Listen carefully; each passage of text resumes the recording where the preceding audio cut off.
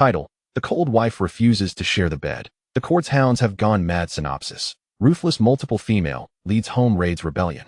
Upon traversing to the ancient, high martial arts era of the Yu Empire, Lu Changqing finds himself wed to an exquisitely beautiful and aloof goddess of a wife. However, after a year of marriage, his goddess wife adamantly refuses to consummate their union. Lu Changqing, consumed with indignation, yet powerless due to his lack of strength, dreams of restoring his marital rights. Perhaps his fervent desire draws forth a surprising boon: the intelligence system. With this formidable intelligence assistance, he casually discovers a divine weapon during a stroll in the mountains, stumbles upon a terrifying secret technique at an auction, and relays a message to an ancient monster in a prison, who bestows upon him 50 years of true essence. Consequently, his martial prowess escalates effortlessly, and his position within the Jinyu rises dramatically. Gradually, the goddess wife begins to regret her decision. Changqing, let us consummate our marriage. Lu Changqing retorts, late affection is like grass, begone. Years later, with a resigned expression, Lu Changqing barks at his subordinate. What is the meaning of draping me in a dragon robe?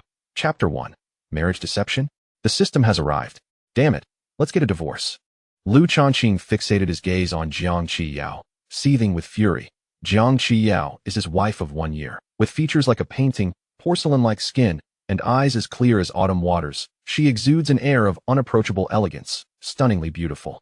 Alas, no matter how beautiful she is, he can see her, but cannot possess her. Thus, he contemplates divorce. Is it merely because I refuse to share a bed with you? Jiang Qiyao scoffed with disdain. Is there another reason?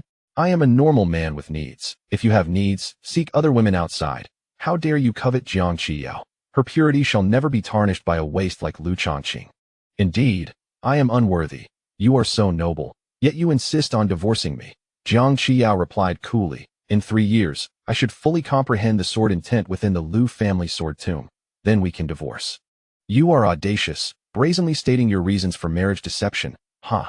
If only he could overpower her. Otherwise, Lu Changqing would relish the opportunity to strike down this deceitful woman. You and I are both 20 years old. I have reached the 7th level of Grandmaster, while you barely manage the 4th level of postnatal. You cannot possibly be so vain as to think I married you for your character, can you? Even if I were to deceive, it would be your honor.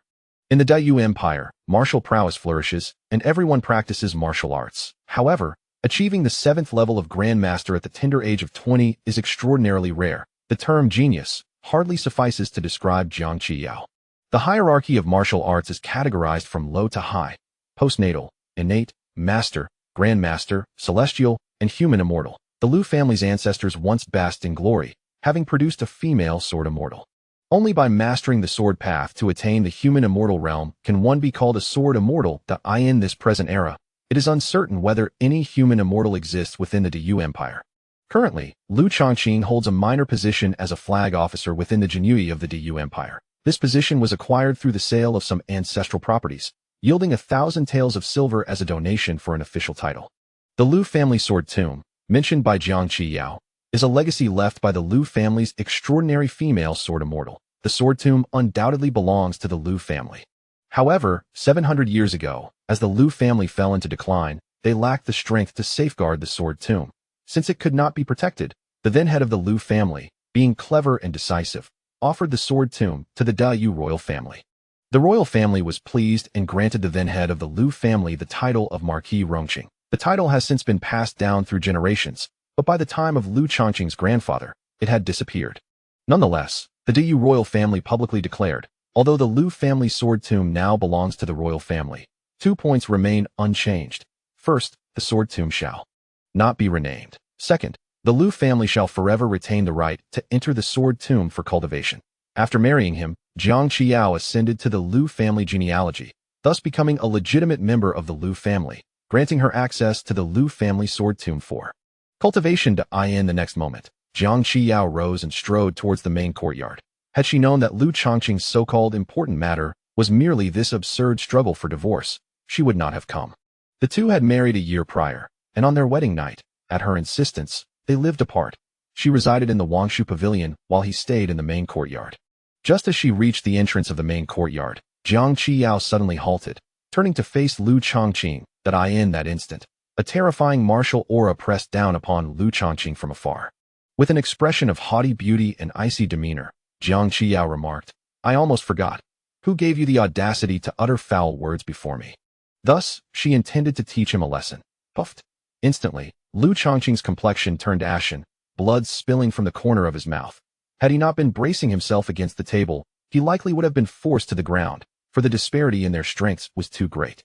Before Lu Changqing could speak, Jiang Qiao smirked mockingly. "You worthless thing, while speaking to me, did you sneak a glance at my feet? Are my feet beautiful?" Lu Changqing's previously pale face flushed crimson. "Do not shout at me like that. I will have the maid seal off the passage between the Wangshu Pavilion and the main courtyard with a wall," Jiang Qiao declared before departing. Lu Changqing glared coldly at her retreating figure, wiping the blood from his mouth. In his previous life, Lu Changqing was a denizen of Earth, meeting his demise due to an elevator malfunction. Fortuitously, he was swept into the tide of reincarnation, finding himself in this otherworldly, high martial arts era of the Diyu Empire. Until today, he had not awakened any memories of his past life, living no differently than a native. This morning, upon inexplicably awakening memories of his past life, he immediately sifted through the information of his 20 years of existence as a native.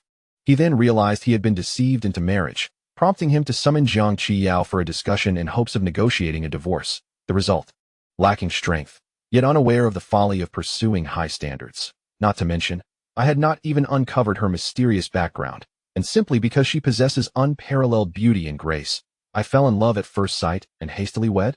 Before awakening my past life memories, I was truly a fool. Regardless, Jiang Qiao, await your retribution. My heart is small and vindictive. System, emerge at once. As a traveler, a system is standard equipment. The moment he awakened his past life memories, the system was instantly activated. It is time to study the system. Can my strength be rapidly enhanced? The effectiveness of the system shall determine that. Ding, the intelligence system is at your service. Please elaborate on your functionalities. The system, as its name suggests, can randomly refresh valuable intelligence, each piece akin to an opportunity task. The host, upon completing these tasks, is sure to reap substantial rewards. Furthermore, for every 10 tasks completed, the host is granted additional rewards by the system, which serves as an auxiliary tool without coercive power. Is there an attribute panel? In an instant, a luminous screen appeared before him, visible only to his eyes. Host, Lu Changqing. Age, 20. Inner skill, Hai Na Tun Chi Ju, yellow grade, medium. Martial techniques, Tiger Form Fist, yellow grade, low, minor achievement. Thunderclap Blade, yellow grade, medium, minor achievement. Cloud Ascending Steps, yellow grade, medium, minor achievement. Realm, postnatal level 4.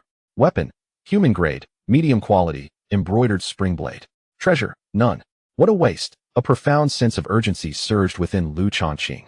At that moment, a maid from the front courtyard hurried in. "Young master, your colleague seeks you." Before his father passed away, he was referred to as master by the household maids and servants. Thus Lu Changqing became the young master. This title has remained ever since. Upon reaching the front hall, Lu Changqing saw Zhao Heizhu and Zhou Hu pacing with anxious expressions. Seeing him, Zhou Hu quickly said, "Boss, there's been an incident. The Minister of War's assistant, Gao Shihan, was murdered in his home. The higher authorities have issued an order, demanding the case be solved and the murderer apprehended within 3 days. The case has been assigned to Song Baihu, and should the task remain unfinished, Song Baihu will face punishment. We, the subordinates of Song Baihu, will not fare any better. The Minister of War's assistant is a 5th-rank official, a position that is not overly significant within the imperial city, yet it is still an official role. The assassination of an official is a grave matter, and the case will undoubtedly be investigated by the Jinyui. The Jinyui of the Great Yu Dynasty is quite formidable, directly interfacing with the emperor. The Jinyui wields authority over various matters, including but not limited to patrolling the imperial city, investigating criminal cases, conducting interrogations, raiding homes, and monitoring officials. Thus, the Jinyui is not well regarded, instilling both respect and fear. Although the martial arts of the Great Yu Dynasty flourish, it is still an ancient era. Advanced technologies such as surveillance and DNA matching are clearly absent, and the majority of the Jinyui prefer to raid homes and patrol the streets rather than engage in homicide investigations. That if we can solve the case within 3 days, the rewards must be substantial, right? Lu Changqing inquired with curiosity. Absolutely. Anyone who makes a significant contribution will be rewarded with thousands of points, and may even rise in rank, replied Zhou Hu. The so-called points are the internal currency of the Jinyui. Points can be exchanged for various skills, martial techniques, and rare resources for cultivation. Boss, should we feign illness to avoid this, or accompany Song Baihu in the investigation? Zhou Hu asked cautiously. Liu Changqing remained silent, instead issuing a command to the system, refresh intelligence. Ding, the Minister of War's assistant, Gao Shihan, was poisoned in his study 3 hours ago. Days prior, Gao Shihan had concealed 70,000 taels of silver and a letter within his bookshelf using a clever hiding method. As expected, the first piece of intelligence was indeed related to Gao Shihan's demise. The system is remarkable. Liu Changqing's eyes narrowed slightly, glimmering with greed and desire. 70,000 taels of silver. What does that signify? This sum is sufficient to purchase a grand 4-courtyard mansion in the most desirable location of the Imperial City. This amount could even buy a Tier 4 medicinal pill, which could allow a practitioner at the innate level to advance 2 or 3 minor realms. Moreover, the letter, undoubtedly linked to the cause of Gao Shihan's death, represents a crucial clue. This case is an opportunity delivered right to my doorstep, along with a fortune. Liu Changqing is determined to pursue it. Let's go. We are heading to Gao's residence now, Liu Changqing declared eagerly. Chapter 2. Striking it rich, Liu Xiaoqi's moment of glory as Liu Changqing made his way to Gao Fu Road. He could not help but scrutinize Zhou Hu and Zhao Heizhu, his 2 staunch allies. As a minor flag officer, Liu Changqing commanded 10 Geniwei officers, with Zhou Hu and Zhao Heizhu ranking second among them. The hierarchy within the Geniwei was strictly defined, with positions ranging from commandant, deputy commandant, 1,000 householder, 100 householder, chief flag, minor flag, to Geniwei officer. Zhou Hu possessed a modicum of cleverness and a slight greed, his courage moderate, but he was unwaveringly loyal. Currently at the 2nd level of acquired strength. Zhao Heizhu, on the other hand, was robust and somewhat simple-minded, endowed with innate strength and also at the 2nd level of acquired strength. Yet his actual combat prowess far surpassed that of Zhou Hu. Liu Changqing, a mere 4th level acquired strength practitioner, was ostensibly underqualified for the role of a minor flag officer. Within the Geniwei stationed in the Imperial City, nearly all minor flag officers were above the 5th level of acquired strength, existing below the realm of innate strength. Thus, the 1,000 taels of silver he had expended was indeed quite valuable. In the territory of the Dayu Empire, silver held significant worth. A typical household of 4 or 5 would scarcely spend 30 taels of silver in a year. For instance, Gao Shihan, a 5th-rank official, received an annual salary of 120 taels of silver, exclusive of additional benefits.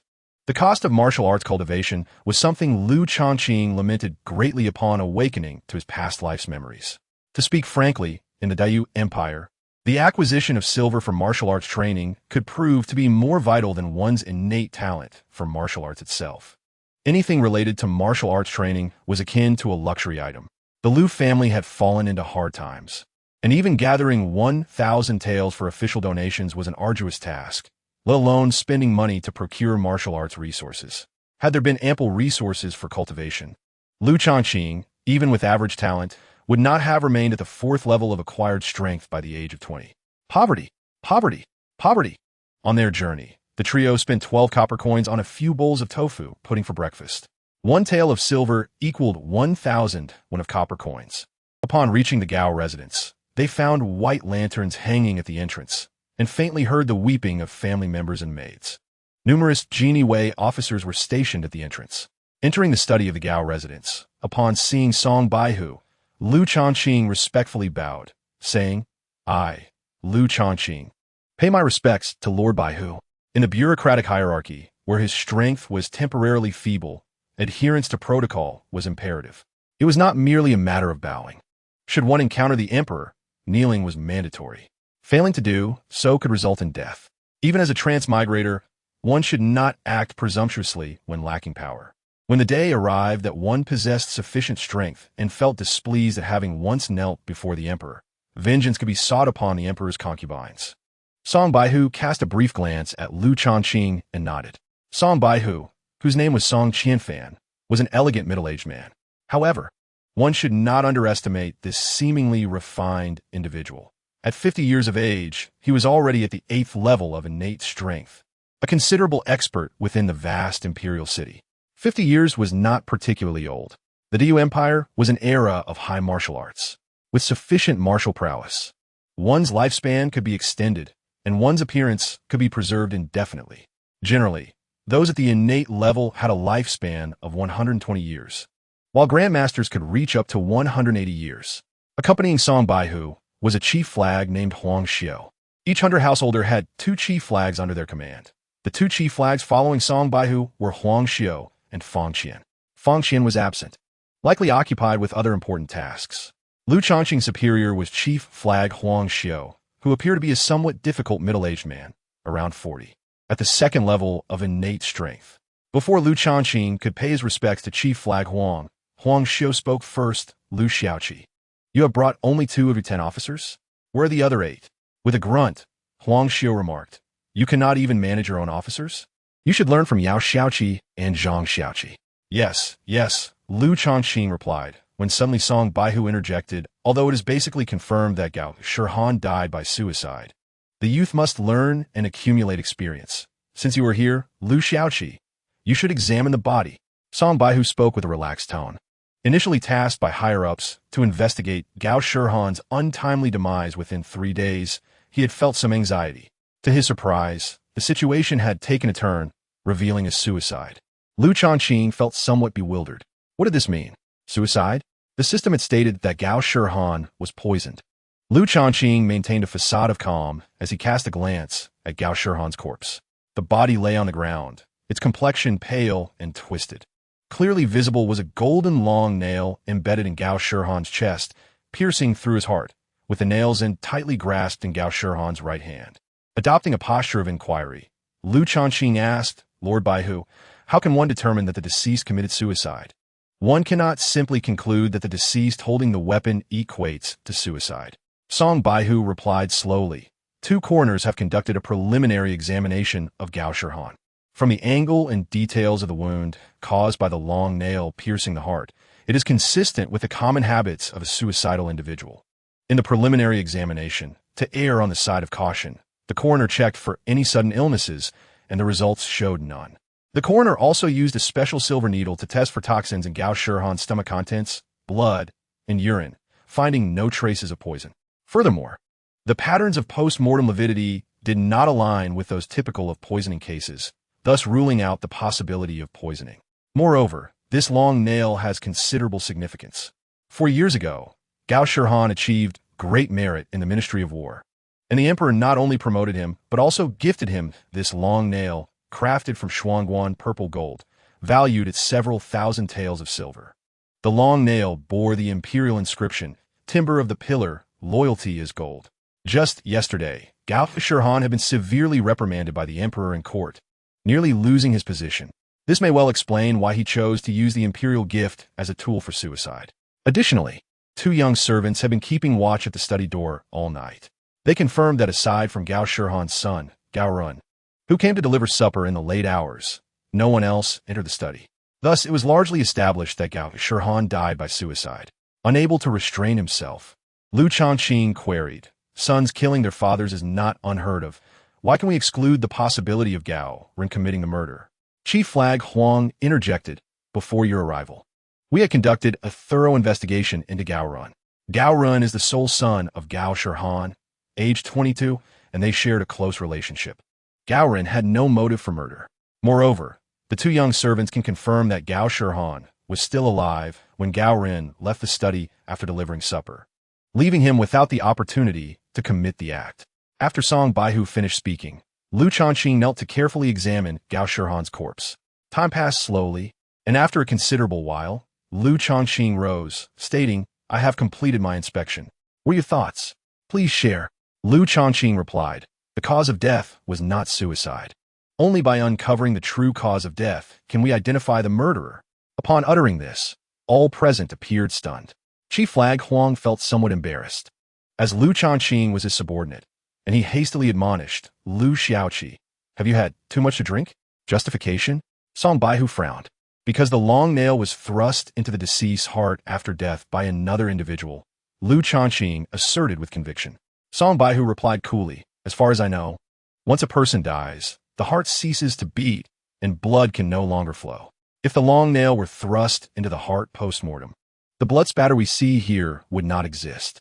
Before them, A considerable amount of blood was clearly visible on Gao Shihan's chest, with spray-like blood stains on the ground and his clothing. Song Baihu expressed disappointment.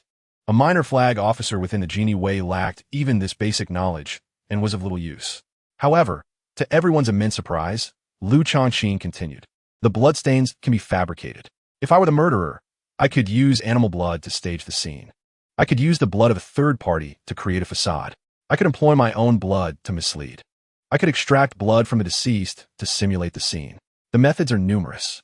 Naturally, Lu Changqing leans towards the notion that the murderer used the blood of a third party to disguise the crime scene.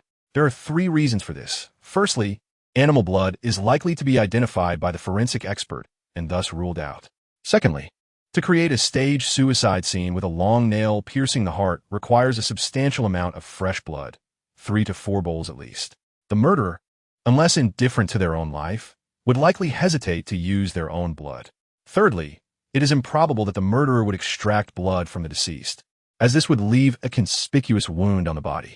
In ancient society, without DNA testing, who could discern the difference between the blood of the deceased and that of a third party? As Lu Changqing's resonant voice faded, an eerie silence enveloped the study.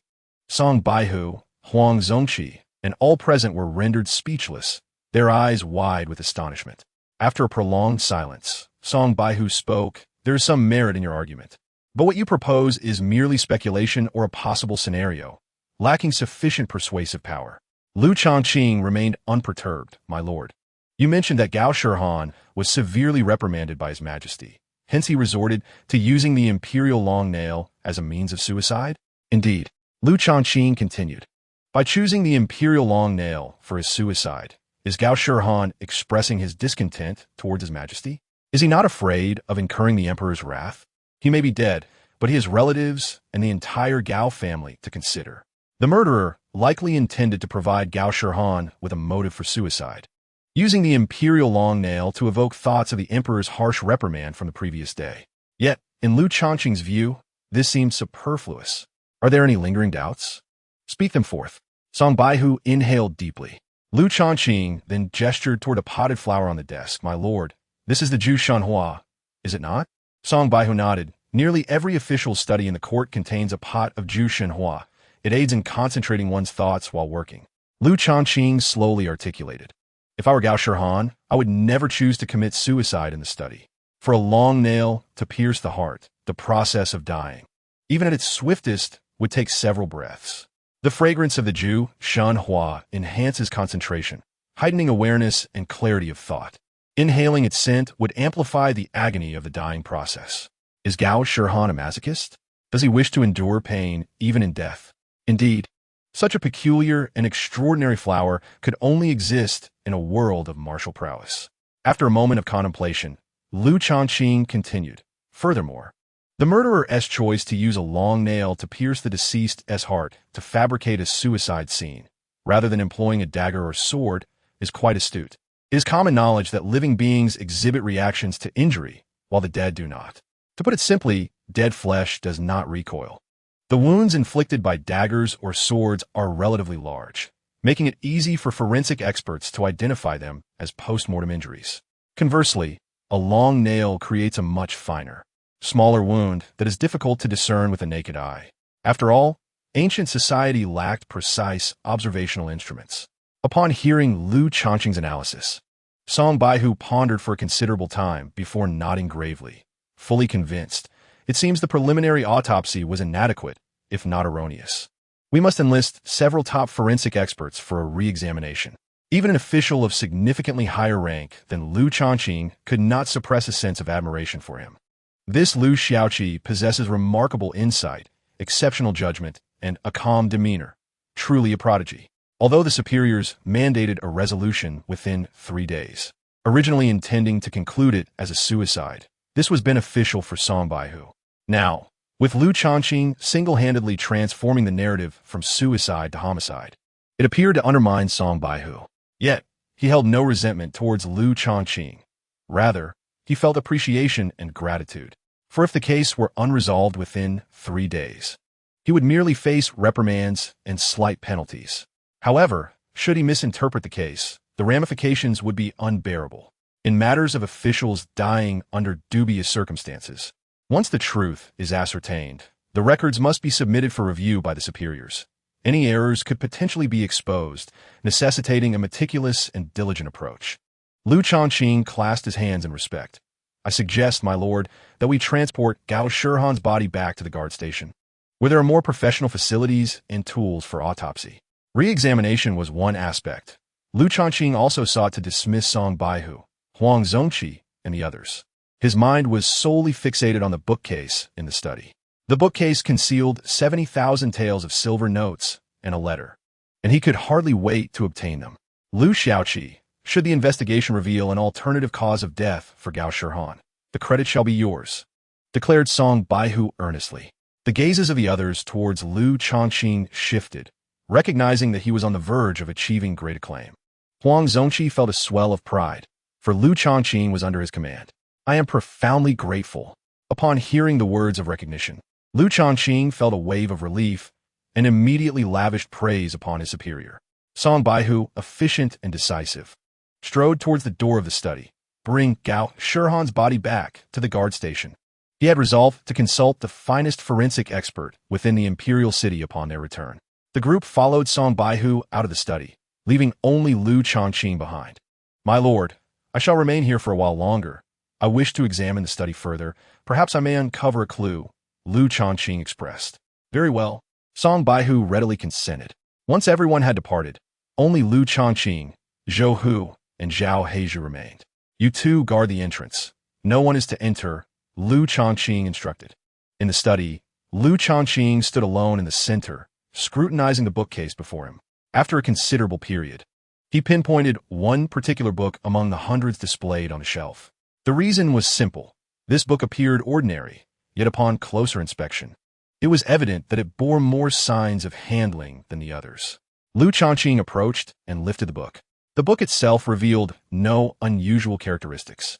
However, upon its removal, the wooden interior of the cabinet, previously obscured by the book, was laid bare. As Lu Changqing ran his fingers along the inner surface of the cabinet, he discovered a concealed wooden button. It was remarkably discreet and minuscule. Without a meticulous touch, it would have gone unnoticed. Lu Changqing pressed the button. With a click, a small drawer, previously overlooked, popped out from the sturdy cabinet door. Lu Changqing was taken aback. The craftsmanship was extraordinary. A concealed drawer within the cabinet? The work was so finely executed that it was nearly imperceptible to the naked eye. To open the drawer, one had to press the button mechanism. How clever! Inside the drawer lay a stack of silver notes, amounting to 70,000 taels, along with a letter. After closing the drawer, Lu Changqing promptly opened the envelope to read the letter. His eyes widened in shock as he absorbed its contents. 800 sets of Z-Tongue armor, 800 He Mo Dao. Transaction at the usual location. The Z-Tongue armor was a national treasure, capable of shielding ordinary individuals from the full force of martial artists below the 5th level of cultivation. The He Mo Dao was similarly a masterful blade among weapons. With 800 sets of Zeting armor and 800 black maw blades, one could easily equip a formidable cavalry of 800 elite heavy cavalry. On the battlefield, 800 such well-equipped heavy cavalry could effortlessly trample over 10,000 ordinary infantry, as if it were child's play. Each set of Zeting armor is valued at 500 taels, while each black maw blade is worth 200 taels. Thus, the total value of 800 sets amounts to a considerable sum of around 500,000 to 600,000 taels. How audacious of Gao Shihan!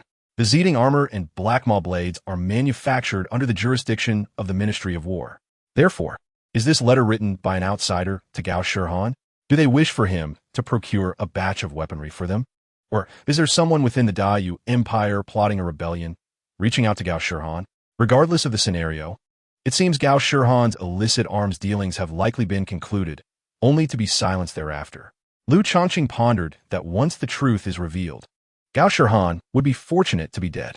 The rest of those within the Gao household would likely face the emperor's wrath, leading to their execution or, at the very least, exile. This is how it was in ancient times. One person ascends, and all associated benefit from it. One person seeks death, and the entire family suffers the consequences. The members of the Gao household had enjoyed the benefits brought by Gao Shihan's position as an official in the Ministry of War for years. Now, they must share in his tragic fate, which is only fitting. He must deliver this letter to Song Baihu as swiftly as possible, given the gravity of the matter. As a mere fourth-layer practitioner, if he dared to investigate alone, it would be tantamount to courting death. Presenting the letter to Song Baihu would constitute a significant lead, earning him due merit and commendation. That alone suffices. It is imperative to remember that in the absence of sufficient strength, one should refrain from undue ambition. Moreover, his primary motive for engaging in this case is the promise of 70,000 taels of silver, which he has already secured. Has he not? After obtaining the letter and the 70,000 taels of silver, Lu Changqing did not immediately depart the study. Instead, his gaze, akin to that of a scanning device, meticulously surveyed the entire room again and again. Ultimately, he noticed an inconspicuous object placed on the desk. A sudden spark of insight led him to pick it up and examine it closely. After some time, Lu Changqing's eyes brightened, and he promptly took it with him. As he pushed open the study door, his subordinates, Zhou Hu and Zhao Heizhu, greeted him, asking if he had found any clues. Lu Changqing nodded with a smile. Zhou Hu was ecstatic, exclaiming how impressive Lu Changqing was. Zhao Heizhu's excitement was evident as his face flushed. Once the case concluded, there would certainly be rewards for them. Lu Changqing playfully kicked Zhou Hu's backside, feeling elated. With 70,000 taels of silver in hand, he needed to spend it promptly. Converting silver into martial resources and thus into power was of utmost importance. Naturally, while he indulged himself, he would also ensure Zhou Hu and Zhao Heizhu received their share. As a member of the Jinyue, he needed loyal supporters and could not neglect them. All right, once his strength was sufficient, he must first teach a thorough lesson to the remaining 8 miscreants under his command. How dare they oppress a superior? The trio made their way out of the Gao estate, but before they could leave, a sharp voice called out, "Stop!" Instinctively, Lu Changqing and his companions turned around. Zhou Hu's eyes widened in astonishment, nearly drooling, while Zhao Heizhu remained relatively composed, unaffected by the allure. Lu Changqing was taken aback as well, as he laid eyes upon a stunning young woman. Clad in a light blue dress, she was likely a member of the Gao family. With Gao Shihan's death, it was expected that she would don simple attire. She had not adorned herself with much makeup, yet her beauty remained striking. Her features were delicate, particularly her eyes, which sparkled with life, almost as if they could speak. Her appearance leaned towards a more seductive style, yet her youth imbued her with a fresh and innocent aura. The blend of allure and purity was perfectly balanced, exuding genuine charm. 2 maidservants anxiously followed behind her, attempting to tug at her sleeve, but she remained obstinate, displaying a haughty demeanor. She approached Lu Changqing and his companions with purposeful strides. "What do you want?" she demanded. "How did my uncle die?" Gao Yinran questioned, her tone increasingly imperious, as if accusing Lu Changqing of being the murderer. "That has yet to be determined," Lu Changqing replied nonchalantly. "Is it that the truth remains undisclosed? Or is it that you are unwilling to divulge it? Furthermore, why was my uncle's body taken to the Jinyue headquarters?" Gao Yinran huffed. "Speak. None of your business." Lu Changqing turned to leave. He had no desire to engage in a tedious exchange with a headstrong young lady, regardless of her undeniable beauty. However, Gao Yinran stepped in front of him, blocking his path. "You cannot leave. You must speak. Get out of my way." Lu Changqing, now irritated, fixed her with a piercing gaze and commanded in a stern voice. Gao Yinran was clearly taken aback, her beautiful, delicate eyes welling with tears, and she dared not continue obstructing Lu Changqing. She watched his retreating figure, murmuring to herself, "Just a lackey of the court. What is there to be so arrogant about? If my uncle were still alive, you wouldn't even be worthy of addressing me." Moreover, Gao Yinran was a 7th-layer practitioner herself, having just turned 18 this year. The other party was merely a minor figure, purportedly a Jinyue officer of 5th to 9th-layer cultivation.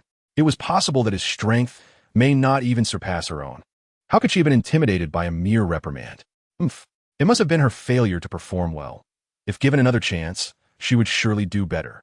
As they exited the Gao residence, Zhou Hu extended a thumb in admiration. "Boss, you truly are a man. That girl was stunning. And you let her go without a second thought. Did you not feel a stir in your heart?" "How could I?" Zhou Hu's face fell. "I have a tigress at home." Lu Changqing laughed heartily, as men, We must uphold our principles. Fearing our wives is unacceptable. Boss, are you not also afraid of the madam? Zhou Hu chimed in, noting that since Lu Changqing's marriage, he had not visited any brothels, which spoke volumes. Lu Changqing quizzed, "What do you think would become of that Gao girl if the Gao residence were to be raided?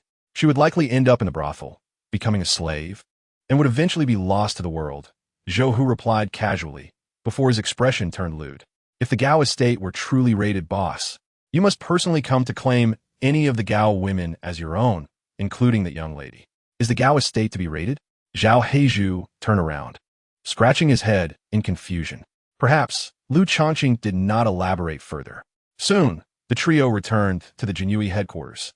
"Greetings, Lord Baihu, and greetings, Chief Huang." Lu Changqing entered the morgue, where many individuals were present, including Chief Huang and Zhang Xiaoqi. Song Baihu was also there. He glanced at the coroner preparing their tools. Concluding that the detailed autopsy must have been completed, Song Baihu regarded Lu Changqing without haste, opting instead to inquire of the coroners, "What have you found?" One coroner respectfully responded, "Reporting to you, my lord, we have fulfilled our duty. After thorough examination, it can be confirmed that the deceased succumbed to a rare and peculiar poison from an alien tribe. This poison can induce death within mere breaths of ingestion or inhalation. During the process of death, the victim's body becomes paralyzed, rendering them unable to speak or move, save for minor convulsions. Moreover, this poison decomposes within the victim's body post-mortem, making it exceedingly difficult for ordinary coroners to detect. Furthermore, the blood found at the scene has been confirmed to be human, not animal." Song Baihu and others abruptly turned their gaze towards Lu Changqing, staring intently as if beholding a deity. Indeed, Lu Changqing had accurately deduced the situation. It was astonishing.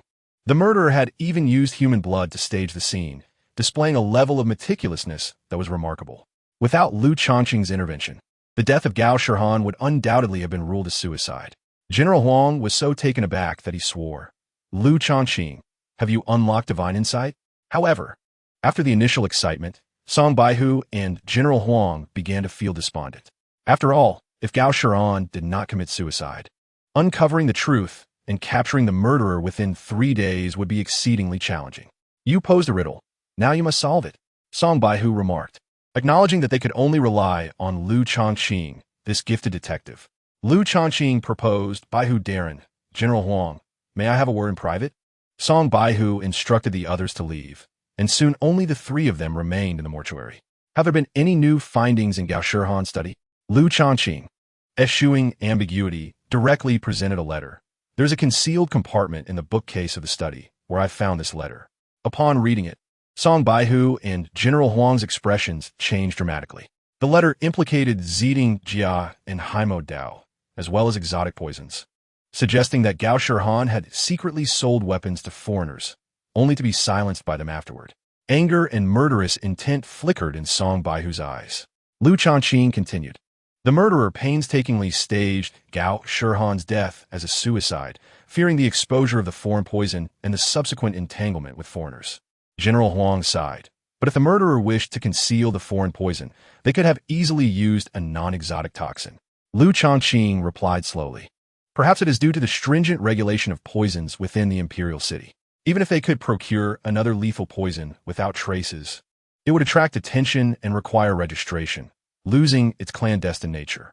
Of course, if one were to source a poison without traces from the underworld, it would still take time. I speculate that the murderer must have received urgent orders from their superiors to eliminate Gao Shihan immediately. Time was of the essence, forcing the murderer to resort to the foreign poison they already possessed." Song Baihu immediately raised his doubts. But how was the poisoning executed?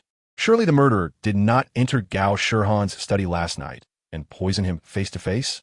No, it was not done in person, Lu Changqing said, producing a candlestick from his robes. "Baihu Darren, please instruct the coroner to examine this candlestick closely. The wax residue likely contains traces of the foreign poison. The murderer must have tampered with the candle several hours or even a day prior, waiting for Gao Shihan to light it. As the candle burned, the poison was released, ultimately leading to Gao Shihan's demise. This candlestick was something Lu Changqing had taken when he left Gao Shihan's study." Song Baihu and General Huang exchanged looks, their expressions shifting in disbelief. The audacity of the murderer was indeed remarkable, and Lu Changqing's ability to uncover such details was equally impressive. However, after much contemplation, General Huang posed another question. Even if the poison was placed in advance, the murderer would still need to enter the study at some point last night to fabricate the suicide wounds and stage the scene with the blood. The only person who entered the study last night was Gao Run, Gao Shihan's son. Lu Changqing, unfazed and utterly confident, replied, thus eliminating all other possibilities. Gao Run is the murderer. Song Baihu sighed, setting aside the fact that Gao Run lacks a motive. It is crucial to note that he engaged in conversation with Gao Shihan for about half an incense time after delivering the late-night snack. The two watchmen clearly heard their exchange. As soon as their conversation ended, Gao Run left the study without lingering. If Gao Run had used the pretext of delivering a late-night snack to fabricate the suicide scene within that half-incense time, the minimum prerequisite is that Gao Shihan must have already been poisoned. However, it is evident that when Gao Run left the study, Gao Shihan was still alive. Chapter 4. Surge in Power, Valuable New Intelligence. Lu Changqing did not feign profundity, stating directly, what if Gao Run possesses vocal mimicry? He could have deliberately imitated his conversation with Gao Shihan for the two watchmen outside to hear, even though Gao Shihan had been poisoned long before. During that half-incense time, Gao Run could have seamlessly mimicked their dialogue while staging the scene. The murderer could obscure the timeline of death by imitating the deceased's voice, a method I have seen in various films and dramas. In modern society, there are individuals skilled in such mimicry, let alone in a world of high martial arts. Song Baihu and General Huang exchanged astonished glances, utterly shaken. Song Baihu inhaled deeply and said, please continue. I'm sure you can provide insight into Gao Ren's motive for murder. Lu Changqing responded, what if the real Gao Ren had already perished at the hands of the foreigners?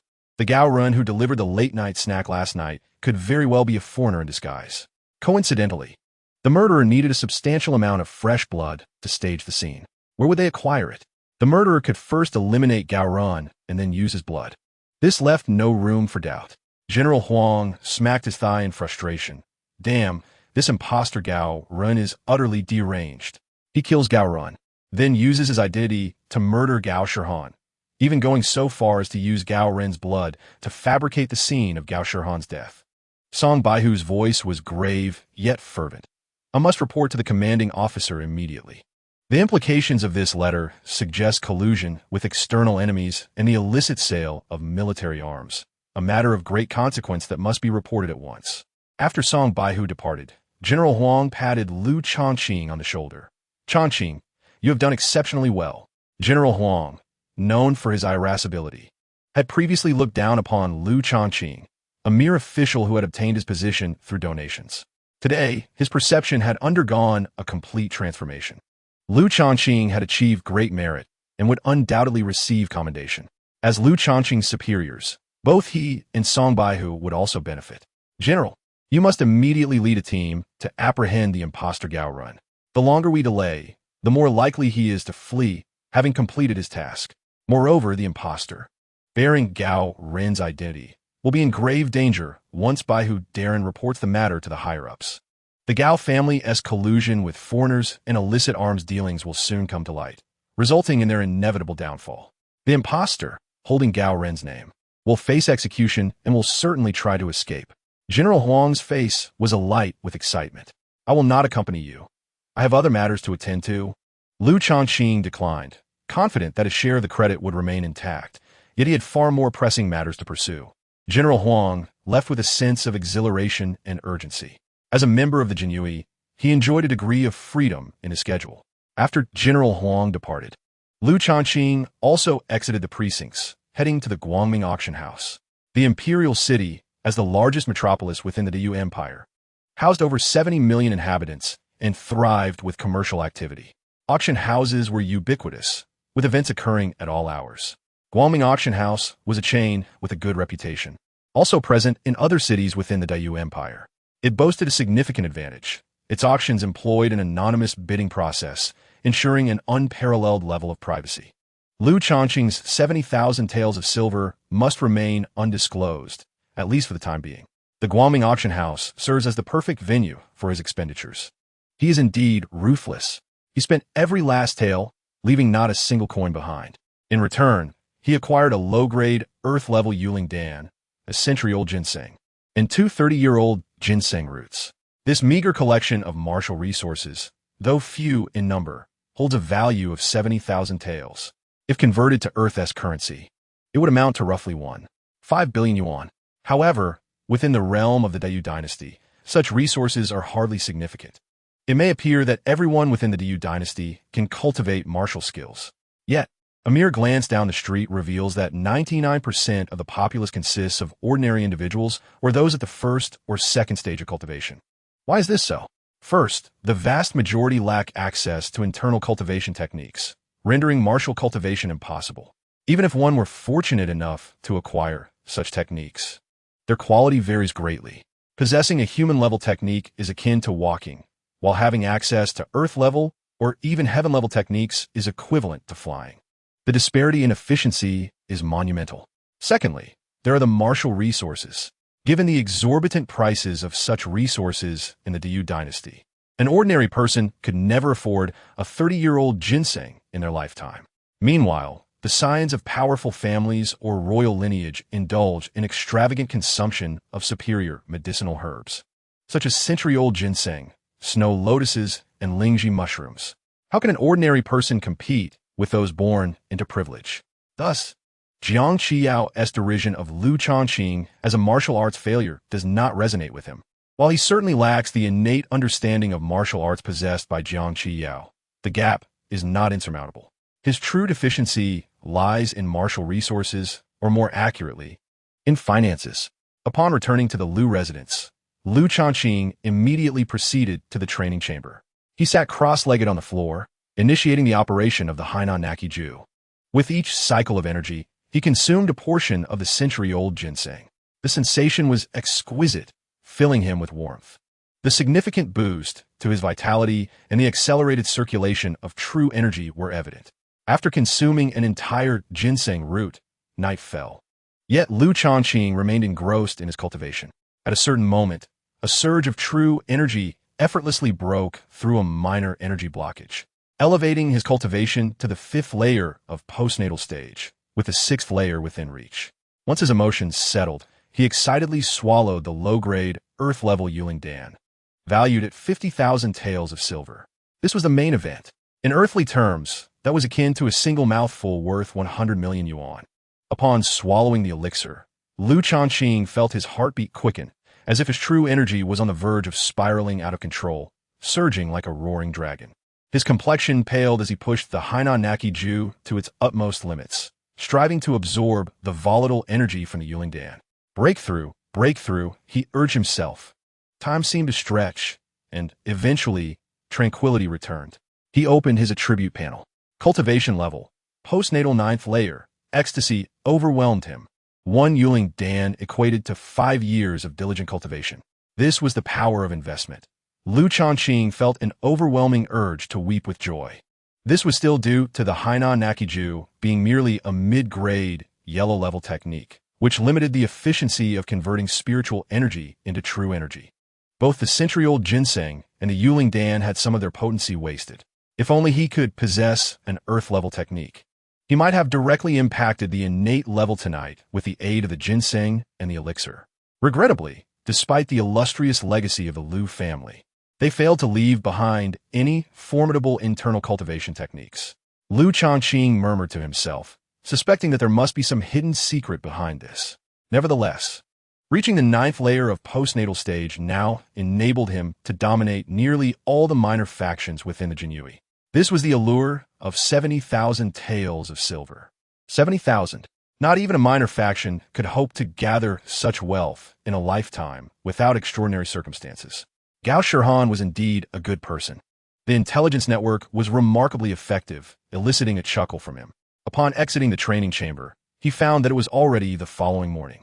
Despite having gone all night without sleep, he felt invigorated rather than fatigued. With two 30-year-old ginseng roots remaining, he decided to give one each to Zhou, Hu, and Zhao Heizhu.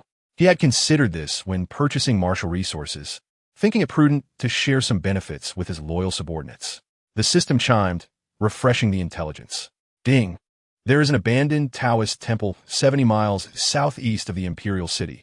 Within the stone chest behind the 3 Pure One statue lies an internal cultivation technique. In an instant, Lu Changqing was taken aback. Oh my, the system is incredible. It is unparalleled, a true benefactor. He had just lamented that the Hainan Nakiju was merely a mid-grade, yellow-level technique, which hindered his martial cultivation. Unexpectedly, he received an opportunity when he least expected it. The intelligence revealed not merely information, but a fortuitous chance, and he knew without a doubt that the technique concealed within the statue far surpassed the Hainan Nakiju. Ordinary individuals might spend their entire lives searching for such opportunities, yet here was Lu Changqing brimming with chances. To be blessed with continuous good fortune is exhilarating. After calming his excitement, Lu Changqing became curious. System, how often does the intelligence refresh? Ding, the intelligence refresh frequency is irregular. Currently, the host is in a novice period. And to expedite the host strength enhancement, the frequency is relatively higher. I see. Lu Changqing exited the main courtyard. The passage between the main courtyard and the Wangshu Pavilion was still bustling with maidservants working on the wall, their tools clinking together. The progress was dismally slow. They had begun constructing the wall days ago, yet it remained unfinished. Lu Changqing cast a distant glance, observing both the wall and the Wangshu Pavilion before retracting his gaze. The Wangshu Pavilion was quite spacious, featuring a master bedroom, east and west wing rooms, and corridors, resembling a 2-entry independent courtyard layout. Inside the hall of the Wangshu Pavilion, Jiang Qiyao was enjoying breakfast. Each morning, her routine involved rising, washing up, having breakfast, and then practicing her cultivation. Every month, she would make a trip to the Lu family's sword tomb. As she finished her meal, her personal maid, Yulan, hurried in. Miss, the wall is nearly complete. Did Lu Changqing prevent you from constructing it these past few days? No, that's good. Ensure that the maidservants keep a close watch on the main courtyard. If Lu Changqing attempts to breach the wall to reach the Wangshu Pavilion, stop him immediately. Jiang Qiyao huffed, her exquisite face momentarily displaying a flicker of annoyance. Just yesterday morning, she had been summoned to the main courtyard to discuss what he termed an important matter, divorce. During the conversation, he had occasionally stolen glances at her feet. Fortunately, she had been wearing shoes at the time, preventing him from seeing her feet in full. Indeed, her feet were quite beautiful, translucent and adorned with dye, clad in thin, semi-transparent stockings. Yet they were merely feet. She could not fathom what captivated him so. She had to remain vigilant against any peculiar or bizarre obsessions he might develop. After exiting the Lu residence, Lu Changqing did not head directly to the Jinyui station. Instead, he left the city alone, making his way towards the Taoist temple. An hour later, he retrieved the Taishang Gui Yuan Zhou Tian Gong from the stone box. From its name alone, one could discern its superiority over the Haina Tun Chi Fa by numerous magnitudes. Regrettably, this Taishang Gui Yuan Zhou Tian Gong is merely a simplified version. It appears that a certain esteemed individual left it for their descendants, fearing their lack of comprehension. Hence the simplification. The abridged form facilitates cultivation significantly, yet what was likely a celestial-level supreme inner cultivation method has been reduced to that of an earthly grade superior. One must not be overly greedy.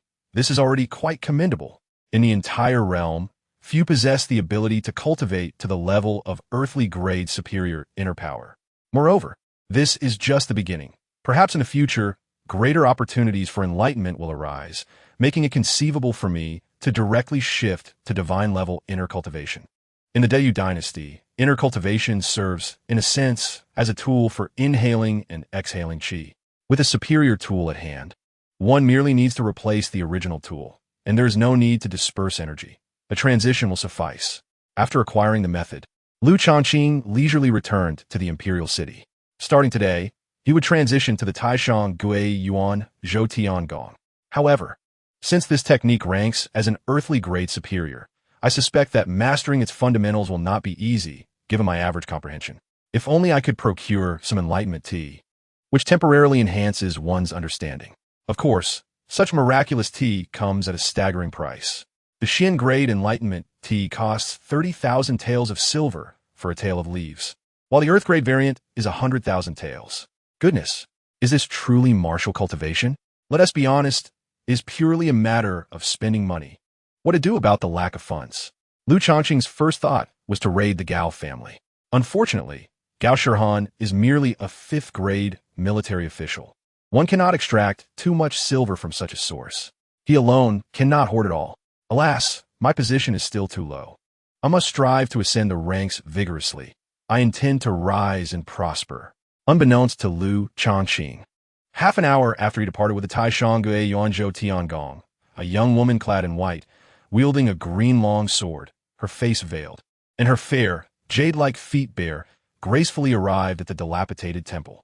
She entered the temple and directly approached the stone statue of the 3 purities, opening the stone box. Beneath her veil, her exquisite visage was momentarily frozen in disbelief. Where is it? Her beautiful eyes remained dazed for an extended period. Ultimately, she nearly bit her crimson lips. Which scoundrel has stolen the treasure I, Meng Qingchan, concealed? Upon closer inspection, Meng Qingchan's eyes were tinged with red. She felt utterly wronged. Who could fathom the effort she expended to steal the Taishan Gui Yuanzhou Tiangong? After successfully pilfering it, she was promptly pursued by the top-tier force of the Yu Dynasty, the Yin sect, leading to relentless chases. Numerous times, she found herself in perilous situations, narrowly escaping death. Consequently, she had no opportunity to observe or cultivate the Taishan Gui Yuanzhou Tiangong. To prevent the day she might be captured by a Yin sect expert and lose the Taishan Gui Yuanzhou Tiangong, she cleverly concealed it behind the statue of the 3 purities in this dilapidated temple half a month ago. No one else in the world knew this secret. And now, it is lost? Meng Qingchan, known for her cool demeanor since childhood, seldom allowed circumstances to disturb her emotions. Yet at this moment, she was so furious that she was on the verge of tears. What compounded her despair was her complete ignorance of when the Taishan Gui Yuan Zhou Tiangong had been taken within the past half-month, let alone who the thief was. There was no surveillance. I, Meng Qingchan, vow that no matter how challenging it may be to uncover the truth, I will find out who that little thief is. Little thief, when I, your aunt, find you, you shall learn what true regret means. Meng Qingchan murmured to herself, the air around her growing frigid with her fury and malevolence. At only 19 years of age, Meng Qingchan exists at the 3rd level of mastery. More alarmingly, she has been cultivating an Xian-grade superior inner power. One can only imagine if she had been training with an earthly or even celestial-grade inner power since childhood. What level would she have attained by now? Perhaps she is already a grandmaster? At this moment, Lu Changqing remained entirely oblivious to Meng Qingchan's plight, and even if he were aware, he would not care. After all, treasures belong to those of virtue. Since I, Lu Changqing, discover it first, it signifies my high moral standing, which is perfectly acceptable. Upon returning from the dilapidated temple and arriving at the imperial city, he strolled into the city at a leisurely pace. As soon as he entered, he was approached by Zhou Hu and Zhao Heizhu. Boss, where have you been? Hurry back to the guard station. The culprit has been apprehended. Bai Husong has commended you for your great contribution, and the rewards are substantial. Zhou Hu exclaimed, brimming with excitement. Chapter 5. Lu Xiaoqi rises in rank. Even more powerful new intelligence. Oh, the culprit has been caught. Please elaborate. Lu Changqing handed 2 30-year-old ginseng roots to the 2 men. Boss, you struck gold. Zhao Heizhu gasped in astonishment. While 30-year-old ginseng is not exceedingly expensive, it still holds a value of several hundred taels. For Zhao Heizhu and his companion, this is an astronomical sum. Their annual salary is merely 40 taels. Without promotions or sustenance, it would take them a decade or more to afford 30-year-old ginseng. Enough talk. Take it and hurry up to break through to the 3rd level of postnatal cultivation. Among ordinary genie Wei, the 3rd level is considered strong, as most are at the 1st or 2nd level.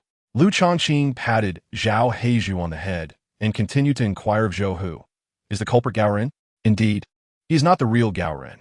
Rather, he is a disguised foreigner. All the details of the crime match precisely what you described, boss. You are truly remarkable, Zhou Hu exclaimed. Additionally, Gao Shihan has been sentenced to death for selling military weapons, and the emperor has ordered that all males of the Gao family be executed, while all females are to be sent to the imperial brothel. At this point, Zhou Hu suddenly chuckled. Bai Husong specifically requested you to raid the Gao family. Me, leading the raid? Am I not too lowly in rank? Lu Changqing questioned. Your rank may be low, but you have been exceptionally promoted to the position of General Flag. What do you mean by exceptional promotion? In the eyes of all within the Genie Way, Liu Changqing is still perceived as being at the 4th level of postnatal cultivation, and even the position of a small flag was purchased. However, the position of General Flag is typically held by those at the 1st to 5th levels of innate cultivation. Liu Changqing's rise is not just exceptional, it is monumental. Soon, the three of them returned to the guard station. Numerous officers gazed upon Liu Changqing with envy and disbelief, as if beholding a celestial being. They had all heard of the peculiar case of Gao Shihan, where the culprit left behind almost no clues or traces. Many believed it was highly likely to become an unsolved case. To their astonishment, Liu Changqing managed to uncover the truth in a single day, which truly left them in awe. Even several general flags treated him with newfound respect, a courtesy previously unheard of. "Where have you been, Liu? We've been waiting for you." General Huang approached warmly, calling him Liu, "my young brother." Bai Husong was also eagerly awaiting Liu Changqing's arrival. Upon his entry, Bai Husong greeted him with a beaming smile.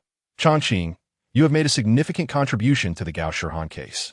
Coincidentally, General, he has reached the age of retirement. You will take his place as General Flag starting today." "Thank you, Lord Bai Hu, for your kind favor." Liu Changqing expressed his deep gratitude, disregarding one's innermost thoughts. It is imperative to learn the art of flattery in the presence of Shangwan. To flatter Shangwan is not an embarrassment. Rather, failing to secure a promotion is the true disgrace. Ha! The swift resolution of this case has rendered the faces of my adversaries, Wang Baihu and Su Baihu, quite grim. Bai Husong appears genuinely elated. "By the way, in addition to your promotion, the higher-ups have also awarded you a bonus of 10,000 points. 10,000? Liu Changqing is overjoyed. Such a sum is indeed substantial. He initially anticipated receiving a mere 3,000 to 5,000 points. "I shall personally reward you with another 10,000 points," Bai Husong continues, making a total of 20,000 points. "This will undoubtedly assist in enhancing your capabilities." Changqing expresses his gratitude, vowing not to disappoint Baihu. It seems that this Baihu he follows is quite generous, which is delightful. Calm down, and promptly head to the treasure vault to exchange for cultivation resources. Bai Husong pats Liu Changqing on the shoulder. "You have 3 days to enhance your strength. After that, you shall lead a team to raid the Gao residence. This is also a benefit, but do not overreach, understood?" "Yes." Liu Changqing bows respectfully before turning to leave. He first changes into the flying fish attire of the General Flag, along with the embroidered spring knife and the token representing the General Flag. Then he proceeds to the treasure vault. Within the ranks of the Jinui, there exists a treasure vault of considerable worth. After all, the Jinui engages in the confiscation of property and extermination of clans, and each such endeavor enriches the vault. Moreover, the Jinui does not solely target officials' homes. The territory of the Yu Dynasty is vast, roughly equivalent to more than a dozen Earths. Within the entire Yu Dynasty, there are tens of thousands of sects. The imperial power generally refrains from intervening in martial affairs. However, occasionally, certain martial factions unwittingly provoke the court, prompting the Jinui to take action. Thus, the Jinui confiscates not only the properties of officials, but also those of formidable martial artists, who tend to accumulate even greater resources for cultivation. Upon reaching the treasure vault, Liu Changqing finally earns the privilege to step into the 3rd level. Ordinary lieutenants may only exchange items from the 1st level, while junior flags access the 2nd. And only the General Flag reaches the 3rd. Entering the 3rd level, Liu Changqing is overwhelmed by the sheer abundance of treasures. The desire to transport everything home is almost unbearable. Indeed, I, Liu, am avaricious with greed etched into my very bones. Just then, a notification chimes. Ding. Information has been refreshed. At that moment, Liu Changqing, unsure of what treasures to select, is taken aback by the system's information refresh. This marks the 2nd notification of the day. Is the novice phase truly so generous? He hastily checks the new information. Ding. On the shelf to your left, in the 7th row, at the center position, lies a tome titled Piyun Jian. On the surface, it appears to be a mid-grade Xian-level martial technique, but it conceals a low-grade Tian-level technique, Yi Jian Fei Xian. Lu Changqing's heart races with excitement. Could it be that he has just struck gold? A Tian-level technique? And a sword technique at that? Among martial techniques, sword arts are unparalleled in pure offensive power. Although he has been training in knife techniques, as a Jinyui, the essence of sword and knife is interconnected. With the same level of martial understanding, mastering a low-grade Tian-level sword technique would undoubtedly enable him to transcend significant boundaries and vanquish foes. The more he contemplates this, the more thrilling it becomes.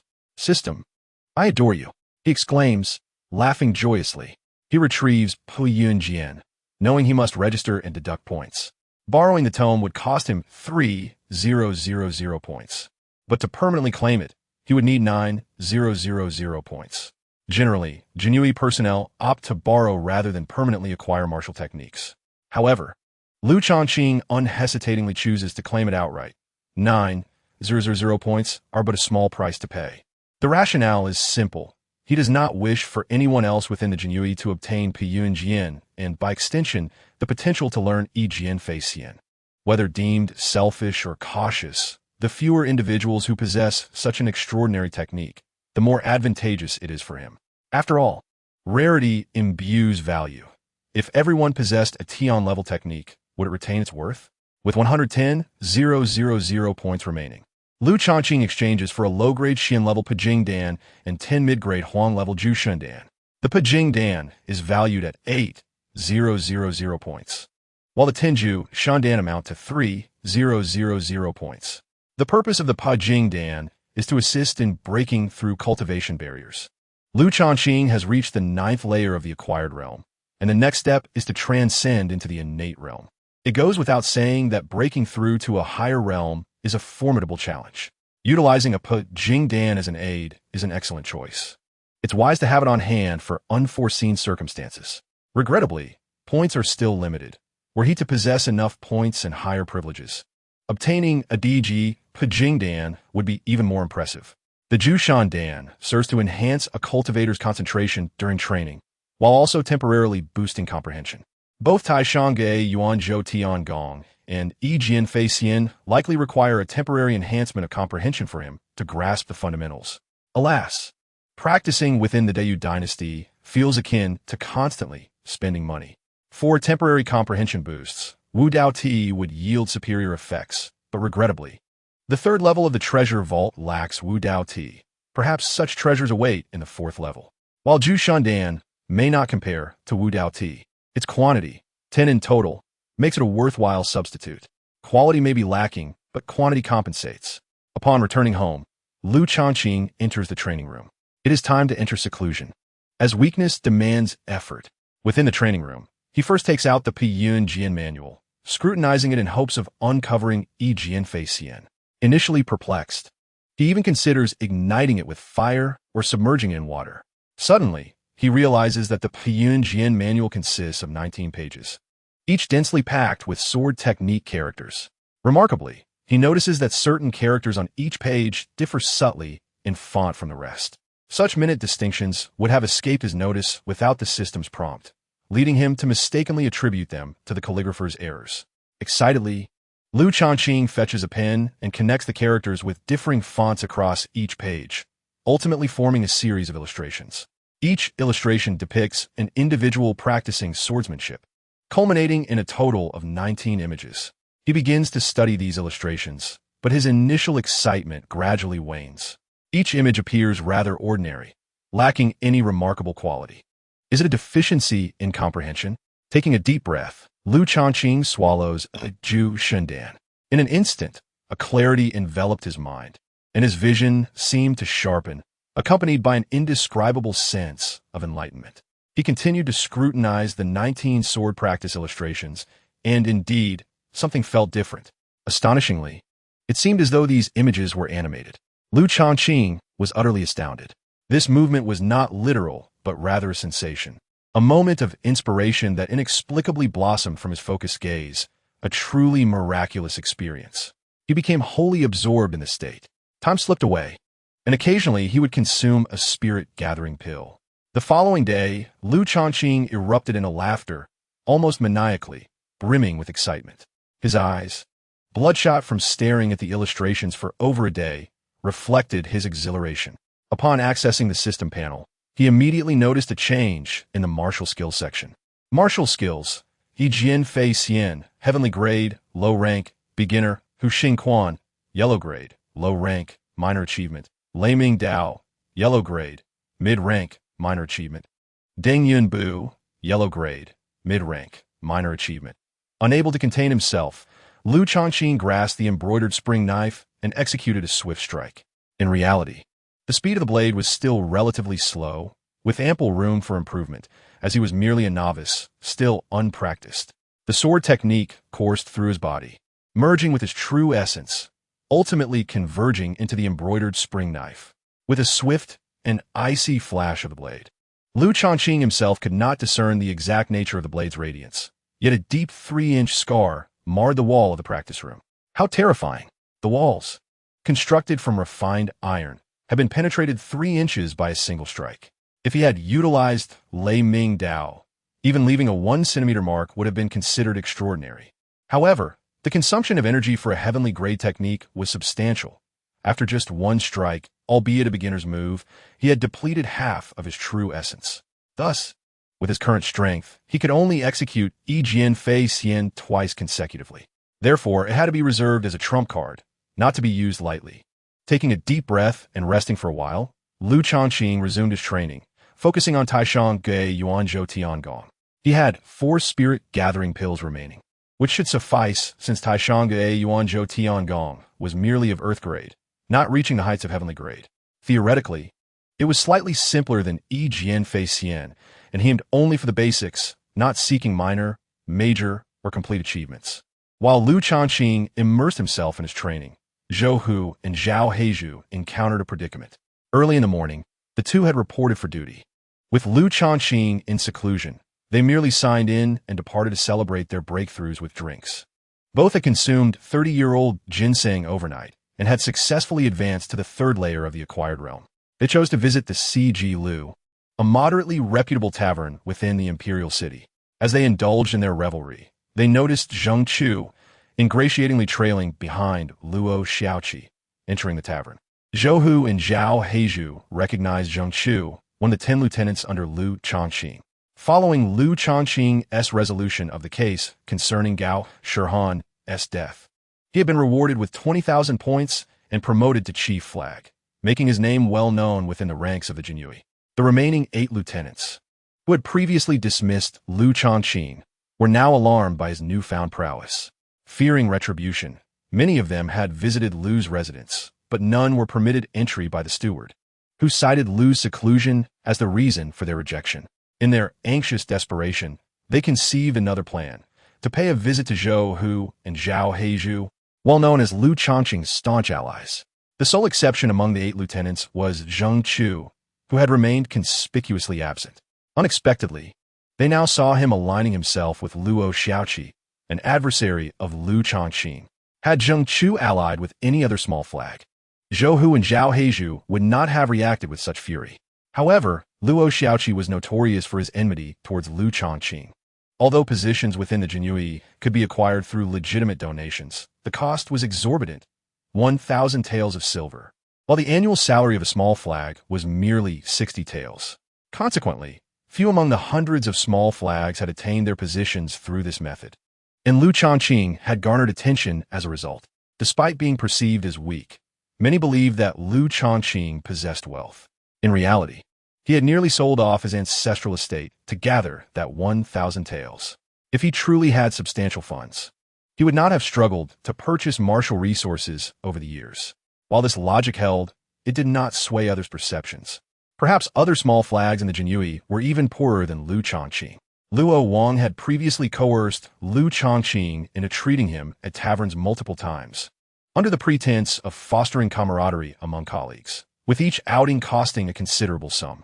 Prior to awakening his past life memories, Lu Changqing, being weak and new to the Jinyue, had endured Luo Wang's bullying in silence.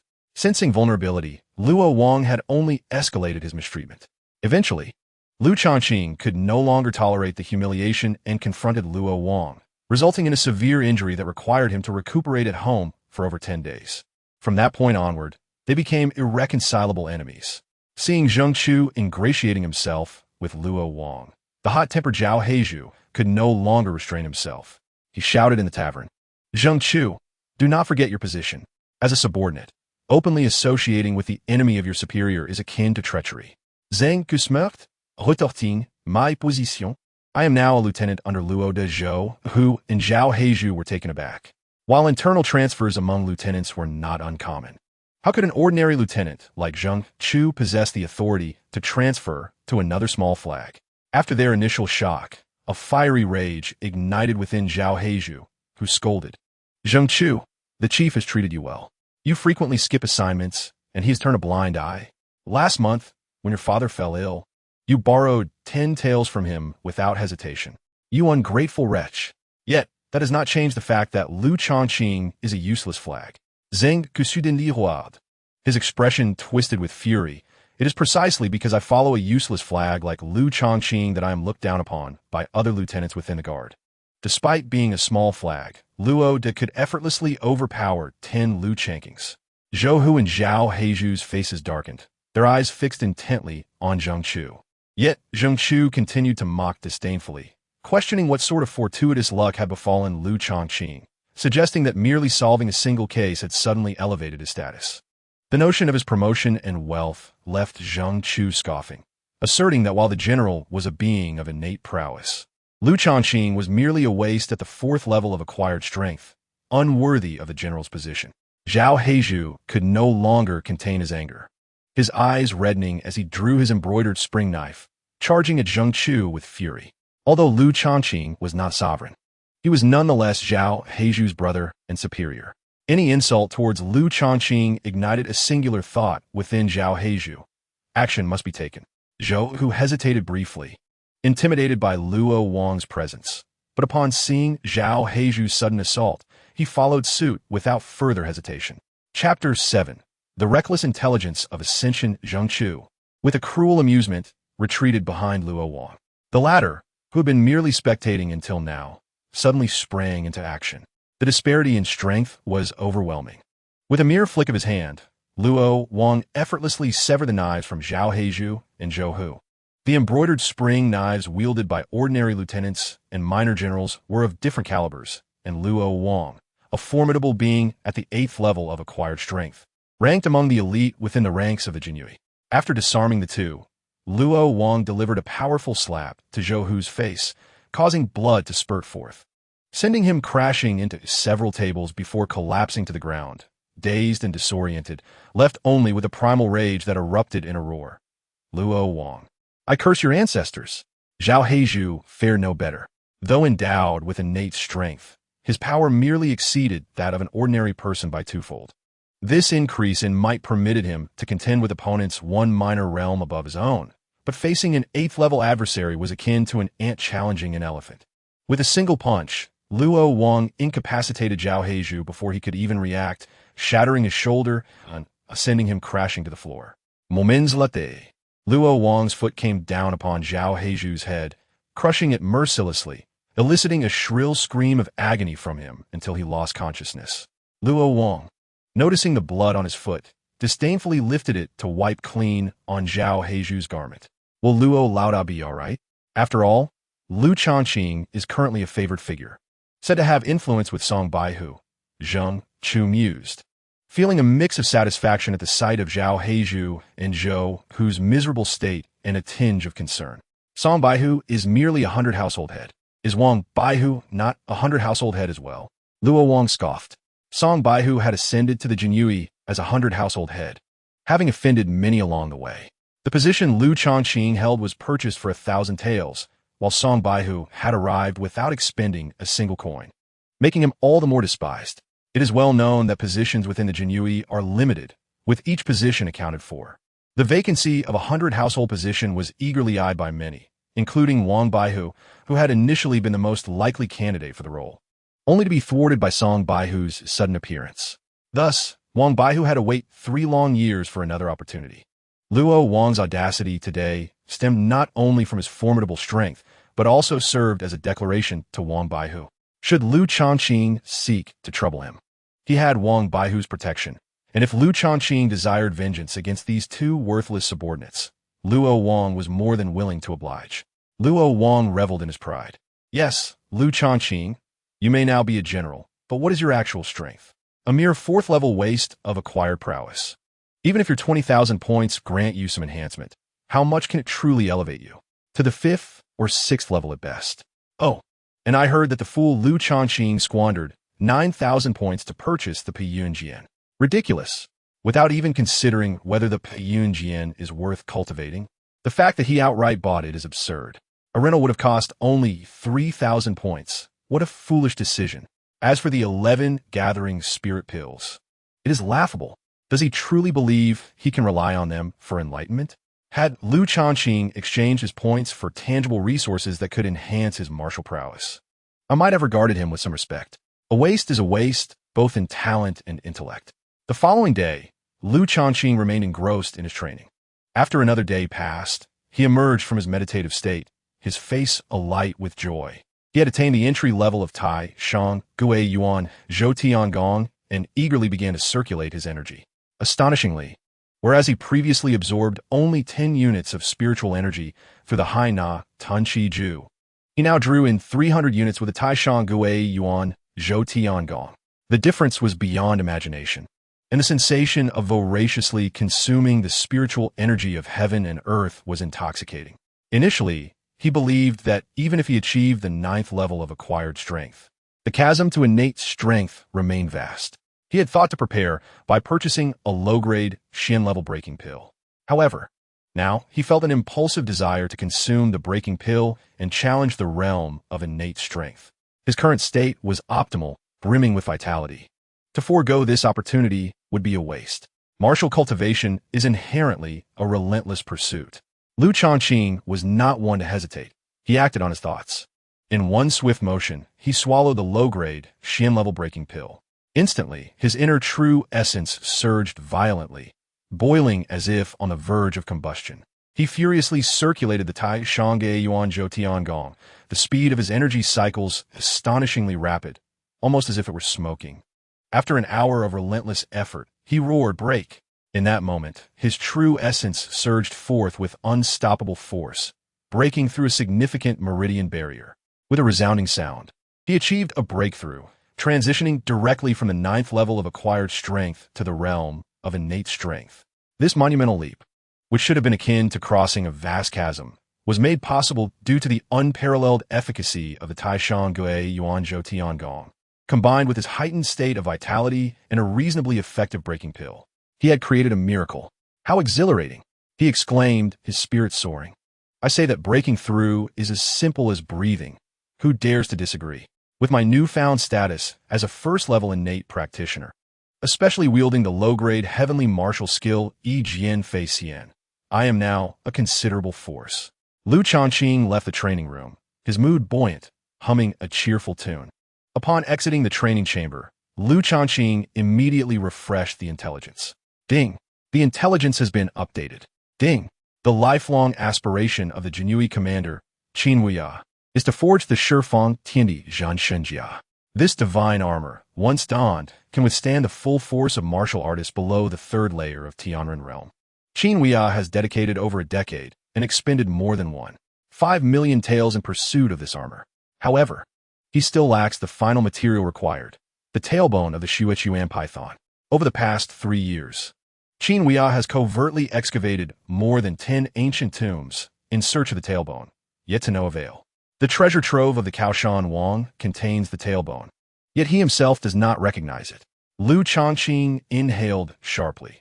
This revelation is quite significant. With this intelligence in hand, I possess a formidable trump card, enabling me to seek Qin Wuya's favor whenever I wish. Naturally, for now, it would be unwise to exhaust this trump card prematurely, as it would be a pity to squander it. Someday, when I ascend to the rank of Qianhu or even deputy commander, this intelligence will hold even greater value. With a deep breath, Lu Changqing forcefully suppressed his excitement and greed, striding towards the gates of the Lu residence. After 3 days of seclusion, it is time to raid the Gao family. Before doing so, he must first visit the guard station. Raiding requires manpower, after all. Upon arriving at the guard station, He also intended to pass the Hainatonkage to Zhao Heizhu and Zhou Hu. After all, he currently possesses the Taishang Guiyuan Zhou Gong, rendering the Hainatonkage unnecessary for his use. The internal skills practiced by Zhou Hu and Zhao Heizhu have always been the foundational Nakiju distributed by the Jinyui to every lieutenant, which ranks merely as a superior human-level technique, far inferior to the Hainatonkage. However, upon reaching the guard station, Lu Changqing found neither Zhao Heizhu nor Zhou Hu present. Instead, several unfamiliar lieutenants regarded him with peculiar expressions. A sense of foreboding gripped Lu Changqing, prompting him to inquire further, soon discovering that Zhao Heizhu and Zhou Hu were in trouble. At this moment, Song Baihu was absent from the guard station, and upon noticing Lu Changqing's troubled demeanor, Huang Zongqi approached him without hesitation. Lu, my brother, do not act impulsively. Luo Wang stands behind Baihu Wang. Even if you seek vengeance for Zhao Heizhu and Zhou Hu, you must proceed with caution. If it involves Baihu Wang, does Song Baihu not have my back?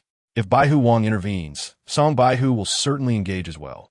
However, if Baihu Wang refrains from acting, the conflict between you and Luo Wang will be solely your burden to bear. Luo Wang is a formidable presence at the 8th layer of Hotian realm, renowned for his strength among the ranks of the small flags. Thank you for the reminder.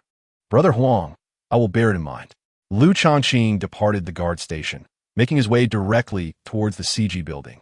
He had already learned that today, Zheng Chu and 9 other lieutenants were hosting a banquet for their superior, none other than Luo Wang, the small flag. It must be said, the Jinyui is quite impressive. Yesterday, Luo Wang severely injured Zhao Heizhu and Zhou Hu at the CG building, causing considerable damage to the furnishings.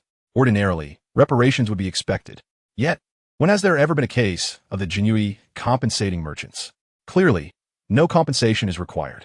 Not only that, but today, Luo Wang and his 11 companions continued to dine at the CG building.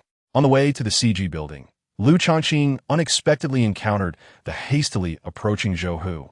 Half of Zhou Hu's face was bruised and swollen beyond recognition.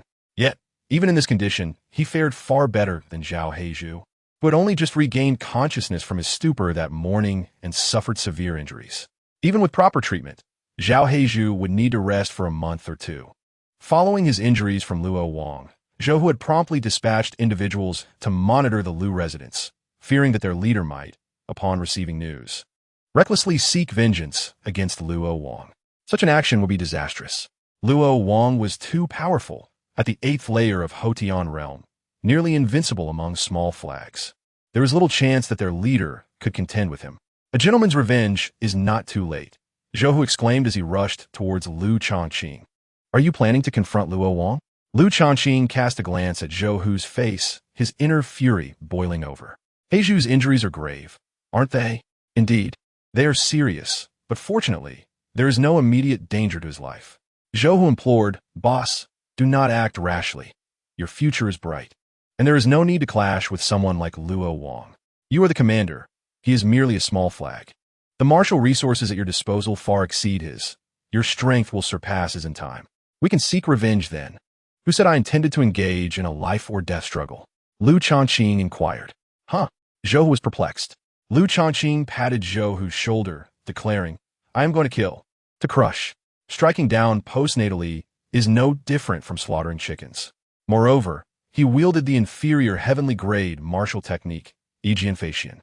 As for the consequences of slaying a colleague, he would not recklessly confront Luo Wang without a plan. Upon meeting, he could provoke him first and then disguise it as a spar. Luo Wang would likely be eager for a contest, and in the midst of their exchange, if he inadvertently killed Luo Wang, would that not be reasonable? After all, swords and blades are blind. Though everyone would realize he had intentionally slain Luo Wang, as long as he had a plausible excuse, Song Baihu would likely protect him. After all, he had just achieved significant merit, proving his value. As for whether Song Baihu had the means to safeguard him, indeed, Song Baihu possessed a mysterious backing. Furthermore, the matter of Zhao Heizhu and Zhou Hu being grievously injured by Luo Wang was intrinsically linked to the subtle power struggle between Baihu Wang and Song Baihu. If Song Baihu failed to protect himself, it would be tantamount to conceding to Baihu Wang. Such a capitulation is not in Song Baihu's character. To take a step back, even if Song Baihu could not protect him or fail to do so, he could always reach out to Qin Wuya once imprisoned, as he held crucial intelligence regarding the Xuechuan python that Qin Wuya deeply valued. If one were to ask how he could contact Qin Wuya, would Zhao Heizhu and Zhou Hu not visit him in prison? Do not accuse me, Lu Changqing, of being impulsive. They have already bullied us. Is it not foolish to remain passive? Moreover, having just assumed the position of commander, all eyes are upon me. If I do not exact a thorough revenge, how can I command respect for my subordinates? How can I lead them effectively? Chapter 8. Revealing Strength, the resolute Commander Lu. Yet, Zhou Hu grew increasingly anxious. Among martial artists, unless one actively releases their aura, it is difficult to ascertain the opponent's realm. He certainly did not know that Lu Changqing had already attained the innate level. Very well, you may watch, but I assure you, I have it under control. Lu Changqing ceased further explanation and continued onward with Zhou Hu towards the CG building. At the CG building, Luo, my esteemed leader, I raise a toast to you. Zheng Chu, flushed with excitement, stood to respectfully and obsequiously down his drink. From now on, should you command me to head east, I shall never stray west. My life belongs to you, Luo. Ha ha ha. If Commander Lu were to witness your current demeanor, he would surely be infuriated, Luo Wang chuckled. Fully aware that Zheng Chu frequently requested leave when under Lu Changqing's command, rarely cooperating on missions. Zheng Chu's tone grew louder. Though my life is worthless, I'm not so easily commanded by just anyone. The other lieutenants at the table erupted into laughter. Amidst the laughter, a sudden silence fell, as astonished gazes turned towards the entrance of the Sijilu. There stood Lu Changqing and Zhou Hu. Oh, is General Lu here to dine at Sijilu? Exclaimed Luo Wang with a smile. Yet a deep-seated jealousy and murderous intent flickered in the depths of his eyes. Luo Wang thought to himself, I must find an opportunity to eliminate Lu Changqing. Once the general is gone, a position will certainly open up for me. I won't be dining today, Lu Changqing said with a smile. You little bastard, weren't you just waiting for your father Changqing to arrive? Now that I'm here, how about we have a little sparring session, my dear Luo Wang? Zhou Hu, standing beside Lu Changqing, couldn't help but twitch at his leader's words. Boss, how do you manage to utter such venomous insults while maintaining a smile? The effect was indeed striking. Luo Wang's expression turned icy. He glared at Lu Changqing, seemingly on the verge of cursing back, but ultimately refrained. To him, such curses were merely the desperate outbursts of a powerless man. Taking a deep breath, Luo Wang replied, A spar, you say? Very well. Lu Changqing's smile grew even more pronounced. Of course, sir, do not have eyes. You, a mere general, wouldn't he dare fear me? A small flag, would you? Luo Wang's voice dripped with cold disdain. He was eager for a confrontation with Lu Changqing, not necessarily to kill him on the spot, but certainly to break a leg or two. Please. Lu Changqing gestured invitingly, and without a moment's pause, he struck. The speed was like thunder, swift and decisive. The intent to kill was unmistakable. He unleashed the technique infusion. While other techniques could easily obliterate Luo Wang, he chose infusion. In an instant, nearly half of his internal energy was drawn out, as the essence of true energy condensed and surged into his embroidered spring blade. A chilling sound echoed through the hall of Sijilu. The temperature plummeted, and a suffocating sensation enveloped everyone present. After the blade sliced through the air, Lu Changqing turned to leave, indifferent to how Luo Wang would respond. The sparring was over. Sure enough, as Lu Changqing turned away, the blade's aura pierced through Luo Wang's heart. The cut was subtle, almost like a fine red thread, showcasing the blade's unparalleled speed and sharpness. Luo Wang spat blood and collapsed, dead beyond revival. The disparity between a foundational realm and a postnatal realm was already vast, and Lu Changqing had ruthlessly employed a heavenly-grade martial technique, a sure victory from the start. In that very moment, not far from Luo Wang, Zheng Chu suddenly clutched his neck as blood flowed rapidly between his fingers. His eyes widened in disbelief and resentment as he stared at Lu Changqing's retreating figure. You. Before he could finish, he fell lifeless. How did Zheng Chu meet his end? The blade's aura, having pierced through Luo Wang's heart, continued on its path, effortlessly slicing through Zheng Chu's neck. One strike claimed 2 lives, a mere display of skill. At that moment, the officers under Luo Wang's command stood pale and petrified. Zhou Hu was momentarily stunned, then chased after Lu Changqing with a mind almost blank. Half an hour later, at the Jin Yiwei headquarters, pandemonium reigned as news from Sigillus spread, leaving everyone in disbelief. Lu Changqing had publicly slain Luo Wang and Zheng Chu. Setting aside the audacity and brutality of such actions, it was crucial to note that Luo Wang was immensely powerful, an 8th-tier postnatal rel practitioner, among the strongest in the Jin Yiwei's small flag ranks. Yet, he had been instantaneously killed by Lu Changqing. Lu Changqing was widely regarded as a disgrace among the small flags. Who didn't he know that his position was bought? Who didn't he know he was the weakest among them? However, in recent days, Lu Changqing seemed a changed man. He had swiftly investigated the death of Gao Sikan and was promoted to general. Now, he could even kill Luo Wang in an instant. It was said that the strength he displayed while slaying Luo Wang was that of the preternatural realm. Regardless, Lu Changqing's act of killing a fellow officer in public was undeniably egregious and arrogant. As for the so-called sparring excuse, anyone with discernment knew it was merely a trap leading Luo Wang to his demise. It seemed unlikely that Lu Changqing would escape unscathed. Many officers and generals frequently glanced towards Song Baihu's office, where Lu Changqing was currently located. Inside the office, Song Baihu's refined visage twisted with fury as he slammed his palm on the table, reducing it to dust. Lu Changqing, do you possess any sense? Wang Shanhe deliberately set this trap for you, and you jumped right in. Wang Shanhe was the name of Wang Baihu. Lu Changqing remained silent, flanked by General Huang Xiao. Huang sighed. Wang Baihu and our Song Baihu are sworn enemies. After your impressive handling of Gao Saiken's case, Song Baihu has received accolades from our superiors. At this critical juncture, Wang Baihu intentionally incited Zheng Chu to defect to Luo Wang's side. Given that Luo Wang had already injured Zhou Hu and Zhao Heizhu, a conflict with him was inevitable. This was all part of Wang Baihu's scheme, predicting that Luo Wang would teach you a harsh lesson, thus embarrassing Song Baihu. You, however, have inexplicably grown stronger, now standing at the preternatural level. With such power, you could have turned the tables on Luo Wang without killing him, which would have surely infuriated Wang Baihu. Yet, you chose to slay both Luo Wang and Zheng Chu. Killing fellow officers in public will undoubtedly create storm. If not for Baihu's protection, you would be imprisoned by now. Lu Changqing remained silent. The public execution of Luo Wang and Zheng Chu was bound to provoke outrage, and he was prepared for it. Fortunately, he had the excuse of a spar. Without it, even Song Baihu would struggle to protect him. As expected, Song Baihu indeed shielded him.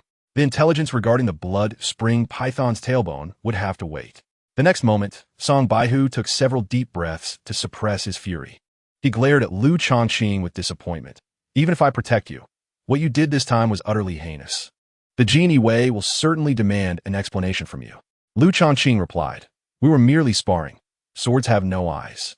Song Baihu, infuriated, retorted with a mocking laugh. You think you can get away with such petty tricks? Fortunately, you possess a bit of cleverness. Without it, I would have no grounds to argue on your behalf, let alone protect you. General Huang, resigned, interjected, Changqing, you still have the gall to speak. Even if it were a performance, it shouldn't be so crude. If it truly were a spar, how could your blade's aura have been so precisely aimed at Luo Wang's heart? Moreover, if it were genuine sparring, how could the blade's aura have curved to slice through Zheng Chu's neck after killing Luo Wang? Lu Changqing displayed a look of grievance. Perhaps my blade's aura possesses its own thoughts. It has become sentient. Zheng Chu's death was merely an unfortunate accident. He was too close and was mistakenly harmed. Shut your mouth. Song Baihu nearly kicked Lu Changqing in frustration. General Huang hesitated for a moment, glancing at Song Baihu, and quickly interjected, Lord Baihu, please do not be angry. The incident has occurred. We should consider how to resolve it. Your so-called need to provide an explanation to the Jinyui internally likely means demoting Changqing. However, Lu, my dear brother, has just assumed the position of general. His seat is still warm. If he were to shamefully step down from his position to that of a minor flag, or even return to the position of a school officer, Wang Baihu would certainly mock you for it. Damn it, that wretched Wang Shanhe! Song Baihu cursed angrily. As he continued to rant, his gaze suddenly flickered, appraising Lu Changqing up and down, hesitating to voice his thoughts. Lord Baihu, if you have something to say, please do so. I can bear it. Song Baihu squinted slightly, Liu Changqing, can you determine whether the case of Gao Sikan was mere coincidence or if it stems from an extraordinary investigative ability? Liu Changqing did not fully grasp Song Baihu's meaning, but he possessed an intelligence system. With the assistance of the intelligence system and his prior affinity for mystery dramas in his past life, he could manage to be considered a detective, albeit a reluctant one. Song Baihu continued, currently, there is a case. If you can solve it, it will be a significant achievement, and you won't need to provide any explanation to anyone. You can retain your position as general, and Wang Baihu would not dare utter a word against you. Lord Baihu, you speak wisely. Liu Changqing's eyes brightened. Indeed, just as Song Baihu suggested, even if he was to receive Song Baihu's utmost protection, he would not need to resort to his trump card regarding Qin Huai's intelligence. Yet, an explanation must still be provided to the Jinyui. At the very least, he must temporarily step down from his position as general. After all, the public execution of a colleague is indeed a grievous matter. Who would have thought there would still be a pleasant surprise? Not only would Song Baihu strive to protect himself, but he also had a way for Liu Changqing to remain in his position as general for the time being. Song Baihu is truly impressive. As for investigating the case, he resolved to do so. With the assistance of the intelligence system, it would be within reach. This case had previously been led by Fang Qian. Song Baihu took a deep breath and continued. As the Baihu, he had two generals under his command. One was Huang Xiu, and the other was Fang Qian. Regarding the case of Gao Sikan, Fang Qian had not been present from start to finish, as he was engaged in another matter. General Huang was somewhat surprised. Lord Baihu, the case concerning the Taishi's household is rather peculiar. General Fang led the investigation for an entire month without a hint of progress. Lord Baihu, Huang General, I am confident. I wish to give it a try, Liu Changqing stated earnestly. Song Baihu replied, give it a try, but I cannot withstand prolonged pressure. I will grant you 5 days. Indeed, Liu Changqing was already quite pleased. 5 days was not a short period. Chapter 9. The terrifying backing and the new case intelligence. Song Baihu added. You are currently unstable in your position as general. Regarding the search of the Gao household, you may no longer lead that operation. Lord Baihu. Liu Changqing felt a surge of urgency. The search was a highly lucrative endeavor. He had been counting on it to reap a substantial fortune. The emperor was waiting and had allowed over half a month. It was originally agreed that he would conduct the search today. Yet you acted impulsively and caused a major incident immediately after concluding your seclusion. Song Baihu was somewhat angered. He gritted his teeth and said, I will send someone to surround the Gao household first, and I will wait for you for 5 days. After all, raiding the Gao household is essentially a reward for your resolution of the case concerning Gao Sikan's death. It would be unfair to hastily change leaders.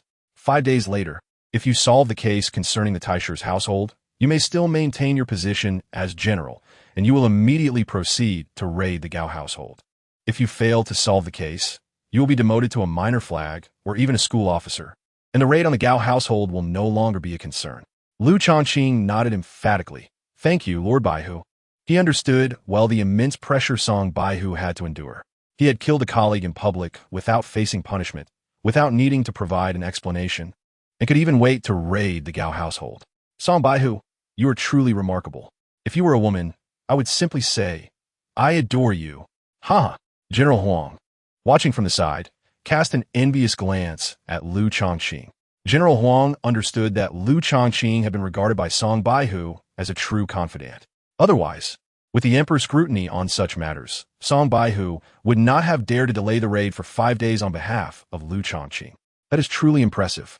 This also indirectly indicated the formidable backing that Song Baihu possessed. In fact, the entirety of the Jinyui had speculated for many years that Song Baihu had significant backing. Yet, to this day, very few knew the true identity of Song Baihu's patron. Even those who did kept it hidden remarkably well. Song Baihu continued, originally, as general, you had the authority to nominate 5 minor flags from your subordinates, and the higher authorities would consider your opinions. However, given the uncertainty surrounding your position as general, do not worry about nominating your 5 minor flags for now. Come, let us head to the Taishi's household. The investigation must take precedence. As they stepped out of Song Baihu's official residence, they encountered Zhou, whose face was bruised and filled with anxiety. It's all right, do not worry. Liu Changqing felt a warmth in his heart. Song Baihu snorted.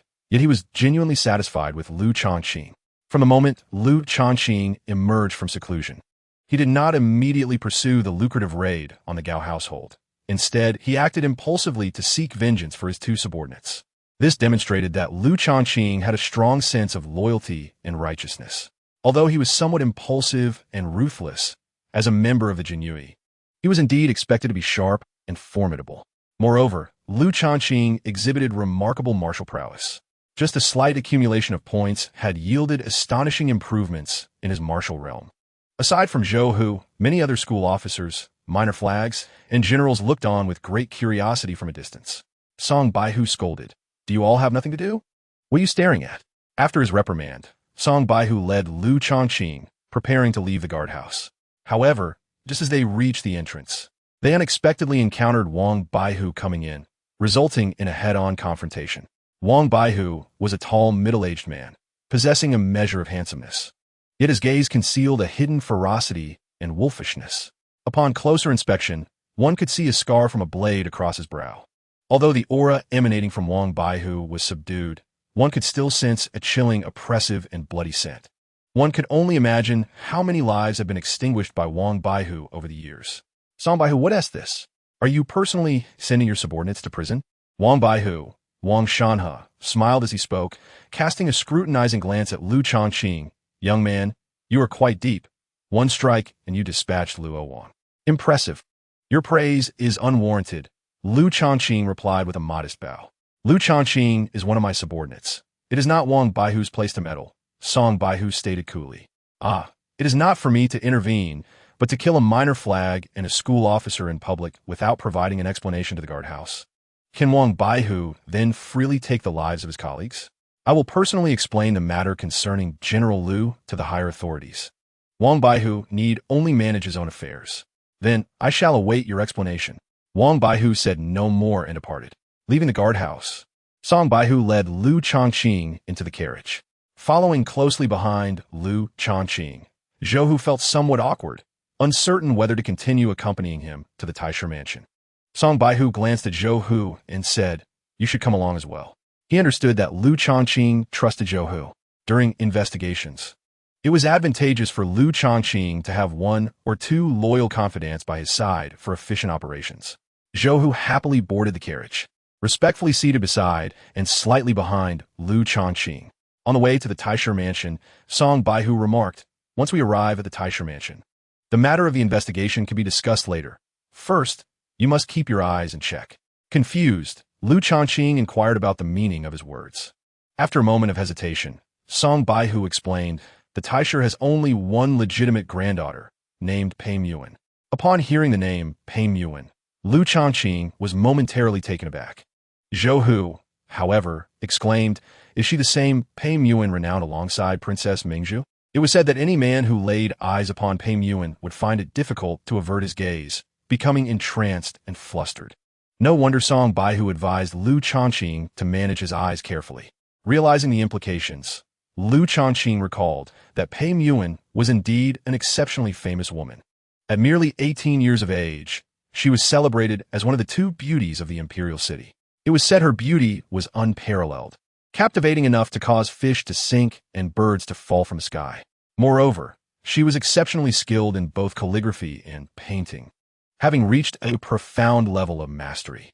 With her artistic talents, she achieved enlightenment at the tender age of 18, attaining the rank of a skilled master in her field. The prestigious Wenhua Academy, the pinnacle of scholarly influence within the Dayu Empire, had long sought her exceptional talents. Rumor had it that the head of Wenhua Academy had even visited the imperial city in hopes of recruiting Pei Yuan as a direct disciple. Yet she had declined the offer. Lu Changqing pondered the immense fame of Pei Yuan, feeling that she was undoubtedly among the top beauties in the entire imperial city, perhaps rivaling Jiang Qiyao in allure. However, he took a deep breath and said, "Even if I visit the Taisha mansion for the investigation, it is unlikely I will have the opportunity to meet Pei Yuan, right? The Taisha mansion must be vast. How could I possibly encounter the female residents?" The deceased individual was Pei Yuan's wet nurse. Song Baihu sighed. Pei Yuan lost her parents at a young age. Although her grandfather, the Taisha, dotes on her, he is often preoccupied with his duties. During her childhood, Her wet nurse spent more time with her, making her as dear as a mother to Pei Yuan. Lu Changqing nodded, acknowledging his understanding. Following this, a heavy silence enveloped them. Lu Changqing naturally sought to refresh his intelligence. The ease with which the new case could be resolved depended on the efficacy of the information system. Ding! Information has been refreshed. Ding! There are clues regarding the Taisher Mansion case at Sujing Pavilion. Lu Changqing's eyes brightened. The system was impressive, delivering opportunities just when he needed them. Approximately half an hour later, they arrived at the Taisher Mansion. In the bureaucratic hierarchy of the Dayu Empire, there were no prime ministers or chancellors. Only the esteemed positions of Taisher, Taifu, and Taibao. Taisher Pei had served 3 emperors, holding a position of great respect. The officials of the Dayu Empire were also adept in martial arts while pursuing scholarly endeavors. Taisher Pei, now 270 years old, was a half-step Tianren existence. Even more daunting was the fact that Taisher Pei had a multitude of disciples. It was said that 1/5 of the officials in the Dayu Empire were directly or indirectly affiliated with him. Under normal circumstances, such a powerful figure would evoke caution from the royal family. However, the current emperor had once been a disciple of Taisher Pei. With this relationship in place, as long as Taisher Pei did not rebel, he could likely enjoy a peaceful end to his days. The royal family felt reassured, knowing that even if Taisher Pei were to rebel, it would be of little consequence, as he had only one legitimate granddaughter, Pei Yuan. No matter how exceptional Pei Yuan might be, she was still a woman. In this alternate world of advanced martial arts, despite the continuous changes in dynasties, there had never been a female emperor in thousands of years. Impressive indeed, remarked Song Baihu as the trio arrived at the entrance of the Taisher Mansion. Lu Changqing observed the gatekeeper, unable to suppress his admiration. There were 4 gatekeepers, each at the 7th or 8th level of cultivation. This was the true essence of a wealthy family. Lu Changqing gazed intently at the words Taisher Mansion, which were said to have been inscribed by the previous emperor himself. Song Baihu presented his official token and stated their purpose. The gatekeeper promptly went to relay the message, and soon, a steward hurriedly approached to escort them into the mansion. Upon entering the Taisher Mansion, Lu Changqing's first impression was one of sheer size. It was astonishingly vast, with just the front courtyard occupying hundreds of acres. Changqing, rein in your curiosity and refrain from staring too much, Song Baihu advised. They walked for a considerable time, nearly a full incense stick's worth, before arriving at Uni Building. Uni Building was the independent residence of a young lady, Pei Yuan, and it had a unique presence within the Taisher Mansion. It consisted of a courtyard with 4 sections. The deceased wet nurse had lived in the eastern wing of Uni Building, where the living conditions were second only to those of Pei Yuan herself. Due to her age, Pei Yuan did not treat her as a servant and assigned several maidservants to attend her needs. As they entered Uni Building, Lu Changqing mused that Miss Pei had exquisite taste. The small courtyard was refreshingly unique, neither extravagant nor unkempt, but rather clean and elegantly charming. Upon entering, several maidservants closely monitored the 3 of them, evidently guarding against any inappropriate wandering. It was already quite improper for men to enter Uni Building. They had to be especially cautious to avoid tarnishing the young lady's reputation. In the Dayu Empire, while there were certainly gender separations, they were not as severe as those in ancient Earth during the Ming and Qing dynasties. Nonetheless, it was generally advisable for unmarried women to avoid contact with men. One of the maidservants pointed towards the eastern wing and said, "The eastern wing is where the wet nurse lived. You may conduct your investigation there, and we will stand guard at the door. If you require anything, please let us know."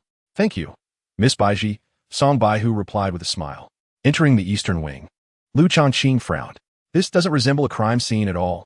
It was remarkably tidy and quite spacious, seemingly transparent at a glance. Indeed, it was not a crime scene. The wet nurse had been stabbed in the abdomen outside and was brought back to the Taisher Mansion in critical condition.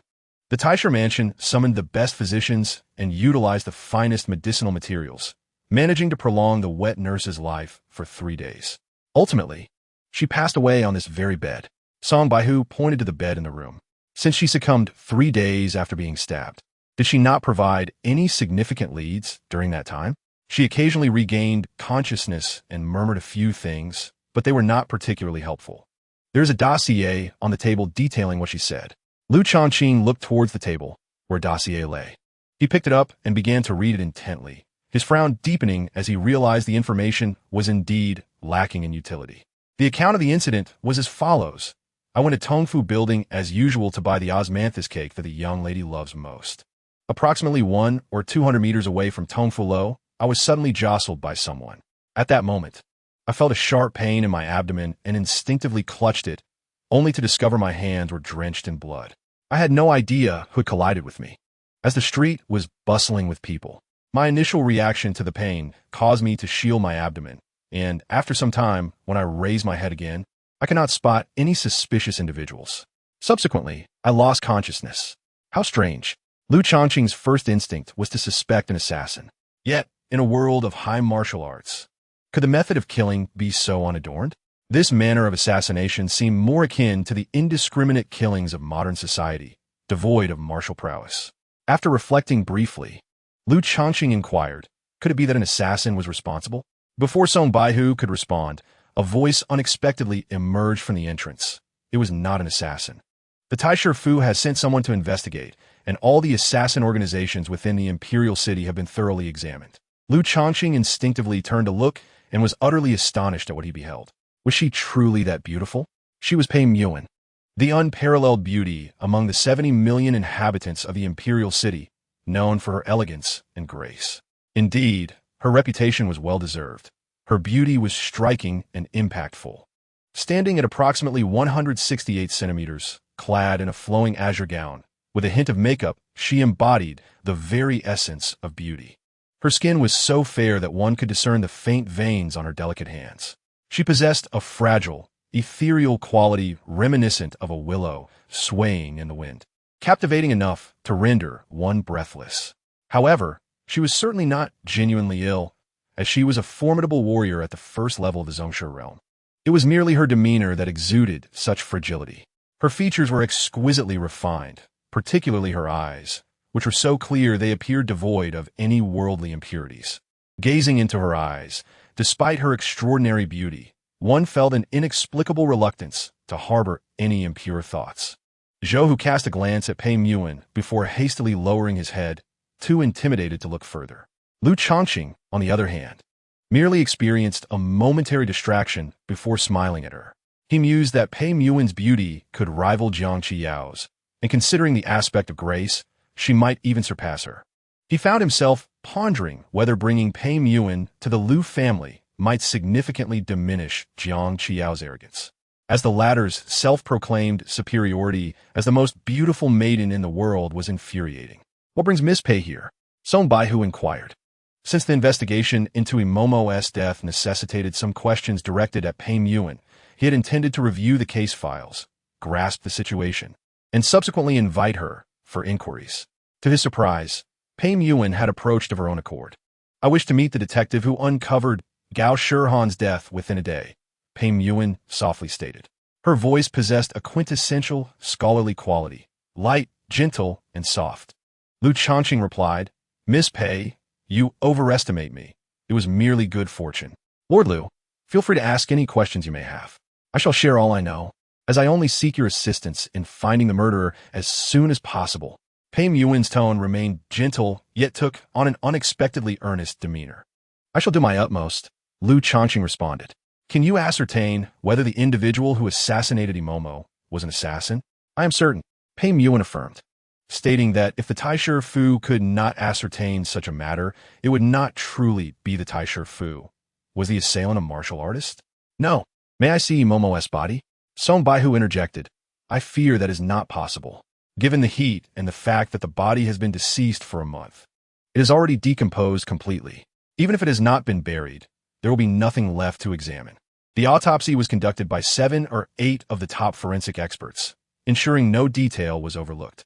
Lu Changqing continued to peruse the case files, and indeed, he soon discovered a detailed autopsy report within the subsequent pages.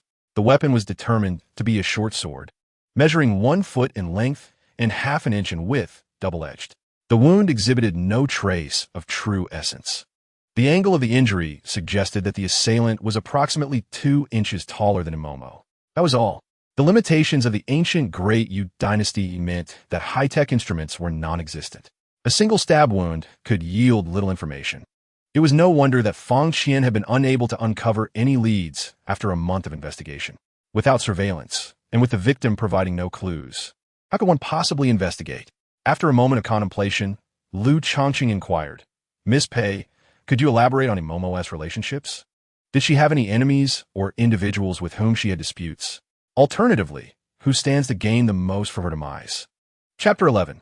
Lu Changqing takes action and knows all. Pei Muan slowly replied. Imomo was known as a perennial, good-natured person, never having quarreled with anyone throughout her life. And I have not heard of any enemies she possessed. Furthermore, her social interactions were exceedingly simple, rarely extending beyond Unilo. Who could possibly benefit the most from her death? I cannot think of anyone. Song Baihu added. The investigation into Imomo's relationships is thoroughly documented in the case files, detailing her family, friends, former neighbors, and so forth. For these connections, Fang Qian, accompanied by 5 subordinates, spent half a month investigating, yet they found nothing of value. Lu Changqing examined the case files and indeed found the details regarding Imomo's relationships to be exceedingly comprehensive. He perused the information for quite some time and genuinely found no points of suspicion. After a lengthy pause, he asked, can we reconstruct the murder weapon? He looked towards Song Baihu. Fang Qian has had people attempt to reconstruct the weapon based on the nature of the wound on Imomo's abdomen. The result was an utterly ordinary short sword, 1 foot in length, readily available on the market. Song Baihu replied with a sense of resignation. It truly is a case with no leads. After a month of investigation, there is not a single clue, which is quite remarkable. One must understand that Fang Qian is renowned for his investigative prowess within the Genie Way. Was there no witness to Imomo's assassination on the street? Lu Changqing asked again. None. Song Baihu's voice rose slightly. With so many people coming and going, it was a fleeting moment, and indeed, no witnesses could be found. Even Imomo herself did not see the assailant's face, let alone anyone else. Lu Changqing continued to peruse the case files. Song Baihu and Pei Muan remained silent, patiently waiting without urging him. After a considerable half-hour had passed, Lu Changqing closed the files, stating, if we can ascertain the information within the files is accurate. Song Baihu interjected. To ensure accuracy, Fang Zongqi even had each piece of information checked multiple times. It is no joke. This is a case from the Taisher Fu, and who would dare treat it unseriously? If confirmed as accurate, then I believe only 2 possibilities remain. Lord Lu, you may express your thoughts. Pei Muan's emotions subtly shifted, revealing a hint of anticipation. The first possibility is that a lunatic with a deranged mind is committing indiscriminate murder, and Imomo was simply unfortunate enough to cross paths with them. The second possibility is that the assailant intended to kill Miss Pei, but failed, instead targeting someone very dear to her. Pei Muan's exquisite visage paled slightly. A lunatic committing indiscriminate murder? If such a madman existed, there would surely be more cases similar to Imomo's occurring in the Imperial City recently. Yet there have been none. So, are you suggesting that the assailant aimed to kill me, and, failing that, killed Imomo instead? Lu Changqing gazed intently at Pei Muan.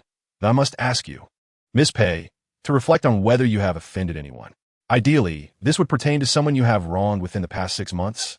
If not, then a longer time frame would suffice.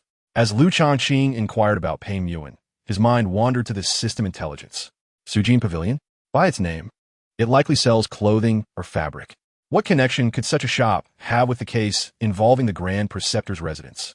Unable to fathom the relationship, he resolved to visit Sujin Pavilion personally. Miss Pei, take your time to ponder. I shall venture out in search of clues. Lu Changqing declared as he strode towards the door, with Zhou Hu hastily following suit. Song Baihu bowed slightly to Pei Muan, stating, I shall accompany you as well. Pei Muan nodded, her demeanor still lost in contemplation, reflecting on those she may have offended in the recent half-year. Upon exiting the Grand Preceptor's residence, Song Baihu clapped Lu Changqing on the shoulder. Well done.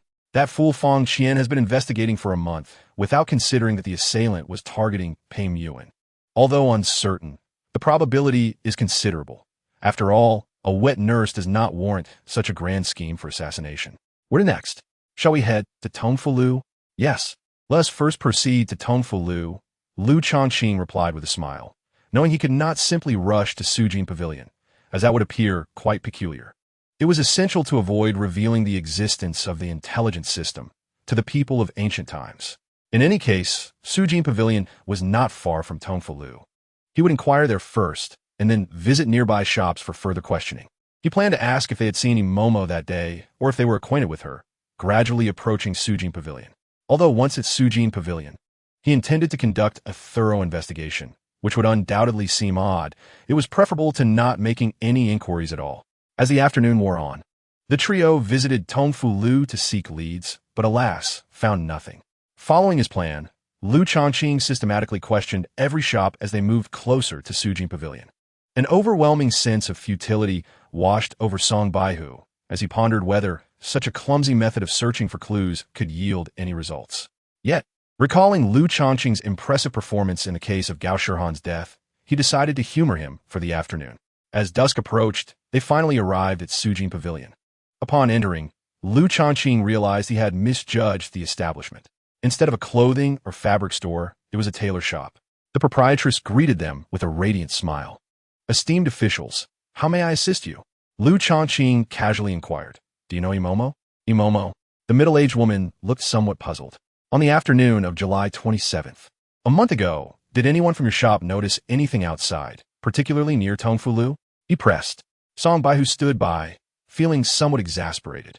Although Sujin Pavilion was situated on the street where Imomo was assassinated, it was approximately 400 meters from the actual site. Unless the proprietress possessed extraordinary vision, it was unlikely she would have seen anything. The proprietress, offering a wry smile, replied, "Sir, you jest. How could I possibly see that? Furthermore, why would I stand at the door merely to gaze?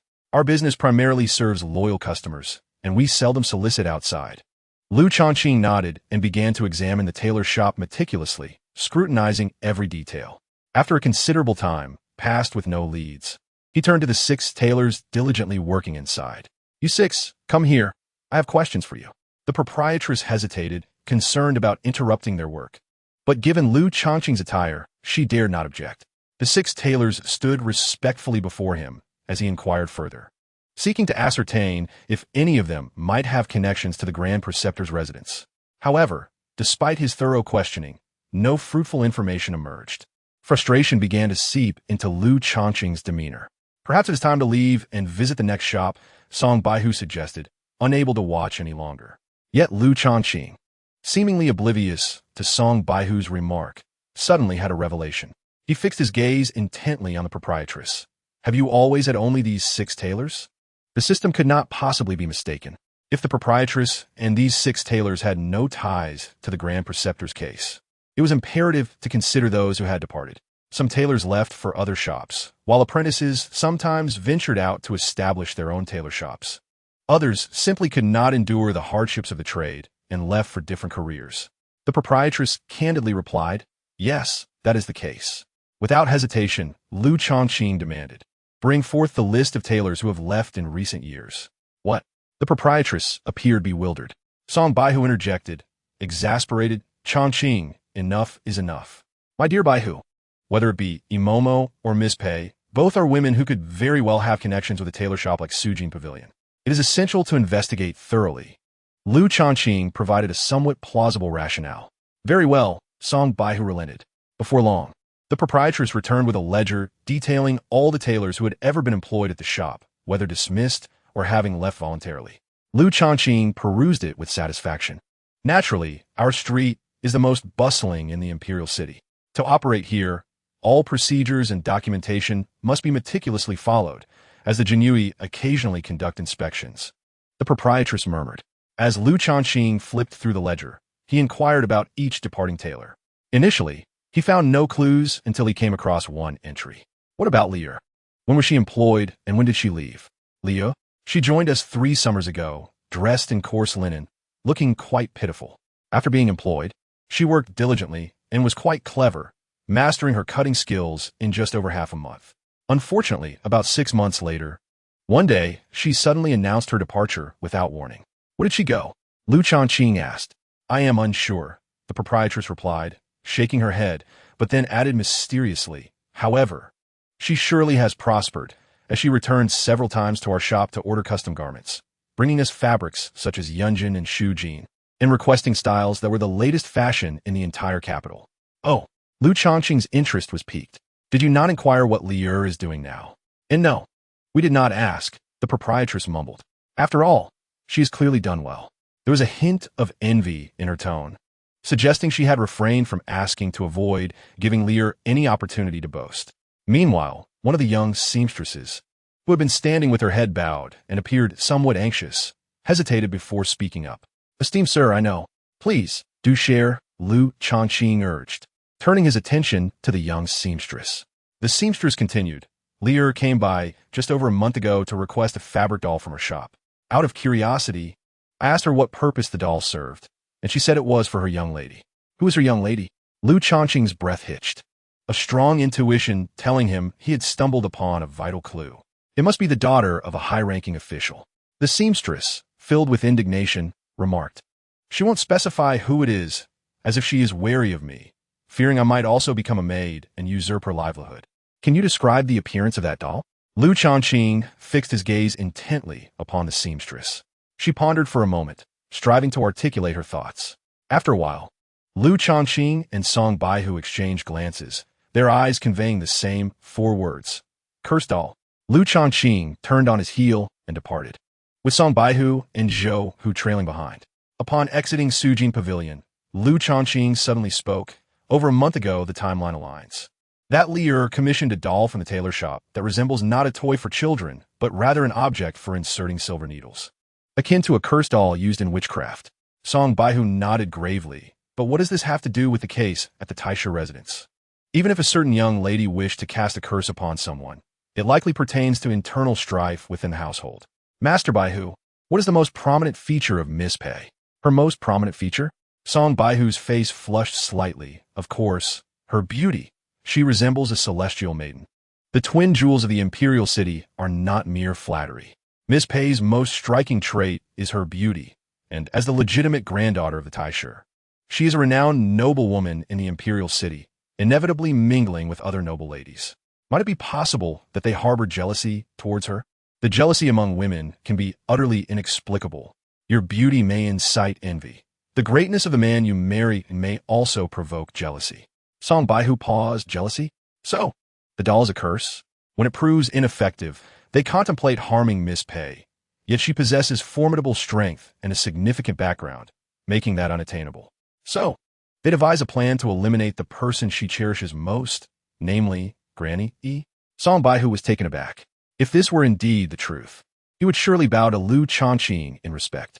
Were he in Lu's position, he could never have randomly interrogated Sujin Pavilion amid such a vast array of shops. That would be utterly irrational behavior. After all, with so many establishments lining the street, if Sujin Pavilion is a store for women, then the other shops selling ready-made garments, fabrics, and cosmetics are also related to women. Yet, Lu Changqing had not questioned them with such fervor. Remarkably, Lu Changqing had indeed unearthed clues at Sujin Pavilion. How terrifying! Could it be that the intuition of a detective is so formidable? Ultimately, Song Baihu attributed this irrationality to Lu Changqing's keen instincts. Little did he know that without the prompt from the intelligence system, Lu Changqing would not have relentlessly pursued Sujin Pavilion. Chapter 13. The Perils of Beauty and Methods of Murder. Master Baihu. The Jinui should immediately investigate Liu and ascertain which young lady she serves. That is straightforward. Song Baihu replied eagerly. I shall return to the station to arrange it. I won't sleep tonight until we uncover the truth. Changqing, what about you? I intend to visit Zhao Heizhu. Lu Changqing replied. Master Baihu, we shall convene at the Taisha residence early tomorrow. Very well. Lu Changqing, accompanied by Zhou Hu, proceeded to Zhao Heizhu's residence. Zhao Heizhu lay in bed, looking quite miserable. Luo Wang and Zheng Chu had already been executed by the boss. Zhou Hu stepped forward. Zhao Heizhu was taken aback. Isn't the boss impressive? Zhou Hu beamed with pride. You should have seen the expressions of those from the station. They were all utterly stunned. Enough boasting, Zhou Hu. Go fetch a reputable doctor. Lu Changqing produced a 100-tael silver note, nearly all his savings, for he had spent every last bit of his 70,000 taels hidden in Gao Shirhan's study. Still short on funds. Pei Muan, I hope that after I solve this case, you will offer me some recompense. As the Taisha's legitimate granddaughter, even a small amount of silver from her would be immensely gratifying. No need, boss, Zhao Heizhu protested, feeling the pinch. Silence. Lu Changqing chastised him. Your health is paramount. Money can be earned again. Besides, as your leader, do you think I lack funds? Both of you better strive for excellence and cultivate diligently. Once the case at the Taisha residence concludes, I, as the chief, will ensure to recommend your names. Though you are still at the third layer of the acquired realm, which is rather weak. The prospect seemed dim. However, Song Baihu might show me some favor. Zhao Heizhu and Zhou, who were left speechless, their faces flushed with excitement. Boss, can we really become junior flags? What? I enjoy the meat while you sip the soup. Is there a problem with that? If others are dissatisfied, let them come to me. Lu Changqing huffed, favoring those close to him with transparency. Haha, the boss is truly impressive. After enjoying dinner and boasting at Zhao Heizhu's home, Lu Changqing returned to the Lu residence. Upon arriving, he refrained from sleep, continuing his cultivation of the Taishan Guiyuan Zhou Tiangong. The allure of enhancing his strength was intoxicating. However, upon reaching the innate realm, each breakthrough required substantial accumulation of true essence, unlike the acquired realm where one could break through multiple levels in a single night. Thus, top-tier martial resources were essential. The desire for wealth consumed him intensely. Early the next morning, after completing his morning routines, he set off for the Taisha residence. It is worth mentioning that the Lu family also had a few maids and servants. If he wished, he could have them warm his bed at night. After all, he was a vigorous 20-year-old man. How could he not entertain such thoughts? Alas, the maids of the Lu residence were not particularly attractive. Regarding costs, a maid of ordinary appearance had a contract worth merely 20 taels of silver. In contrast, one with beauty could command a price of 200 taels. Good looks indeed hold significant value. The Lu family, being a fallen clan, could not afford such exquisite maids, whether before or after awakening his previous life as memories. Lu Changqing maintained high standards. He simply could not bring himself to engage with unattractive maids. Hence, for now, he endured, channeling his frustrations into enhancing his power, status, and worth. Once he achieved success, he envisioned a life filled with melodious tunes and beautiful maidens surrounding him. The sweetness would come after the bitterness. On his way to the Taisha residence, meanwhile, in the Jinyui office, Master Wang was conducting inquiries. His trusted aide, Captain Lu Tianyang, stood before him. Last night, it seems Song Baihu hardly rested, leading his men on a widespread search. Could it be he has found a lead in the Taisha residence case? Master Wang squinted, pondering. It seems unlikely. It appears to be more noise than substance. Master Wang scoffed. Though Fong Qian is one of Song Baihu's men, I must admit he is adept at investigations. If a case eludes Fong Qian's grasp for a month, how could Lu Changqing, in just a day, unearth valuable clues? That would be absurd. Song Baihu is indeed delusional, thinking that Lu Changqing's luck in solving Gao Shihan's death case makes him a detective of renown. General Lu Qi, my lord, Song Baihu has resorted to desperation to protect Lu Changqing, foolishly hoping that Lu Changqing can continue to perform miraculous investigations, thus redeeming himself.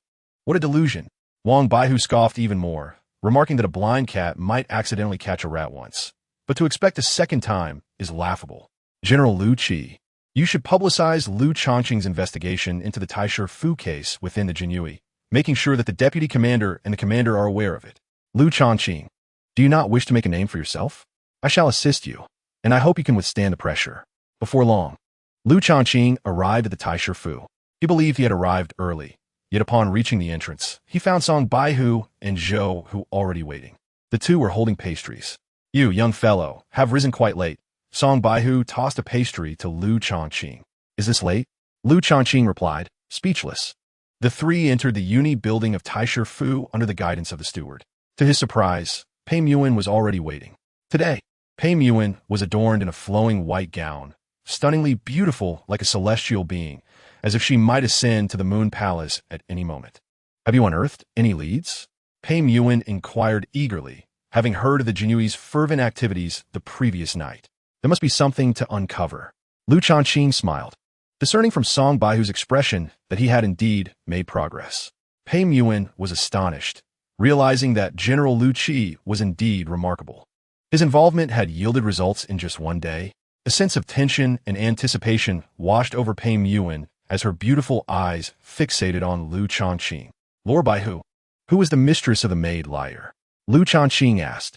Lyre is the personal maid of Sui Mingxin, the youngest daughter of Sui Jinliang. The left assistant minister of the Ministry of Justice, Song Baihu, replied solemnly. Sui Jinliang dotes on this daughter, rendering Sui Mingxin somewhat domineering and assertive. It is said that in the Sui household, if any maid appears more beautiful than her, Sui Mingxin will always find various reasons to torment the other.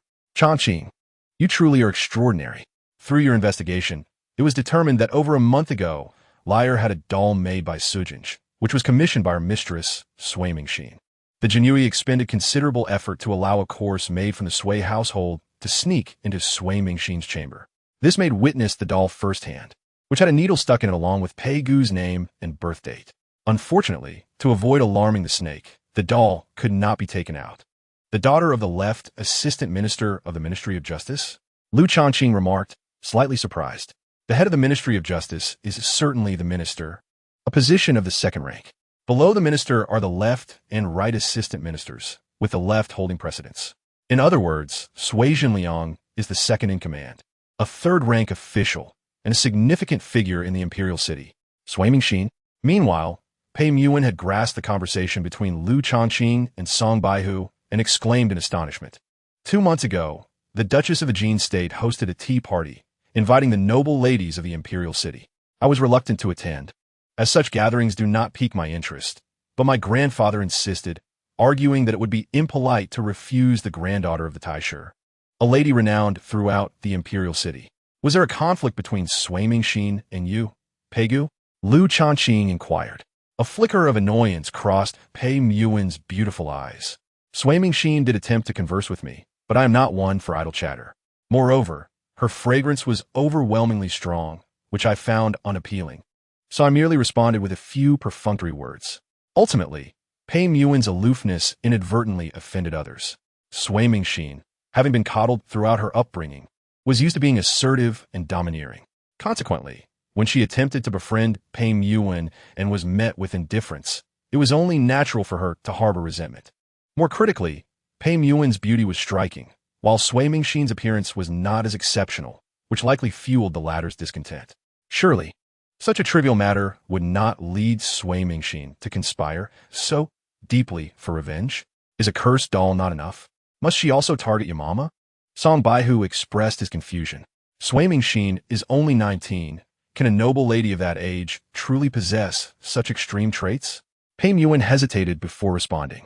I heard from Mingzhu that the heir of the Feng Guogong, Feng Yu, has taken a liking to me. Even a person as reserved as Pei Muwen found it somewhat awkward to admit that someone liked her. In truth, she was not well acquainted with Feng Yu and had no interest in romantic pursuits. She had long informed her grandfather that she would not seek a husband in this lifetime. Pei Muwen intended to devote all her energy to the arts, aspiring to carve a path of excellence in painting and calligraphy, to achieve transcendence, and to attain immortality through her craft. Her ambitions were lofty. Feng Yu fancies you. And then what? Lu Changqing asked. Given Pei Muwen's ethereal beauty, it was only natural for nobles, be they heirs or princes, to be enamored by her. I heard from Mingzhu that Sui Mingxin had encountered Feng Yu once and could not forget him, Pei Muwen said, biting her lip. Lu Changqing glanced at Pei Muwen with renewed interest. Even the coldest and most aloof of women would indulge in gossip with their close friends. Lu Changqing chuckled heartily, finding Pei Muwen's character quite amusing. She possessed a delicate beauty akin to a fragile flower, yet had the spirit to retort, reminiscent of a spirited girl. Pei Muwen shot Lu Changqing a fleeting glare, a brief flash of annoyance. Then, she composed herself and spoke coolly. Let us assume, as you speculate, that Sui Mingxin wished to harm me out of jealousy, yet found herself unable to do so. In her rage, she resorted to using a curse doll against me, only to discover that it bore no effect. Thus, she attempted to assassinate Yamama, who is significant to me. But the evidence? The mere existence of the doll is insufficient. Song Baihu suddenly sighed. Last night, I had the Jinyui conduct an extensive investigation into the Sui household, particularly Sui Mingxin's activities over the past couple of months. It can be confirmed that the cursed doll was indeed orchestrated by her, and her jealousy towards Pei Gu is a fact. This implies that she had a motive for murder. However, she, her maid, and all members of the Sui household, including advisors, servants, and guards, were absent from Tongfu Lu during the time of Yamama's assassination. This means the entire Sui family has an alibi. Having a motive without the opportunity is futile. A cursed doll alone cannot condemn Sui Mingxin for murder. Is that so? Lu Changqing furrowed his brow. Is it possible that Sui Mingxin hired an assassin? The Taisher Fu had confirmed that no assassination orders targeting Yamama had been received by the assassin organizations within the Imperial City in recent months. Pei Muin reiterated, I mentioned this yesterday. Now, silence fell over them, as if the case had once again reached an impasse. After a brief moment, Lu Changqing chuckled coldly. Sui Mingxin is rather clever, or more accurately, Sui Zhenliang is astute. Pei Muin abruptly turned her gaze towards Lu Changqing, her beautiful eyes alight with anticipation and excitement. Had he discovered the answer? Please do tell. Songbu, in a state of urgency, pressed for answers. Lu Changqing, not one to withhold information, uttered a few words. Do you recall which department Sui Zhenliang belongs to? The Ministry of Justice. Chapter 14, the fourth piece of intelligence concerns Princess Mingzhu. What the Ministry of Justice? Both Song Baihu and Pei Muin were somewhat bewildered, utterly confounded. Lu Changqing continued, the Ministry of Justice is quite significant. The prisoners incarcerated within its jails are numerous. As the left deputy minister, it would not be difficult to covertly release a prisoner to commit a crime, would it? No matter how formidable Song Baihu and the Jinyui were, they would not intentionally investigate those imprisoned. After all, under normal circumstances, one would not expect a prisoner to escape, as they would have no opportunity to commit a crime. Within the Imperial City, there exist two prisons dedicated to holding offenders, one within the Jinyui headquarters and the other under the Ministry of Justice. The prisoners in the Jinyui prison predominantly comprise those who have committed crimes in the Imperial City and individuals from the martial world. Conversely, the Ministry of Justice primarily houses local offenders, especially corrupt officials and those guilty of more serious crimes, who were subsequently sent to the Imperial City's Ministry of Justice prison. Upon hearing Lu Changqing's words, Pei Muin looked at him with a gaze transformed by astonishment and admiration. Song Baihu exclaimed loudly, what a clever method of murder. Who could have anticipated that a prisoner confined in a jail could escape to commit murder, especially before any suspicion fell on Sui Mingxin? It would have been utterly inconceivable that the perpetrator originated from the Ministry of Justice prison. Impatiently, Song Baihu declared, I shall seek out the commandant immediately and request his assistance in investigating the Ministry of Justice prison. Ordinarily, without an imperial decree, even the Jinyui, no matter how powerful, would not be able to extend their reach into the Ministry of Justice prison. However, given that this case pertains to the Grand Preceptor's estate, the commandant would certainly go to great lengths to curry favor with them. Boss, I shall accompany Song Baihu in the investigation, Zhou stated as he rose to follow. Are you not coming along? Pei Muin inquired curiously, glancing at Lu Changqing. Having Baihu present is sufficient, he replied. Pei Muin felt an inexplicable discomfort at this moment. The reason being, Lu Changqing's gaze was rather unabashed.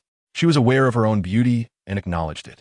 Thus, young men often found themselves unable to resist stealing glances at her. She could understand this. After all, the desire for beauty is universal. Yet, Lu Changqing's gaze was not furtive. It was forthright and penetrating. Pei Muin mused, this Lu Changqing is indeed a brilliant detective, astute in intellect. Yet he possesses a rather brazen demeanor. Do you have any further matters? Pei Muin urged him to leave. Indeed, Lu Changqing replied candidly. A flicker of irritation crossed Pei Muin's mind. Did he not comprehend her implication? Although Pei Muin's demeanor was typically cool, she felt somewhat embarrassed and softly inquired. What do you want? Miss Pei, if I assist you in uncovering the identity of the murderer of Yamama, will there be any form of recompense?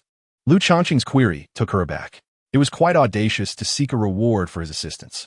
Initially, the investigation was a duty of the Jinyui, even if the victim were merely a wet nurse, given the involvement of the Grand Preceptoress estate. The expectation of recompense seemed absurd. However, upon reflection, the intricacy of this case, devoid of any leads, suggested that without Lu Changqing's aid, it would likely remain unresolved, potentially becoming a cold case. With clarity in sight, it was only right to reward Lu Changqing for his pivotal role. Yet, Pei Muin felt a twinge of displeasure. Over the years, countless young talents had endeavored to please her without seeking anything in return. while she found their attempts to curry favor bothersome. The sudden appearance of someone demanding recompense left her feeling uneasy. What sort of recompense do you desire? Pei Yuan's tone revealed a subtle shift. Originally cool, it had grown even more frigid. Lu Changqing noticed the change in her demeanor, but remained unfazed. Those who seek favors often meet unfortunate ends. No matter how beautiful you are, Pei Yuan, like a celestial being from the Moon Palace, it matters little to me now, for I cannot partake in your beauty. I would rather seek personal gain than indulge in fantasies. For a man, strength and power outweigh all else. Without further contemplation, Lu Changqing stated, I am quite impoverished and in need of funds. Instantly, Pei Yuan's exquisite visage flushed with indignation. How brazen to demand monetary recompense. Such a mundane and practical expectation. Previously, Lu Changqing had embodied the image of a brilliant detective in her eyes, but at this moment, that illusion shattered. How much do you desire, Master Lu? Pei Yuan's voice grew increasingly frigid. Miss Pei, simply provide what you deem appropriate. However, let us defer this discussion until after the case reaches a conclusion. Lu Changqing replied with a broad smile.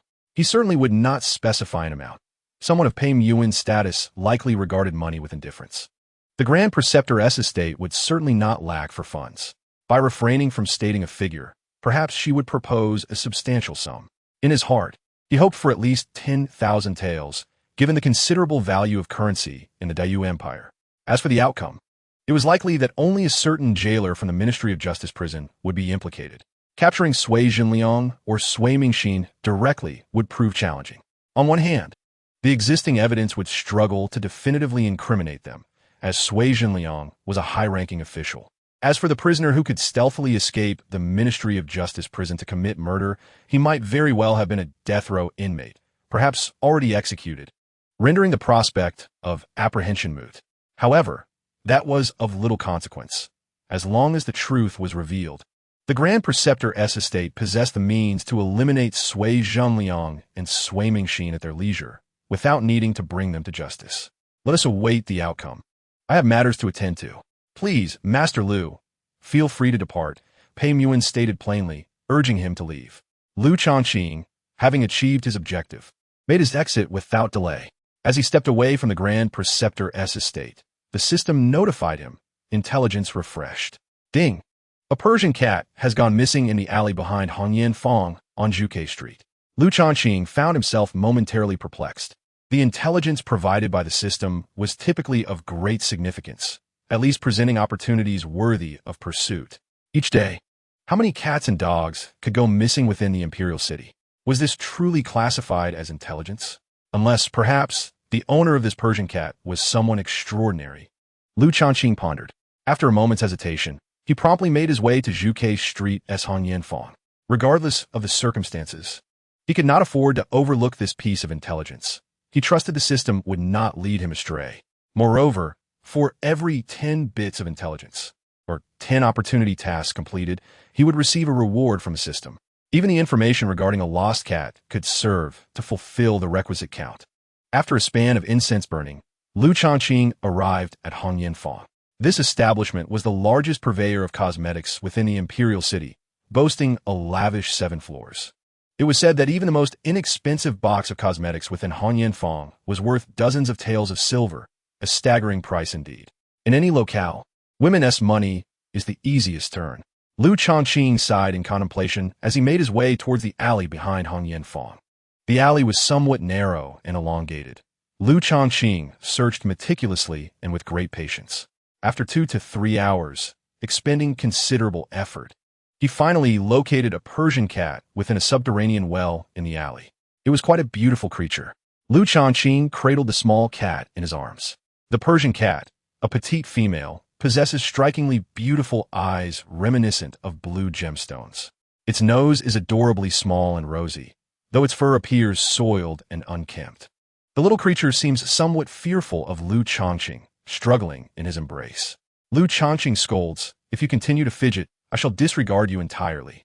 Your once pristine white fur is now tarnished and dirty. How can I possibly want to hold you?" Remarkably, the kitten appears to comprehend his words and ceases its struggle. Embracing the kitten, Lu Changqing returns to the Lu residence, instructing a maid to give the kitten a bath. Once the bath is complete, The maid brings the now-clean kitten to him, and Lu Changqing's eyes brighten at its elevated charm. The kitten meows, a plaintive call directed at him. Hungry? He instantly understands and sends the maid to procure some dried fish. To his astonishment, the kitten sniffs the fish, then turns its head away, continuing to meow at him. How finicky! He exclaims. If not fish, then what? Cat food?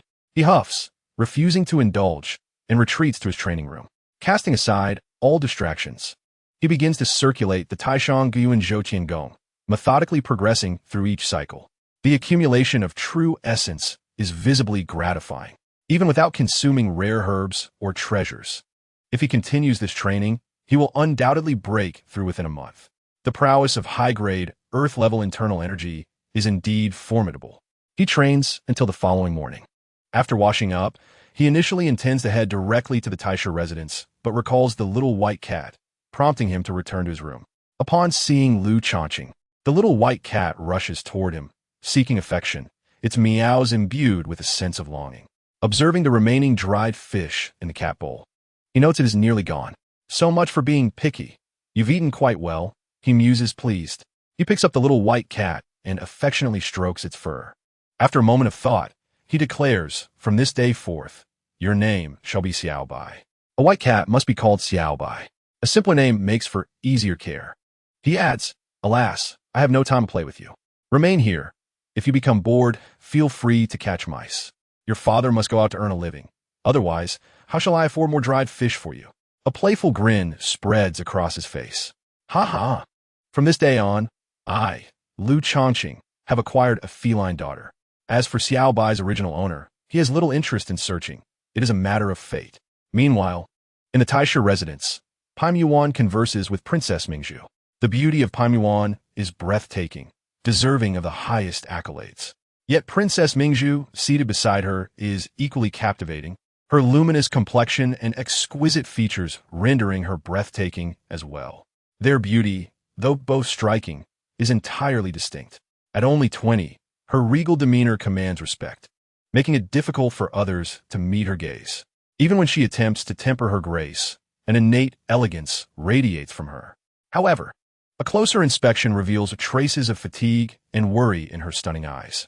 Sister Mingzhu, Xiaoqiu will be fine, Pai Yuan reassures her. The Xiaoqiu she refers to is a charming white Persian cat, a birthday gift bestowed by the emperor 2 years prior during Princess Mingzhu's 18th birthday. The princess cherishes Xiaoqiu dearly, taking it with her everywhere.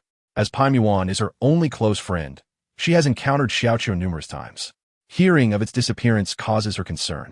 I should not have ventured to Hong Yanfeng, Princess Mingzhu laments. I merely tested the new watercolors, and in the blink of an eye, Xiaoqiu is gone. The maids and eunuchs are searching everywhere. They have scoured the entire establishment, yet still no sign of Xiaoqiu. If all else fails, we must implore the Jinyui to assist. We should search. They're professionals, Pai Yuan suggests. Absolutely not. Princess Mingzhu shakes her head. If the Jinyui were to undertake a public search for my little cat, the censors would certainly take issue. Pai Yuan recalls the extensive investigation into Imama's case, which consumed considerable resources and time, bordering on the misuse of Jinyui power. It pertained to a matter of human life, thus offering some justification. However, Xiaoqiu is merely a cat. Pai Yuan's thoughts drift to a face she finds irksome.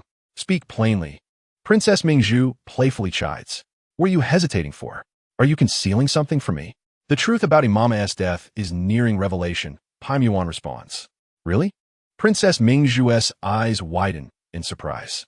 Only a few days ago, there were no leads whatsoever. How did it suddenly come to light? Pai Yuan explains how Lu Changqing, taking over from Fang Qian, managed to uncover significant details in just a day or two. How astute he is! Princess Mingzhu exclaims, then adds with a hint of disdain. Sui Mingxin, that fool, could hardly conceive such a clever method of murder. Clearly, it was Sui Shurlong guiding and assisting. The criminal department is essentially his domain. Sui Jinliang will face consequences, Pai Yuan asserts, then suddenly scoffs. I had thought Lu Changqing to be exceptionally intelligent, yet he is merely a common man. She recounts how Lu Changqing leverages his position for personal gain, even demanding payment. Princess Mingzhu bursts into laughter, her enchanting eyes sparkling with mischief as she winks at Pai Yuan. Ah, even the divine Pai Yuan has been overlooked by a mere mortal. Does this not trouble your heart? The title of divine brings a flush to Pai Yuan's cheeks, for her breathtaking beauty has led admirers to refer to her in such exalted terms. How embarrassing, given Lu Changqing's remarkable intellect and talent for investigation. Securing a little cat should be a simple task for him. Alas, he is a member of the Jinyui, Princess Mingzhu size. Were he not, I would gladly offer him gold and silver to assist me in finding Xiaoqiu. Alas, I must take my leave. I still have to search for Xiaoqiu. She states as she rises. Earlier that morning, she had come solely due to her concern for Xiaoqiu, seeking solace from her dear friend, yet she cannot remain indefinitely. She is aware that the Jinyui will be arriving today. Pai Yuan, do not worry too much. Xiaoqiu is so adorable that even if someone finds it, they shall not harm it. Pai Yuan comforts her. Indeed, Princess Mingzhu replies, departing the Taisha residence and entering her palanquin. Coincidentally, Lu Changqing approaches from afar, casting a curious glance at the lavish palanquin carried by 16 men, enviously muttering, "What an impressive palanquin! I wonder whose it is." Upon entering the Taisha residence, it is not long before Zhou Hu arrives, followed shortly by Song Baihu, all guided by a maid Mama's chamber. Pei Yuan had been patiently awaiting in the quarters of Imomo. Once everyone was seated, Song Baihu wasted no time with theatrics and directly stated, "The assassin of Imomo has been identified as Yang Zhong, a resident of Pinglin County in the Tongzhou Prefecture, who was originally a simple, unassuming middle-aged butcher. Yang Zhong had a beautiful wife whom he treated with great affection. However, his wife was not of a faithful disposition and had an affair with the county magistrate of Pinglin. Not long after, she met her tragic end, falling into a well. The county office dispatched personnel to investigate, and the illicit lover, the magistrate, happened to accompany them. Consequently, in Yang Zhong's household, he took up a butcher's knife and fatally stabbed the magistrate, along with several officers. The case stirred considerable turmoil, and due to the involvement of officials' deaths, Yang Zhong was taken to the imperial capital for further examination. 12 days prior, he was sentenced to death again, and 11 days ago, he met his end at the execution ground.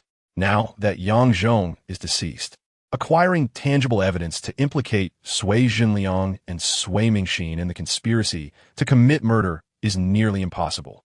Even the jailer who had released Yang Zhong for an hour from the Ministry of Justice passed away due to sudden illness 7 days ago, and the following day, his family cremated him, reportedly losing his ashes in the river by accident. Truly, the left deputy minister of the Ministry of Justice is impressive, leaving almost no loopholes. After Song Baihu concluded, Zhou Hu was the first to exclaim, "Boss, it turns out the murderer was indeed a prisoner from the Ministry of Justice. You are truly remarkable." Indeed, Fang Qian already knows the entire case and expressed his desire to treat you to a meal. He is in great admiration of you. Song Baihu turned his gaze to Lu Changqing, filled with excitement. It was solely due to Lu Changqing's swift investigation into the death of Imomo that the Jinyui could connect with the Grand Preceptor. The incident of Lu Changqing executing Luo Wang and Zheng Chu in public had already passed. Wang Baihu would undoubtedly not dare to utter another word. Lu Changqing's position as the chief of the Jinyui was secure, were it not for Lu Changqing's insufficient strength. He might have even had the opportunity to ascend to the position of Baihu in a short time. Song Baihu mused that the higher-ups would likely reward Lu Changqing with points, possibly more than 20,000. Miss Pei, if we close the case now, it will cause no harm to Sui Zhenliang and Sui Mingxin. Song Baihu cautiously looked towards Pei Yuan, feeling somewhat awkward. Let us conclude the case directly. As for Sui Zhenliang and Sui Mingxin, they will soon pay the price for this. Pei Yuan's voice was frosty and then softened slightly. She clasped her hands, saying, "Thank you for your hard work, Song Baihu." "Not at all. It is my honor to serve Miss Pei and the Grand Preceptor's household," Song Baihu responded graciously. He then rose to take his leave, followed by Zhou Hu. However, Lu Changqing remained seated. "Changqing, you." Song Baihu shot Lu Changqing a look, implying he should leave promptly. The case had concluded. What was the purpose of lingering in the Grand Preceptor's residence? "Young Master Lu still has some matters to discuss with me," Pei Yuan stated coolly. Song Baihu cast a deep glance at Lu Changqing, his heart astonished. What young man, able to connect with Pei Yuan? Zhou Hu's eyes brimmed with shock and admiration. After Song Baihu and Zhou Hu departed, Pei Yuan expressed earnestly, "The clarity surrounding Imomo's death is entirely due to young Master Lu. Thank you. You are too kind. Pei Muin turned and signaled to her maid, Bai Ji, who approached carrying a tray. On the tray lay silver notes. Young Master Lu, here are 50,000 taels in silver notes. Lu Changqing accepted the notes without hesitation, tucking them away in his garments. He then clasped his hands in acknowledgement. Miss Pei, you are generous. I look forward to our future collaboration. Leave. Pei Muin's stunning visage instantly turned frosty. Next time? What do you mean? You wish to be summoned again for another case in the Grand Preceptor's household? Are you cursing the Grand Preceptor's residence to frequently encounter fatalities? Heh, a slip of the tongue. Lu Changqing chuckled and departed. No matter how enchanting the beauty, she was not someone he could possess at present. The same sentiment rang true. Lacking strength, one should not pursue high aspirations. Pei Muin watched Lu Changqing's nonchalant and decisive retreat, a flicker of annoyance flashing in her captivating eyes. It was clear he had rendered her significant assistance. Evidently, 50,000 taels meant little to her. Yet, she felt a surge of frustration. What a wretched soul, who seems to desire silver notes above all else. In your eyes, am I less enticing than 50,000 taels? Although had Lu Changqing expressed adoration akin to a lovesick swine, she would have found it even more distasteful. Yet, Lu Changqing had entirely disregarded her. This left her with an indescribable discontent. Regardless, she resolved to remember Lu Changqing, a cunning, greedy, and myopic chief of the Jinyui. Chapter 16, Rewards in Place. Indulging lavishly, Lu Changqing clutched the 50,000 taels in silver, nearly compelled to rush to the Guangming auction house. However, he had more pressing matters. Indeed, he needed to return to the guardhouse. Having achieved great merit, he was due for his reward, was he not? Upon returning to the guardhouse, he was met with gazes that were no longer merely astonished or incredulous, but rather filled with flattery, appeasement, and profound respect.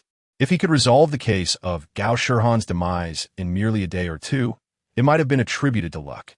But what of the Grand Preceptor's case? Lu Changqing's name had begun to resonate, not just within the Jinyui, but throughout the imperial capital. Ha ha ha ha ha. As Lu Changqing approached Song Baihu's office, he heard the sound of hearty laughter. Upon his arrival, Huang Zongqi and Fang Zongqi emerged from within. Chief Lu, you are formidable. Fang Qian's stern visage cracked into a smile. Pure luck. Fang Zongqi immediately adopted a serious demeanor. If it were merely luck, then after a month of my efforts without yielding any results, would that imply my luck is poor? Haha. Chief Lu, tonight at Tongla Tower, let us share a drink. Fang Zongqi extended the invitation. Truth be told, Lu Changqing's resolution of the Grand Preceptor's case was a significant relief to him. Otherwise, he would have continued the exhausting search for answers, all the while yielding nothing. Lu Changqing had personally rescued him from his plight. As for Lu Changqing seemingly stepping into fame, Fang Qian was indifferent. It was merely a testament to Lu Changqing's capabilities, so there was no reason for resentment. Previously, Fang Qian had enjoyed a reputation akin to a renowned detective. Whenever a challenging case arose, he was the one sought after, which bore considerable pressure. Now, with any future cases, not only could Lu Changqing alleviate some of that burden, but he could also take on a significant share of the workload. Young brother Lu, just a moment ago, Song Baihu sought out Wang Baihu, inquired how to handle you, saying that you had killed Zheng Chu and Luo Wang in public, which was of a grave nature and required an explanation to the guardhouse personnel. Huang Zongqi described animatedly, a broad smile on his face. And then, Lu Changqing inquired, mirroring his smile.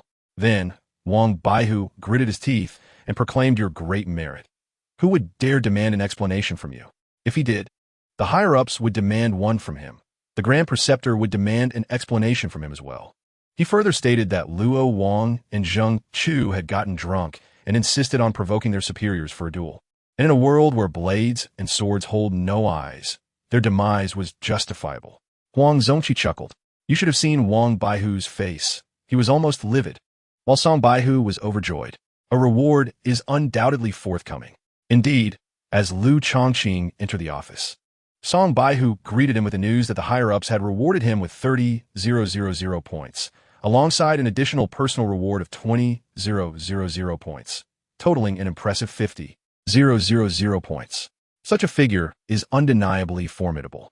To put it in perspective, an average commander would need to toil for 1 or 2 decades to amass such a sum. Although the case of Li Shihan's death, which involved military weaponry, seemed more significant, the rewards for the Taisha Fu case were greater. This disparity arises from the fact that the Taisha Fu case could not promote Liu Changqing within the ranks, thus necessitating an increase in points as compensation. Having only recently assumed the role of commander, his capabilities were still developing, making immediate elevation to the position of Baihu impractical. Furthermore, the Taisha Fu case fostered a closer relationship between the Jinyue and the Taisha Fu, which was a boon for the entire Jinyue.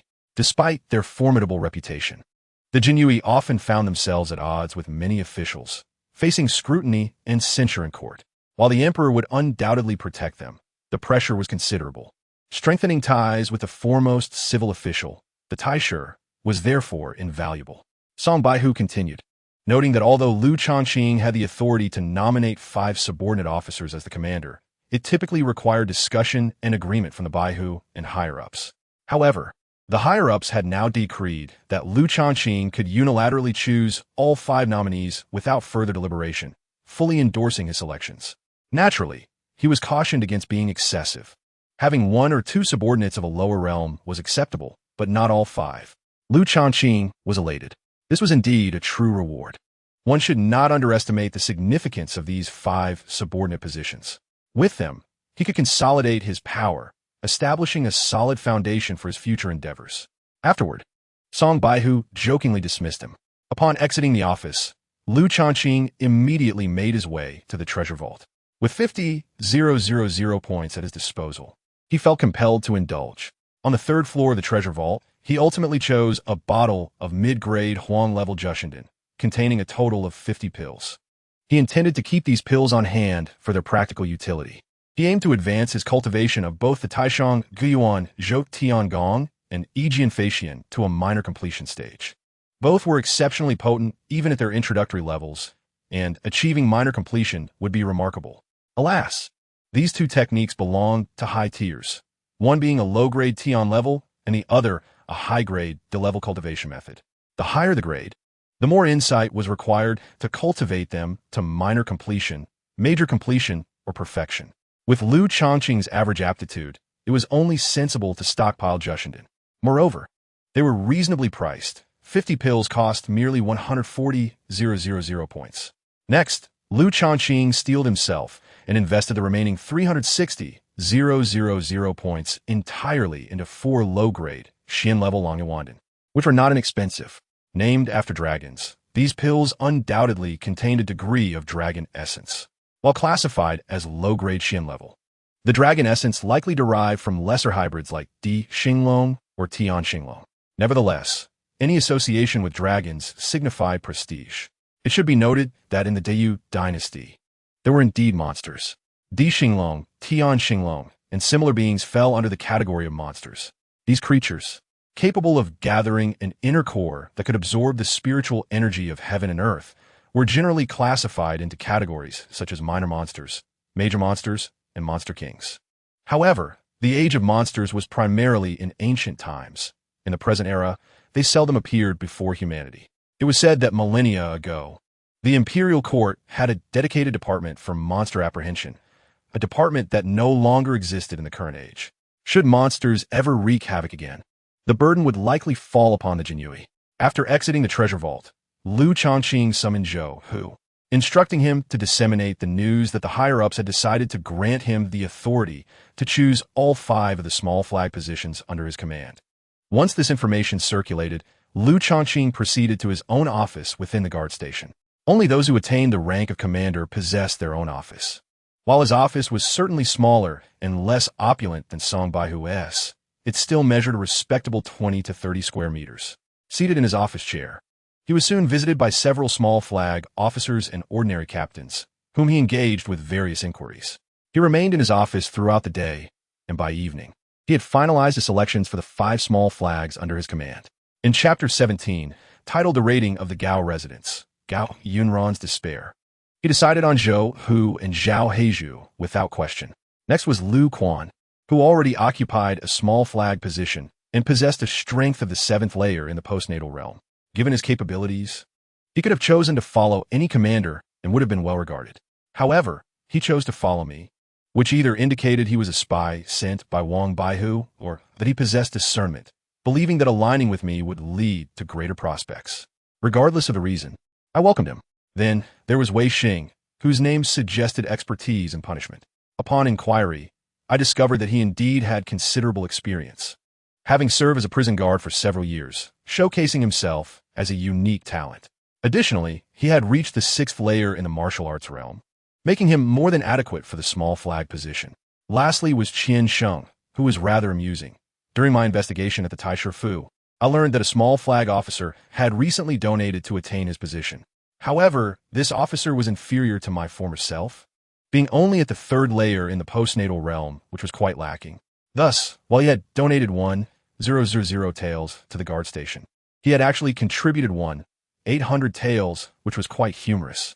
A small flag officer who had purchased his rank was essentially returning home under my command. Moreover, Qian Sheng was quite thoughtful, presenting me, his superior, with a gift of 500 taels of silver. It was worth noting that he hailed from a wealthy merchant family, indicating substantial financial resources. Under such circumstances, one would expect him to have ample martial arts resources, yet he remained at the 3rd layer, showing inferior talent compared to me. With all 5 small flag positions filled, as the commander, it was only fitting to take my subordinates for a team-building evening. I planned to do so tonight. At worst, I would drink with Commander Fong first and then attend this gathering. 2 social engagements in one night would be manageable. My 5 small flag officers, along with their 10 captains, meant I now had a total of 55 individuals under my command. Except for Zhao Heizhu, who was still recuperating, the remaining 54 could accompany me to raid the Gao residence the following day. As night fell, Lu Changqing arrived at Tongla Building, where both Commander Fong and Commander Huang were present, though Song Baihu was absent. "Lu, my brother, take a seat," Commander Huang greeted warmly. "Thanks to you. It's not easy to have Commander Fong treat us." After taking his seat, Fong Qian clapped his hands, and several attractive, well-proportioned young women gracefully entered the room. Akin to princesses in a KTV setting, Lu Changqing's eyes brightened. Rather than feeling disdain, he found himself eagerly anticipating the experience. Finally, he had reached the stage of enjoying the pleasures of life in this new world, and as a member of the Jinyui, how could he resist such indulgences? Throughout the evening, his hands were never idle, ensuring that Commander Fong's expenditure was well worth it. It was truly delightful. Huang Zongqi relished the moment. Yet Fong Zongqi appeared less enamored with the atmosphere, his hands continuously engaged in sipping wine. Lu Changqing had anticipated that this gathering would address significant matters. However, it transpired to be merely an occasion for drinking and boasting to foster camaraderie. The cuisine was delectable, the wine exquisite, and the company of the young women quite satisfactory. After an hour, as the drinking session neared its conclusion, Lu Changqing found himself yearning for more. Regrettably, the young women were merely present to accompany the meal and drinks, not to offer further companionship without a substantial monetary incentive, a luxury that Fong Qian could not afford, even in the absence of the final extravagant segment. This banquet had cost Fong Zongqi 15 taels of silver, an exorbitant sum indeed. Lu Changqing increasingly felt that in the grand scheme of the Yu Dynasty, accumulating wealth was paramount. Upon departing from Tongla Building, Lu Changqing proceeded to Yueka Building. While the establishment could not rival Tongla in prestige, nor offer the high-end services of female companions, the food and drink were satisfactory and plentiful. Lu Changqing instructed Zhou Hu to arrange 5 tables, and they indulged in revelry until the late hours, returning to Lu Manor around midnight, slightly inebriated. Upon entering Lu Manor, Lu Changqing astonishingly bypassed his usual practice of cultivation. As he entered his bedroom, Xiao Bai mewed insistently. After embracing Xiao Bai and completing his nightly routine, he retired to bed. He mused that as a prominent commander of the Jinyui, it was unacceptable to lack a personal maid. After all, someone to serve tea and warm his bed during the winter was essential. In this ancient setting, could one truly resist such indulgences? Lu Changqing had an inherent fondness for the feudal customs, provided he was among its beneficiaries. He resolved that within the next couple of days, he must secure a personal maid. For that night, without a maid to warm his bed, he settled for Xiao Bai instead, finding comfort in the warmth of the little cat. Meanwhile, in the Mingzhu princess's residence, she donned luxurious silk nightwear, troubled by insomnia. "Xueqiu, where are you?" The princess's beautiful eyes reflected her worry and longing.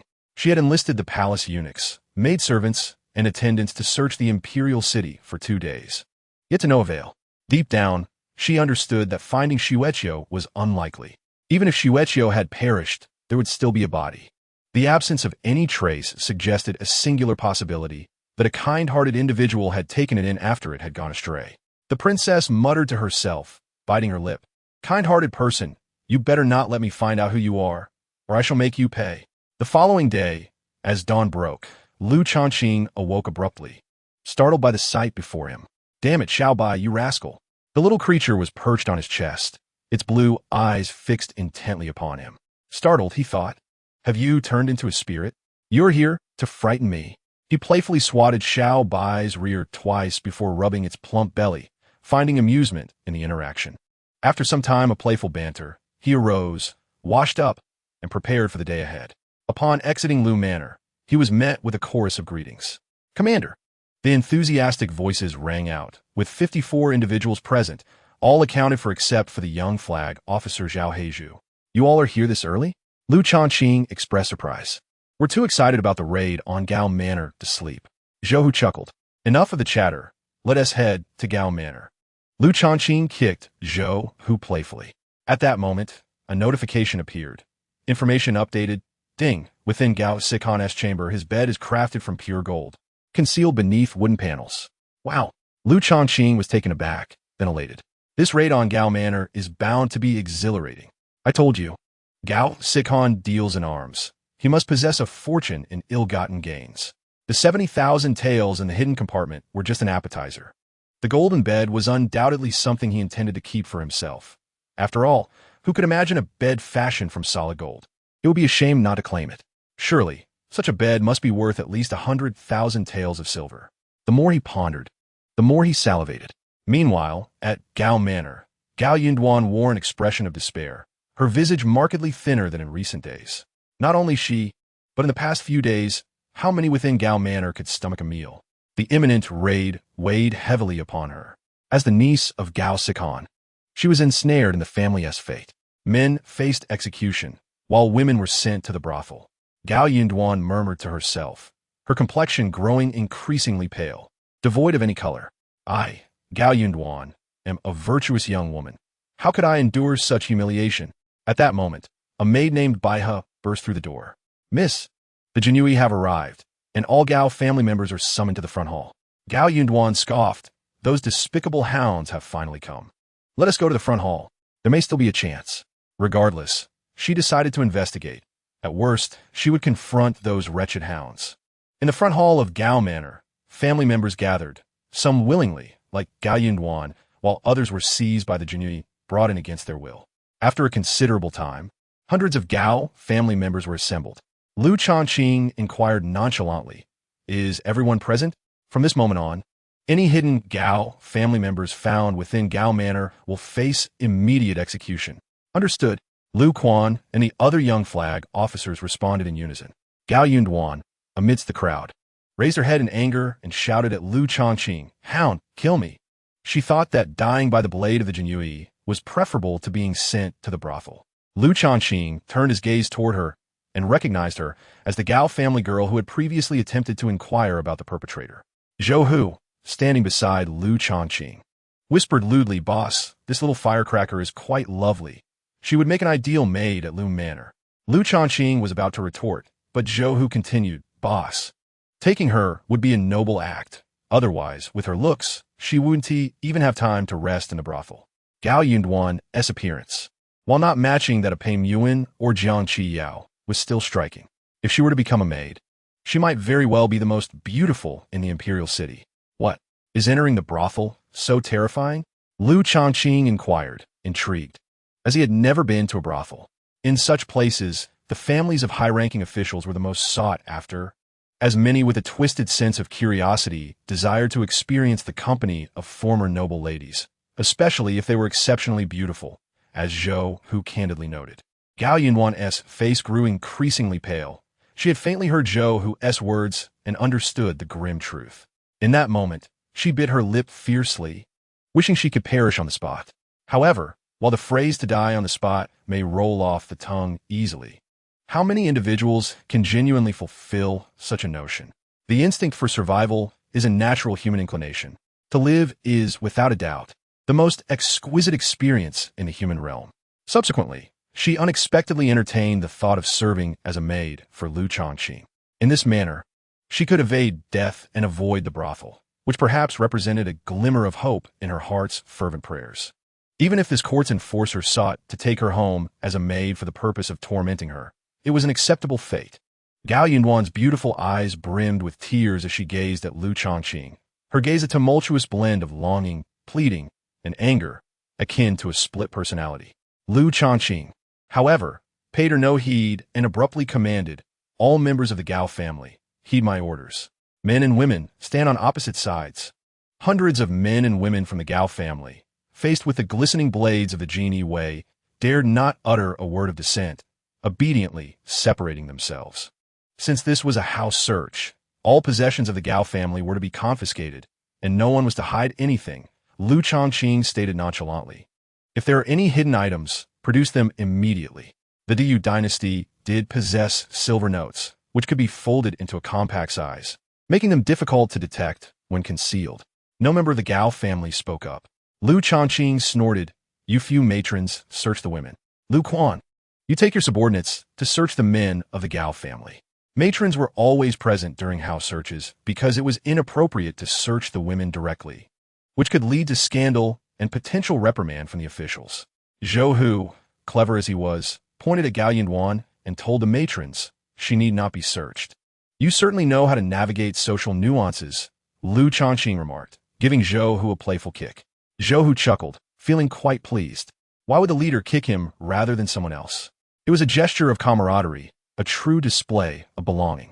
Soon, the search is concluded, revealing a staggering sum of 9,000 taels in silver notes, 37 gold hairpins, and over 50 emeralds. Who has been hoarding this? They will receive their due punishment. Lu Changqing's tone turned ominous. "I warned you. Searches would be conducted. Do you dare to hide anything? Do you look down upon me, the commander?" With that, several members of the Gao family, both men and women, were struck with whips. The whips wielded by the genie Wei were terrifying, made not only of pure cowhide, but also equipped with metallic spikes, and had been soaked in salt water for an extended period. With each strike, the pain was so intense it nearly caused fainting. "Zhou Hu, you and Qiansheng must immediately gather all the possessions from the Gao residence. Remember, do not overlook the cellars. Search thoroughly," Lu Changqing commanded. "Yes." Zhou Hu and Qiansheng quickly dispersed with their subordinates throughout the Gao residence. What followed was a period of patient waiting. Gao Yinduan kept her eyes fixed on Lu Changqing, tears streaming down her face as she fervently prayed for him to notice her and take her away as a maid. Yet, as time ticked by, Lu Changqing remained unresponsive, making her feel as if each second stretched into an eternity. After nearly an hour, Zhou Hu and Qiansheng returned. Before them lay an array of confiscated goods, neatly stacked in boxes. "Count it." Lu Changqing turned to the accountant from the genie Wei. Soon, the accountant reported, "Current silver totals 39,000 taels. Combined with the previously hidden 9,000 taels, we have a total of 17,000 taels in silver notes. The value of gold, jewelry, and other valuables amounts to 24,000 taels, while the shops, arable land, and estates collectively are worth 58,000 taels, resulting in a grand total of 138,000 taels. Quite a significant sum." Lu Changqing remarked with surprise. "As I have said, the silver of the Yu Dynasty is indeed valuable. Over 100,000 taels is rather formidable. However, upon further reflection, although Gao Shihan holds a modest official position, he manages the Ministry of War. His audacity in illicitly selling military equipment makes this wealth more understandable. Moreover, the Gao family has been in service for generations. Boss, haha, I still have 50,000 taels in silver notes," Qiansheng whispered, pressing the notes into Lu Changqing's hand. "Since we are conducting a house search, we cannot leave empty-handed. Such endeavors always yield profit. This is well known among the genie Wei, and even the emperor is aware of it, as long as it is not excessive. That explains why I felt the Lu family's silver notes were too few. Now it makes sense. Are we certain we have searched thoroughly? Absolutely. Good. Lu Changqing nodded. Send all the men of the Gao family to prison, to be executed shortly. The women shall be escorted to the brothel. Upon hearing this, chaos erupted. Help! The court's enforcers are killing me. Kill me now. I refuse to go to the brothel. The members of the Gao family began to wail, struggling and cursing. Had it not been for the Genie Wei holding their weapons at the ready, Lu Changqing might have faced a riot. Gao Yinhuan could no longer contain herself. She suddenly knelt on the ground. My lord, I want to be your maid. I will be obedient, I beg you. As she knelt, the other women of the Gao family seemed to grasp at a final lifeline, each one following suit in pleading with Lu Changqing to accept them. Yet Lu Changqing remained silent, merely casting a glance at Zhou Hu. Zhou Hu immediately understood and arranged for Gao Yinhuan to be sent to Lu's residence. Boss, you truly have a kind heart, Zhou Hu flattered. Is her contract all sorted? Are there no issues with the paperwork? If there are complications, I would rather not take Gao Yinhuan. Indeed, our commander Lu Changqing is certainly not a lecher. He simply lacks a personal maid, and this is merely a fortunate coincidence. Is it not? Moreover, he is compassionate. Gao Yinhuan is pleading on her knees, and if he were to refuse her, what if she took her own life? To save a life is worth more than building a 7-story pagoda. Zhou Hu felt a sense of pride. Boss, you can rest assured. I will handle this. When night falls, transport the bed from Gao Shihan's chamber to Lu's residence. I have taken a liking to that bed, Lu Changqing instructed solemnly. Zhou Hu pondered this and replied, the bed need not be disassembled. Deliver it intact, and ensure that you oversee the process entirely to avoid any complications. In the aftermath of the house search, the residence would undoubtedly be rewarded to another official by the emperor. All items within could be taken away, including tables, chairs, rare plants, paintings, and bedding. Such occurrences were common in the Jin Yi Wei's house searches. Lu Changqing was not the only one to engage in this practice. As for why Lu Changqing was so particular about just the bed and insisted on overseeing it personally, Zhou Hu did not concern himself with the reasoning. He simply knew that he must complete the tasks assigned by the boss with absolute diligence. From the 50,000 taels in silver notes, I will keep 30,000 for myself, and each of you 5 small flags will receive 4,000 taels. As for how you distribute the 4,000 taels among your respective 10 subordinates, that is your own business. After all, during a house search, no one should return empty-handed. Lu Changqing extracted 20,000 taels from the 50,000 notes Qian Sheng had given him and handed them to Zhou Hu. Ensure the task is accomplished. Zhou Hu was overwhelmed with excitement. This was his first time involved in a house search, and he was doing so as a small flag. No wonder the members of the Jin Yi Wei vied for the opportunity to undertake such tasks. There was indeed profit to be gained. He thought if he received 4,000 taels, he would keep 2,000 for himself and distribute 200 taels to each of his 10 subordinates. How delightful! 2,000 taels, an astronomical figure. In the past, when serving as a school officer, it would have taken decades to accumulate such a sum, wouldn't it? Now, having followed the leader and become a small flag bearer, he can easily plunder a family and instantly lay hands on it. How exhilarating! He silently vowed to remain devoted to his leader. Without the leader, how could he possibly attain the position of a small flag bearer? The portion meant for He Zhu must be personally delivered. After issuing this instruction, Lu Changqing departed from the Gao residence. At present, he possessed 50 Zhu Shandong and 4 Long Yuan Dong, obtained through points yet to be consumed. His wealth had reached 80,000 taels, a true abundance. Of this sum, 50,000 taels were a token of gratitude from Pei Mu Wan, while 30,000 taels were acquired from the plunder of the Gao family. He planned to visit the Guangming auction house. Regardless of how precious the silver is, it must be exchanged for martial resources to hold any value. He was not a miser. Strength is paramount. Continuing with the anonymous trading method, he secured a 470-year-old ginseng. Indeed, a single ginseng valued at 80,000 taels. The price was so exorbitant that it could make one's scalp tingle. Yet it was worth every coin. Anything over a century in age is considered a great medicine, and a 470-year-old great medicine is exceedingly rare and powerful. This great medicine would undoubtedly aid him in making a significant breakthrough in his martial path. Lu Changqing could hardly contain his excitement. He instructed Lu Quan, upon returning to the way station, Inform Lord Baihu that I have gained insights and need to enter seclusion for a few days." Once this was conveyed, Lu Changqing hurried back to the Lu residence. Upon his return, he learned from a maid that Gao Yunran was already within the estate. Lu Changqing instructed the maid to explain the various rules of the estate to her and to keep a close watch on her behavior, documenting any anomalies until he emerged from seclusion.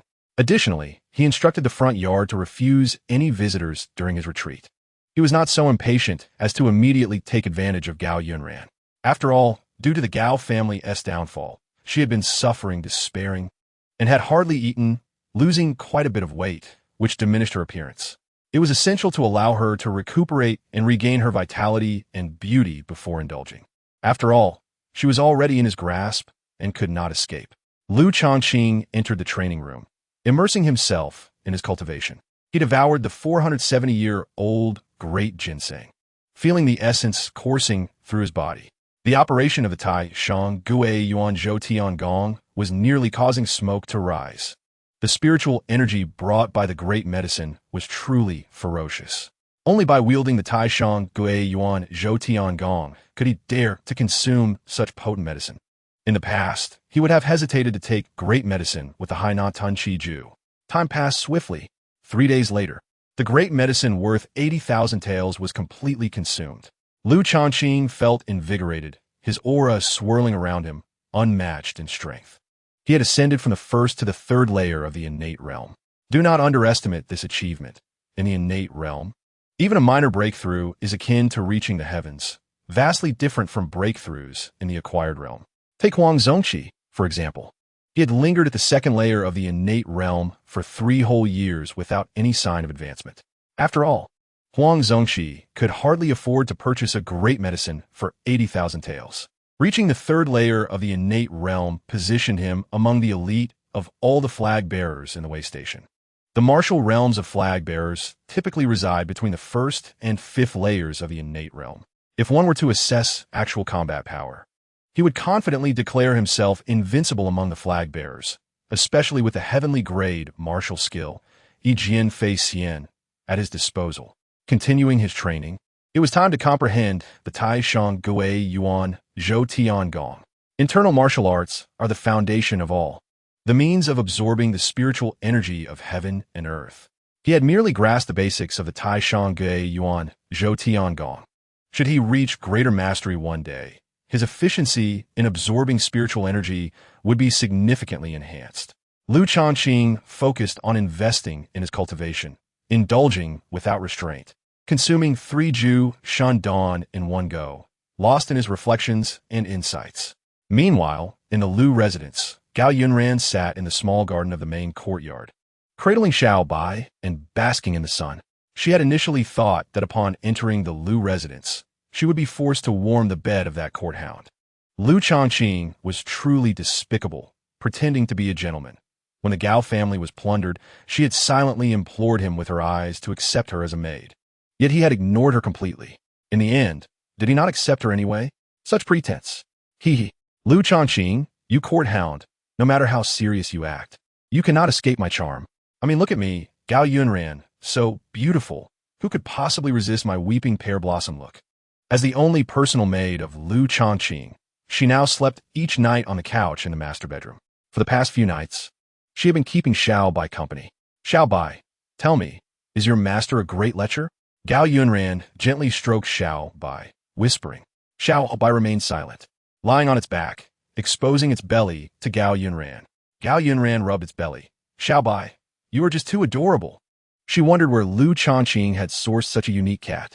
Although one could find kittens in the Imperial City, none compared to Xiao Bai. Those striking sky blue eyes were truly exceptional. After playing with Xiao Bai for a while, Gao Yunran's mood turned somber.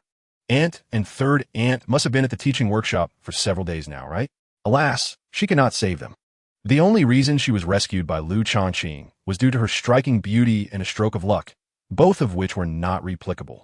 Moreover, she was acutely aware that her uncle had privately sold military weapons, which was indeed a crime deserving of punishment.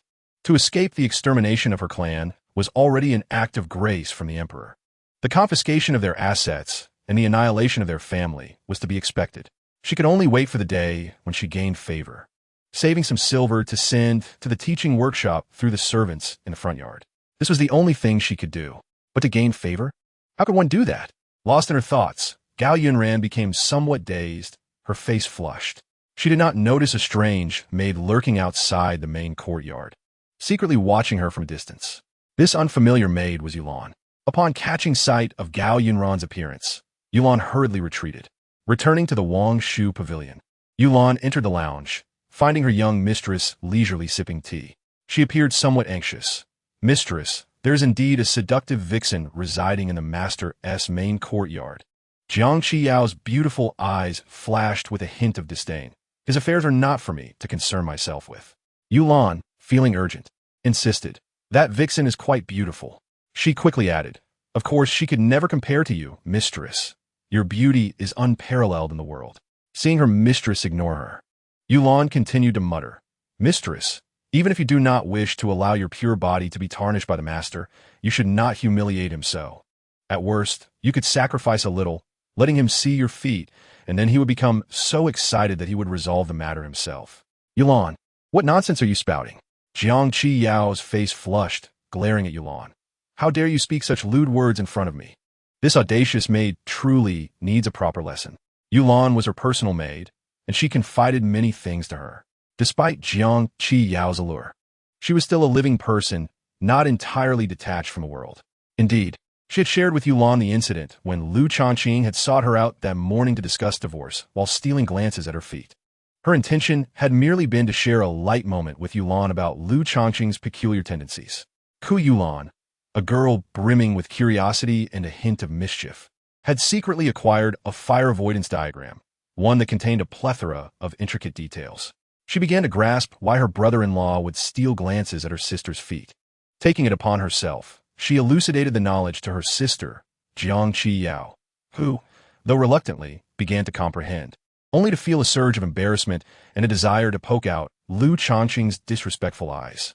"Sister, are you truly not jealous?" she inquired. "Jealous?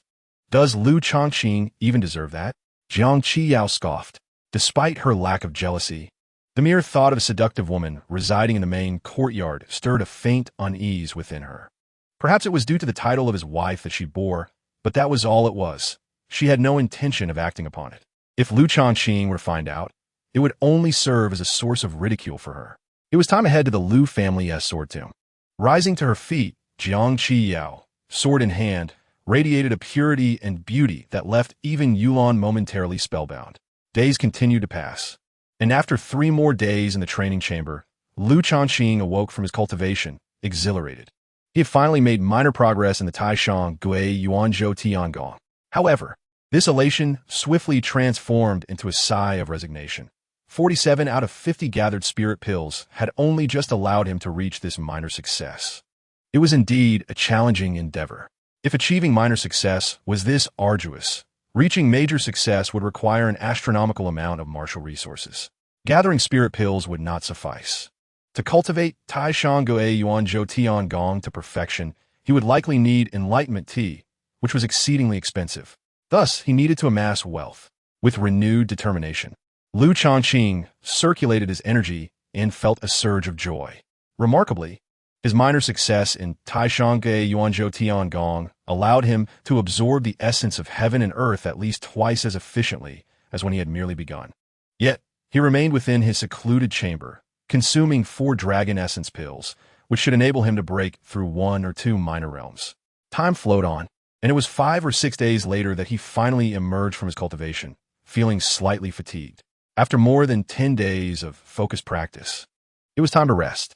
As he rose, he assessed his body with satisfaction. Having the word dragon associated with him was indeed remarkable. The 4 dragon essence pills had elevated his martial realm to the 4th level of innate strength and significantly enhanced his physical robustness, vitality, and blood energy. He felt that at this moment, ordinary weapons would struggle to harm him. Any injury would merely result in a superficial scratch. Exiting the training chamber, Lu Changqing squinted against the sun, which felt rather blinding, and he needed a moment to acclimate. Suddenly, an inexplicable surge of anger welled within him. Yes, it was a thought of Gao Yunran that triggered it. As a vigorous 20-year-old man, it was only natural. He strode toward the main courtyard. Along the way, a notification chimed, indicating an information refresh. 3 pieces of information? Could the system accumulate information? Indeed, it could. However, the information system operated on a triggering mechanism. Remaining in seclusion and not visiting other places would reduce the chances of triggering information. Thus, after more than 10 days, he had only accumulated 3 pieces of information instead of more. Yet, Lu Changqing was not about to remain in seclusion solely for the sake of acquiring a few more pieces of information. Stagnating in strength would render any opportunities meaningless.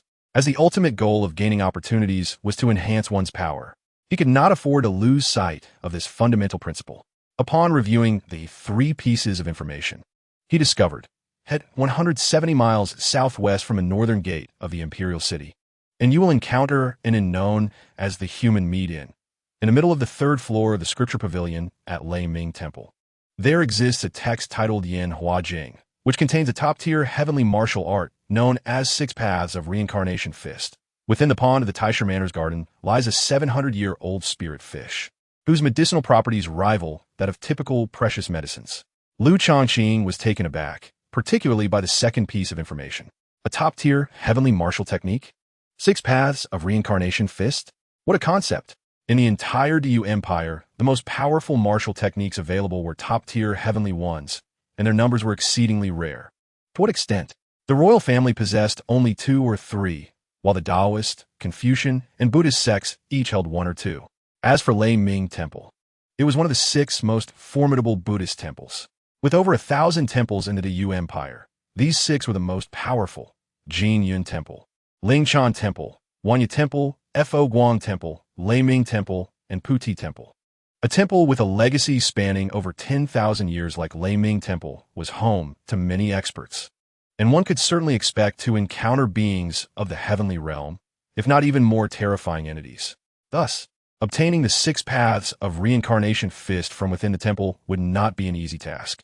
Would it be similar to the I Ching Jing in martial arts novels, where martial techniques were hidden within scriptures, unbeknownst to the monks in the temple? Lu Changqing was unsure. Regardless, he needed to find time to visit Lei Ming Temple. However, not now. His strength was too weak. He should at least wait until reaching the Grandmaster realm, as personal safety was paramount. Indeed, the saying that all martial arts originate from Shaolin holds some truth. In this alternate world of the Diyu Empire, Buddhist temples wield immense power. Lost in thought, Lu Changqing arrived at the main courtyard. Upon entering, he spotted Gao Yunran basking in the sun with a small white creature, and she quickly rose, her titles changing thrice in quick succession. Lu Changqing surveyed her closely. She had undeniably grown more beautiful. After a 10-day recuperation, her complexion had improved considerably, enhanced by a touch of makeup that added a hint of charm to her graceful beauty. In his past life, with such looks and demeanor, she would undoubtedly be considered a campus belle. "Young master, I cannot serve you tonight. I have my monthly period."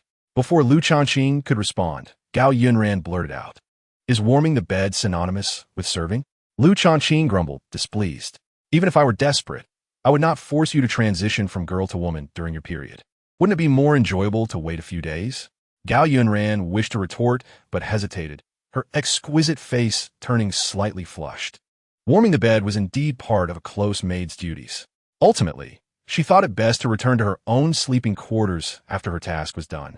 Relieved that her period had come the previous night, she could at least postpone matters for a few days.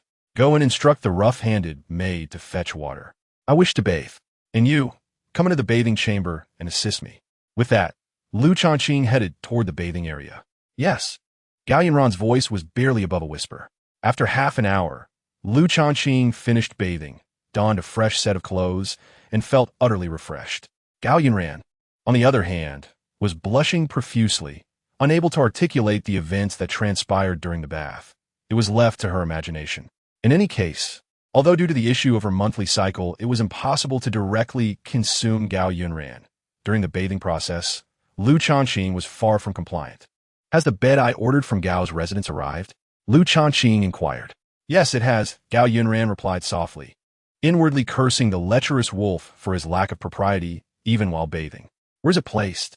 The maidservants informed him that the bed was stored in the warehouse, and if he wished to have it moved to the master bedroom, He could instruct the maidservants and servants to carry it over. No need, Lu Changqing replied indifferently. He had no penchant for sleeping on beds previously occupied by others. He proceeded directly to the warehouse, exerting considerable effort to dismantle the wooden boards covering the bed. Upon revealing a complete bed made of pure gold, he was filled with avarice. Estimating its weight, he surmised it could fetch at least 100,000 taels of silver.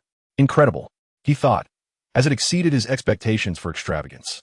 He swiftly disassembled the bed, as gold is quite malleable, breaking it down into smaller pieces. Later, he would find a way to sell it all. The imperial city was not lacking in black markets. While the prices offered might be slightly lower, they were safe transactions. He could even rely on Changqing to assist in the sale, given that his family's business network spanned the entire empire. After completely dismantling the golden bed, Lu Changqing left Lu Mansion to head to the way station.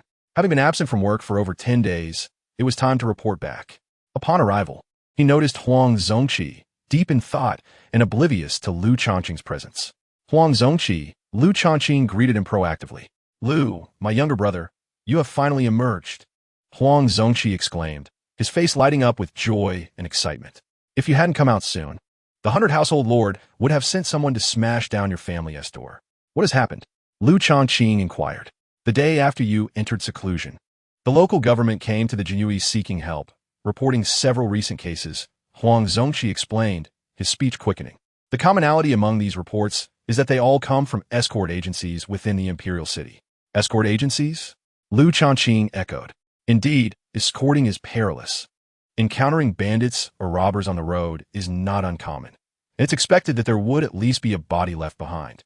Yet, these escort agencies claim that several of their caravans have completely vanished. Not only the goods, but also the heads of the caravans, escorts, and support staff have disappeared without a trace, leaving no bodies behind. It is extremely bizarre." A thought flashed through Lu Changqing's mind. The Renru Kajang. The initial piece of intelligence from the information network revolved around this. Huang Zongqi appeared increasingly helpless. Originally, such cases would be investigated by the local government, but they have been unable to uncover anything. As the incidents continue to occur, they have no choice but to turn to the Jinyui. This is a major case involving a total of 5 caravans from 3 different escort agencies, with a combined value exceeding 100,000 taels. More than 70 individuals, including heads, escorts, and support staff, have inexplicably vanished. The case is escalating, and the higher-ups have already been summoned by His Majesty. The Emperor has ordered the Jinyui to handle this case, granting only half a month to resolve it. With only 6 or 7 days left, there are no leads. If you can successfully resolve this case, the position of 100 household lord will be yours, Huang Zongqi encouraged. "Where are the case files? Let me take a look." Lu Changqing's interest was piqued. Initially, he had thought the information about the Renru Kajang was of little significance and was prepared to disregard it, considering it was located 170 miles from the imperial city. However, he was astonished to discover it was a significant case that could not be overlooked. The position of 100 household lord? He was quite tempted by the prospect. "Let us proceed to my office," Huang Zongqi said joyously, pulling Lu Changqing along. Upon arriving at Huang Zongqi's office, he personally poured a cup of tea for Lu Changqing. After taking a sip, Lu Changqing began to examine the case files. To his surprise, there were quite a few documents. It took him an entire hour to read through them. The information revealed that there were 70 victims from 5 different escort caravans, with the strongest being Wang Sheng, a seasoned caravan head from the Tianwei Escort Agency, aged 57, at the innate 7th level of cultivation. All 5 caravans departed from the north gate of the imperial city. Each caravan was transporting different goods. Some carried gold and silver, others silk, and yet others martial arts resources. Although the information was detailed, it lacked much substance. Nevertheless, it was sufficient for Lu Changqing. The fact that all the caravans had left through the north gate further confirmed his suspicion that the events were linked to the Renru Kajang. However, the disappearance of even an innate 7th level caravan had indicated that the owner of the Renru Kajang possessed strength surpassing that of a typical 7th level cultivator, potentially reaching the realm of a grandmaster. A grandmaster in the imperial city would be regarded as a formidable figure, and within the martial world, they would certainly be a person of note, even holding a vice-commandant rank within the Jinyui. "Lu, my younger brother, have you discerned anything?" Huang Zongqi inquired eagerly. Do the routes of these 5 caravans overlap at any point? The assailant must have struck at a common location. Huang Zongqi nodded. Between 27 to 51 miles from the Imperial City, they must traverse the Baiping Mountain, where there is but one path. All 5 caravans had to pass through there. From 80 to 89 miles from the Imperial City, they would cross the Nuteo River, which spans 9 miles wide, necessitating the use of ferries for all 5. Between 155 to 180 miles from the Imperial City lies the Tianmu Bamboo Sea. While there are numerous small paths through the bamboo forest, there is only one main road, which all 5 caravans would typically choose. Lu Changqing nodded. Have you dispatched anyone to investigate these overlapping routes? Huang Zongqi sighed further. Yes. During the crossing of the Nuteo River, many eyewitnesses confirmed that the 5 caravans passed through without incident. They were also unharmed when they traversed Baiping Mountain, indicating that the incident did not occur there. It is almost certain that the 5 caravans encountered trouble in the 25-mile stretch of the Tianmu Bamboo Sea. Isn't that quite clear? Lu Changqing asked. While the stretch of the Tianmu Bamboo Sea sounds brief, it is actually dotted with over 380 inns and stations. Huang Zongqi lamented. Is that so excessive? Lu Changqing pondered. However, upon reflection, it was reasonable. After all, it was a crucial route for entering and exiting the Imperial City, with an overwhelming flow of travelers, making it an ideal location for inns and stations. If there were merely 380 establishments, the Jinyui could easily inspect each one and resolve the matter within a month. Yet the expanse of the Tianmu Bamboo Sea was vast, containing over 100 villages deep within the bamboo forest, each with various small paths leading out of the bamboo sea. Without the information network, conducting thorough inspections would indeed be akin to searching for a needle in a haystack. Chapter 21. Speaking candidly with Pei Yuan, I am being pressured. Lu Changqing contemplated and asked, when the 5 caravans passed through the Tianmu Bamboo Sea, where did they stop for meals, tea, and lodging? Did anyone notice them? We dispatched individuals to inquire, but there were simply too many people traveling that route daily, making it difficult for the caravans to attract attention. Moreover, to mitigate risks and avoid being targeted, the escorts generally dressed inconspicuously. Lu Changqing pondered for a moment and said, what if I lead a team to investigate Tianmu Bamboo Sea? Is that permissible? Of course it was. Huang Zongqi had been eagerly awaiting Lu Changqing's words. However, considering that Wang Sheng, the chief escort with his innate strength at the 7th level, had mysteriously vanished, I require a master-level expert to accompany me. Lu Changqing was deeply concerned about his safety. Would he disregard his own security merely to solve the case? Indeed, there are individuals like that in this world, but regrettably, he could not afford such recklessness. Huang Zongqi, with a wry smile, replied, Brother Lu, you casually mention a master-level expert as if they are as common as cabbages. Within the entire Jinyui, only the 1,000 householder and the deputy commander are at the master level, while the commander is at the grandmaster level. Surely, these high-ranking officials cannot be dispatched merely to safeguard you. Without a master-level strength by my side, I cannot dare to proceed. His stance was resolute. I will consult with Song Baihu, and, if necessary, I will spare no expense to hire a master-level bodyguard for you. Huang Zongqi gritted his teeth and quickly left the office. Meanwhile, Lu Changqing returned to his own office and summoned Zhou Hu. Boss, Lu Changqing commanded, fetch me the information on Pei Yuan. The Jinyui maintained basic records of all officials within the Imperial City, including their families. The surveillance of the realm by Jinyui was no jest.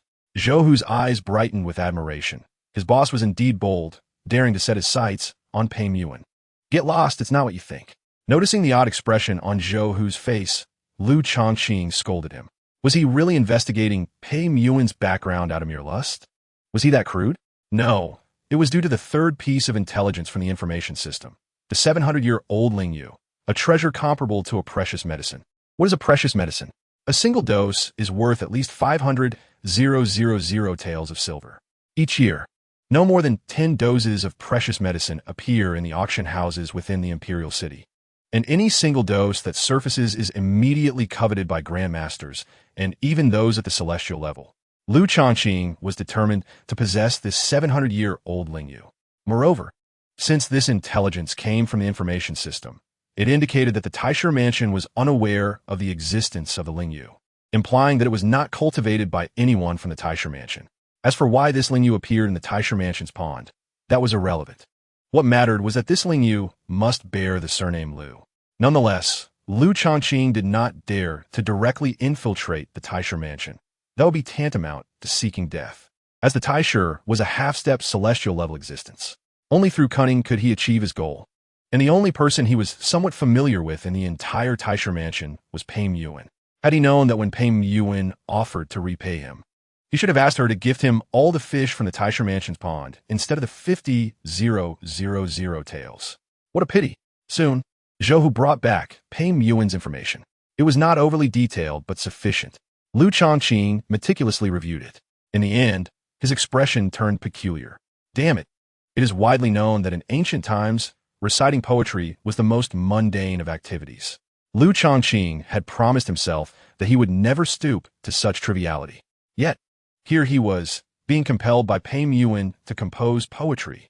Her profile succinctly summarized her as being infatuated with calligraphy and painting.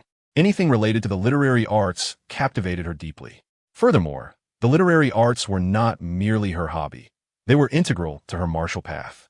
It was said that she had once observed an ancient poem and achieved a moment of enlightenment, subsequently breaking through to a new realm. Poetry and prose held little value for Liu Changqing, yet they were of tremendous significance to her. Surely, if he penned an exquisite piece of poetry, it would be reasonable to exchange it for the fish in her family's pond. It was not his desire to show off. Rather, he was being forced into it by Pei Yuan. Liu Changqing retrieved paper and brush and began to copy. Lin Jiangxian. After a dream, the tower is high and locked. The wine has faded, and the curtains droop low. Last spring's sorrow returns anew. The falling blossoms stand alone, while the swallows fly in pairs amidst the light rain. I remember when Xiaoping first appeared, in her heart-patterned robe. The pipa strings speak of longing. At that moment, the bright moon shone, once illuminating the return of colorful clouds. Having completed this poem, Liu Changqing added a line at the end. Liu, lacking in talent, has another poem of equal caliber. If Miss Pei is curious, let us exchange for the fish from the Taisha mansion's pond. Indeed, this remarkable Lin Jiangxian not only showcased his prowess, but also served as bait.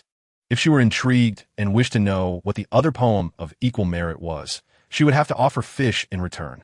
Liu Changqing was simply and transparently engaging in a poetic exchange, a true gentleman indeed. Liu Changqing summoned Zhou. Go to the Taisha mansion and deliver this paper to Pei Yuan. Yes.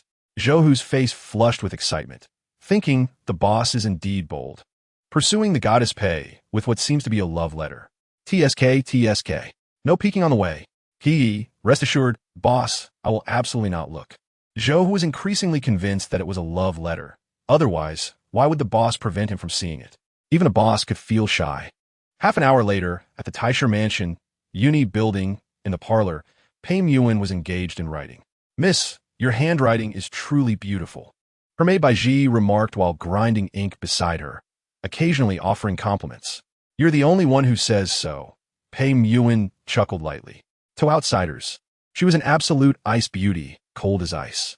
Yet, in front of her close maid, she occasionally smiled. At that moment, Miss, a letter from young Master Liu for you. Maid Xiling hurried in, holding a folded paper. Pei Yuan did not even lift her head. Baiji, however, cast a curious glance at the paper. Liu Changqing? Yes, it is indeed young Master Liu Changqing. This young Master Liu was rather reckless. Boldly writing a letter like this? Baiji's face flushed slightly. She assumed it was a love letter. The Yu Dynasty was, after all, ancient. Although the gender divide was not as severe, it was still quite audacious to openly hand a love letter to an unmarried maiden. Talented young men who admired her could line up from the east gate to the west gate of the imperial city. But only Liu Changqing would be so direct and bold. Stop with the nonsense. It might be something important. Pei Yuan raised her head, her beautiful eyes calm. She mused that if Liu Changqing truly liked her, he would not be so crass and eager to repay her with 50,000 taels of silver. She was certain that this paper could not possibly be a love letter. Yet, her curiosity was piqued. What could it contain? She took the paper, unfolded it, and began to read. Gradually, her stunning face flushed with crimson, her beautiful eyes filled with shock, delight, and even obsession. Miss, Baiji sensed something was amiss with her mistress and called out. But Pei Yuan seemed entranced by Lin Jiangxian, offering no response, just as Bai Ji grew increasingly anxious. Suddenly, a terrifying martial aura emanated from Pei Muan. Bai Ji and Xiling's expressions changed drastically as they were pushed back by the overwhelming force. Looking at Pei Muan, she had unknowingly seated herself cross-legged, her aura fluctuating, rising and falling, eventually transforming into an enigmatic and profound energy. What has happened to the young lady? I will go summon the master, Xiling exclaimed anxiously, nearly in tears. Do not rush. It is a good thing. Miss has had an epiphany and seems poised to make a breakthrough. Bai Ji grasped Xiling's hand, a flicker of excitement in her eyes. Let us wait outside the door. Chapter 22, Pei Muan. Only I understand him an hour later. Pei Muan's breakthrough concluded, and a dreamlike expression lingered on her exquisite visage. She clutched a piece of paper tightly, reading it repeatedly, particularly the line when the bright moon shone. It illuminated the return of the colorful clouds, struck her deeply. She felt it was extraordinarily well written, beyond description. This piece, Lin Jiangxian, had allowed her to ascend 2 minor realms, propelling her directly to the 3rd layer of the Grandmaster realm. Even with her martial arts talent and the resources of the Taisher mansion, it would have taken her at least half a year to achieve such a leap through diligent practice. Could this poem truly have been penned by Lu Changqing? It seemed impossible. How could that ordinary man write such astonishing verses? Where could he have copied it from? It was inconceivable. Such brilliant poetry could not remain obscure. It should have gained recognition long ago. Moreover, she was Pei Muan, having perused every poem of quality within the Great Yu Dynasty. Could it genuinely have been his creation? Initially, Pei Muan was incredulous, her excitement transforming into complex emotions of admiration and guilt. She owed him a significant favor. He wanted a pond full of fish from the Taisher mansion. She had intended to summon a maid to invite Lu Changqing to simply collect the fish. There was no need for her to offer another poem, as Lin Jiangxian sufficed. Yet, as the words hung on her lips, she fell silent. Her private curiosity piqued. She inexplicably yearned to know what other poem of equal caliber Lu Changqing spoke of. A poem of the caliber of Lin Jiangxian was something even a great scholar might only encounter once in a lifetime. What terrifying talent must Lu Changqing possess to claim he could write a second? Yet, what if he truly could? Pei Muan pushed the door open. Bai Ji and Xiling wore expressions of concern and anticipation. Good news. I have made a breakthrough, Pei Muan announced with a smile. Her smile was so radiant that it dimmed the very heavens, leaving Bai Ji and Xiling momentarily entranced. Miss, did you break through because of the poem sent by young Master Lu? Xiling asked, her beautiful eyes sparkling with curiosity. Yes. Is that poem truly remarkable? Extremely so. Without hesitation, Pei Muan recited Lin Jiangxian again in front of her 2 maids. Bai Ji and Xiling discerned a hint of its essence. Bai Ji inquired, Miss, is this a love poem? After all, it contained the words longing. Pei Muan shook her head. It is not a declaration of love. It expresses a sense of nostalgia and regret for a time when things were different. Perhaps the person he cherishes has changed their heart, or perhaps they have departed. This was her interpretation, clearly not written for her. An unusual twinge of jealousy arose within Pei Muan. How wonderful it would be if this poem were written about her. No wonder, with my beauty, he would rather accept 50,000 taels of silver than let me owe him a favor. He harbors feelings for someone else. In an instant, Lu Changqing transformed her mind from a mere materialistic man to a passionate romantic. Is there any information about Lu Changqing? Pei Muan suddenly asked, an inexplicable curiosity igniting within her. She wished to uncover who resided in his heart. I will look into it right away, Bai Ji responded, turning to leave. With the power of the Taisher mansion, investigating a captain of the Genie Way would be a trivial matter. Time slipped away swiftly. 4 or 5 hours later, as evening approached, Bai Ji finally returned with a stack of documents. Pei Muan remained silent as she began to peruse the information. Upon finishing, she murmured to herself, he actually has a wife, yet they have not consummated their marriage for a year since their wedding. He still harbors deep feelings for her. He has not taken a concubine nor entertained thoughts of divorce.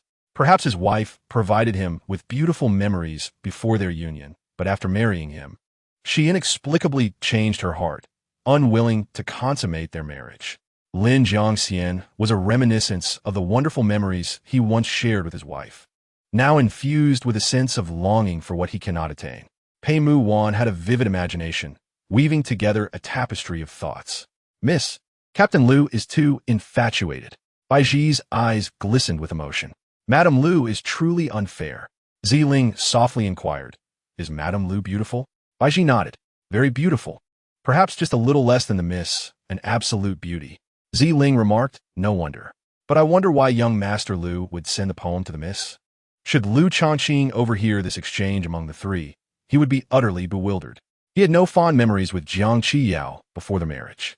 Prior to awakening his past life's memories, he was merely a fool, completely captivated by Jiang Qiyao's appearance.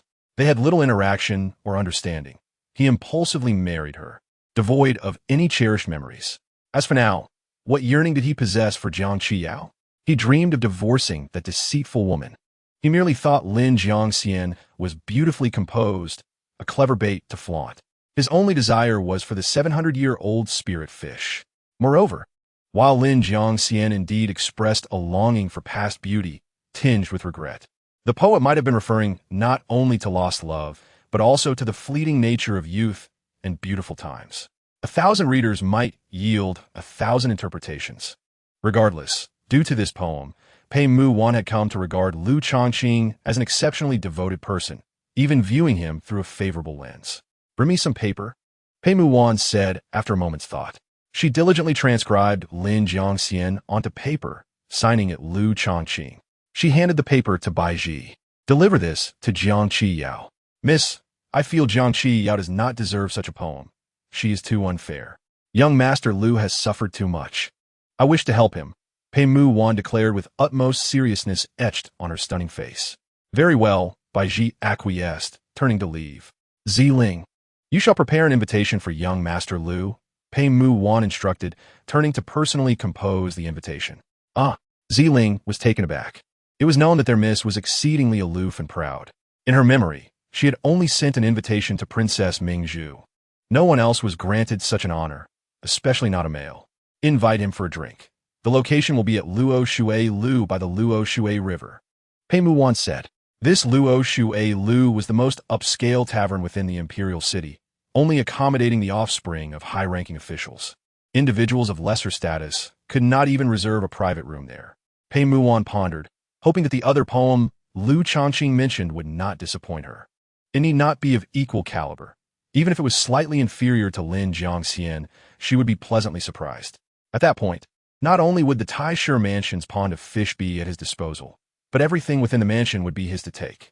Within the Jin Yiwei headquarters, Liu Changqing remained oblivious to how his poem had so profoundly impacted Pei Mu Wan's perception of him, even aiding her in breaking through 2 minor realms. Throughout the day in the office, he had not idled, but instead sought information regarding the Buddhist sect and Lei Ming Si. The 6 Paths of Reincarnation Fist was something he craved immensely. It was of heavenly quality, an unrivaled treasure. Though obtaining it may be impossible for the time being, one could still make some preparations. The influence of the foeman within the Yu Dynasty is truly formidable. Since ancient times, it has remained exceedingly powerful yet remarkably discreet, never revealing its presence overtly. Over the past several millennia, the dynasty has witnessed the rise and fall of 7 or 8 imperial reigns, 3 of which have attempted to eradicate Buddhism. Yet, each time, the foeman has sprung back to life like resilient weeds, refusing to be extinguished. Despite the repeated changes of dynasty, the foeman has persisted. Furthermore, Liu Changqing, through his research, has come to understand a crucial fact. The current emperor harbors a deep-seated aversion to the foeman. There are 2 points that substantiate this claim. First, after ascending the throne, the emperor personally visited the Longyuan sect, one of the 6 major Taoist sections. It is said that the name Longyuan is associated with an ancient true dragon, thus lending credence to the emperor's visit. However, ultimately, the Longyuan sect is a Taoist sect. If the emperor were more inclined toward the foeman, he likely would not have visited, for such an act signifies a preference for the Taoist path.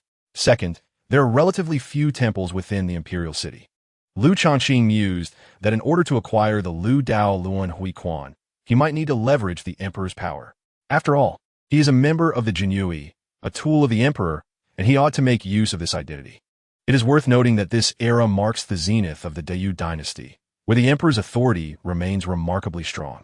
no matter the depth of the foeman's legacy. It dares not confront imperial power openly.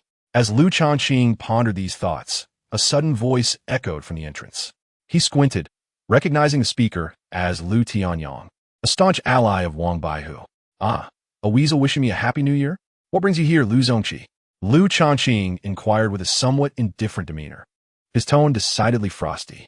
Lu Zongqi paused momentarily, taken aback by Lu Changqing's blatant disregard for even the most basic pleasantries. After a brief moment of surprise, he donned a broad smile and approached Lu Changqing, lowering his voice slightly. "Wang Baihu is hosting a banquet for you tonight at Tongla Tower." "Oh." Lu Changqing raised an eyebrow, slightly surprised. "Wang Baihu seeks to win me over?" Lu shouted. Within the Wei Su, Wang Baihu wields significantly more influence than Song Baihu. Just look at the total number of Zongqi. Even with you added, Song Baihu commands merely 3 Zongqi, while Wang Baihu has 5, Lu Zongqi continued. Wang Baihu has stated that should you abandon the shadows and embrace the light, he will wholeheartedly support your ascension to the Baihu position. Lu Changqing replied, "I'm not interested. It is common knowledge that once one chooses a side, it is impossible to switch allegiance without becoming a traitor, and traitors seldom meet favorable ends. Moreover, Song Baihu has treated him exceptionally well. He had even personally supplemented Lu Changqing with 30,000 points during 2 internal rewards. More importantly, Song Baihu is certainly not an ordinary figure. He likely possesses substantial backing. There is no rationale for betraying Song Baihu to curry favor with Wang Baihu." To entertain the hypothetical, Lu Changqing is known for being quite cautious. Wang Baihu has been laying traps of late. Do not think he has forgotten. Lu Zongqi, you cannot always be the one achieving merit. If Wang Baihu chooses to target you, there will be no escape. Lu Zongqi's smile dimmed. "Are you threatening me?" Lu Changqing casually interjected. Lu Zongqi's expression turned grave. "You may interpret it as such. Your 2 recent feats have greatly assisted Song Baihu. Wang Baihu and Song Baihu are bitter adversaries. Do you not realize the peril you are in? Not only you, but your 2 lackeys, Zhou Hu and Zhao Heizhu, are equally in danger." As Lu Zongqi spoke, a chilling malice seeped into his voice, a glint of murderous intent flashing in his eyes.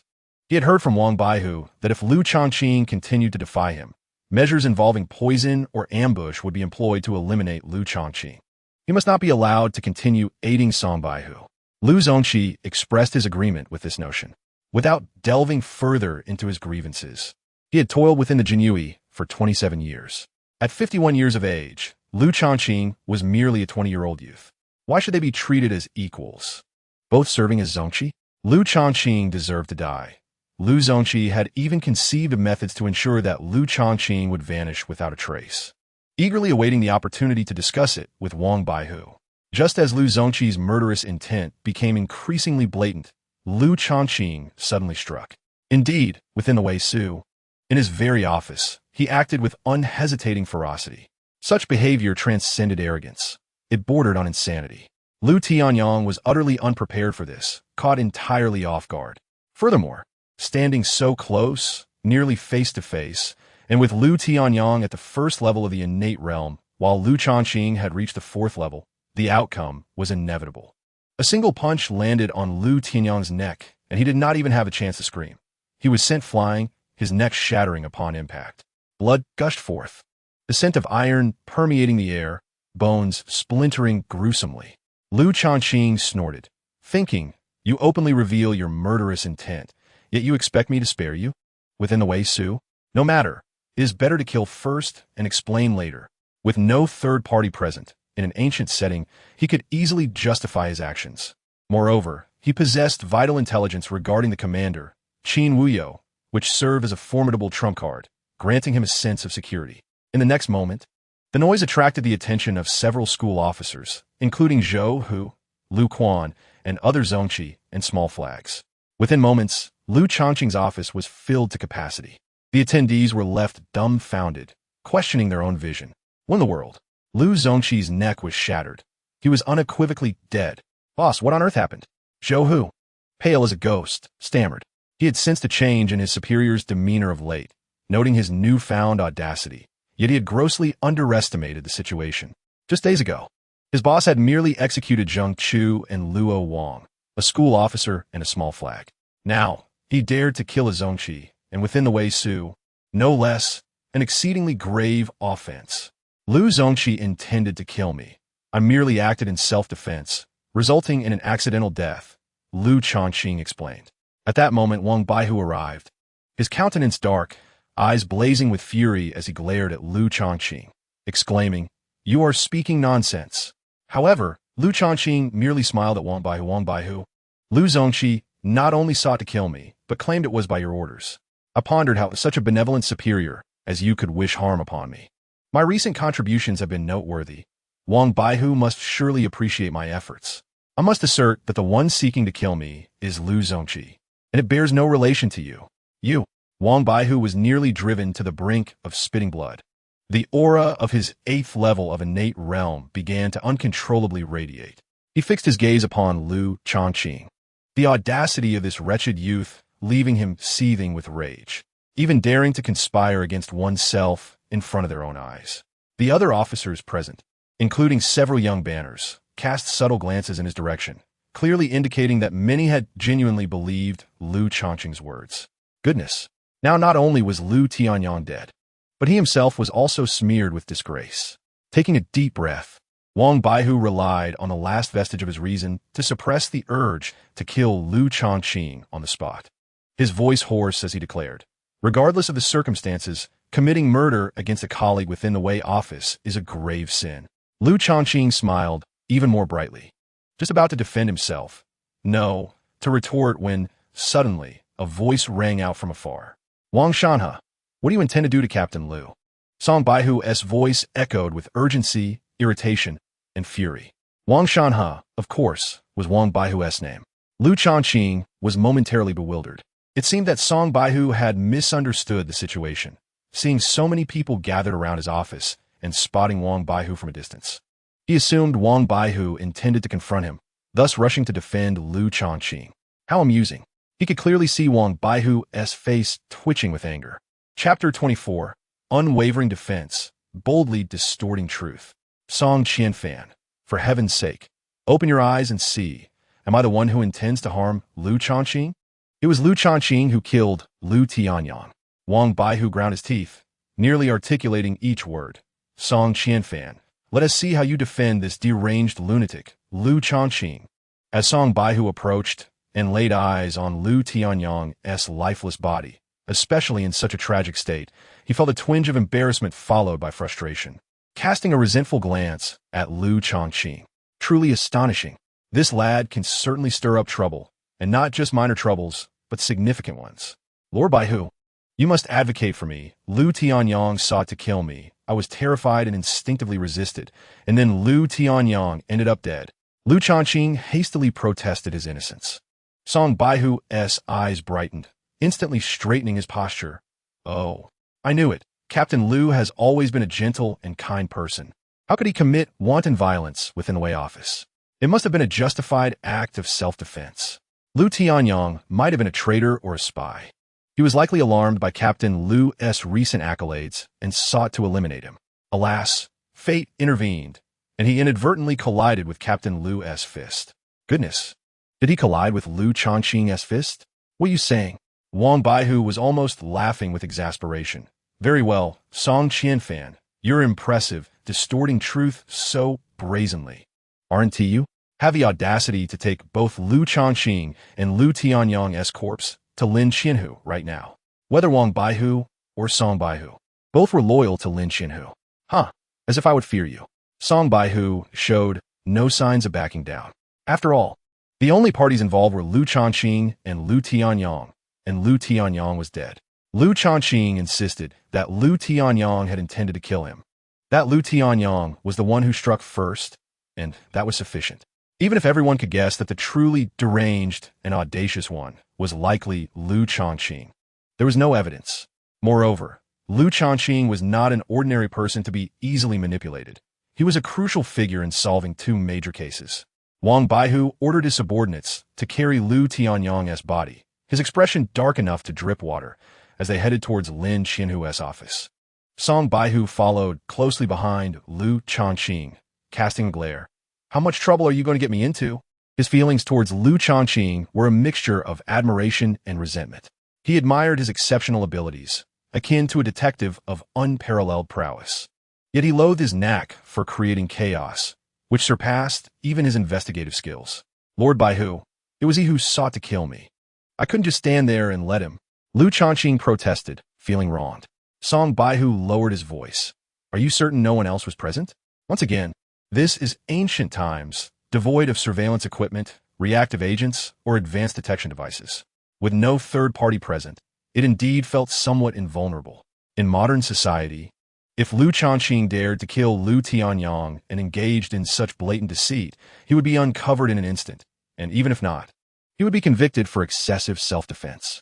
However, here, in this world of high martial arts, Lu Changqing felt utterly liberated. Certainly, Lu Changqing beamed with confidence. Song Baihu nodded, thoroughly reassured. Soon, they arrived at Lin Qianhu's office.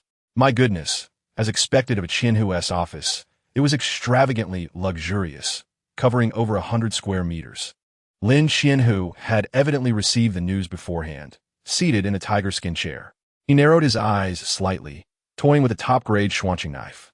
Despite being nearly 90 years old, he appeared akin to a middle-aged man in his 40s or 50s.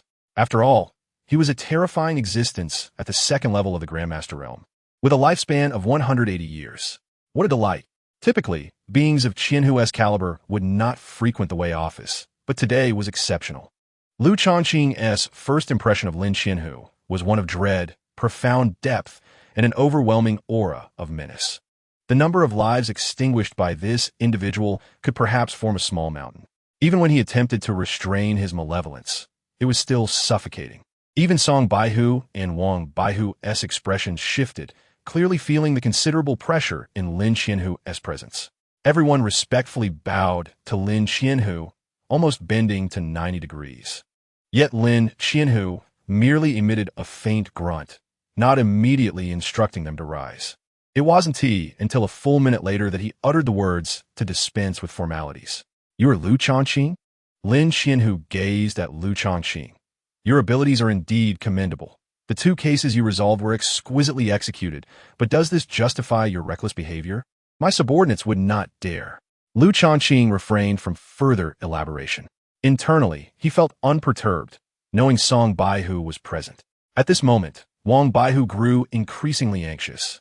Hastily detailing Lu Changqing's actions in the Wei office concerning Lu Tianyang's murder, Song Baihu immediately countered. One might think Wang Baihu witnessed it firsthand. The involved party. Captain Lu stated that Lu Tianyang struck first, and Captain Lu merely acted in self-defense. Lin Qianhu chuckled. Wang Baihu, do you possess evidence proving that Lu Changqing struck first? Wang Baihu's heart sank. Damn it, does Song Qianfan hold sway here with Lin Qianhu as well?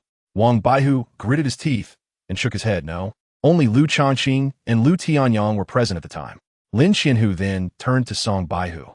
Do you have evidence proving that Lu Tianyang struck first? After all, Lu Changqing, as the involved party, cannot serve as credible evidence. Song Baihu's complexion shifted slightly. No. Lin Qianhu tapped the table. In that case, let Lu Changqing and Lu Tianyang each receive 50 strokes. Lu Tianyang is dead. What does it matter? It would merely be punishment for Lu Changqing. Clearly, Lin Qianhu was no fool and had nearly deduced that Lu Changqing was the aggressor, based on his understanding of Lu Changqing's character. Hence, he aimed to impose a penalty on Lu Changqing. He indeed admired Lu Changqing for his bravery and cunning, considering him a chosen protector of the realm. However, he believed Lu Changqing's methods were too crude and impulsive, requiring refinement. 50 strokes were not a significant punishment for a practitioner of innate strength. A bit of endurance would suffice. Song Baihu exhaled in relief, believing this punishment to be acceptable. Lu Changqing undoubtedly required a lesson, if allowed to continue unchecked. He genuinely feared that Lu Changqing could cause enormous trouble in the future. Song Baihu comprehended the situation more clearly.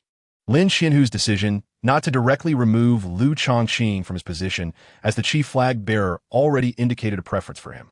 This inclination stemmed from 2 significant cases that Lu Changqing successfully resolved, earning the admiration of the Qianhu. Additionally, the mysterious background of Song Qianfan afforded Lu Changqing a degree of respect from Lin Qianhu. The Qianhu, Lu Tianyang, had just died inexplicably, and one could only wonder if Wang Baihu was gritting his teeth, contemplating what to say. However, before he could finish, Lin Qianhu's voice suddenly turned cold.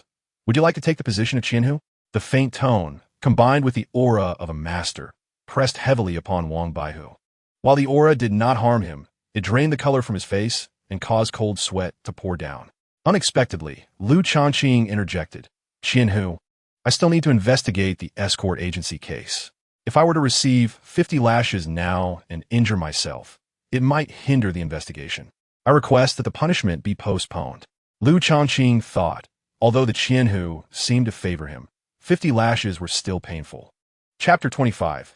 Pei Muan personally welcomes Lu Changqing. Lu Changqing, be quiet. Song Baihu nearly cursed. Are you an idiot? The Qianhu has shown mercy, and yet you dare to push your luck? Have you lost your mind? If you anger the Qianhu, the consequences could be far worse. Wang Baihu, on the other hand, was excited. The reckless youth dared to challenge Lin Qianhu, and he couldn't wait for Lin Qianhu to impose punishment. Lin Qianhu narrowed his eyes slightly, scrutinizing Lu Changqing with a mix of surprise, admiration, and annoyance. The atmosphere in the Qianhu's office was thick with tension. After a prolonged silence, Lin Qianhu remarked with a faint smile, Lu Changqing, are you suggesting that without you, the Jinyui cannot investigate the case? Song Baihu desperately gestured to Lu Changqing.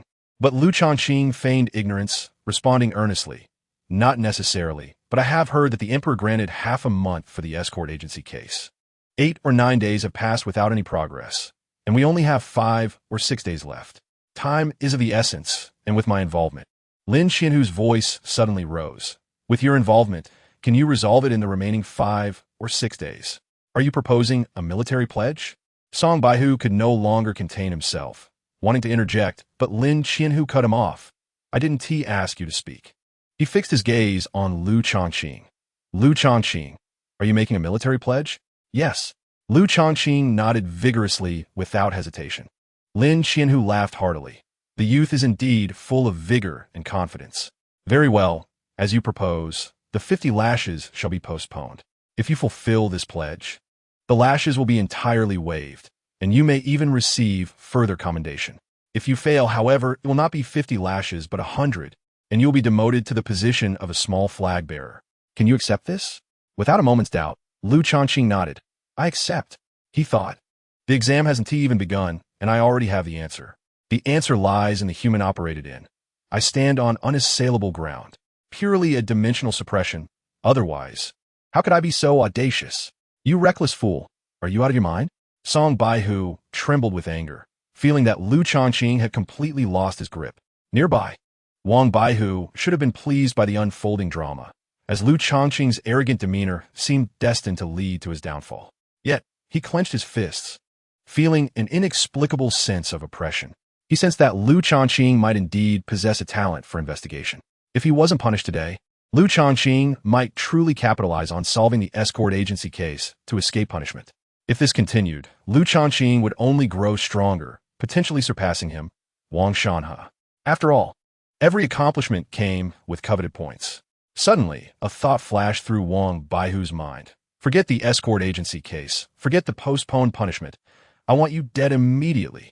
Wang Baihu resolved to assassinate Lu Changqing that very night, denying him any opportunity for furtive development. At this moment, Lin Qianhu smiled. Tonight, a distinguished guest has invited me to a grand feast, and I can bring a few people along. Song Baihu, Wang Baihu, and you, Chief Flag Lu. You 3 shall accompany me to the Luoshui Tower to broaden your horizons.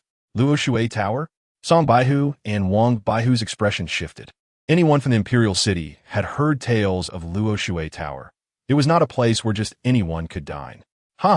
Tonight will be my first time at Luoshui Tower.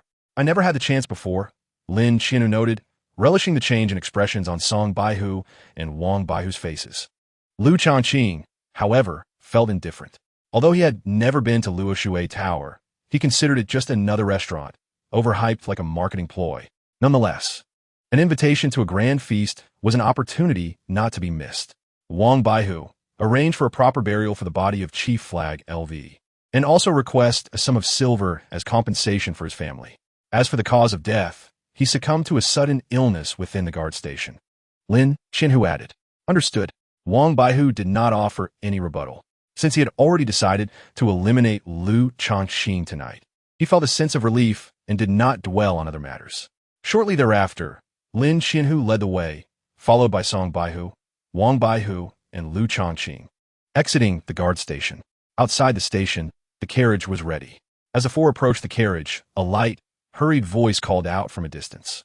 A young woman in a purple dress, with a beautiful countenance, hurried toward them. Lu Changqing paused to observe. Lin Qianhu and Song Baihu exchanged intrigued glances, then looked at Lu Changqing, as if anticipating a performance. Wang Baihu remained impassive.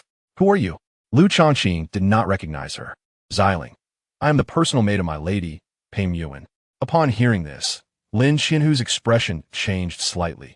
The name Pei Yuan was exceedingly well known in the Imperial City. Wang Baihu was equally astonished and envious, while Song Baihu felt a sense of pride and satisfaction. Xiling solemnly handed Lu Changqing an invitation. Lu Gongzi. My lady has reserved a private room for you at Luo Shui Tower tonight. This is your invitation. Lu Changqing was taken aback. Another banquet at Luo Shui Tower? Clearly, the distinguished guest Lin Qianhu mentioned was not Pei Yuan. How fortuitous, 2 banquets. If given a choice, he would certainly prefer the one with Pei Yuan, as it was a personal invitation, unlike the one with the Qianhu, where he was merely an accessory. Lu Gongzi, the sky is darkening. Please hurry to Luo Shui Tower. Xiling seemed anxious to avoid rejection. After handing the invitation to Lu Changqing, she turned and left. Watching Xiling's retreating figure, Lin Qianhu turned to Lu Changqing, his gaze fixed intently, as if trying to see through him. As far as I know, Pei Yuan has never dined alone with a man. Changqing, what on earth is happening? Song Baihu asked, visibly agitated, his face slightly flushed. That is Pei Yuan, inviting Lu Changqing to dine alone at Luo Shui Lu. If this would be known, it would be quite astonishing, capable of being boasted about for many years. I am uncertain. Lu Changqing likely understands that it is due to the song Lin Jiang Xian, but he would certainly not express it openly.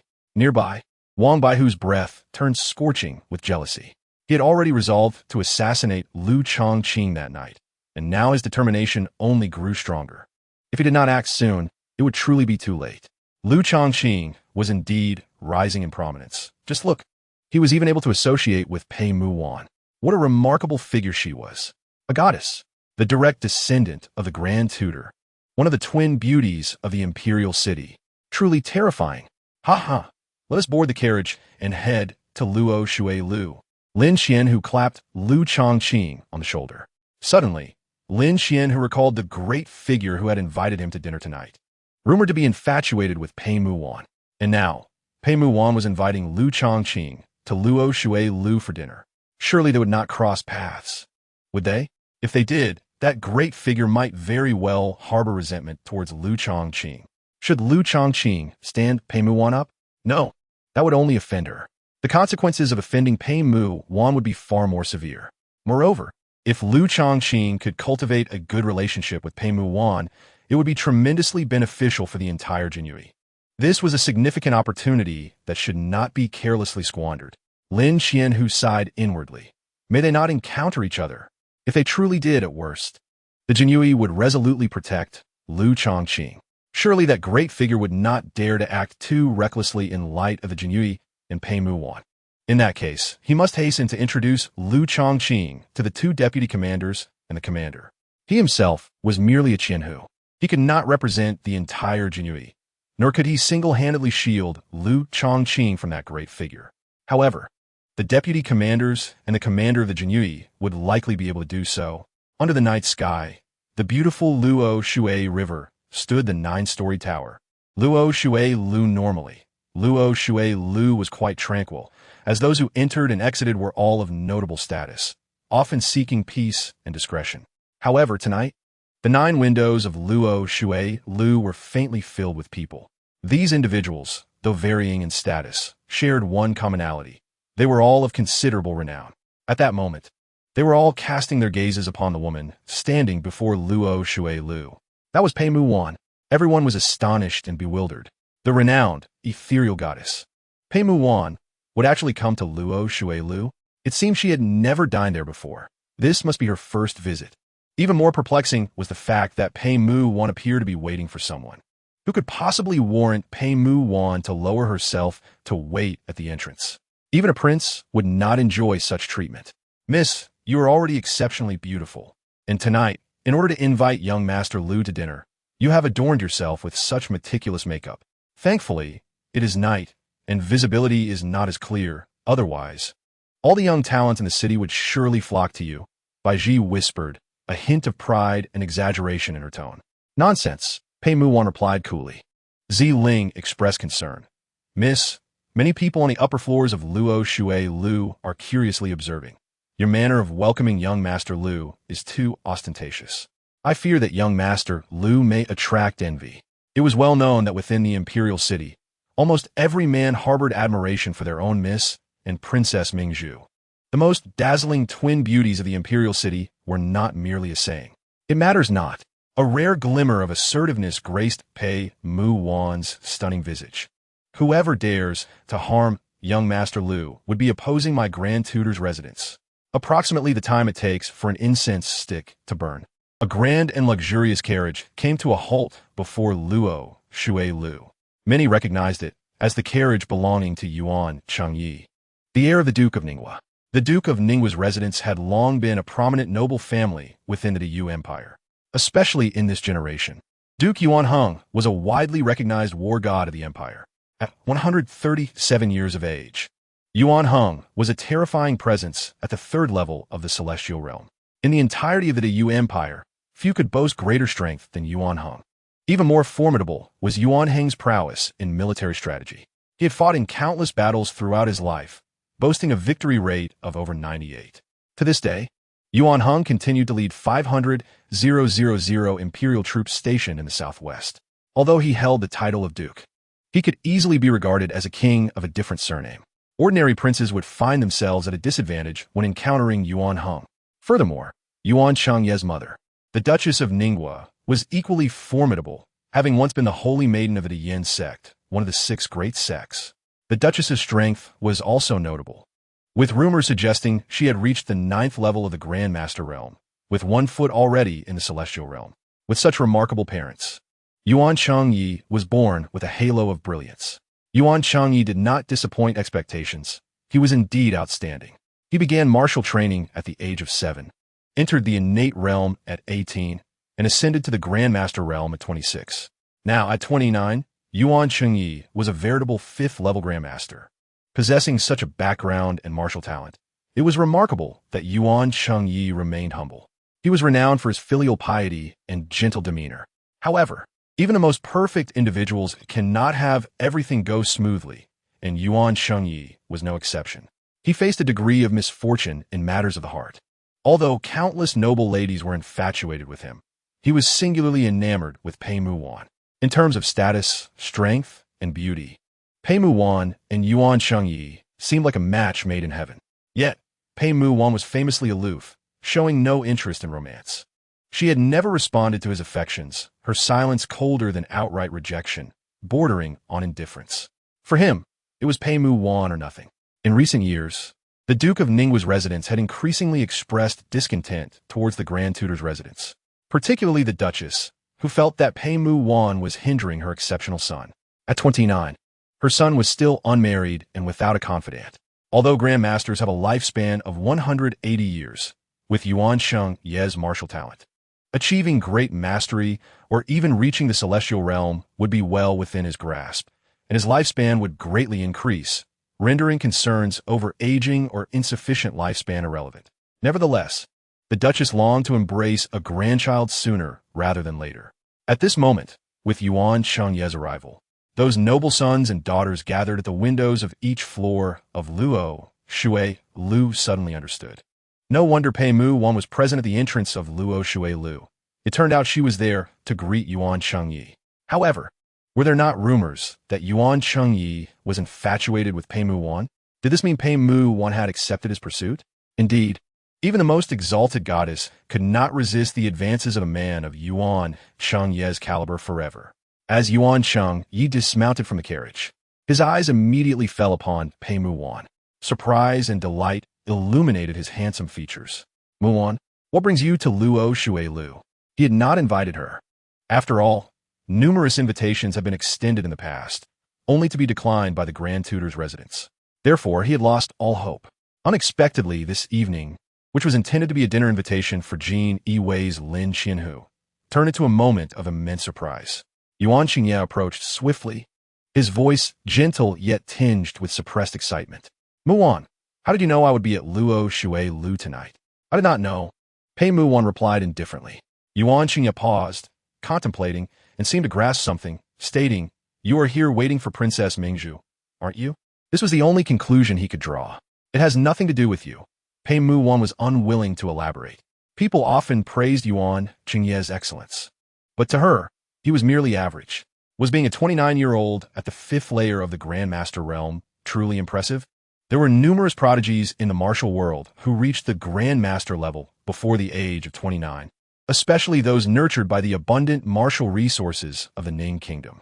Even Pei Muon herself, despite pursuing the literary path, had reached the 3rd layer of the Grandmaster realm by the age of 20, without the aid of the martial resources available at the Taisha Manor. Deep down, she held a slight disdain for Yuan Qingye. If this inner thought were to be revealed, many would surely be astonished. After all, Pei Muon's standards were exceedingly high, considering Yuan Qingye to be somewhat of a failure in her eyes. Moreover, Pei Muon believed that her life's pursuit was the literary path, and it was unlikely she would marry. If she were to marry, it would have to be someone who resonated with her spirit, someone who could conquer her in the realm of literature. Yuan Qingye's meager talents, which did not qualify him for the Guozijian, fell woefully short of her standards. Muon, let me accompany you in waiting for Princess Mingzhu, Yuan Qingye remarked, dismissing her cold demeanor. If she were not aloof, she would not be Pei Muon. I am not waiting for Princess Mingzhu. Please do not bother me. Pei Muon furrowed her brows, clearly impatient. She was not known for her good temper. At that moment, she even felt that having someone as mundane as Yuan Qingye standing beside her sullied the air around them. How can you, Yuan Qingye, be worthy to welcome young Master Lu alongside me? 2 aides from the Ning Kingdom, Zhang Yin and Sun Buxiu, followed Yuan Qingye. Zhang Yin, slightly displeased, opened his mouth to speak, young master. However, before he could finish, Yuan Qingye cast a glance at him, silencing him. Zhang Yin and Sun Buxiu exchanged glances, feeling helpless. The young master was admirable in many respects, yet he was overly infatuated. Indeed, Pei Muon was extraordinarily beautiful, captivating the hearts of many. Yet, in a world filled with countless beauties, there must be others who could rival her, such as Princess Mingzhu. Why must he fixate on Pei Muon? Since you are not waiting for Princess Mingzhu, then who are you waiting for? Surely, it is not a man? Yuan Qingye teased, fully aware that it was improbable. Just then, another carriage halted before Luo Shui Lu.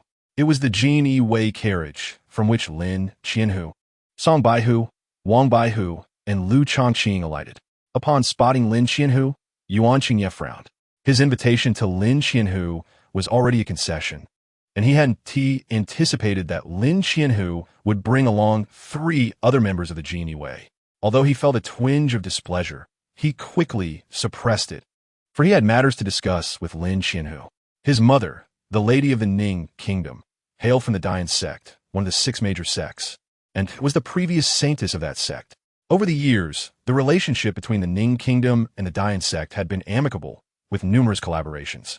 Just yesterday, the Dayan sect had sent a message requesting the Ning Kingdom's assistance in searching for a certain Meng Qingchan within the Imperial City.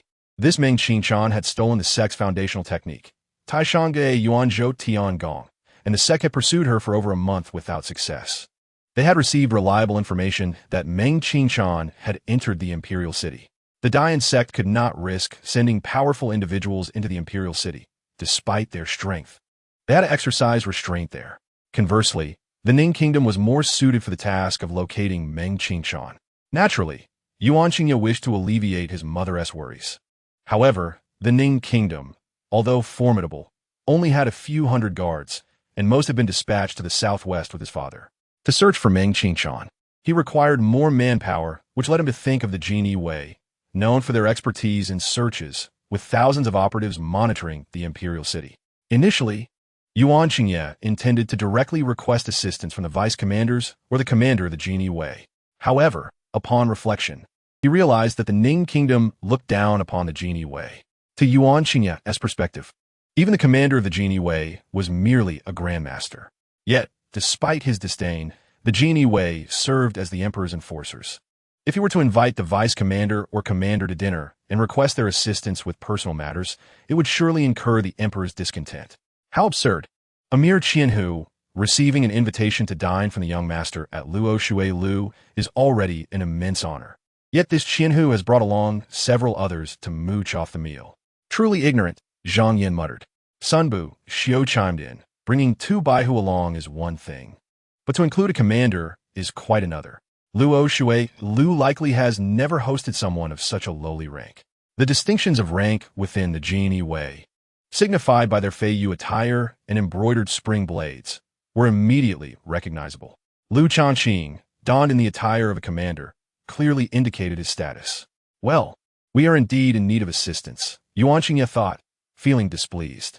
He had never dined with someone of such a lowly rank as a commander before. Lin Xianhu truly lacked awareness, but considering his own reputation, he maintained a smile and gently reprimanded his aides. Meanwhile, Pei Muwan took a step forward, approaching Lu Changqing. Yuan Qingya was momentarily stunned. What was happening? In the next moment, he witnessed Pei Muwan standing before Lu Changqing, saying, "Young Master Lu, thank you for gracing us with your presence." The words she uttered left Lin Qianhu, Song Baihu, and Wang Baihu nearly in shock. "You are Pei Muwan. Even if a prince were to attend your dinner, there would be no need to express such gratitude." Lu Changqing, equally bemused, replied, "Miss Pei, it is my honor to join you for dinner." He thought to himself, the allure of Ling Jiangxian seems to have made quite an impact. How could not? Pei Muwan looked at Lu Changqing with admiration, her gaze filled with respect and a hint of infatuation. Thus, it becomes evident that there are no truly aloof women in this world. It merely depends on whether one has found the right path. Chapter 27. Society, I, Pei Jie. A.M. fierce and few of words. Not far away, Yuan Qingya was left in a state of petrification. What was he witnessing? He was witnessing Pei Muwan approach the Genie Wei commander, inviting him to dinner. He saw Pei Muwan conversing with the commander, even smiling. It was a revelation that she could indeed smile. Yuan Qingya fixated intently on Lu Changqing. The fury, sorrow, and jealousy reflected in his gaze demanded manifestation. Lu Changqing seemed to sense it, lifting his head to meet her eyes. Then, a flicker of frustration crossed Lu Changqing's face as he remarked, "Miss Pei, your ostentatious invitation to dine at Luo Shui Tower feels like placing me upon a roasting spit." He withdrew his gaze, only to glance again at the multitude of astonished eyes trembling by the windows of each floor of Luo Shui Tower, his vexation deepening. No matter who would dare target you, the Taisher Fu and its relentless pursuit, even the Duke of Ning would think twice. Pei Muwan spoke softly, her voice delicate yet resolute. The Duke of Ning was formidable, but the Taisher Fu was no less so. Not only was the Taisher the foremost civil official, but he also had countless disciples. Moreover, the Taisher Fu maintained an excellent rapport with the Wenhua Academy, one of the 2 great Confucian schools. Thus, while others might fear the Duke of Ning, the Taisher Fu remained unperturbed. "Is the person before us from the Duke of Ning's household?" Lu Changqing's lips twitched. "That is indeed the Duke of Ning's heir, Yuan Qingya," Xiling replied softly. Lu Changqing fell into a contemplative silence. A bitter smile etched across his face. "Miss Pei, do I hold a grudge against you? After tonight's dinner, upon returning to the Taisher Fu, I shall ensure my grandfather announces that you are one he favors." Pei Muwan declared earnestly. With the Taisher's endorsement, the prominent figures would think twice before opposing Lu Changqing. Otherwise, it would be a slight against the Taisher. Even Yuan Heng, the Duke of Ning, would not recklessly confront the Taisher over a mere captain of the Jinyui. Pei Muwan continued, "As for any covert attacks, rest assured I have a protector at my side, a Dao protector grandmother, who will accompany you after tonight." Lu Changqing turned, utterly astonished by Pei Muwan's confidence. "Is that truly necessary? Young Master Lu, since I have invited you to dinner and drawn trouble upon you, it is only right that I resolve it." Pei Muwan's voice, cool and composed, radiated authority. Lu Changqing could only concede that his sister Pei was a force to be reckoned with, a woman of few words yet immense strength. Pondering, he felt a flicker of curiosity. What is the strength of your Tao protector grandmother? She is at the 6th level of the Grandmaster realm, and under dire circumstances. She can elevate her power to the 9th level for a brief duration, Pei Yuan replied nonchalantly. Unless faced with an adversary of the celestial realm, she can ensure your safety. Impressive. Lu Changqing was momentarily rendered speechless, finally managing to utter those 2 words. With the Tai Shi's backing, it was inconceivable that any true power would dare to act against Lu Changqing, and if those powers refrained from intervening, Pei Yuan's protector would be more than capable of handling any situation. Indeed, Pei Yuan had him thoroughly safeguarded. Is this what it means to live off a woman? Lu Changqing mused. Young Master Lu, I implore you to refrain from using such coarse language, as it tarnishes your refined demeanor. Pei Yuan turned, her exquisite visage adorned with a serious expression. Lu Changqing was left speechless, internally lamenting the audacity of Lin Jiangxian, until Pei Yuan led Lu Changqing into Luoshui Tower. Yuan Qingye remained enveloped in silence. Even as Lin Qianhu and 2 others stood before him, he uttered not a word. Ultimately, Zhang Yin nudged Yuan Qingye's arm. Yuan Qingye snapped back to reality, his expression dark and brooding. Consumed by jealousy, he glared at Lin Qianhu and coldly remarked, "The Jinyue is formidable. My lord, please do not misunderstand." Ms. Pei simply invited him to express her gratitude for resolving the case of her wet nurse's demise. Song Baihu interjected hastily, eager to mitigate any animosity Yuan Qingye might harbor towards Lu Changqing. Yet everyone in the imperial capital knows Miss Yuan's character. Even in gratitude, she would offer lavish rewards rather than a private dinner. Yuan Qingye replied indifferently.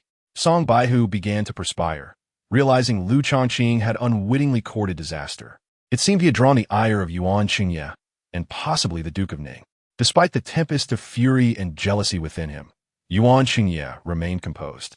He inhaled deeply and gestured toward Lin Qianhu, saying, "Please, Lin Qianhu." "After you, my lord," Lin Qianhu replied, all smiles, feeling somewhat bemused. Indeed, Lu Changqing had become the target of Yuan Qingye's resentment. Thus, he sought to introduce Lu Changqing to the deputy commanders and the commander himself. No matter how powerful the Duke of Ning was, it would not be wise to confront the Jinyue directly, akin to challenging the imperial family of the Yu. The Jinyue must protect Lu Changqing. Otherwise, where would their dignity lie? The Duke of Ning was not so formidable as to instill fear. Moreover, Lin Qianhu did not believe he had wronged Lu Changqing. After all, Pei Yuan had personally welcomed Lu Changqing at Luoshui Tower, and this event would undoubtedly spread throughout the imperial capital by tomorrow. Even if he dined with Yuan Qingye tonight, word would circulate regardless. Yuan Qingye would still harbor resentment towards Lu Changqing. Luoshui Tower, on the 9th floor, in a first-class private room. Luoshui Tower was indeed impressive, and the 9th floor private room was even more so, catering exclusively to the elite of the 2nd and 3rd generations. Pei Yuan, as the Taishi's direct granddaughter, held a status comparable to that of a typical prince. After Lu Changqing took his seat, Pei Yuan joined him, sitting across from him. "What a splendid environment," Lu Changqing remarked. Perched on the 9th floor, one could overlook the entirety of Luoshui River and a significant portion of the imperial capital, offering an unparalleled view. The opulence of the room was astonishing. The table crafted from millennia-old purple sandalwood. The calligraphy and paintings adorning the walls were of the highest caliber, imbued with the essence of martial arts. As the servers began presenting the dishes, they epitomized luxury in every sense. Remarkably, the servers were all striking young women, each a cultivator at the 7th or 8th level of the postnatal realm. If placed among the masses, they would undoubtedly be revered as goddesses here. They merely served the meal. The dishes themselves were astounding, crafted from a combination of spirit beast meat and rare treasures. Spirit beasts are wild creatures capable of absorbing the essence of heaven and earth, yet they have yet to form demon cores or achieve sentience. So they cannot be classified as demons. If undisturbed, spirit beasts typically evolve into demons as they mature. In essence, spirit beasts represent a transitional phase between beasts and demons. Their meat is so delectable it tempts one to savor every bite, infused with rich spiritual energy. Lu Changqing mused that this meal might allow him to break through a small realm. Are spirit beasts truly rare? Can they even be used for cooking? Lu Changqing inquired, disregarding his image as he devoured the meat. They are indeed rare, but the proprietor behind Luoshui Tower possesses the means to raise spirit beasts, Pei Muan replied, her grace evident as she dined elegantly. She was, after all, a breathtaking beauty, and even the act of eating appeared like a scene from a painting. Young Master Lu, you are imbued with unparalleled talent. In my eyes, you deserve any woman in the world, and you need not love so humbly, Pei Muan suddenly declared. As she spoke, her captivating gaze bore into Lu Changqing, revealing a hint of empathy. She admired his heartfelt devotion, yet felt a pang of sorrow for him, believing he loved too humbly and bore too great a burden. That Jiang Qiyao is unworthy. Lu Changqing found himself at a loss, unable to comprehend her words. Young Master Lu, there is no need to feign ignorance. Your regrets and melancholy are expressed in Lin Jiangxian. While the world may not understand you, I do. Pei Muan continued, even taking the initiative to serve dishes to Lu Changqing. To put it plainly, she had never offered food to her esteemed grandfather during their meals at home. Miss Pei, Ling Jiangxian was merely a casual composition without any profound meaning. You have misunderstood. She clarified, young Master Lu, you need not conceal anything. You may regard me as a confidant. If you harbor any sorrows, do not hesitate to seek me out. I'm always available for a drink with you. Pei Muan bit her rosy lip, summoning great courage to speak. In the midst of her words, her earlobes visibly flushed, and she hurriedly poured wine for Lu Changqing. Lu Changqing's mouth twitched. The rumors circulating about Pei Muan suggested she was the epitome of coldness and aloofness. Surely, such tales were exaggerated? The Pei Muan before him appeared quite delightful, even capable of pouring wine. After serving Lu Changqing, Pei Muan poured herself a cup of spirit. Upon tasting it, her face turned crimson, and she quickly turned away, covering her mouth with a silk handkerchief. Cough, it's too strong. This was her first experience with alcohol. If one cannot drink, it is best not to, Lu Changqing advised. You are troubled. I wish to join you in drinking. Pei Muan replied with unwavering sincerity. No, I am not troubled. You are the one who is troubled. All right, even if I am troubled, I do not fancy women who drink. Then I shall refrain, and I shall serve you wine instead. You drink. Lu Changqing was at a loss for words. However, the spirit was indeed delightful, and he consumed several cups in succession. He then set down his cup, inquiring, may I ask, what is the reason for Miss Pei treating me to this meal? You may simply call me Muan. Very well, Muan. Pei Muan's gaze was earnest and somewhat admiring, her beautiful eyes glistening with a hint of moisture. She fixed her gaze on Lu Changqing, asking, are you saying you can compose a poem akin to Ling Jiangxian? Lu Changqing nodded without hesitation. Not just one, but I could create hundreds if I wished. This is a different world, if I desired. I could replicate the literary genius of Earth's 5,000 years. Muan's voice softened. She seemed to feel her request was somewhat excessive. After all, how could poetry of such caliber be recited in such an informal setting? Lu Changqing suggested, well then, let us visit the Grandmaster's residence tonight and take all the fish from the pond. Lu Changqing's voice rose with satisfaction. Bring me paper and ink. Soon, Xiling brought the materials. Pei Muan stood up to personally grind the ink for Lu Changqing. Being so close, he caught a whiff of her delicate fragrance. It was intoxicating. Lu Changqing suppressed a surge of impulse and began to write, not even pausing to think before composing a piece titled Dai Lianhua. Leaning against the precarious tower, the breeze whispers softly, gazing into the distance. Spring's sorrow darkens the horizon. In the fading light, amidst the verdant grass and smoky hues, who would express their intent upon the railing?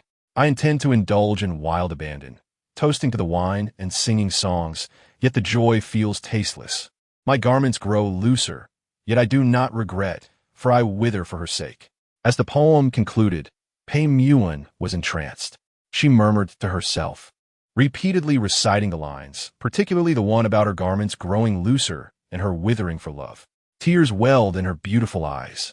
This poem further solidified Lu Changqing's image as a lovesick man, and her heart ached for this deeply infatuated individual.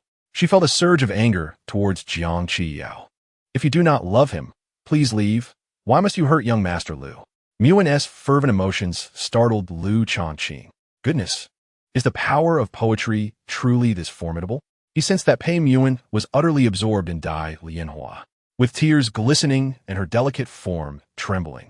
She was simply captivating. Suddenly, a powerful aura emanated from Pei Yuan as she broke through to a new realm. Lu Changqing quickly stood back, followed by Xiling and Baiji, as they observed her intently from a distance. After a time, Pei Yuan awoke from her breakthrough, now at the 4th level of the Master Realm.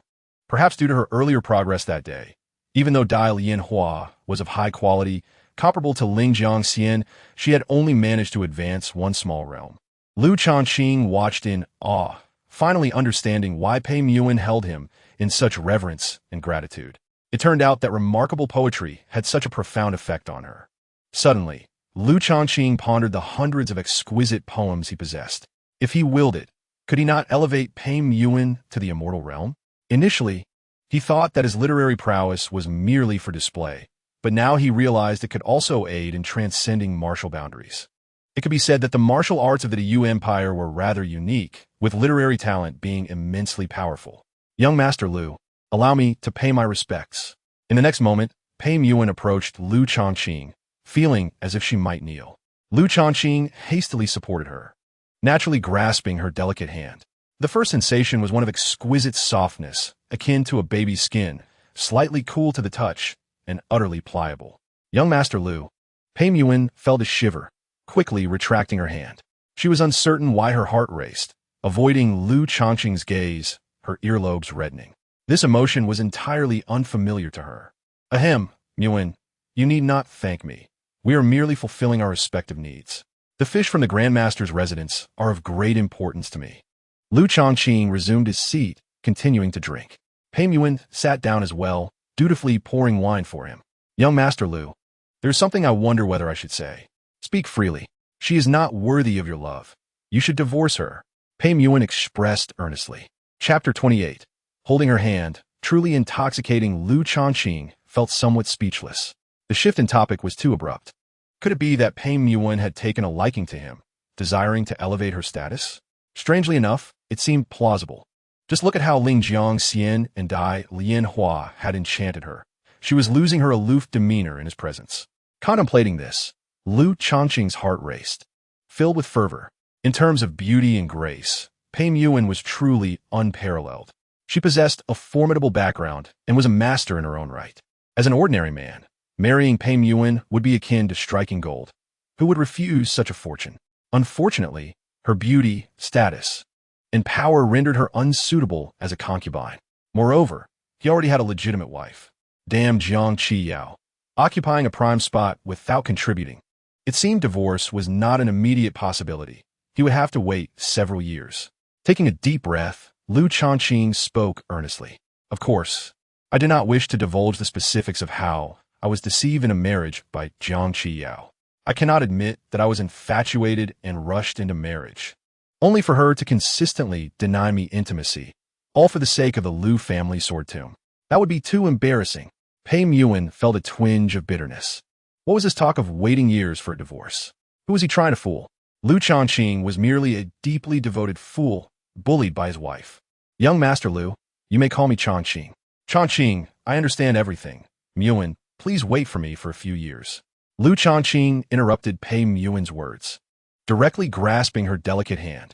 Pei Yuan was taken aback. How could Changqing be so unreasonable? Was a woman's hand something that could be casually seized? Yuan, let us indulge in a sweet romance for a few years. Once I part ways with Jiang Qiyao, you shall ascend to your rightful place. Lu Changqing held Pei Yuan's hand, unable to resist playing with it while speaking earnestly. Pei Yuan held her breath, her face flushed with a mixture of embarrassment and anger, and she swiftly withdrew her hand from Lu Changqing's grasp. Lu Changqing, please maintain your decorum. Lu Changqing was momentarily stunned. Good heavens! Although the Yu Dynasty belonged to ancient times, was the separation of the sexes truly this exaggerated? She had clearly expressed her affection for him, even wishing to rise to the position of his wife. Yet could he not hold her hand? Seeing Lu Changqing suddenly lost in thought, Pei Yuan felt a pang of sympathy. She mused, Changqing's earlier flippant remarks and his audacity in touching my hand must have been intentional. He desires me to perceive him as a superficial individual, tarnishing his own image to prevent me from developing feelings for him. His love for his wife must run deep. In Pei Yuan's eyes, a literary genius capable of composing Lin Jiangxian and Dai Lianhua could never be so brazen. Changqing could not possibly be that kind of mundane person. Changqing, even if you wish to sully your reputation, you do so in a way that defies logic. I, Pei Yuan, am no fool. How could I be deceived? She felt a twinge of pride in her ability to see through him. Perhaps this was a form of soul resonance. With a hint of mischief, Pei Yuan said, Changqing, if you truly wish to marry me, why wait for several years? You could part ways with Jiang Qiyao right now. Let us see how you respond to that. She sought to unmask him. I too wish to sever ties at this moment, but Jiang Qiyao is unwilling and I am unable to contend with her. Lu Changqing found himself cornered, reluctantly revealing a morsel of not-so-damaging insider information. As he spoke, he fixated intently on Pei Yuan's face. This visage was truly enchanting. He dared not imagine what it would feel like to have her beneath him, gazing upon her ethereal beauty while indulging in her. Invincible. You cannot overpower her. The Taisha mansion will assist you. Do you dare? Pei Yuan blinked her lovely eyes. Really? Lu Changqing, filled with excitement, considered the possibility. Upon hearing Pei Yuan mention that starting tonight, her protective maid would accompany him, his first thought was, could this maid possibly contend with Jiang Qiyao? If so, let her suppress Jiang Qiyao and force her to part ways with him. However, upon further reflection, he realized that the maid and Jiang Qiyao likely possessed comparable strength, which was inadequate. Yet, should the Taisha mansion intervene, they could certainly produce formidable warriors capable of overpowering Jiang Qiyao. All right, Changqing, cease this performance. I am well aware of the depth of your feelings for your wife. Pei Yuan chuckled lightly, but after her laughter came an inexplicable sense of loss. If she were to marry Lu Changqing, what would that scene be like? Surely it would be harmonious, with the two of them occasionally enjoying the moonlight, raising cups in song, and discussing poetry in a beautiful manner. Lu Changqing was at a loss for words. Damn it! He realized that Pei Yuan had gravely misunderstood his feelings for Jiang Qiyao, believing him unwilling to part ways. The misunderstanding was largely due to the influence of Lin Jiangxian and Dai Lianhua. An idea struck Lu Changqing. Yuan, I invite you to my home as a guest, tomorrow. What do you say? Let Pei Yuan witness firsthand the dynamics between him and Jiang Qiyao, and she would surely understand. Pei Yuan shook her head, a trace of grievance flickering across her stunning face. You need not insist that I witness your displays of affection for your wife as a warning to me. Your poetry has conveyed that message time and again. If you insist on believing that I harbor any base thoughts about you, then so be it. We shall never meet again. At this, sorrow welled within her, and she rose, her beautiful eyes reddened. She longed to be his confidant. She admired him, yet, if it caused him discomfort, she could leave. Yuan, let us not discuss this topic any longer. The moonlight is lovely tonight. Let us enjoy the moon. Lu Changqing, feeling helpless, stepped forward, gently pulling her small hand towards the window ledge. Pei Yuan, flustered and indignant, exclaimed, Changqing, while I understand that truly talented scholars often disregard trifles, you cannot simply take a girl's hand. I am not yet married. Even if you seek to sully your image to make me believe you are a superficial person, you must not go too far. There are still 2 maidservants present. Yuan, I like you. Lu Changqing, brimming with frustration, resolved to take bold action. Did you not think me a lovesick fool, devoted solely to Jiang Qiyao? And now, I have confessed my feelings to you. Hadn't his image as a lovesick individual just crumbled? Furthermore, Lu Changqing stared deeply into her eyes, filled with a passion that could rival the fiercest flames. Pei Yuan conceded. In that moment, her heart raced. Within his gaze lay a myriad of unspoken words, an ardor so intense it could scorch. After merely a couple of breaths locked in mutual gaze, she found herself overwhelmed. Yet, in the next moment, Pei Yuan suddenly recalled something, her expression shifting, her tone growing cold. Changqing, I possess my pride. I shall not be anyone's substitute. Lu Changqing felt a surge of rage. Good grief, Yuan, are you truly so obstinate? Are you so prone to misunderstanding? I have confessed my feelings to you, and yet you doubt me? Pei Yuan believed that the depth of Lu Changqing's gaze, filled with affection, must have stemmed from a long-standing love, which was impossible, as they had scarcely interacted. He was likely intoxicated, reminiscing about Jiang Qiyao when he beheld her. Pei Muan, one of the twin beauties of the imperial city, a goddess of calligraphy and painting, the sole legitimate granddaughter of the Taishu, shall never become a substitute for another. I am who I am. I am Pei Muan. Muan, with your beauty, others could only aspire to be your substitute. I assure you, you surpass Jiang Qiyao in beauty. Lu Changqing spoke each word with deliberate emphasis, feeling somewhat provoked. Pei Muan lowered her gaze. An inexplicable sensation akin to drunkenness enveloping her, her mind echoing with the words, "You are more beautiful than Jiang Qiyao." When Pei Muan remained silent, Lu Changqing assumed she was merely shy, believing he had succeeded, and called her name several times. After a few breaths, Pei Muan slowly raised her head, her stunning face filled with profound sorrow. "Changqing, you are too kind. In the eyes of a lover, one sees the most exquisite beauty." Since Lu Changqing was so infatuated with Jiang Qiyao, she must be the most beautiful in the world in his eyes. Yet here he was, declaring that she was more beautiful than Jiang Qiyao.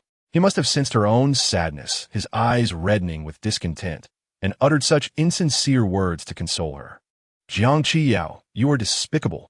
How could such a gentle, kind, and passionate man be so heartlessly hurt? All right, let us enjoy the moon. Look at how large and bright it is tonight." Lu Changqing was completely defeated. He was weary. Let it all be destroyed.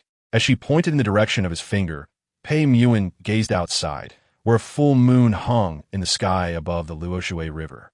The moonlight cascaded down, casting a faint glow over most of the imperial city, not entirely shrouded in darkness. Lu Changqing did not release her hand, holding it possessively. Since the language is incomprehensible, let actions speak for themselves. He confessed that he was indeed infatuated with Pei Muan. A young man in his 20s, full of vigor, understands the underlying sentiments. The moonlight is enchanting. Pei Muan leaned against the window, murmuring to herself. Meanwhile, Lu Changqing, with his intricate schemes, not only held her delicate hand, but also stood closely behind her, almost enveloping her waist in an embrace. The faint fragrance emanating from Pei Muan was intoxicatingly alluring. Chapter 29.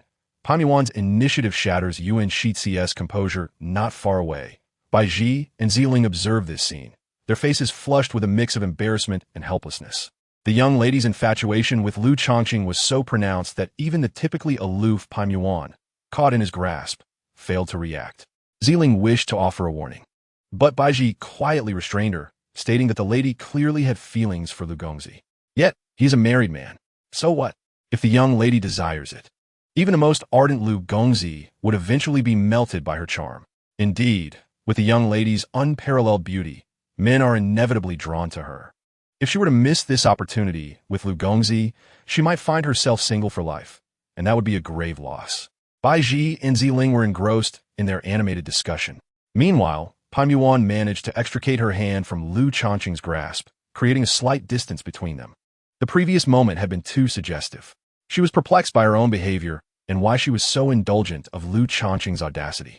Her character had never been one to allow such liberties. In the past, any other male gaze or conversation would have irked her. Yet, regardless of Lu Gongzi's boldness, she could only feel a mix of embarrassment and irritation. Pei Muan was bewildered. Her mindset was that of a quintessential infatuated admirer, clouded by a thick veil of admiration. Suddenly, Lu Changqing leaned in closer once more. This time, he embraced her waist and whispered softly in her ear, "Muan, allow me to present you with a poem, a piece solely dedicated to you." Lu Changqing was never one to remain passive.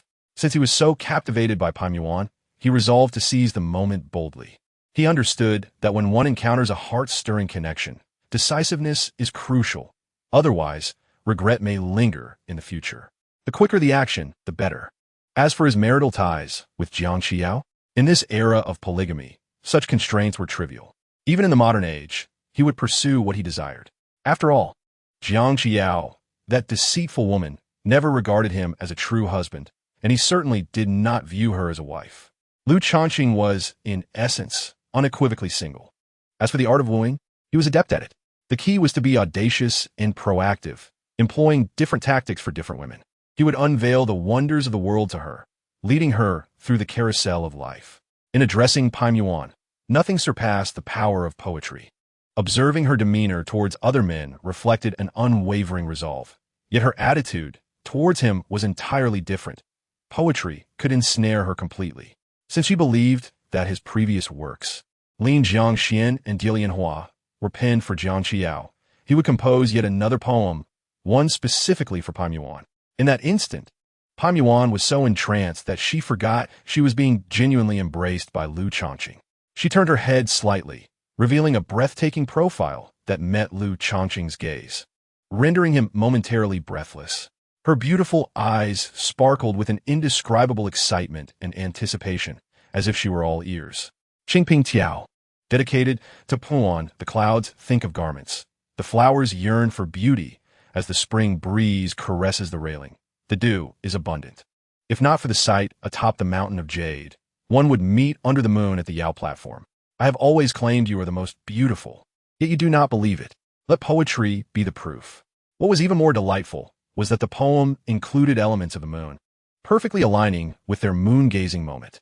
The masterpiece fell upon Pan Yuan, causing her beautiful eyes to become misty and increasingly dazed. Lu Changqing found it amusing. Everyone claimed Pan Yuan was excessively cold and aloof, yet he perceived a love-struck girl, adorably naive and endearing. After what felt like an eternity, Pan Yuan suddenly broke the silence, her voice a blend of coolness and urgency. The matters concerning Jiang Qiao, Lu Changqing's romantic persona, and his marriage were inconsequential. For the first time, she longed for a kiss. The infatuation had wholly erupted within her. Without hesitation, Lu Changqing leaned down. In that moment, the world around them faded. Not far away, Ziling and Baiji blushed deeply, quickly turning away. Time passed in a blur. Pan Yuan escaped from the warm embrace, her face flushed.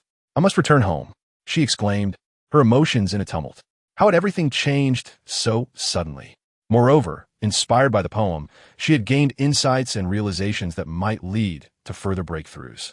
She was now forcefully suppressing the urge to explore these thoughts and needed to return home to cultivate her understanding. "I shall escort you back to the Taisha mansion. There is a pool of fish waiting," Lu Changqing remarked, smiling as he naturally yet dominantly took hold of her soft, fragile hand, leading her towards the exit of the private room. In the private room on the 8th floor of Luo Shuilu, Lin Xianhu and his companions were persistently toasting Yuan Qingye. However, Yuan Qingye appeared somewhat distracted. Wang Baihu, ever astute, seized the opportunity to suggest, "If you are concerned about Miss Pan Yuan, you may send someone to check on her."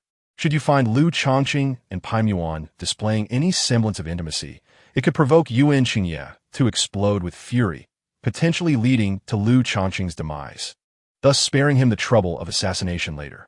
"Wang Baihu, speak less and drink more," Lin Qianhu interjected. "Miss Pan Yuan's demeanor is well known throughout the imperial city. What cause for concern do you have? Would Lu Zongqi dare to offend her? Moreover, she is a master in her own right. While Lu Zongqi merely exists at the threshold of innate prowess, he lacks the ability to offend her." Lin Qianhu shot Wang Baihu a disapproving glare, eager to diffuse the situation. He was displeased with Wang Baihu's provocations. Despite any animosity towards Lu Changqing, he was a member of the Jinyue. Was it not somewhat despicable to incite Yuan Qingye's hatred towards him? Indeed, who does not know what kind of person Yuan is in the imperial city of 7 million? Yuan Qingye spoke up.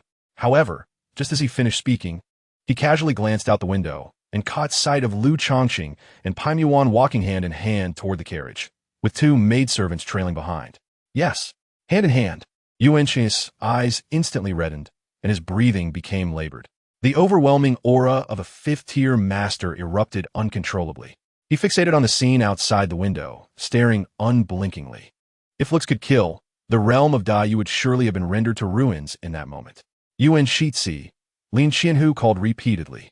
Noticing Yuan Qingye's lack of response, Lin Qianhu instinctively peered out the window towards Luo Shuilu. So did Wang Baihu, Song Baihu, Zhang Yin, and Suan Buxiu. They were all left in shock. What did they see? Goodness gracious! Under the moonlight, Lu Changqing and Pan Yuan were holding hands. Chapter 30. Pei Muwan, Grandfather. I have someone I like. Inside the carriage, Lu Changqing initially intended to pull Pei Muwan to sit beside him. However, Pei Muwan gradually emerged from her emotional haze and impulsiveness, Her cheeks flushed as she quietly took her seat opposite Lu Changqing. The carriage made its way toward the Grand Preceptor's residence. Lu Changqing remarked, "Mu Wan, when we left Luo Shui Lu, we held hands, and many people witnessed it." As they exited Luo Shui Lu, he had intended to release her hand, yet Pei Mu Wan unexpectedly grasped it firmly. This was quite astonishing. Firstly, in ancient times, a young woman who had not yet married holding hands with a man was considered scandalous, especially since her grandfather was the foremost civil official. Secondly, Lu Changqing was already married. "Changqing, I cannot be a concubine." Pei Mu Wan raised her head, her beautiful eyes shimmering with determination. I can seek a divorce. I was already intending to do so." Before he could utter a word, Pei Mu Wan interrupted. "However, I do not wish to disrupt your relationship with your wife, so I will not marry anyone in this lifetime. Just consider me your confidant." This was Pei Mu Wan's heartfelt sentiment. It was precisely because of this resolute thought that she had held hands with Lu Changqing upon leaving Luo Shui Lu. She aimed to declare to the world that since she had chosen to love, she would do so openly and without shame. Pei Mu Wan harbored no guilt about being a mere confidant. After all, in the Yu Dynasty, polygamy was commonplace for men, let alone having a single confidant. Her reluctance to marry Lu Changqing stemmed from a more profound reason. She was certain of his deep affection for his wife. She could never replace the position his wife held in his heart, so why should she leverage her status to compel him to divorce? Such actions would only create discord in his heart. She sought a connection of souls instead. Lu Changqing fell silent for a long while before finally asking, "Can confidants share a bed?" This was his primary concern. You can't just say you are willing to hold hands and share a light kiss. That simply won't do. If a confidant can indulge in more intimate encounters, then that would not be out of the question. "Be quiet." Pei Mu Wan scolded him, flustered and indignant. After her embarrassment came a wave of nervousness. That evening at Luo Shui Lu, she had been mesmerized by a rendition of Changqing Diao, leaving her head swimming with emotions. In a moment of impulsiveness, she had initiated a kiss, losing her first kiss to him. She had also taken the initiative to be his confidant, wishing to declare it to the world. Although she had no regrets, she suddenly remembered that she would have to face her grandfather and hoped he would not be too upset. What about her good friend, Princess Mingzhu? Would she mock her when she found out? For years, Pei Mu Wan had maintained an image of being aloof, cold, and unapproachable, akin to a frosty fairy. Tonight, however, that facade had crumbled. Lu Changqing, noticing Pei Mu Wan's apparent embarrassment, moved beside her. It was evident that she was being impulsive and emotionally expressive tonight. After this evening, she might not exhibit such openness again. Therefore, he had to seize the moment to deepen their bond. Changqing, Xiling, and Baiji are still driving the carriage. "Don't take advantage of me." Pei Mu Wan's eyes sparkled with nervousness. "Kissing is an obligation of a confidant, isn't it? Is it?" Pei Mu Wan was momentarily taken aback. Before she could react, his lips were on hers. Lu Changqing's hands sought to wander, but thankfully, Pei Mu Wan instinctively clutched his hands tightly. Time passed, and finally, they arrived at the Grand Preceptor's residence. Pei Mu Wan was blushing fiercely, her face as red as a ripe watermelon. She shot Lu Changqing an annoyed glance. What obligations does a confidant have? Lu Changqing, smiling broadly, mused to himself about how soft Mu Wan's lips were, akin to jelly. A breathtaking beauty. Kissing her was an extraordinary experience. The next moment, Lu Changqing, with utmost seriousness, declared, "The obligation of a confidant is to bear me a child." "Get lost." Pei Mu Wan, taken aback, kicked him lightly. After Lu Changqing disembarked from the carriage, Pei Mu Wan took a moment to adjust her attire before stepping down. As she did, Lu Changqing's eyes lit up. Wow, what a contrast. At that moment, Pei Mu Wan reverted to her previous lofty demeanor, the kind that made others hesitant to gaze upon her. Her aloofness, pride, and cool demeanor were simply exquisite. Pei Mu Wan sensed Lu Changqing's intense gaze and couldn't help but feel a flicker of joy within. Even if I cannot surpass Jiang Qi Yao in your heart for now, I will strive to secure a place for myself. I set myself a goal. Within 3 years, my standing in your heart must at least equal hers. Pei Mu Wan led Lu Changqing toward the Grand Preceptor's residence. Before Yuni Lu, she suddenly spoke, "Aunt Yen, from today onward, you shall be Lu Changqing's protector." No sooner had she spoken than a shadowy figure appeared mysteriously before them. Lu Changqing was taken aback. He had been entirely unaware of Aunt Yan's presence. "Miss, what about your safety?" Aunt Yan inquired calmly, her voice carrying a slight rasp. "I will go to see grandfather shortly. He will arrange for another protector for me." "Understood." Aunt Yan bowed respectfully before vanishing once more. Lu Changqing remarked, "Aunt Yan's agility is quite astonishing. Of course, she practices Piao Miao Shanbu, a high-grade martial technique." Pei Mu Wan chuckled softly. "Wait for me here." She entered Yun Yi Lu and returned in less than a minute, handing Lu Changqing a small booklet. It was none other than Piao Miao Shanbu. Lu Changqing was astonished. Such techniques and martial arts shouldn't be shared freely, should they? Otherwise, how would great families and powerful factions maintain their dominance? If they were shared casually, the vast majority of people in the Yu Dynasty would not be ordinary or at the 8th or 9th level of cultivation. "Take it. You deserve it. I will explain to grandfather. Besides, the 3 poems you gifted me are of greater value than Piao Miao Shanbu," Pei Mu Wan asserted dominantly, not allowing Lu Changqing a chance to refuse. "I cannot give you the internal martial arts techniques just yet, but I will discuss it with grandfather. Once he agrees, I will hand them over to you immediately." The reason she could not directly offer the internal techniques was that the martial arts practiced by the direct line of the Grand Preceptor belonged to the Hao Ranzheng Qi Gong, a secret of the Confucian school. This internal technique did not solely belong to the Grand Preceptor's residence and could not be given away lightly. It must be approved by her grandfather, who would then negotiate with the contemporary scholars. "I already possess internal skills, and they are quite decent," Lu Changqing declined.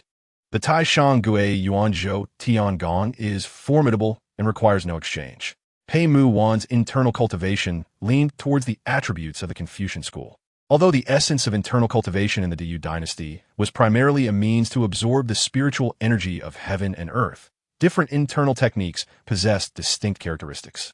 If one's inherent character or essence aligns harmoniously with the attributes of a particular internal cultivation method, the practice of such a method becomes significantly easier. Conversely, if there is a mismatch, one may find oneself perpetually teetering at the threshold of entry-level mastery. The attributes of Taoist practices reflect the natural order of the universe, allowing for a spontaneous and unfettered approach. In contrast, Buddhist practices lean towards compassion for both mankind and oneself, while Confucian practices delve into literary thought and the awakening of the heart.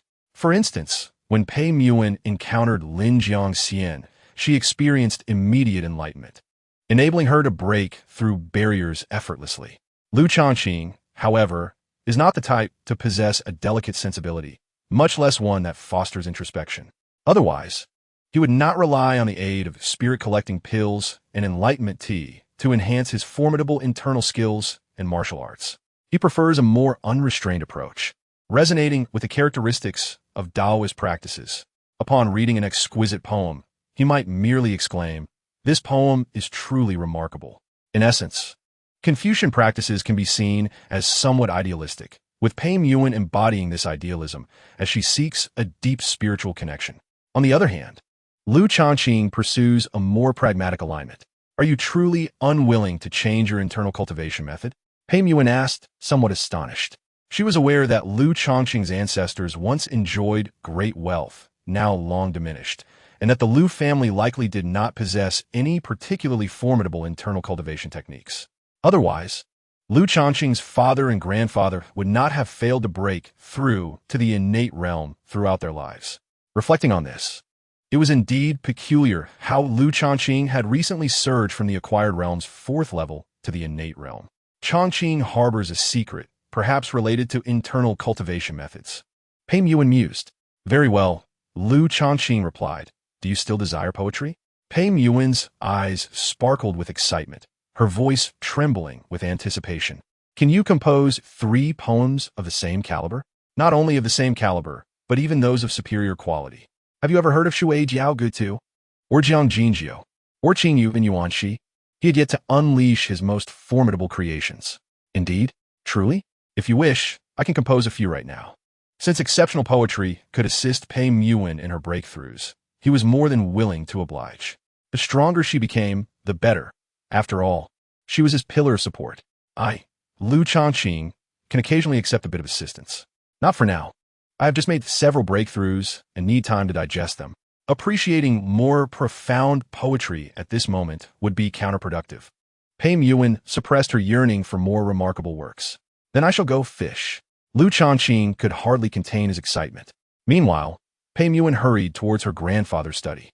Her grandfather, Pei Tianxing, was a man of a century or two, yet appeared only in his 50s or 60s, with a hint of gray in his beard. Upon entering the study, Pei Tianxing was engrossed in writing. Each character he inscribed seemed simple, yet they embodied a profound essence. Any disciple of Confucian practices cultivating Hao Ran Zheng Qi Gong, even those of the innate realm, would likely experience moments of enlightenment and perhaps even attain breakthroughs upon glimpsing his calligraphy. Grandfather, what brings you here? Is there something you need? Pei Tianxing inquired with curiosity. Setting down his brush, he knew well that his granddaughter was exceptional, yet sometimes overly reclusive, even distant from him. I have someone I like, Pei Muan declared straightforwardly. Chapter 31. Counterattack against Wang Baihu. A resounding breakthrough. Before Lu Changqing Pen Qing Ping Tiaozeng Pei Muan under the moonlight for her, she merely admired and idolized him, with a hint of suppressed affection. However, upon receiving the poem, her emotions spiraled, and in a moment of impulsive desire, everything transformed. Admiration and reverence blossomed into genuine fondness and love. Oh, Pei Tianxing, a remarkable figure himself, was intrigued but maintained a composed demeanor. After all, as a half-step celestial being and a prominent official, losing control of one's emotions would be quite the folly. Nonetheless, he was genuinely surprised. He understood how proud his granddaughter was, and he had presumed she would likely remain solitary for life. Who is the young man that has captured her attention? His name is Lu Changqing, a captain of a Jinyui, and he is already married, Pei Muan replied. This revelation momentarily unsettled Pei Tianxing, pushing him toward the brink of exasperation. Before he could voice his thoughts, Pei Muan interjected, he composed 3 poems today, grandfather. Allow me to share them with you. Meanwhile, Lu Changqing had successfully caught a spirit fish, believed to be 700 years old.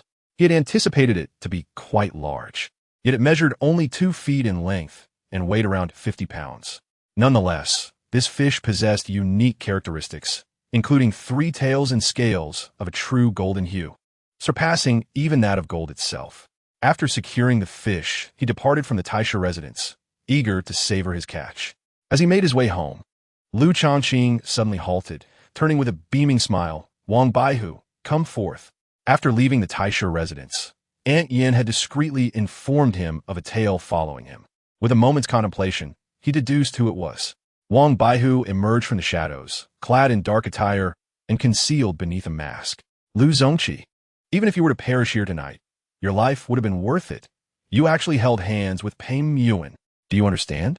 Every man in the Imperial City desires to hold her hand, yet even the young Master Yuan has never had that opportunity, and yet you. Lu Changqing chuckled. Holding hands? If you knew I had kissed Muan's crimson lips, you'd be so envious you'd drop dead on the spot. Though your actions tonight have rendered you an enemy of nearly every young talent in the Imperial City, especially young Master Yuan, who is likely devising a plan to eliminate you, you won't survive long. But I can't wait any longer. I'll take you down tonight, Wang Baihu declared, drawing his sword. Lu Changqing, eager to return and feast, decided against further banter. He unleashed a powerful strike, flying sword to immortality. Now firmly at the 4th level of the innate realm, he found Wang Baihu's 8th level innate prowess insufficient to match him, easily compensating for the 4 minor levels of difference with his formidable martial skills. Wang Baihu was astounded into silence. This little rascal dared to strike first? To his shock, he sensed the taste of death closing in. Without hesitation, Wang Baihu drew his blade, unleashing a flurry of strikes. Blade slashes the dragon python. Sea-settling blade. 1 strike to sever heaven and earth. Each blade gleamed like a comet in the night, their piercing sound slicing through the air, a cacophony of steel.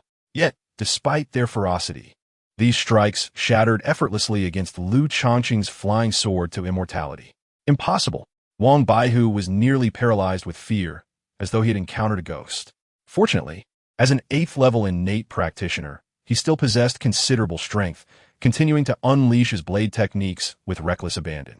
This time, the numbers were sufficiently ample, stacked together. managing to withstand the strike of Aegean Facian. However, Qix's true essence had been nearly depleted. Aegean Facian. Lu Changqing scoffed derisively and struck again. Once more, it was Aegean Facian. Given his current realm, he could unleash it 3 times in quick succession. No! Wang Baihu's scalp prickled beneath the black cloth. His eyes brimmed with despair, nearly bloodshot as he screamed with all his might.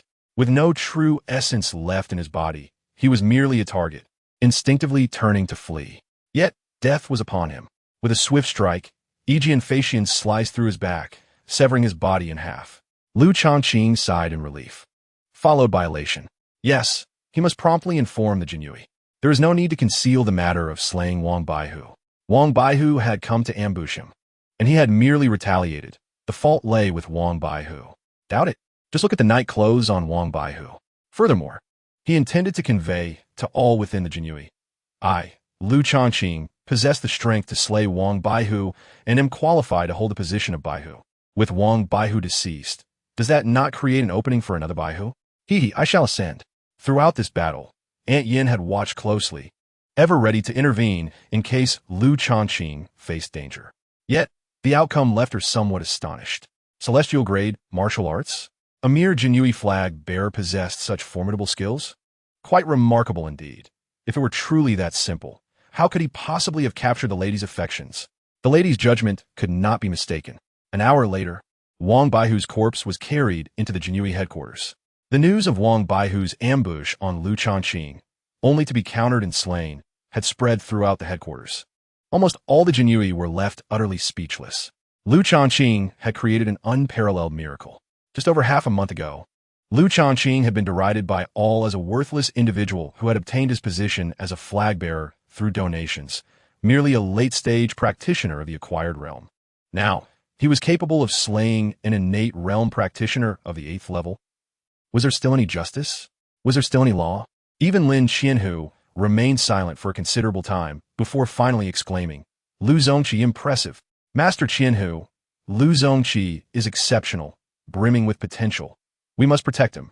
Wang Baihu interjected. Lu Zongqi's slaying of Wang Baihu renders him innocent. There is no need for concern. No, I meant to discuss Lu Zongqi and Miss Pei. Wang Baihu said cautiously. Pei Muan, one of the twin beauties of the Imperial City, the only granddaughter of the Grand Tutor, someone whom the Dean of Wenhua Academy wishes to accept as a direct disciple, and she possesses beauty that could be deemed unparalleled throughout the entire Yu Empire. How could you, Lu Changqing, have captured her? This was indeed a grave predicament for Lu Changqing. From this day forth, who could say how many inexplicable enemies would emerge against him? From princes and nobles to common vendors, they would likely harbor animosity towards Lu Changqing, especially young Master Yuan. That evening, as the banquet at Luoshui Tower concluded, young Master Yuan wore a countenance as dark as the bottom of a pot. The aura of malice emanating from him was as terrifying as that of a millennial-old zombie. It was understandable. Rumor had it that whenever young Master Yuan encountered Miss Pei, he would be elated if she responded to him with even a single word. Yet Lu Changqing, they had openly held hands. Wang Baihu felt that young Master Yuan would harbor intentions of torturing Lu Changqing. We should take him to meet the deputy commandant and even the commandant. Lin Qianhu sighed. And you should introduce him to the esteemed person behind you as well. Indeed, at the Lu residence, within the cultivation chamber, Lu Changqing was unaware of the astonishment his counterslaying of Wang Baihu had incited among the Jinhui. Nor was he cognizant of the envy and curses directed at him by countless talented youths across the Imperial City that night. He was immersed in his training. Upon returning to the Lu family, he personally prepared fish soup, utilizing the essence of a 700-year-old spirit fish. An extraordinarily potent tonic. Lu Changqing was indeed a fierce individual, consuming every last drop of the fish and broth. The vital energy within him surged wildly, roaring and raging without restraint. Lu Changqing operated the Taishang Guiyuan Zhou Tiangong to its utmost limit, greedily devouring the spiritual energy. Breakthrough. Breakthrough. Another breakthrough. Chapter 32. Power ascending rapidly. A hint of jealousy from Jiang Qiyao. At the Grand Tutor's residence, the Grand Tutor Pei Tianxing, who had been on the verge of losing control and cursing, after perusing the poems Lin Jiangxian, Dai Lianhua, and Changqing Jiao Zhang Pei Muan first fell silent, then repeatedly read through the 3 poems. Uncertain how much time had passed, Pei Tianqing regretfully remarked, "What a pity these 3 poems all revolve around love. They do not resonate with my state of mind. Had they been about the nation and the world, with the same quality, perhaps they could directly aid my enlightenment and breakthrough to the Tianren realm. I have been stuck at the half-step Tianren realm for 2 to 3 decades, unable to make that half-step forward. It is indeed a challenge." Pei Muan hesitated for a moment before softly saying, "Changqing stated that he can compose even more poems of comparable quality. Perhaps one of them will resonate with your state of mind, grandfather." "Ha ha! Literary genius cannot simply be conjured at will. This lad is merely trying to deceive you." Pei Tianqing laughed heartily. "Nevertheless, given these 3 poems, can grandfather understand why you are so enamored with him?" "Grandfather, he is merely a confidant," she replied. "Do you not wish to contend for him? Even if he has a wife, divorce is an option." "I do not wish to contend. A confidant is quite sufficient. You should contemplate it. Regardless of your decision, grandfather will support you." Pei Tianqing was a very easygoing individual, not overly traditional. For instance, in this ancient environment, he did not adhere to the notion of valuing males over females. He regarded societal norms and external opinions with indifference. "Grandfather, I have become involved with a married man. Even holding hands publicly, you would not." Pei Muan's face flushed slightly. She was somewhat astonished. She knew that after presenting these 3 poems, her grandfather would likely not be particularly opposed to her relationship with Changqing. Among those who truly cherished literary talent, her grandfather was undoubtedly one. Yet, she never imagined her grandfather would be so open-minded. The views and discussions of the world only affect those with unstable minds. Those with true inner strength should simply follow their hearts. "Grandfather, you are truly wonderful." Pei Muan dispelled her last lingering doubt. Then, she playfully added, "Grandfather, we were too ostentatious tonight. Probably everyone in the Imperial City knows about my relationship with him now, and he will face considerable pressure. Could you, since you are together, from this day forth, he is also considered a disciple of the Grand Tutor's residence. Who among the older generation would dare to shamelessly intervene against him? That would be tantamount to opposing the Grand Tutor's residence," Pei Tianqing declared with great authority. "As for who among the younger generation dared to approach Lu Changqing, that would be a matter for Lu Changqing and Pei Muan to resolve themselves." "Grandfather, you are the best grandfather in the world. A daughter grows up too fast. Look at how happy you are," Pei Tianqing teased. His granddaughter, usually so aloof, was remarkably animated this evening, all thanks to Lu Changqing. For a moment, Pei Tianqing felt a pang of jealousy. There exists a feeling akin to having tended to a cherished flower for many years, only to have it unceremoniously taken away. The following day, at the crack of dawn, Lu Zhangqing awakened from his cultivation, brimming with exhilaration. What a delightful experience! In a single night, he ascended from the 4th to the 7th layer of the Xiantian realm. It was akin to riding a rocket. One must not underestimate these 3 minor realms. They belong to the Xiantian realm, not the Hotian realm. In comparison, Huangxiu from the Zhongqi has lingered at the 2nd layer for 1 or 2 years. It is evident that breaking through in the Xiantian realm is no trifling matter. Lu Zhangqing has truly consumed martial resources with fervor, effectively leveraging a cheat. The spirit fish, aged 700 years, if its existence were known, could certainly attract even princes and nobles to vie for it. If presented at an auction, it would fetch astronomical sums exceeding hundreds of thousands of taels. Below the Grandmaster realm, I am invincible unless one possesses a celestial-grade martial art. Alas, how many in the Yu Dynasty have cultivated such techniques? As Lu Zhangqing stepped out of the cultivation chamber and made his way to the main courtyard, he caught sight of several maidservants of Jiang Qiyao peering over the wall, gazing in his direction. Their expressions were peculiar, a blend of astonishment, excitement, admiration, and perhaps a hint of lament. What was amiss with Jiang Qiyao's maidservants? Had they lost their senses? Lu Zhangqing felt somewhat speechless. At that moment, within the Washigu pavilion, Jiang Qiyao held a piece of paper inscribed with the poem Linjiang Xian, which notably bore Lu Zhangqing's name as the author. This poem had been presented to her the previous afternoon. While Lu Zhangqing may be somewhat inept, this poem was truly exquisite. When the bright moon shone, it once illuminated the return of the colorful clouds. Such a beautiful line. Was it written for her? A reminder of the passage of time? Did he reminisce about their past encounters? Jiang Qiyao pondered throughout the night, but could not recall any beautiful memories shared with Lu Zhangqing. It was he who, driven by lust, impulsively sought a hasty marriage. And she, playing along, had married him to gain access to the Lu family sword tomb, essentially a marriage of deception. How could he reminisce about the bright moon and the return of the colorful clouds? Was it merely his fantasy? Or did he perceive their first meeting as a cherished memory? Jiang Qiyao, indeed breathtakingly beautiful, could hardly believe that she could enchant Lu Zhangqing to such a degree. While the poem was well written, it was regrettably just words, mere expressions of sentiment. Was he so infatuated, especially when there was already a devoted maidservant in the main courtyard? Her inexplicable annoyance towards Gao Yunduan intensified. For a moment, Jiang Qiyao felt the urge to tear the paper, yet ultimately could not bring herself to do so. The poem was innocent, and such a splendid piece deserved preservation. In a curious twist of fate, she tucked the paper into her pocket, keeping it close. In the main courtyard, Lu Zhangqing entered his bedroom only to be taken aback to find Gao Yunduan still slumbering peacefully, cradling Xiao Bai. Approaching her, he first lifted Xiao Bai into his arms, playfully ruffling its fur, then raised his hand and playfully swatted Gao Yunduan's behind. "Ah!" she exclaimed, startled awake. "How can you still be asleep when the sun is high? How dare she sleep in his bed when there was a couch prepared for her? Young master, you are bullying me.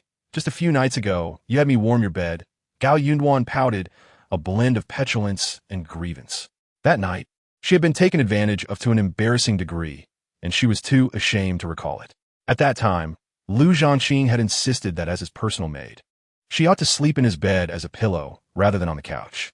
"Quickly wash up and arrange for the maidservants to bring water. I wish to bathe," he commanded. "What? Another bath?" Gao Yunduan's delicate face flushed crimson. Recalling Lu Zhangqing's previous antics during a bath, she thought to herself, "He just wants to tease me." Lu Zhangqing playfully tapped her on the head. Soon after, he settled into the bathtub, relishing the sensation of Gao Yunduan massaging his shoulders from behind, feeling utterly comfortable. Today, Lu Zhangqing was surprisingly well-behaved, his hands not straying, for he was deep in thought. The misty instant step needed to be cultivated promptly. A top-tier earth-grade movement technique was indeed remarkable. It is known that among martial arts, offensive techniques are the most abundant, while movement techniques are exceedingly rare. A top-tier earth-grade movement technique holds a certain value comparable to a low-grade celestial grade sword technique, like one sword flying immortal. His current movement technique, Ascending Cloud Step, was merely a mid-tier yellow grade, and he had only achieved minor success. Compared to Misty Instant Step, it was worlds apart. Yet in truth, his movement speed was considered above average among the elite of the Genie Way. One could only lament the scarcity of exceptional movement techniques. It was only due to his fortunate circumstances that he had the opportunity to practice Misty Instant Step. Yet he still required funds. To expedite his cultivation of Misty Instant Step, it would be quite challenging given his martial comprehension. He would need temporary enhancements through elixirs or rare treasures. Regrettably, he had nearly exhausted his supply of spirit-gathering pills. The golden bed, worth 100,000 taels of silver, was to be sold today. Time was of the essence. With this thought, Lu Zhangqing rose, "Assist me in drying off." "What?" Gao Yunduan's face turned a deep shade of crimson. "Young master, could you kindly inform me when you rise?" After a brief period, Lu Zhangqing dressed and left the bathing area, promptly instructing a servant to summon Qiansheng. After a considerable interval, Qiansheng arrived at the Lu estate. Lu Zhangqing tossed the pre-packaged, shattered golden bed before Qiansheng. "It's all gold. Take it in the Lu family's carriage to your Qian family business. Exchange it for silver notes, and do so discreetly." "Understood." Qiansheng nodded earnestly, filled with joy, as such important tasks were entrusted to him, indicating Lu Zhangqing's trust.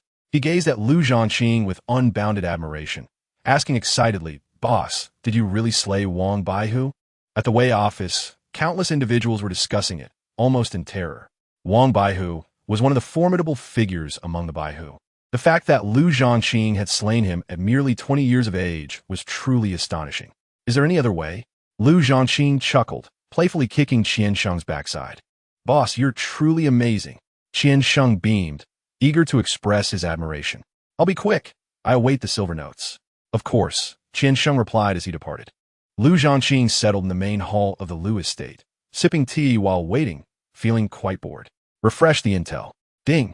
Princess Mingzhu will arrive at Puyun Temple in 2 hours to pray for the reigning empress.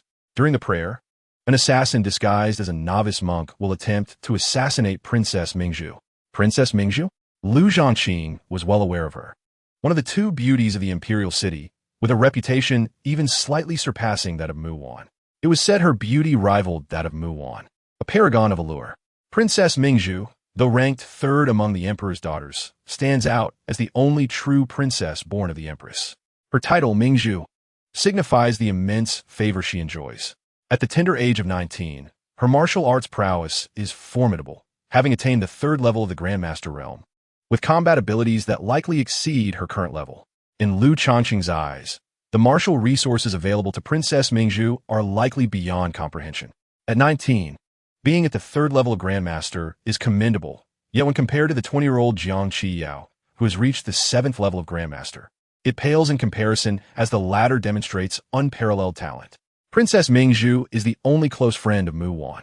Since he has formed a bond with Muwan, it is inevitable that he would eventually meet Princess Mingzhu, albeit sooner than anticipated. Indeed, he has resolved to rescue Princess Mingzhu. Understanding that such an opportunity is too precious to forsake, he aims to become her savior. After all, trouble seems to follow him relentlessly. He has already killed Luo Wang in broad daylight, dispatched Lu Tianyang in the guardhouse, and taken Mu Wan's hand, all within mere days of awakening memories from his previous life. Yet, Lu Changqing's martial prowess remains woefully inadequate, as his innate strength is far from commensurate with his propensity for chaos. Although he currently enjoys the protection of the 6th level Grandmaster, Yin Yi, while relying on Mu Wan's support, his sense of security is still lacking. By aligning himself with Princess Mingzhu and becoming her rescuer, he would gain favor with the Empress and the royal family of Diyu, a truly advantageous position. Half an hour later, Qian Sheng returned, presenting him with a substantial sum of 120,000 taels. So much? Lu Changqing exclaimed. Of course, boss. You are one of us. Our family business would never profit from you, Qian Sheng replied with a grin. Lu Changqing was pleased and gave Qian Sheng a pat on the shoulder, casually inquiring, given your family's wealth and abundant martial resources, why is your martial level so inadequate? In truth, while wealth can procure martial resources, it cannot buy the most essential ones due to the low status of merchants, Qian Sheng lamented. He has access to various martial resources, but lacks the core essence of internal cultivation. The most exceptional internal skills are treasured heirlooms of powerful families and clans, never to be sold, rendering wealth futile in this regard. What level is your current internal cultivation? Lu Changqing asked. It's an upper-grade, yellow-level skill. Absorbing the natural energy is incredibly slow, and I often waste more than I gain from elixirs and treasures, Qian Sheng sighed. However, compared to others, my upper-grade, yellow-level internal skill is still decent. Most within the guard only practice lower-grade yellow-level or even upper-grade human-level skills. Ultimately, my own martial talent is lacking. I will find you a decent internal skill when the opportunity arises, Lu Changqing promised. He intended to assist not only Qian Sheng, but also Lu Quan, Zhao Heizhu, Zhou Hu, and Wei Xing. His loyal subordinates must enhance their strength swiftly, for they would be of little use otherwise. He envisions a future where he leads his subordinates to traverse the world and confront various factions, relishing the thought of his position within the court. Thank you, boss, Qian Sheng exclaimed, nearly bowing in gratitude. Lu Changqing halted him, playfully kicking his rear. Are you not returning to the guardhouse? Lin Qianhu and Song Baihu are waiting for you. Inform them I will return in the afternoon.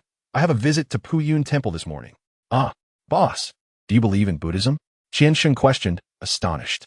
Indeed, the number of believers in the royal city is scarce. And Princess Mingzhu only visits Puyun Temple for the sake of her mother, hoping for a favorable outcome. I am merely a compassionate person. As we have worked together, I will pray for Wang Baihu to ascend to paradise rather than descend into hell. You are too kind, Qian Sheng remarked, a twitch at the corner of his mouth. Now be off with you. After Qian Sheng departed, Lu Changqing, clutching 12,000 taels in silver notes, left the Lu residence, heading southeast towards Puyun Temple, located 20 miles outside the royal city. At that moment, outside the gates of Princess Mingzhu's residence, she boarded a lavish carriage, accompanied by a retinue of 100, including maids, eunuchs, and guards, as they set forth towards the city outskirts. Within the opulent carriage, she sat alongside her two close maids, Qiuhen and Xiahe. Has Muwan truly found man?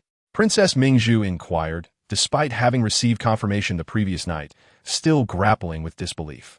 As Pei Muwan's confidant, she understood her friend's aloofness and indifference, knowing Muwan was solely devoted to her literary pursuits.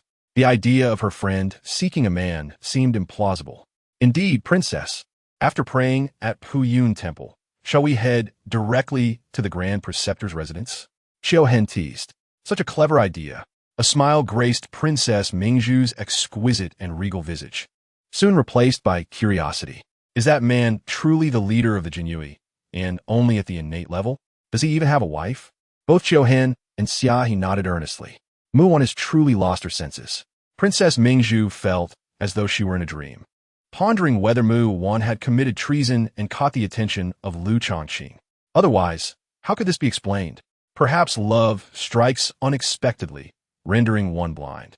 Xiahe offered in consolation. Blind? If I were princess, I would rather die, remain single for a lifetime, or become a nun than to be enamored with a Jinyui leader who already has a wife. Princess Mingzhu huffed, her commanding presence unmistakable. Upon returning from Puyun Temple, I must have a serious conversation with Muwan to ensure she does not fall prey to a petty thief. As she spoke, Princess Mingzhu instinctively reached for her beloved cat, Xueqiu, only to realize it was absent. Xueqiu, where are you, you wretched cat? Mother misses you. When Lu Changqing arrived at Puyun Temple, he spotted Princess Mingzhu's carriage and the guard station nearby, yet the temple remained open to the public. He breathed a sigh of relief. If Princess Mingzhu's arrival had led to the temple's closure, his ambition to become her savior would have been thwarted. Fortunately, in a sense, Princess Mingzhu appeared quite approachable. He stepped into Puyun Temple. Before my eyes lies a vast square where clusters of incense burners gather in small groups. In the square, there are also 2 lotus ponds. Upon closer inspection, one can see that the ponds are strewn with copper coins and silver ingots. It appears that the common folk of the Yu Dynasty are no different from those on Earth, as they too enjoy tossing money at temples. Beyond the square stands the Xiongbaodian. Since Princess Mingzhu wishes to pray for the Empress, she must naturally go to the Xiongbaodian to offer incense. As Lu Changqing approached the entrance of the Xiongbaodian, he noticed several guards and eunuchs stationed at the door. Princess Mingzhu only brought her personal maid into the hall. The guards and eunuchs kept a vigilant watch on Lu Changqing. One of the guards, in a stern voice, addressed him, stating, "Young sir, if you wish to offer incense to the Buddha, please wait a moment." Some other incense burners had also been stopped from entering just moments before. Although Princess Mingzhu did not clear out the Puyun Temple upon her arrival, it was certain that she would not allow anyone else to disturb her while she prayed. She would likely only take a few minutes for her offering. Lu Changqing remained silent, standing 3 to 4 meters from the Xiongbaodian, gazing inside. The first sight to catch his eye was a massive, gilded-seated Buddha. A woman, clad in a flowing red gown, radiating elegance even from behind, was praying with her hands clasped together. Behind her stood 2 lovely maids. To the side of the Buddha sat an elderly monk and several young novices, all waiting respectfully. The elderly monk was most likely the abbot of Puyun Temple, Huiming. No matter how illustrious a temple may be, it cannot remain aloof in the presence of imperial power. With the arrival of Princess Mingzhu, Abbot Huiming would undoubtedly come forth to pay his respects. Lu Changqing immediately turned his gaze to the 4 young novices behind the abbot. Clearly, one of them was the assassin who intended to harm Princess Mingzhu. Unfortunately, within the borders of the Yu Dynasty, it is challenging to discern the martial prowess of a cultivator unless they voluntarily emit their aura. As such, Lu Changqing could not determine who among the 4 was the would-be assassin. "What are you looking at?"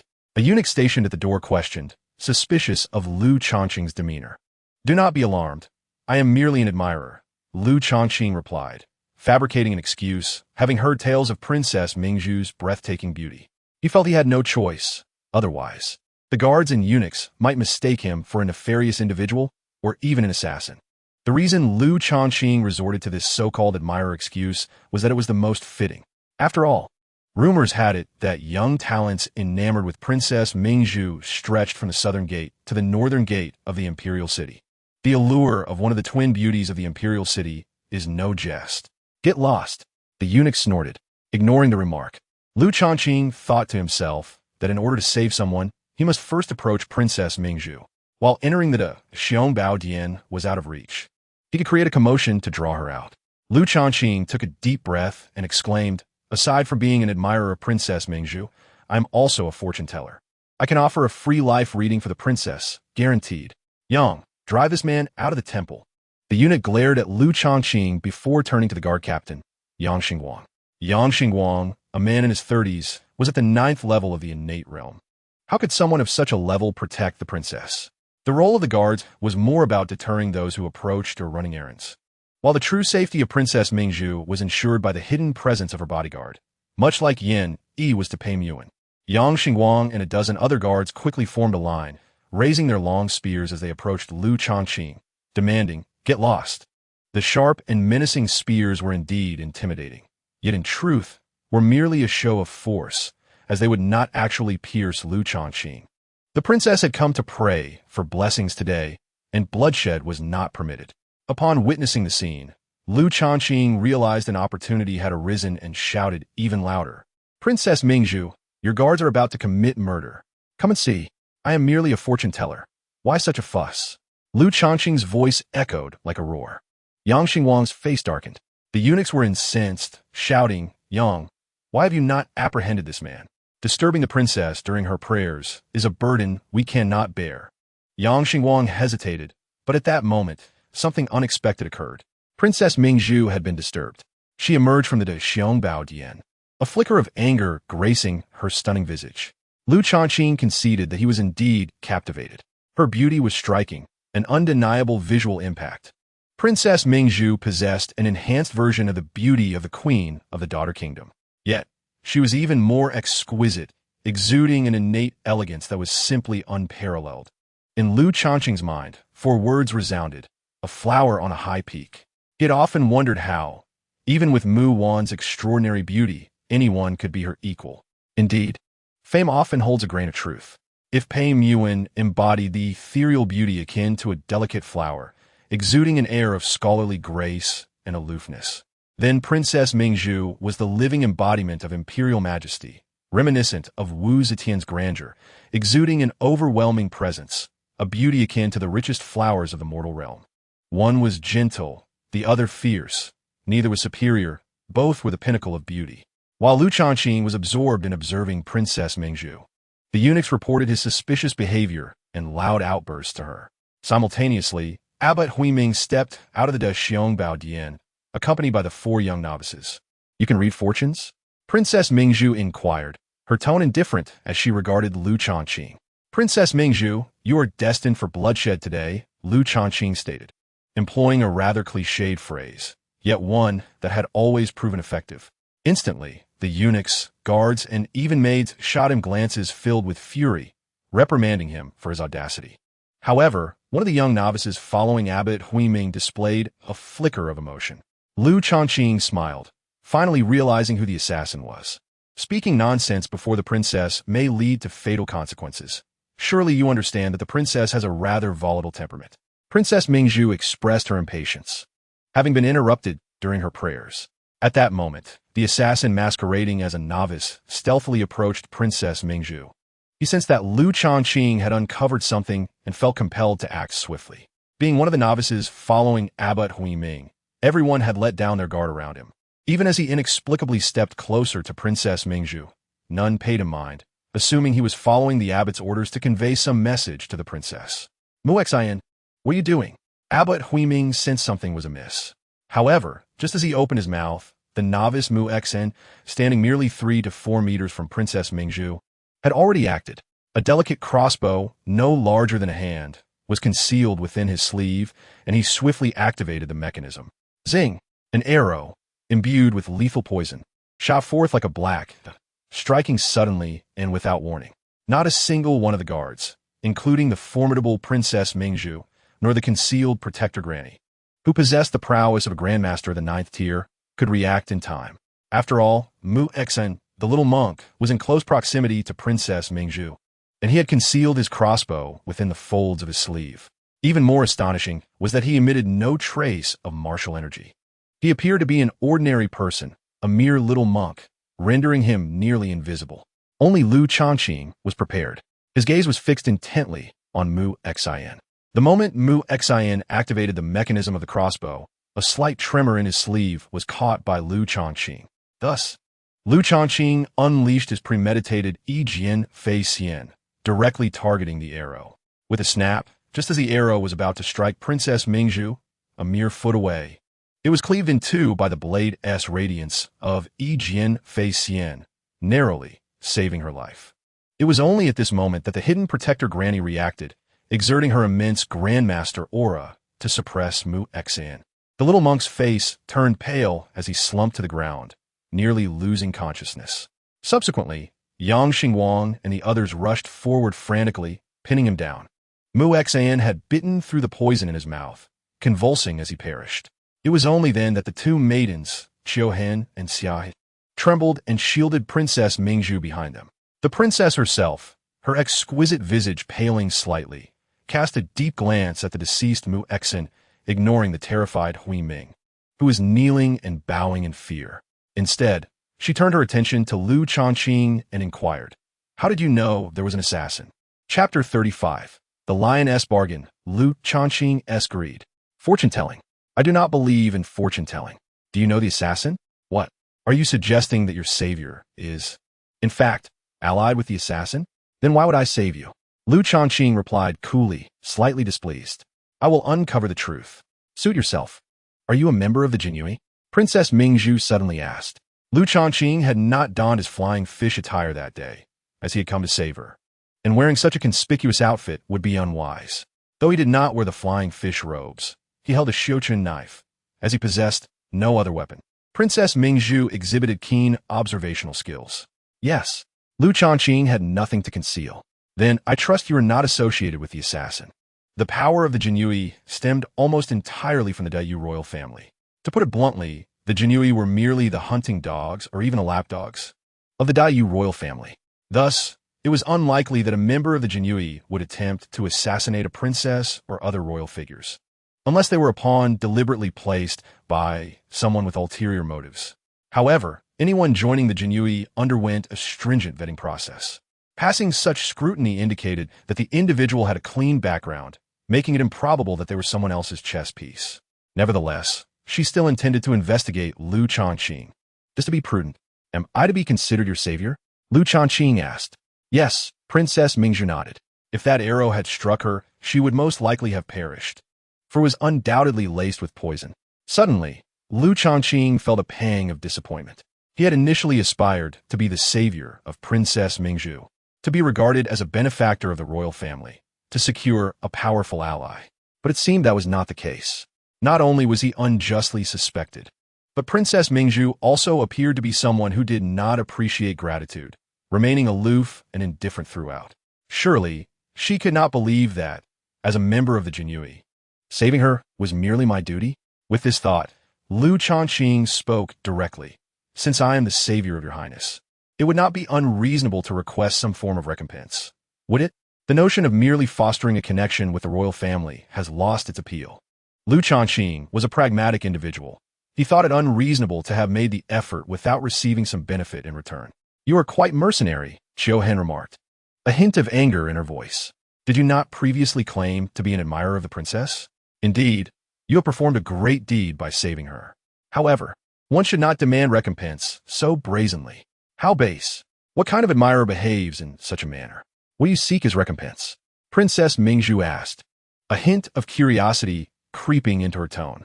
If she recalled correctly, some time ago, she had visited Muwan, who mentioned that the death of Granny had been resolved, with the credit going to a Jinyue officer named Lu Changqing.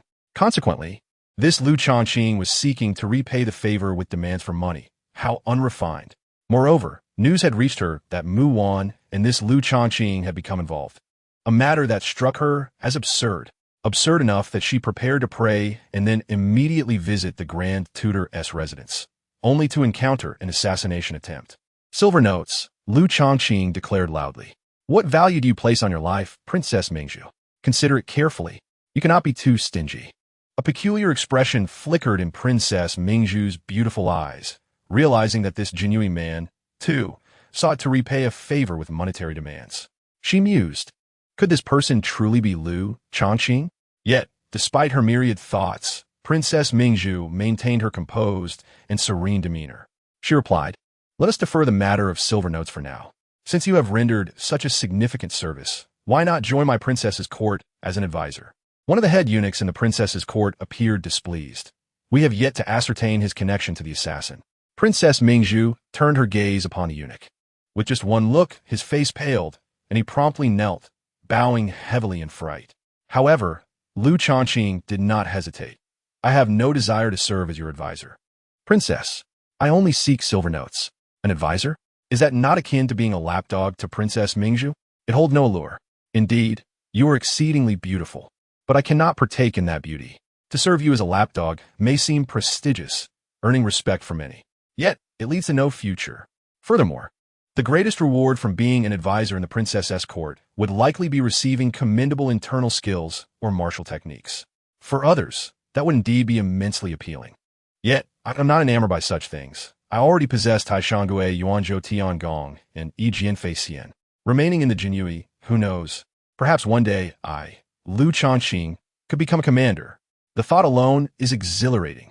At this moment, Qiu Hen and Xia He, the two maidens, were nearly beside themselves with rage, glaring furiously at Lu Changqing. This scoundrel, did he not profess his admiration for the princess? It was all a ruse. Within the imperial city, countless young talents yearned to join the princess's court as advisors. After all, proximity to power begets opportunity. Yet, the princess had not even granted them a chance. And now, she offered this opportunity to him, and he did not treasure it? All he cared for was money. Utterly crass. How much silver do you seek? After a few moments of silence, Princess Mingzhu inquired, a hint of curiosity in her tone. 1,000,000 taels. Lu Changqing thought. Anything less would imply that he held her in low regard. After all, could one's life be considered worthless? It is said that Zhu Gongzhu is highly favored and should be quite wealthy. Furthermore, by stating this figure, he has provided room for negotiation. The usually composed Zhu Gongzhu finally exhibited a flicker of emotional fluctuation, evidently shaken by Lu Changqing's audacity and unabashed greed. Meanwhile, Qiu Hen, Xia He, Yang Xingguang, and the other guards, along with the eunuchs, were left in a state of disbelief, questioning whether their ears had deceived them. 1,000,000 taels? How dare you? The annual fiscal revenue of the Dayu Empire is merely around 500 million taels. While the population and land area encompassed by the Dayu Empire are indeed impressive, the reality is that the empire is a coexistence of imperial power and sex, resulting in a fiscal figure that is not exceedingly extravagant. To propose 1/5 of the annual revenue? If 100,000 taels is excessive, then 80,000 taels would suffice. Observing that Zhu Gongzhu and the others appeared somewhat perturbed, Lu Changqing reluctantly lowered his demand slightly. Zhu Gongzhu inquired, what is your name? Chapter 36. Zhu Gongzhu's Playfulness. An unexpected encounter with a big shot before Lu Changqing could respond. Zhu Gongzhu playfully smiled. You're Lu Changqing, are you not? Instantly, Lu Changqing felt an ominous premonition. Indeed, Zhu Gongzhu continued, it is well known that Mu Wan and I are close friends, akin to sisters. You are the man whom Mu Wan has publicly acknowledged. Lu Changqing, considering Mu Wan's regard for you, would you dare to ask me for a reward? Lu Changqing's expression darkened. How shameless. What? Is being beautiful a license to bully others? Lu Changqing replied, if the princess is willing to offer a reward, I would certainly accept, as I am in need. Zhu Gongzhu responded, but I would feel embarrassed to offer it. If I were to reward you, would it not imply a doubt in the bond of friendship between me and Mu Wan? Or is it that you, Lu Changqing, are not truly Mu Wan's man? Lu Changqing fell silent, sighing inwardly. One should not be overly calculating. Here I am, meticulously planning to become Zhu Gongzhu's savior, yet I have gained nothing. Qiu Hen's eyes widened as he scrutinized Lu Changqing, excitement bubbling over. Princess, is he not the genie Wei who was holding hands with Miss Pei at Luo Shui Tower last night? His appearance is quite commendable, but he appears rather greedy. Xia He commented in a hushed tone. Farewell, Lu Changqing said without a second thought, turning to leave. Damn it, what bad luck. Next time, even if I have to save a dog, I would not save her, Zhu Gongzhu. As Zhu Gongzhu watched Lu Changqing's angry retreat, her mood inexplicably brightened. She certainly could not genuinely refrain from rewarding Lu Changqing, for he was indeed her lifesaver, and the debt of gratitude was immense. However, she simply did not wish to part with the money. On one hand, even if she could muster 100,000 taels in the short term, it would be somewhat burdensome. On the other hand, she had already devised a specific form of reward for him. She was confident that what she intended to offer would far exceed 100,000 taels of silver in value for Lu Changqing. Yet, Zhu Gongzhu refrained from expressing this immediately, intentionally allowing Lu Changqing to misinterpret her intentions as disinterest in recompense. She desired to see him vexed, angered, and even on edge. After all, he had silently taken away the heart of her dear friend, Unpleasant, who invited Lu Changqing to display such a greedy and opportunistic demeanor. Does he not understand the nature of a woman's jealousy? Even if she is a princess, she remains a woman. Princess, what do you think Miss Pei sees in him? How dare he speak so boldly in your presence? Xiao Han expressed indignantly. Zhu Gongzhu suppressed her smile. What? Is my life not worth 100,000 taels of silver? Your Highness is jesting. Even 1,000,000 taels would not compare to a single hair of the princess. A glimmer of amusement returned to Zhu Gongzhu's exquisite face. The move I executed to save myself was a heavenly-grade martial art, capable of posing a deadly threat even to first-tier masters. I maintain that Mu Wan's taste is exceedingly refined. How could the man she chooses be of inferior quality? That move was quite intriguing. Princess, shall we investigate Lu Changqing's background further? Yes, investigate thoroughly. He should not be implicated in the assassination, but it is peculiar that he seemed to know in advance about my impending attack. Intriguing indeed. Also, draft a formal request for Father to send the Imperial Guards to surround the entire Pu Yun Temple. Understood.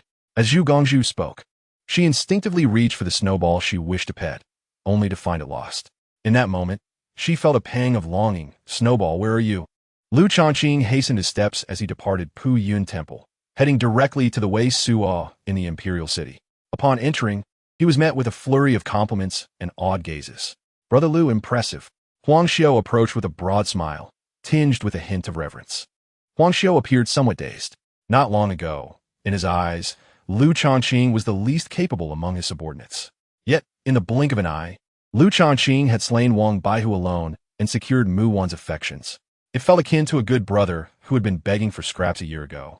While 1 year later, he was still begging, and his brother had become a billionaire, the richest man in the province. Huang Xiao felt no jealousy. He was not even qualified for envy. Brother Huang, have you found a master-level expert to accompany me in investigating the escort agency case? Lu Changqing inquired. He thought to himself that if Huang Xiao had not found anyone, it would not matter, as he would soon be investigating the case in Tianmu Bamboo Sea. Times have changed. Now, he had an undisclosed Grandmaster of the 6th tier, Yin Yi, by his side, rendering the need for any accompanying master-level experts unnecessary. Huang Xiao looked at Lu Changqing with a complex expression. Brother Lu, Wang Baihu is dead, and a position has opened up. If you can achieve great merit through the escort agency investigation, you could be directly promoted to Baihu. It felt like a carefully orchestrated scheme. Brother Huang, can I truly uncover the escort agency case? That remains a question. You are Lu Changqing, the detective among detectives. You will surely uncover the truth. Brother Lu, perhaps it will not be long before I am calling you Baihu Lu. Huang Xiao jested. Lu Changqing modestly replied, I indeed have secured a master-level expert for you. They will join us when we head to Tianmu Bamboo Forest. As the conversation unfolded, Huang Xiao and Lu Changqing entered Song Baihu's office. Song Baihu was reviewing a dossier. Upon seeing Lu Changqing enter, he set down the documents and bellowed, Lu Changqing, there will come a day when you frighten me to death. Is there anything you are afraid to do? Do you know how the Jin Wei within the Wei Suo regard you? What do they say?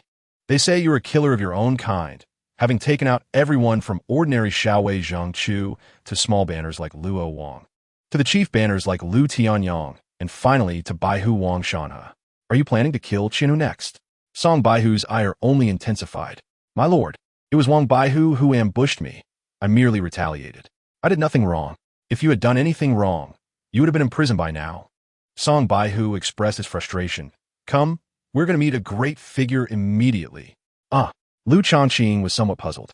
What do you mean, Not only are you to meet this esteemed individual tonight, but Qianhu Darren will also escort you to visit the home of the deputy commander. Song Baihu muttered a curse and proceeded to walk outside. Pei Mu Wan, do you dare provoke him? Is he someone you can afford to offend? You have no idea how many people secretly loathe you. Upon exiting the Wei Su, they boarded the carriage, where Lu Changqing faced Song Baihu directly. Baihu Darren, whom will you take me to meet? Song Baihu's emotions had stabilized somewhat. You must have guessed that I have some background, right? Lu Changqing nodded. Without such connections, how could Song Baihu have suddenly been appointed to the position of Baihu in the Jinyui? After all, Baihu is a genuine official of the 6th rank with real power. Song Baihu began, I was originally a person of the Jianghu, serving as a retainer for the Hua family in Jiangnan. 7 years ago, I encountered an elderly man in Jiangnan who was injured, and I saved him. Initially, I had no idea of his identity. But later I learned that he was none other than the former Jinyui commander, Hong Qingtian. He had come to Jiangnan on a secret mission for the emperor, but was ambushed and wounded by several top martial artists. To protect me from retaliation for saving him. And as a form of gratitude, he personally negotiated with the Hua family to help me extricate myself from their grasp. I followed the elder to the imperial city, and through his introduction, I was directly appointed as a Baihu in the Jinyui. Lu Changqing listened intently, astonished by this hidden narrative. Why did Hong Lao not continue in the role of Jinyui commander? Why did he step down? Song Baihu smiled softly. Each commander is at least a grandmaster, with some having even touched upon the realm of the celestial. Grandmasters can live for up to 300 years. But if every Jinyui commander were to hold their position until the end of their lifespan, would the royal family allow that? Moreover, retaining a position indefinitely would hinder the advancement of those below them. Essentially, each Jinyui commander typically holds their post for 30 to 50 years before stepping down. Lu Changqing inquired further. After stepping down, do they still execute secret tasks for the emperor? Indeed, Song Baihu confirmed. As far as I know, there are still dozens of former commanders and deputy commanders who remain alive and continue to serve covertly. Lu Changqing felt a shiver run down his spine and could not help but exclaim, the power of the royal family is truly formidable. The Yu Dynasty exists in a state of coexistence between imperial power and sections. Consider the ancient sects that have been around for thousands of years, such as the 6 great Buddhist sects and the 6 paths. Who knows how many hidden masters lie within? If the Dayu royal family were so simple, could they possibly contend with all the sects in the world? At that moment, a notification chimed. Ding, information has been refreshed. Hearing the prompt, Lu Changqing immediately refreshed the information. Chapter 37. An impressive piece of intelligence. Pei Mu Wan's romantic thoughts. Ding, former Jinyui commander Hong Qingtian, having sustained grave injuries in his youth, has suffered diminished vitality and is nearing the end of his lifespan. Currently, Hong Qingtian wishes to trade his life force in exchange for assistance in locating his daughter, who went missing due to a vendetta. His only daughter, named Yu Mian, has now joined one of the 6 great sects, the Qingyue sect, as an outer disciple. Yu Mian possesses an extraordinary talent for swordsmanship. Lu Changqing's heart began to race. Finally, an extraordinary piece of intelligence had arrived. If utilized wisely, it could lead to significant advancement. This intelligence bore a slight resemblance to that of Dongfang Bubi's sister, Yilin. Many who traverse into the world of martial arts often use such information to manipulate the leader of the Eastern sect. He could leverage this information to gain Hong Qingtian's life force, which held great potential. Suppressing his excitement, Lu Changqing inquired, Darren, what is Hong's current strength? At his peak, he was at the 7th level of Grandmaster. In recent years, due to the reemergence of old injuries, his realm has declined to the 4th level of Grandmaster. Song Baihu believed that Hong Qingtian's strength was merely diminishing and was unaware that Hong was actually nearing the end of his life. Lu Changqing pondered. If he were to receive a life force infusion from a 4th level Grandmaster, how far could it elevate his own realm? Surely, it could propel him directly into the realm of Master. However, the life force from others required refinement, sublimation, and distillation. It could not be absorbed entirely, lest one risk losing control. Thus, a refining elixir, at least of high-grade earth level or above, would be necessary. The function of such an elixir is to aid in refining the life force within, completely filtering out impurities and elements unsuitable for oneself. A high-grade earth elixir is valued at 200 to 300,000 taels of silver. Such a realization struck Lu Changqing. The path of cultivation was indeed a costly endeavor. He had thought himself relatively affluent with the 12,000 taels obtained from the dismantled golden bed, only to discover that he could not even afford a single elixir. All of this could be blamed on Princess Mingzhu. Had she shown a modicum of conscience and offered some recompense, he would not be in this predicament. If others were to hear Lu Changqing's thoughts, they would surely scoff. How could he casually demand a high-grade earth elixir or above? One should consider that even human-level elixirs are priced merely at 100 taels. In fact, within the Yu Dynasty, 99% of martial artists go their entire lives without ever tasting even a single elixir. Before awakening his past memories, Lu Changqing, along with the ordinary Jinhui officers and low-ranking soldiers, had no idea what elixirs truly were. To put it bluntly, high-grade earth elixirs and above are generally beyond the financial reach of even most grandmaster-level cultivators. Thus, it is not that elixirs are exorbitantly priced. Rather, Lu Changqing tends to covet only the most elite resources for cultivation, driven by insatiable greed. At the Taisha mansion, Yin Ilu, Princess Mingzhu scrutinized Pei Mu Wan from head to toe. Mu Wan, you have actually put on makeup? Pei Mu Wan rarely adorned herself. Not only was she made up, but the flowing white gown she wore was a birthday gift I had given her a year ago. At that time, she claimed the dress was too extravagant and that she would never wear it. So, why is she wearing it today? Without granting Pei Mu Wan a chance to respond, Princess Mingzhu's exquisite and regal face broke into a proud smile. A woman dresses up for the one she wishes to please. Are you going on a date with Lu Changqing? Has the invitation been sent? I refused to answer. Pei Mu Wan replied coldly, appearing aloof, though her ears were slightly flushed. Mu Wan, tell me about Lu Changqing. How has he captivated you? She was genuinely curious. Mingzhu, why do you wish to know about him? Pei Mu Wan suddenly grew wary. The book states that if a girl is very interested in a man and begins to study him, that is the beginning of her downfall. Nonsense. Princess Mingzhu playfully chided, raising her slender fingers to pinch Pei Mu Wan's waist. Look at how protective you are. What's so special about Lu Changqing? He is merely a lowly Jinhui officer, greedy and lustful to boot. At Puyun Temple, she had noticed that Lu Changqing not only asked for an exorbitant price, but also maintained an unwavering, burning gaze fixed upon her. She knew her beauty was exceptional, yet with Pei Mu Wan by his side, was he still so lecherous? Who said Lu Changqing is greedy and lustful? Pei Mu Wan furrowed her brow slightly and said, Mingzhu, you do not understand him. Do not speak carelessly. His greed and lust are merely a facade. Within him lies a heart filled with melancholy, sorrow, and unwavering devotion. Princess Mingzhu fell silent, astonished by the blind nature of love. Her dear friend, who was usually so composed and indifferent, now appeared utterly smitten. How remarkable, she sighed. I have no interest in your man. Rest assured, my sole concern at present is the whereabouts of my cat.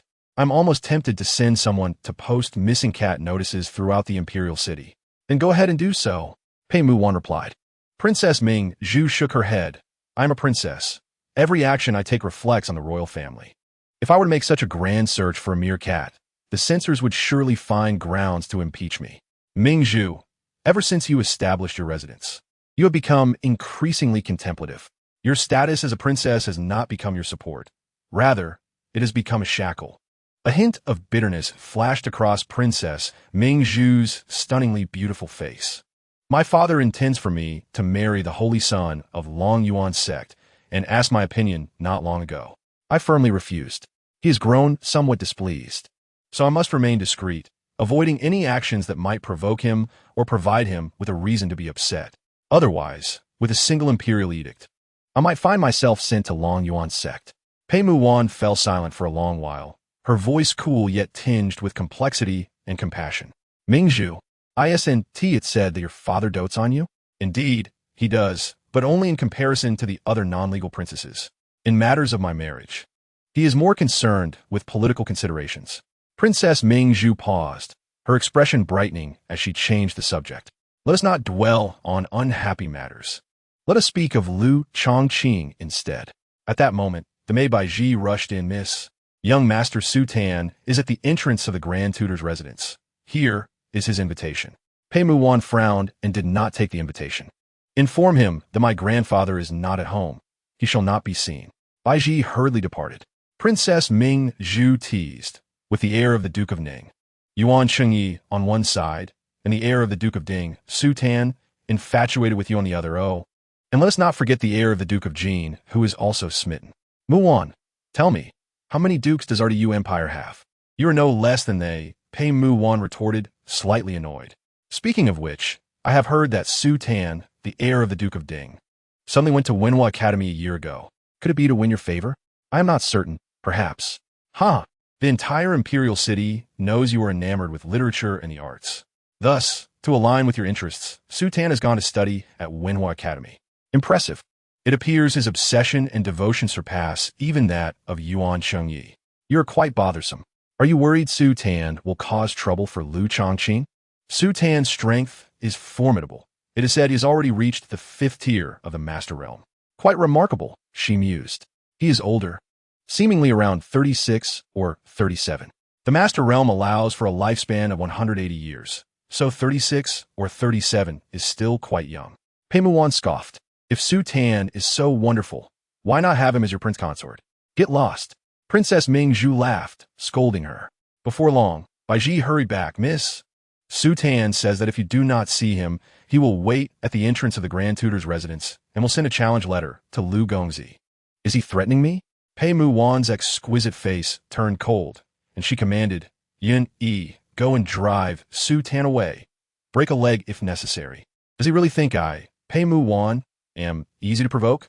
I may appear delicate, but my temper is not to be trifled with. Any patience I possess is reserved solely for Changqing. Understood. A voice, resonant and authoritative, echoed in the air. Princess Ming Zhu remarked, the Duke of Ding's residence is not weak. Your actions. Pei Muwan interjected with an icy resolve. The stronger they are, the better. It serves as a warning to prevent any riffraff from delivering challenge letters to Changqing. Does Su Tan even qualify? Chapter 38. The true love-struck fool at the entrance of the Grand Tutor's residence stood a young man, as straight as a pine tree. He was handsome, tall, and somewhat slender, holding a paper fan and clad in a long green robe. The young man's demeanor exuded an air of grace. This was Su Tan. At 37 years of age, he appeared no different from a 20-year-old youth. After all, as a master, he possessed a lifespan extending to 180 years. 37 was still quite young. His gaze remained fixed intently on the entrance of the Grand Tutor's residence, awaiting the appearance of that peerlessly enchanting woman. Just as Guixiang fell for Yangguo at first sight, Su Tan, too, was captivated by Pei Muwan at first glance. In contrast to Yuan Chengyi's ostentatious pursuit, Su Tan was far more understated and devoted. Aware of her passion for literature, he promptly engaged esteemed teachers to instruct him in poetry and painting. Yet that was not enough. He even enrolled at Wenhua Academy to further his studies. Though he was the heir of the Duke of Ding and possessed remarkable martial prowess, his attire and demeanor were unmistakably scholarly, all in an effort to win Pei Muwan's favor. He believed that, given Pei Muwan's icy demeanor, even if he spent a few years studying at Wenhua Academy, it would not matter, for she could never fall for any man. Years later, he envisioned returning with a renewed self to pursue her, increasing his chances of success. Little did he dream that Pei Muwan had already publicly announced a relationship. Moreover, it was with a mere captain of the Genie Way, a nobody of the innate realm. To make matters worse, it was rumored that Lu Changqing was already married. Outrageous. Driven by his obsession with Pei Muwan, he had his most trusted subordinates keep a close watch on the Grand Tutor's residence, ready to report any news about her. Hence, even while at Wenhua Academy, he quickly learned of Pei Muwan and Lu Changqing holding hands at Luo Shui Lu. Without a moment's hesitation, he rushed back to the imperial city at breakneck speed. He had not slept a wink the previous night, consumed by the urgency to return. His heart ached with disbelief. He refused to accept it. It must be a lie. He needed to see Muwan and hear her deny those absurd rumors in person. Several meters behind Su Tan stood more than a dozen young masters and guards, their presence a testament to his stature as the heir of the Duke of Ding. Despite his low profile, he had garnered a loyal following during his years in the imperial city. Friends such as Hu Jin, the heir of the Duke of Wei, Lin Tianyu, the son of General Xin Yuan, and Feng Ran, the son of the Right Minister, had all grown up alongside him, forging strong bonds. When they learned of Su Tan's hasty return to the imperial city, they rushed to the Grand Tutor's residence, fully aware that he had come for Pei Muwan. Initially, they intended to stand by Su Tan's side to support him, but he, knowing Pei Muwan despised chaotic atmospheres, had instructed them to keep their distance. Suddenly, a middle-aged woman emerged from the Grand Tutor's residence. Clad in purple, her expression was devoid of emotion. Su Tan felt an ominous premonition wash over him. The newcomer was Yun Yi, the protector assigned to Pei Muwan by the Grand Tutor. At the age of 170, Aunt Yun possesses a martial arts mastery at the 5th level of Great Grandmaster, falling just short of Aunt Yan's prowess by a minor rank, yet still formidable. My young lady detests being threatened, Aunt Yun declared. Without affording Su Tan a moment for explanation, Aunt Yun swiftly took action. With a mere lift of her finger, a point of purple-black light shot forth, a manifestation of her finger technique. Su Tan's calm visage finally shifted, morphing into one of fear, astonishment, and bitterness. How could he dare to confront her? Even without knowledge of her martial prowess, his instincts warned him of the formidable strength possessed by this middle-aged woman. With every ounce of energy, he channeled his true essence into his feet, employing the earth-level inferior movement technique, Gui Sunbu, to its utmost efficiency. He displayed cleverness by adopting an S-shaped trajectory, yet alas, against absolute strength, Su Tan's small wits were utterly futile. The finger imprint seemed to possess a locking function, landing precisely on Su Tan's left calf after a breath. A faint crack echoed as Su Tan fell to one knee, his face contorted in agony, cold sweat cascading down. Blood flowed from his calf, as the bone had been perforated and fractured. It was a grim sight. The sycophants of young Master Su Tan anxiously shouted, eager to rush to his aid. "Stay back!" Su Tan bellowed, his handsome countenance twisting in pain. Gritting his teeth, he looked up at Aunt Yun. "Is it Muwan who commanded you to break my leg?" "Is the lady's order." "But why?" "Because you intended to send a challenge letter to young Master Lu, thus threatening the lady." "Ha ha! How amusing it is that Muwan too can feel emotions, and that in her affections she is so biased and protective, so considerate of another." Su Tan laughed heartily, tears streaming down his face. At this moment, his pain stemmed not from his leg, but from a heartache akin to a knife carving into his soul. The goddess in his heart, the ethereal beauty he revered, would rather demean herself for a mere lowly officer than spare him a glance. The next moment, overwhelmed by his emotions, Su Tan fainted. Aunt Yun turned and departed. It was only then that the stalwart sons of the Su clan rushed forward, hastily lifting Su Tan to the Dinghua Gongfu. Upon returning to Uni Building, Aunt Pei Muwan recounted the events at the Grand Tutor's gate. Surprisingly, she uttered a rare curse. "Why must he go mad at the entrance of my Grand Tutor's residence? Neither of us have exchanged a word, yet he inexplicably fancies me. How annoying. If Changqing misinterprets this, I will ensure Su Tan pays a tremendous price." Princess Mingzhu found herself speechless. Was her dear friend truly so infatuated? It seems that the more aloof a girl is, the more serious she becomes when she falls in love. Suddenly, Pei Muwan turned to Princess Mingzhu. "Mingzhu, return to the princess's residence. I have matters to attend to." "Where to?" Princess Mingzhu was utterly perplexed, for Muwan was typically so reclusive. "I am going to Jin Yiwei headquarters." Pei Muwan bit her red lip and spoke with determination, "But Su Tan has had his leg broken. What if he or the Dinghua Gongfu seeks revenge? Might they target Changqing? Even with Aunt Yan's protection, I still feel uneasy."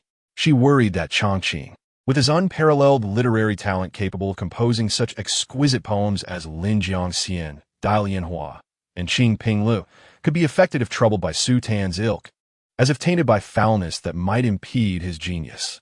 "Muwan, you are beyond help." Princess Mingzhu initially intended to share how Lu Changqing had saved her that day, but dared not speak. Observing Muwan's state, she feared that if she revealed it, Muwan would become overly guarded and tense, jeopardizing their friendship. In a moment of melancholy, Princess Mingzhu mused, "What is so special about a man? If you ask me, 100 Lu Changqings do not compare to my snowball." Taking a deep breath, she advised, "Muwan, are you not aware of your own reputation? Your status? Do you not realize that seeking out Lu Changqing at the Jin Yiwei headquarters will create a significant stir and impact?" "I do not care. I cannot rest easy until I ensure his safety. His security is of utmost importance." Pei Mu Wan remained resolute, instructing her maid, Xiling, prepare the carriage immediately, and also assist me with a veil to conceal my face. This princess is truly exasperated. Princess Mingzhu conceded defeat. A sudden fear gripped her.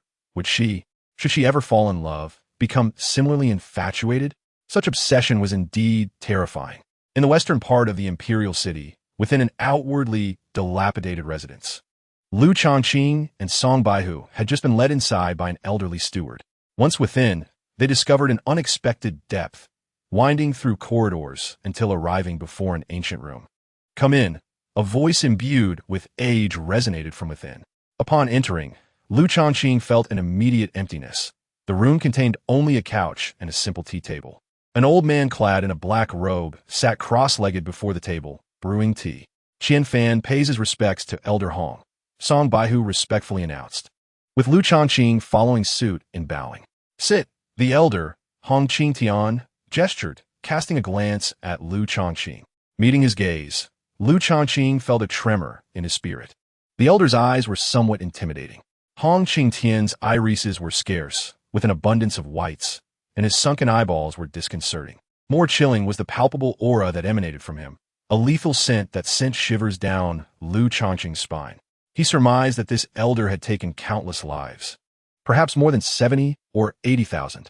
Young man, your investigative talent is commendable, Hong Qingtian remarked, indicating some familiarity with Lu Changqing. Chapter 39. The Display of Affection by Pei Mu Wan. Thank you for your praise, Elder Hong. However, the Yu Empire ultimately resides in a martial world, where martial prowess surpasses any specialty or skill in importance. The commanders of the Jin Yi throughout history have varied in their investigative abilities. Some excelled, while others did not, yet each possessed formidable strength. Strength is the essential condition for survival and prosperity in this world. Hong Qingtian's voice remained steady and grave. As he spoke, he poured tea for both Lu Changqing and Song Baihu.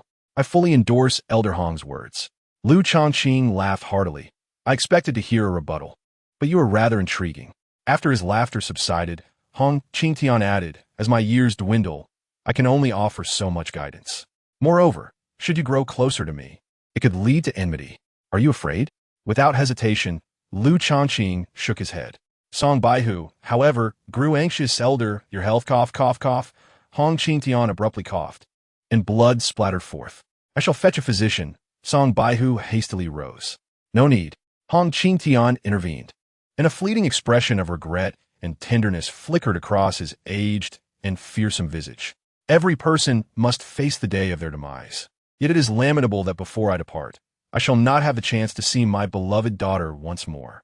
Song Baihu wished to offer words of comfort to Hong Qingtian, but he found himself at a loss for how to begin. In truth, with Hong Lao's strength and connections, coupled with the presence of the Jinui, it was perplexing that the whereabouts of his daughter remained undiscovered. Song Baihu suspected that it was highly probable that Hong Lao's daughter had not merely gone missing, but had been slain by the enemies of Hong Lao. However, he dare not voice such thoughts. After a moment of silence, Hong Qingtian murmured, Lu Xiazi, due to Qianfan's innate talents in martial arts, it is likely that he shall remain at the position of Baihu for his lifetime, unable to ascend further. Yet you are somewhat exceptional. Having swiftly advanced from the acquired realm to the innate realm, I have heard that you are now capable of vanquishing the majority of Baihus. Thus, there exists a secret within Lu Changqing. But in this world, how many individuals are without secrets? The significance of such secrets is inconsequential. Hong Qingtian continued, Lu Xiazi, since Qianfan has sought my assistance, I shall naturally extend a helping hand. As he spoke, he produced a dark, weathered token from within his robes. He handed the token to Lu Changqing, saying, after my passing, present this token to Yan Zhong. Upon seeing it, he will offer you protection. With him in your corner, the Duke of Ninggua's household shall not dare to harm you. Lu Changqing accepted the token with immense gratitude, exclaiming, Thank you for your kindness, esteemed sir. Enough. I am weary. You may leave. Hong Qingtian dismissed them. Song Baihu stood to take his leave, yet Lu Changqing hesitated, remaining seated. Lu Changqing, are you not departing? Song Baihu glared at him. He was genuinely concerned that Lu Changqing might act foolishly or utter something that would cause an uproar in front of Hong Lao. Such actions were unthinkable for most, but Lu Changqing had a history of such indiscretions, earning him an S rating for his propensity for trouble. Speak. Hong Qingtian directed his gaze at Lu Changqing, his tone calm. Hong Lao, you mentioned having a daughter who went missing in her youth. Could you elaborate on this matter? I wish to assist in any way I can. The moment those words left his lips, a profound silence enveloped the room, the atmosphere turning frigid. Despite being prepared, Lu Changqing felt a surge of anxiety. Nevertheless, he managed to steady his emotions, maintaining a serious and resolute gaze upon Hong Qingtian. In stark contrast, Song Baihu turned pale, staring at Lu Changqing with wide eyes, as if he had seen a ghost. The subject of the daughter was a taboo for Hong Lao. How dared he bring it up? Had he lost his senses? For someone of Hong Lao's stature, supported by the entirety of the Jinyue, to have searched for so many years without a single lead was unfathomable. How could Lu Changqing presume to offer his help? The audacity of it was as absurd as a mere mortal attempting to single-handedly confront a legendary figure. Song Baihu felt an overwhelming urge to curse aloud. The chilling tension persisted for several breaths until Hong Qingtian finally spoke. Young man, you possess remarkable courage. Hong Lao, you have shown me great favor. I wish to repay it. You mentioned your life is nearing its end, overshadowed by the regret of your daughter's disappearance. I am now recognized as a capable investigator within the Jinyue. I wish to uncover the truth, perhaps even perform a miracle. Lu Changqing's confidence grew with each word. How could he not feel confident? He already possessed the answers.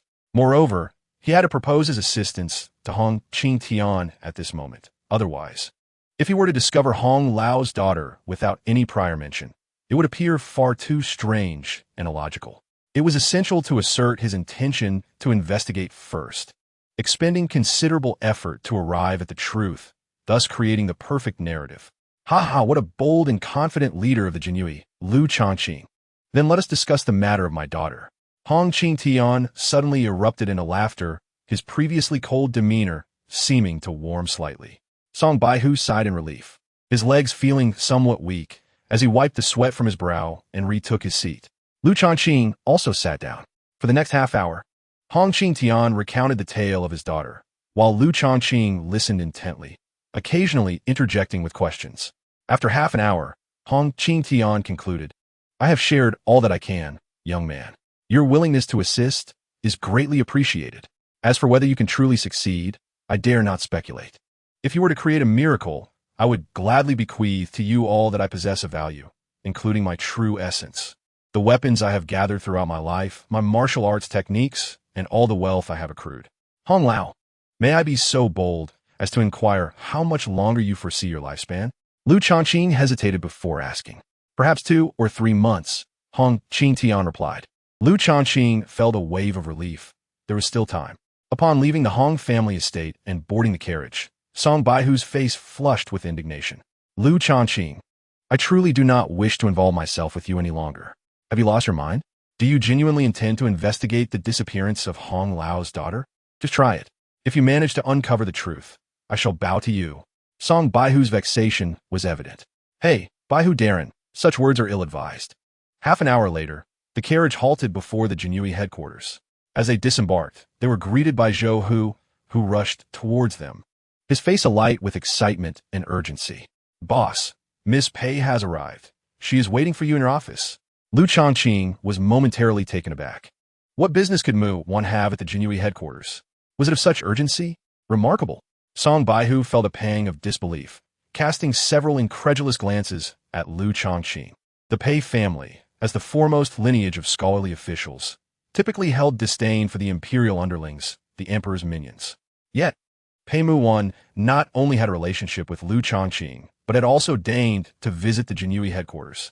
To put it plainly, Song Baihu's own wife would never casually visit the Jinyue unless faced with an exceptionally pressing issue. Even more infuriating for Song Baihu was the fact that, if memory served correctly, it was due to the case surrounding Imama's death that Lu Changqing and Pei Mu had first crossed paths. How had it only been a few days, and already she was utterly infatuated with him? Lu Changqing hastened towards his office. Along the way, the Jinyue agents regarded him as if he were a celebrity, their eyes glimmering with admiration. It was as if they were silently inquiring, Longqing, Please share your secrets with us. That was Pei Mu Wan, the goddess and white moonlight in the hearts of millions of men throughout the imperial city. How had he managed to capture her heart and earn her unwavering devotion? Upon arriving at his office, Lu Changqing found Lin Qianhu waiting at the door. You hurry and advise her to visit the Jinhui headquarters less frequently. Lin Qianhu approached, patting Lu Changqing on the shoulder. Pei Mu Wan, such a remarkable character, arrived at the Jinhui guard post, where he, as a Qianhu, felt immense pressure. There he stood, personally guarding the entrance to Lu Changqing's office. Fearful that some reckless Jin Yi Wei might disturb Pei Mu Wan, Lin Qianhu shot a glare at Lu Changqing, muttering to himself about how humiliating it was for a dignified Qian who to stand guard at his subordinate's office door. After Lin Qianhu departed, Lu Changqing entered his office to find Pei Mu Wan seated gracefully at his official desk. Draped in a white veil, she resembled a celestial figure. Her beauty unparalleled whether seated or standing. Behind her stood Zi Ling and Bai Ji, and Lu Changqing sensed another hidden presence within the room, likely Mu Wan's new protective matron. With this new matron by her side, he felt reassured about Mu Wan's safety wherever she went. Changqing, you did not receive Su Tan's challenge letter, did you? Upon noticing Lu Changqing's arrival, Pei Mu Wan stood up, her gentle voice laced with urgency as she stepped toward him. No, is something amiss? Speak slowly, Lu Changqing replied, moving closer to her. He grasped her delicate hand with one of his and wrapped his arm around her slender waist with the other. Chapter 40, Mu Wan, Be Obedient.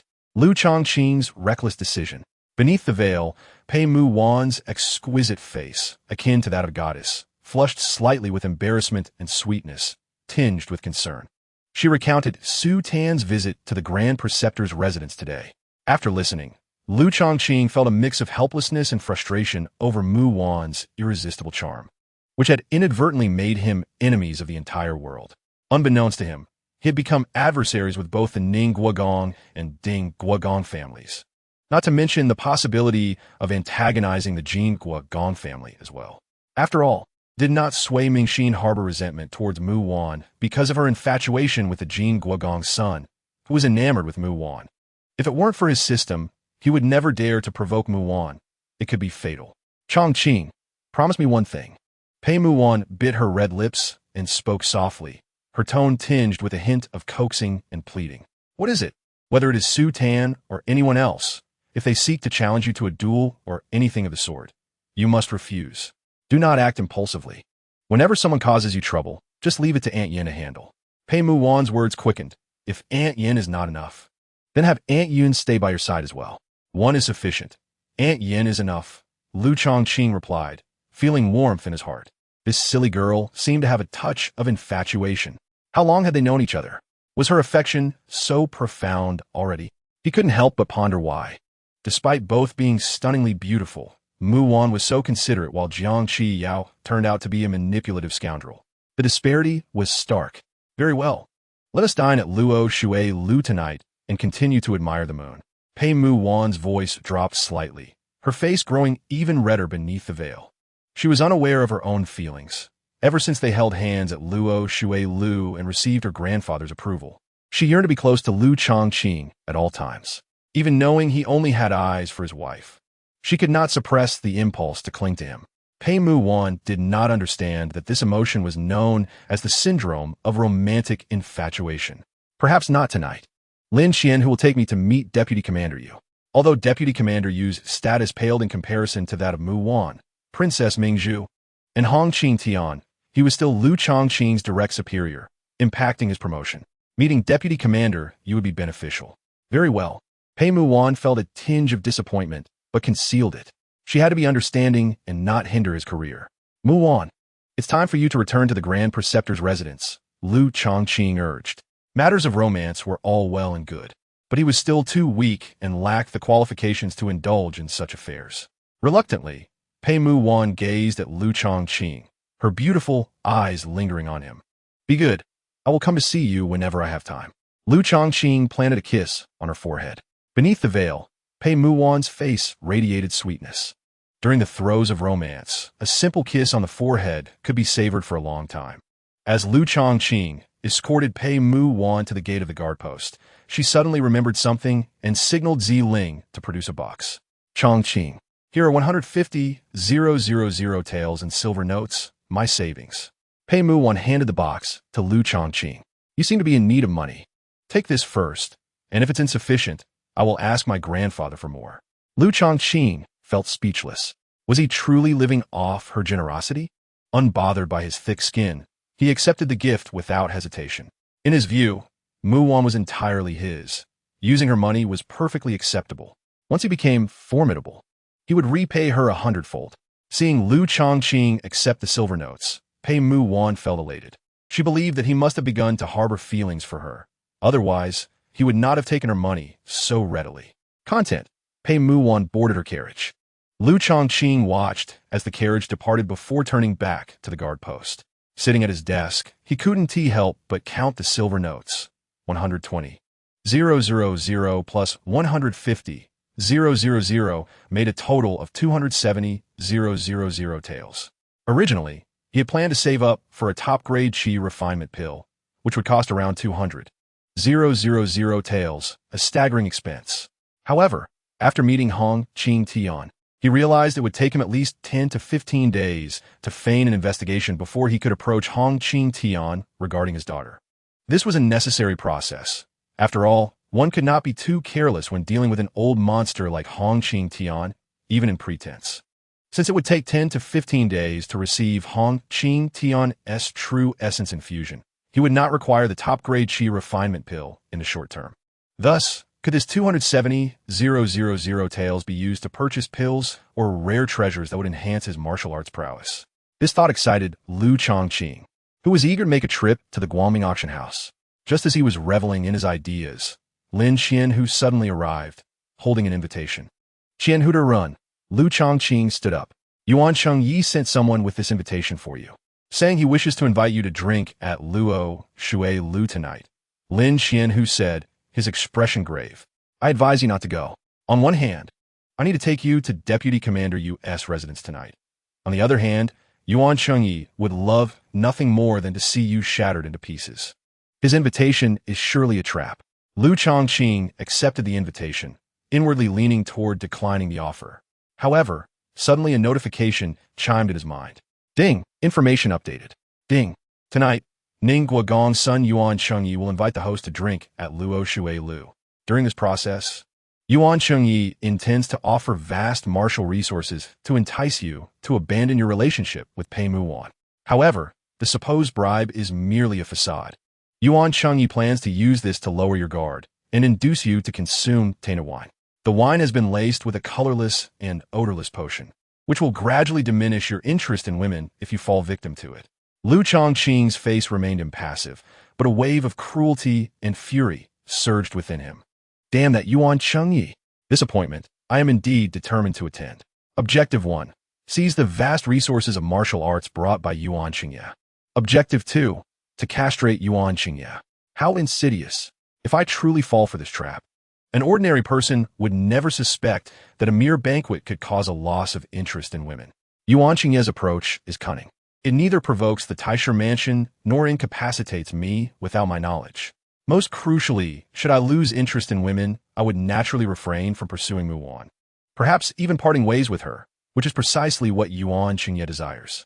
The more Lu Changqing contemplated, the more he realized the perilous nature of the ancient high marshal, the Yu Dynasty. Setting aside the violence, the threat of poison requires utmost vigilance. However, no matter how cautious one is, there will always be a moment of oversight. Lu Changqing turned to Lin Qianhu and said, My lord, as members of the Jinyui, we engage in perilous endeavors and have many enemies. If someone employs underhanded tactics against us, such as poisoning, how can we avoid falling victim?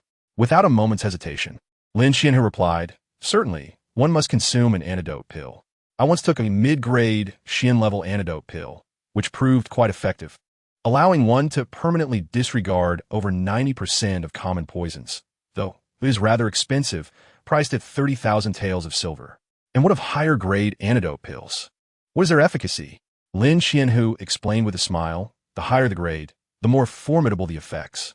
If one were to obtain an earth-grade antidote pill, it could render one almost permanently immune to poisons, disregarding 99% of them. However, the price is exorbitant. An inferior Earth-grade antidote pill would cost around 2 to 300,000 taels of silver. Among our Jinui, only the commander has ever consumed an inferior Earth-grade antidote pill. Lu Changqing nodded, contemplating that for the sake of safety, he must procure an Earth-grade antidote pill from the Guangming auction house before heading to the Luoshui Tower. One cannot afford to be careless regarding matters of personal happiness. The recently acquired 270,000 taels of silver would again be spent. The relentless pursuit of martial arts resources has become a costly endeavor. My lord, I have decided to accept Yuan Qingye's invitation to drink. As for visiting Vice Commander Yu, would tomorrow suffice? Lu Changqing inquired.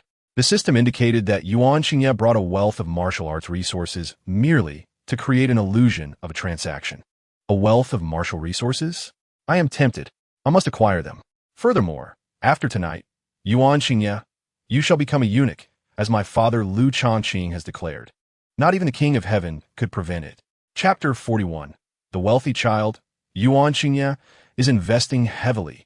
Lin Qianhu cast a deep glance at Lu Changqing and said, You may visit Commander Yu whenever you wish, but do you feel confident in facing Yuan Qingye tonight? Although the Taisher mansion has stated that the elder generation of the Ningwu Duke's residents will not interfere with you, Yuan Qingye himself is not easily dealt with. Lord Yuan merely invited me for a drink. Perhaps he and I share a mutual admiration, Lu Changqing replied with a smile. Get lost. Who knows what ill intentions you harbor? I won't stop you, but do exercise caution and never underestimate anyone. Should you find yourself in mortal danger, release this special arrow. Within the time it takes for half an incense stick to burn, most of the Jinui will arrive. Lin Qianhu handed Lu Changqing a small, unique arrow. Thank you, my lord, Lu Changqing expressed, feeling a surge of gratitude. His immediate superiors, including Song Baihu and Lin Qianhu, were truly commendable individuals. After leaving the garrison, Lu Changqing promptly headed to the Guangming auction house, where he spent 235,000 taels of silver to purchase an inferior Earth-grade antidote pill. He consumed it on the spot. Although the purchase was anonymous and the confidentiality of the Guangming auction house was commendable, Lu Changqing pondered the increasingly extravagant amounts he had been spending on martial resources and decided to exercise more discretion in future purchases. Seeking a more reliable auction house with superior confidentiality.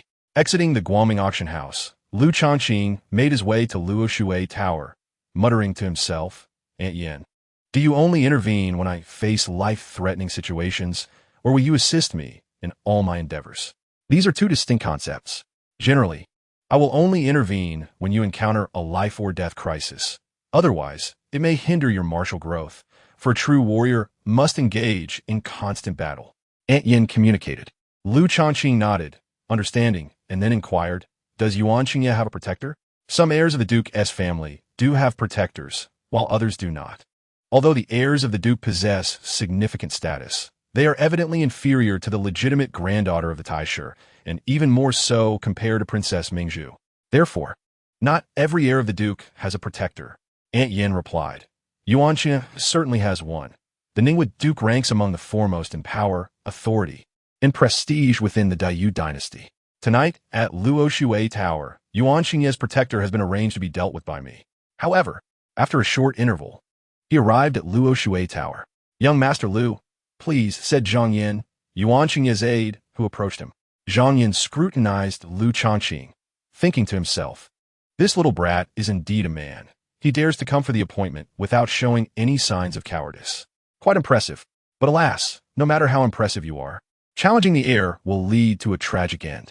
Lu Changqing smiled and followed Zhang Yin into Luoshui Tower. Yuan Qingye's status was insufficient to reserve a private room on the 9th floor, and the banquet was held in a room on the 8th floor. Upon arriving at the 8th floor room, Yuan Qingye, clad in resplendent purple attire, greeted him with a beaming smile. Master Lu, please take a seat. To Lu Changqing's surprise, Yuan Qingye was alone in the room, with only Zhang Yin accompanying him. The other aide, Sun Buxiu, was absent. You flatter me, young Master Yuan, Lu Changqing said, taking a seat with a smile. Yuan Qingye clapped his hands and commanded, serve the dishes. As the attendants began to bring in the dishes, a line of dancers entered as well. These dancers were not from Luoshui Tower, but were brought by Yuan Qingye to serve solely in this room. Play music, dance? commanded Yuan Qingye. Immediately, the dancers began to twirl gracefully, singing melodies and playing instruments. The visual and auditory experience was indeed delightful.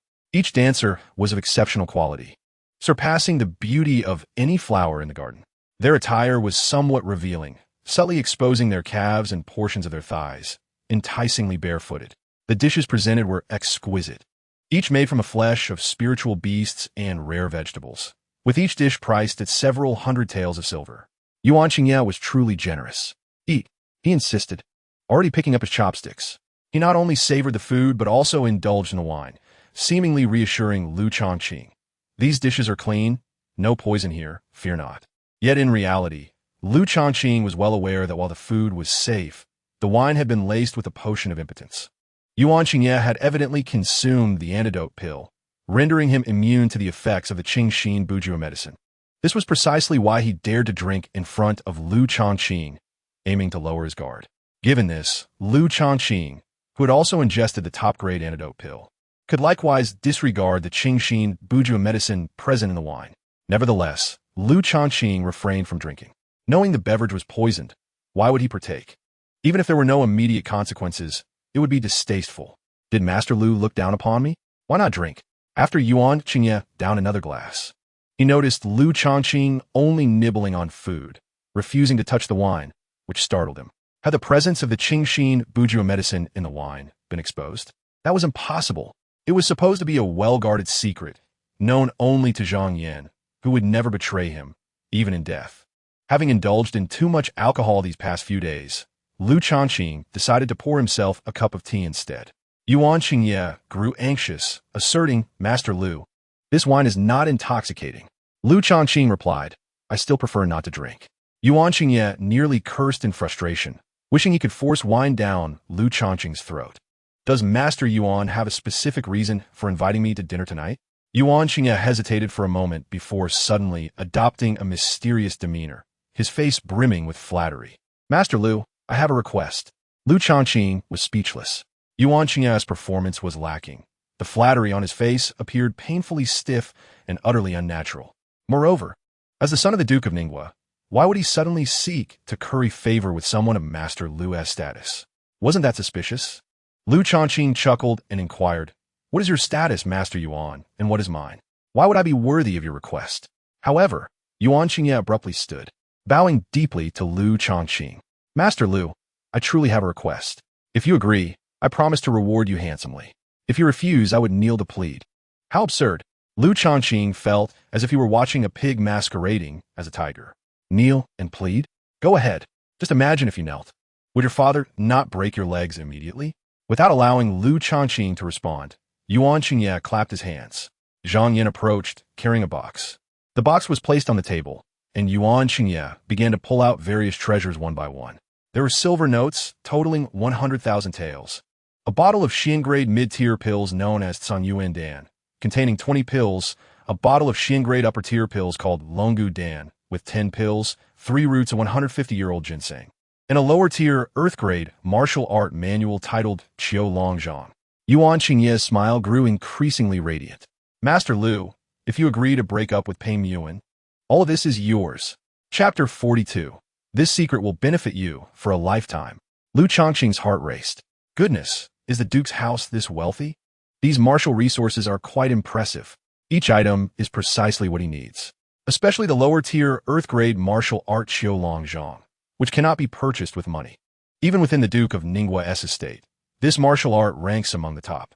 Yuan Qingye was truly investing heavily to ensnare Lu Changqing.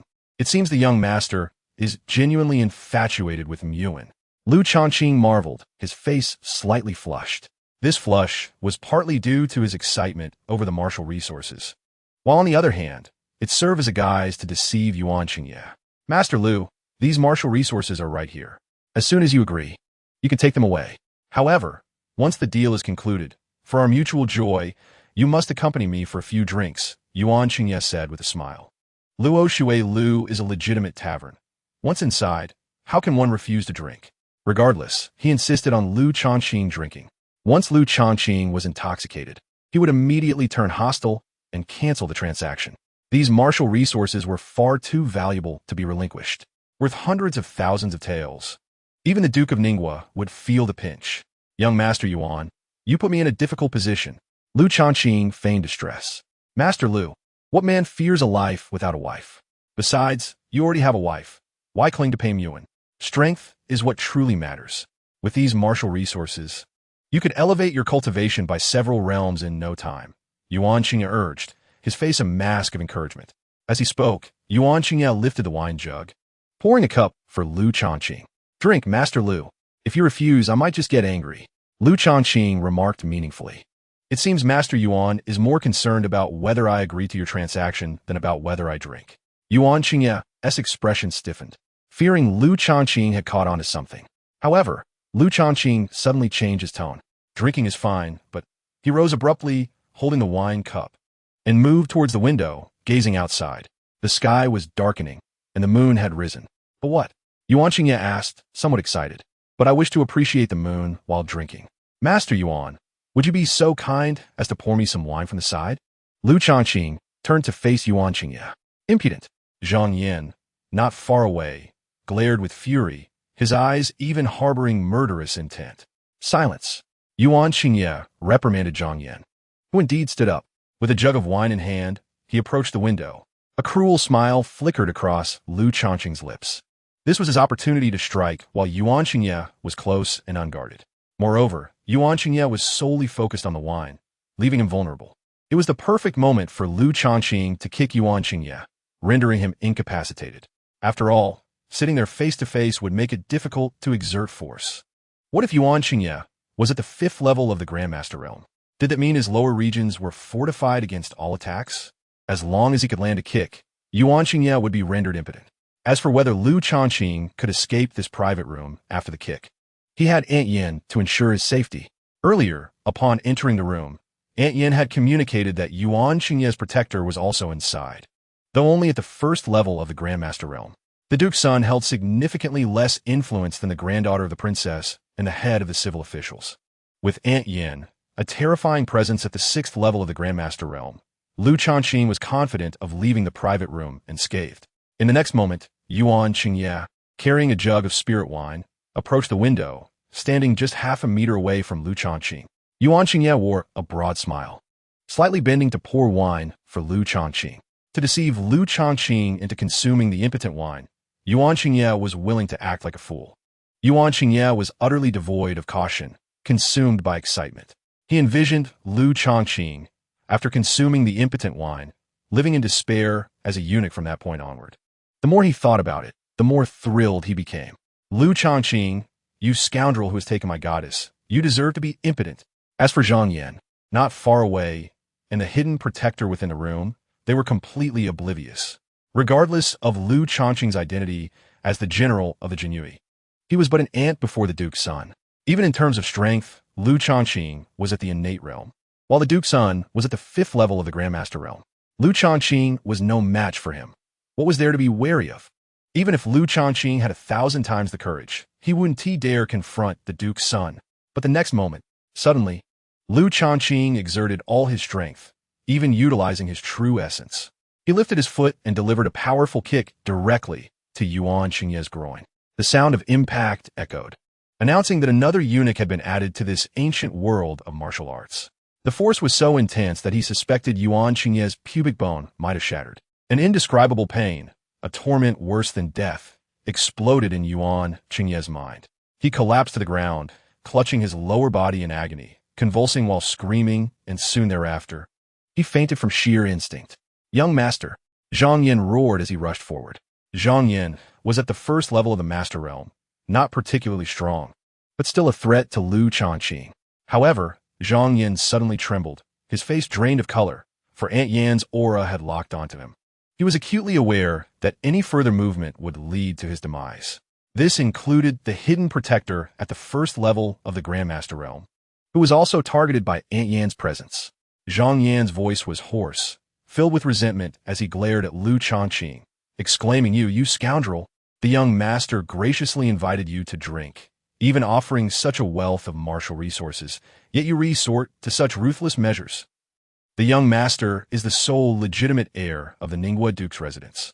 If you truly incapacitate him, Neither the Duke nor the Duchess will spare you, nor will the royal family of Yu.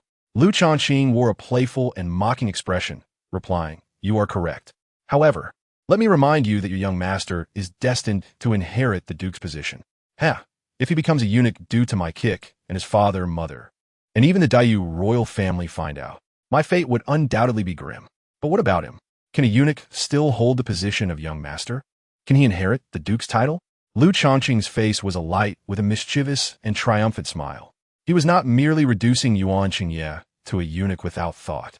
He was fully confident that Yuan Qingye would not dare disclose the truth of his condition to anyone else. Zhang Yan's face turned ashen, an array of curses swirling in his mouth, yet he could not utter a single word.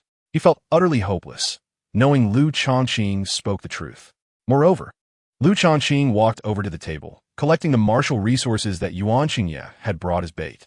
Turning to Zhang Yan, he said, "Furthermore, I am well aware that Yuan Qingye has become a eunuch. If you wish for me to remain silent, you must continue to provide me with benefits. Yes, within 3 days, ensure your young master gathers 300,000 taels to deliver to the Lu residence. This is a command, not a negotiation. Indeed, not only have I turned you into a eunuch, but I will also exploit this secret for a lifetime." Chapter 43. Breakthrough to the Master Realm. The prodigal Lu Changqing Zhang Yin was so enraged that he coughed up blood, trembling all over to the point of crying in frustration. Even Aunt Yin, hidden in the shadows, felt a chill. The young lady had chosen this Lu Changqing, who was so ferocious and greedy.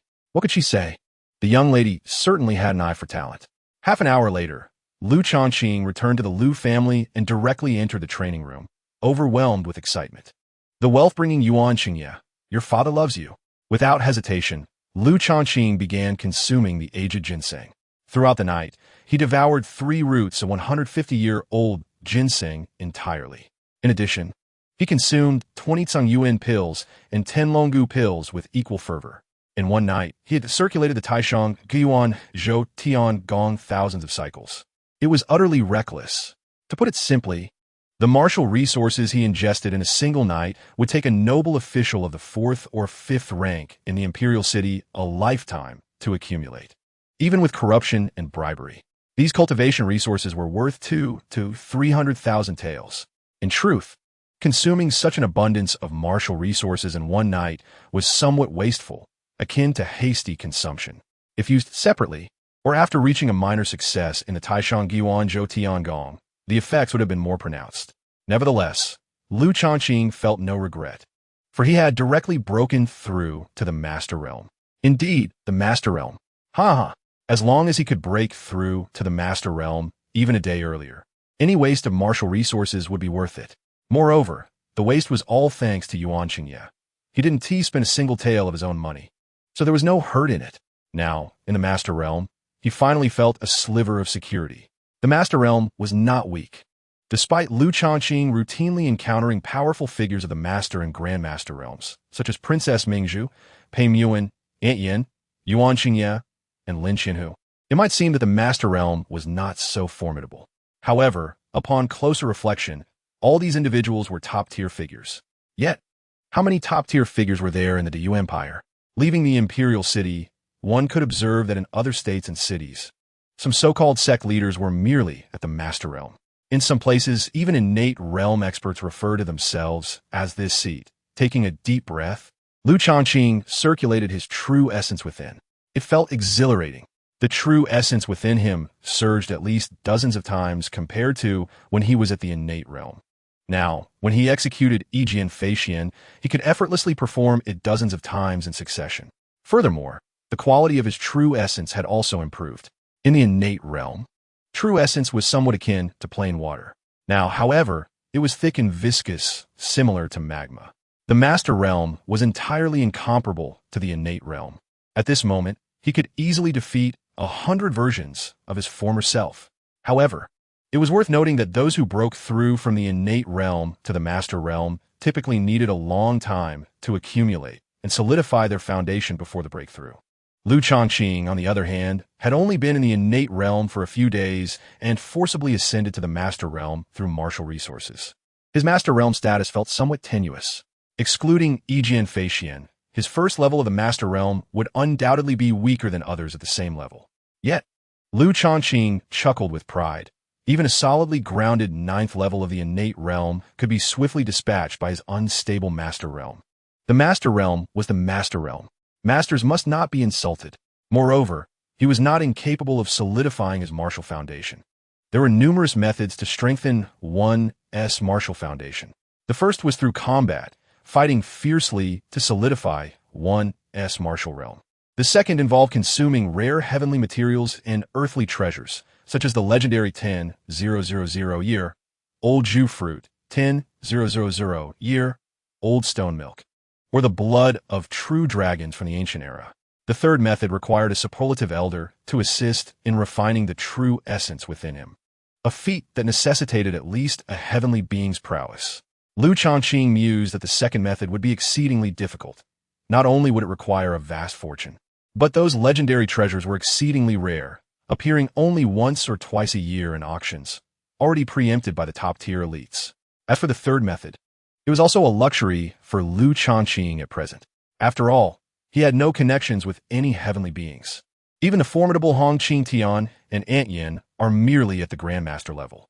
Only the first method is truly suitable. Is it not merely combat? Naturally, one must also find an opponent that complements oneself. Ant Yin is quite fitting for this role. She can easily suppress her realm to be on par with mine and engage in battle. Lu Changqing stepped out of the cultivation chamber. Last night, he received another 100,000 taels of silver from Yuan Xingye, and combined with the over 30,000 taels remaining after purchasing a high-grade antidote pill, his net worth had soared to 130,000 taels, which is quite commendable. Yuan Xingye is likely to deliver another 300,000 taels in the coming days. Moreover, he had obtained the Qiu Long Zhang technique from Yuan Xingye, which is rather impressive. However, he currently lacks the energy to overindulge, as he has only just begun to grasp Yi Jian Fei Xian and has yet to even start on Piao Miao Shun Bu. Lu Changqing contemplated for a moment and then called out, "Ant Yin, could you step out for a moment?" In the next instant, Ant Yin's figure appeared before him in an almost eerie manner, without any prior indication. However, after appearing, she cast a glance toward Wang Shuge, seemingly unconsciously. There was a faint yet powerful aura emanating from that direction, which made Ant Yin feel that the presence there surpassed her own. She was already aware that Wang Shuge was the residence of Lu Gongzi's wife, Jiang Qiyao. She was both astonished and curious. Is Lu Gongzi's wife truly so formidable in martial prowess? It is said that she is only 20 years old. Yet, despite her astonishment and curiosity, she refrained from questioning Lu Changqing. Ant Yin always kept her identity in mind. She was merely a guardian concealed beside Lu Gongzi. Ant Yin, can you suppress your realm to approximately the first level of Grandmaster? Yes, Ant Yin replied, only then realizing that Lu Changqing had actually reached the first level of Grandmaster. Initially taken aback, she soon sensed that his aura was somewhat unstable and understood the situation. Ant Yin remarked, engaging in combat is indeed a splendid method to solidify one's foundation. Let us proceed to Yu Mountain. Lu Changqing agreed. During combat, the commotion would surely be considerable, so a discreet environment was necessary. Yu Mountain is a mountain range near the Yu Empire, in close proximity to the Imperial City. Half an hour later, the two arrived at the profound Yu Mountain. Subsequently, in the ensuing battle, to be precise, Lu Changqing began to face a severe beating. To solidify his foundation, he could not employ Yi Jian Fei Xian. Without utilizing Yi Jian Fei Xian, his combat capabilities were indeed lacking, and he was utterly outmatched by Ant Yin. Her strikes were relentless and fierce. After a morning of intense sparring, Lu Changqing felt as though he had come perilously close to death. He lay on the ground, his body battered and bruised, gasping for breath as his heart and lungs felt as though they were being torn apart. However, his internal energy flowed more smoothly, radiating warmth. The results were indeed promising. I must visit the garrison this afternoon. Lu Changqing grunted as he struggled to rise, limping back to the Imperial City. Ant Yin then concealed herself. Upon returning to the Imperial City, Lu Changqing first sought out an auction house, purchasing anonymously a high-grade healing pill renowned for its efficacy in treating external injuries. He spent 50,000 taels of silver on 15 pills. After consuming one, he found the results quite satisfactory. In just a short while, the bruises on his arms, legs, and back were nearly healed. The remaining 14 pills would certainly be needed, as engaging in combat with Ant Yin to solidify his martial foundation would undoubtedly become a regular occurrence. Damn it, silver is truly insufficient. He lamented. Look at how much this minor healing pill has cost me. I only have over 80,000 taels remaining. Concealed in shadows, Ant Yin observed Lu Changqing's extravagant spending. Her lips twitching. For such external injuries, most would simply rest for a few days, rarely resorting to healing pills. Even if one were to use healing pills, personal grade or low-grade yellow pills would suffice. In her memory, several of her old friends, even those at the Grandmaster level, would occasionally use healing pills but would settle for low or mid-grade ones, which were already quite effective. Lu Changqing, this spendthrift, insisted on utilizing high-grade healing pills. Lu Changqing found a tavern, enjoyed a meal, and then proceeded toward the garrison. Along the way, he pondered, how can I acquire more funds? In his view, he was now at the Grandmaster level. Moving forward, those lower-tier martial resources would hardly be beneficial to him. He would undoubtedly require more potent and superior martial resources, which naturally would be more costly. Thus, he remained impoverished. I must earn money, and earn more money. Upon arriving at the garrison, he saw Huang Xiao standing at the entrance, a look of urgency on his face. Lu Laodi, you have finally arrived. If you had delayed any longer, I would have sent someone to the Lu residence to seek you out. Chapter 44. The Princess Mingzhu's outrageous reward to Lu Changqing. What has happened? His Majesty mentioned the escort agency case in the morning court again. The 100 households have instructed us to immediately proceed to Timu Bamboo Forest to investigate the case. Especially you. If we fail to clarify matters within the stipulated time, the last incident involving your slaying of Lu Tianyang will certainly be brought to account. What about the Grandmaster expert you invited? Have they arrived? Lu Changqing inquired curiously. He was not particularly concerned about the Grandmaster fighting prowess anymore. Not only did he have Ant Yin by his side, but he himself was also at the Grandmaster level. They are already waiting at the north gate of the Imperial City, Huang Xiao responded. Lu Changqing nodded. Lin Xianhu originally planned to take me to visit the deputy commander today. It seems that will have to be postponed. After a short incense sticks time, the subordinates under Lu Zongqi, including Qian Sheng, Zhou Hu, Lu Quan, and Wei Xing, all arrived. However, Zhao Heizhu and his 10 lieutenants did not accompany them on this trip. Then, several of the small flags under Huang Zongqi, along with their men, also all gathered. In total, nearly 100 people assembled, forming an impressive and orderly procession, all donned in Feiyu attire and wielding embroidered spring knives. The sight exuded an overwhelming aura. Given that Timu Bamboo Forest was somewhat distant, at a distance of 167 li, everyone mounted their horses. Within the entire Diyu Empire, every state capital had a garrison of the Jinyui. The Imperial City's Jinyui garrison is the largest among them. Within the garrison, there were nearly 10,000 Jinyui, but only 1,000 horses were allocated. 1,000 horses is quite substantial. Many of the state garrisons were equipped with only a few dozen horses. Typically, only the small flags, the main flags, and the 100 households could ride these horses, while the lieutenants did not qualify. Today, however, due to the mission being under the Emperor's scrutiny, even the lieutenants were temporarily assigned horses. Leading the way, Lu Changqing and Huang Xiao guided nearly 100 Jinyui toward the north gate of the Imperial City. Along the way, they passed through several streets. Wherever they went, they were met with gazes of awe and fear. The people on the streets, be they pedestrians or merchants, all automatically made way for them. Lu Changqing held his head high, feeling a sense of exhilaration. No wonder everyone aspires to be an official. This feeling is known only to those who experience it. Setting a modest goal, he envisioned himself in a year occupying the position of deputy commander, and within 3 years, becoming the commander. Half an hour later, they reached the north gate of the Imperial City. Huang Zongqi, where is the Grandmaster expert you invited? Lu Changqing inquired. Huang Zongqi appeared somewhat bewildered, stating that they had agreed to meet at the north gate, yet no one was present. Just then, a carriage approached, stopping before Lu Changqing and Huang Xiao. The appointed by Shiqi is unable to attend due to unforeseen circumstances, and I shall take her place for this mission. A voice emanated from within the carriage, belonging to a woman. Her voice was melodious, yet not solely delicate. It bore a hint of valor. Huang Zongqi's expression darkened as he contemplated questioning this sudden change. But a powerful aura emanated from the carriage, silencing his doubts. 2 sheets of paper flew out from the carriage and landed before him. Huang Zongqi grasped the papers to examine them. One was a contract from the Tianyuan Pavilion, the largest hiring organization in the Imperial City. The contract bore the signatures of Bai Shiqi and Huang Xiao.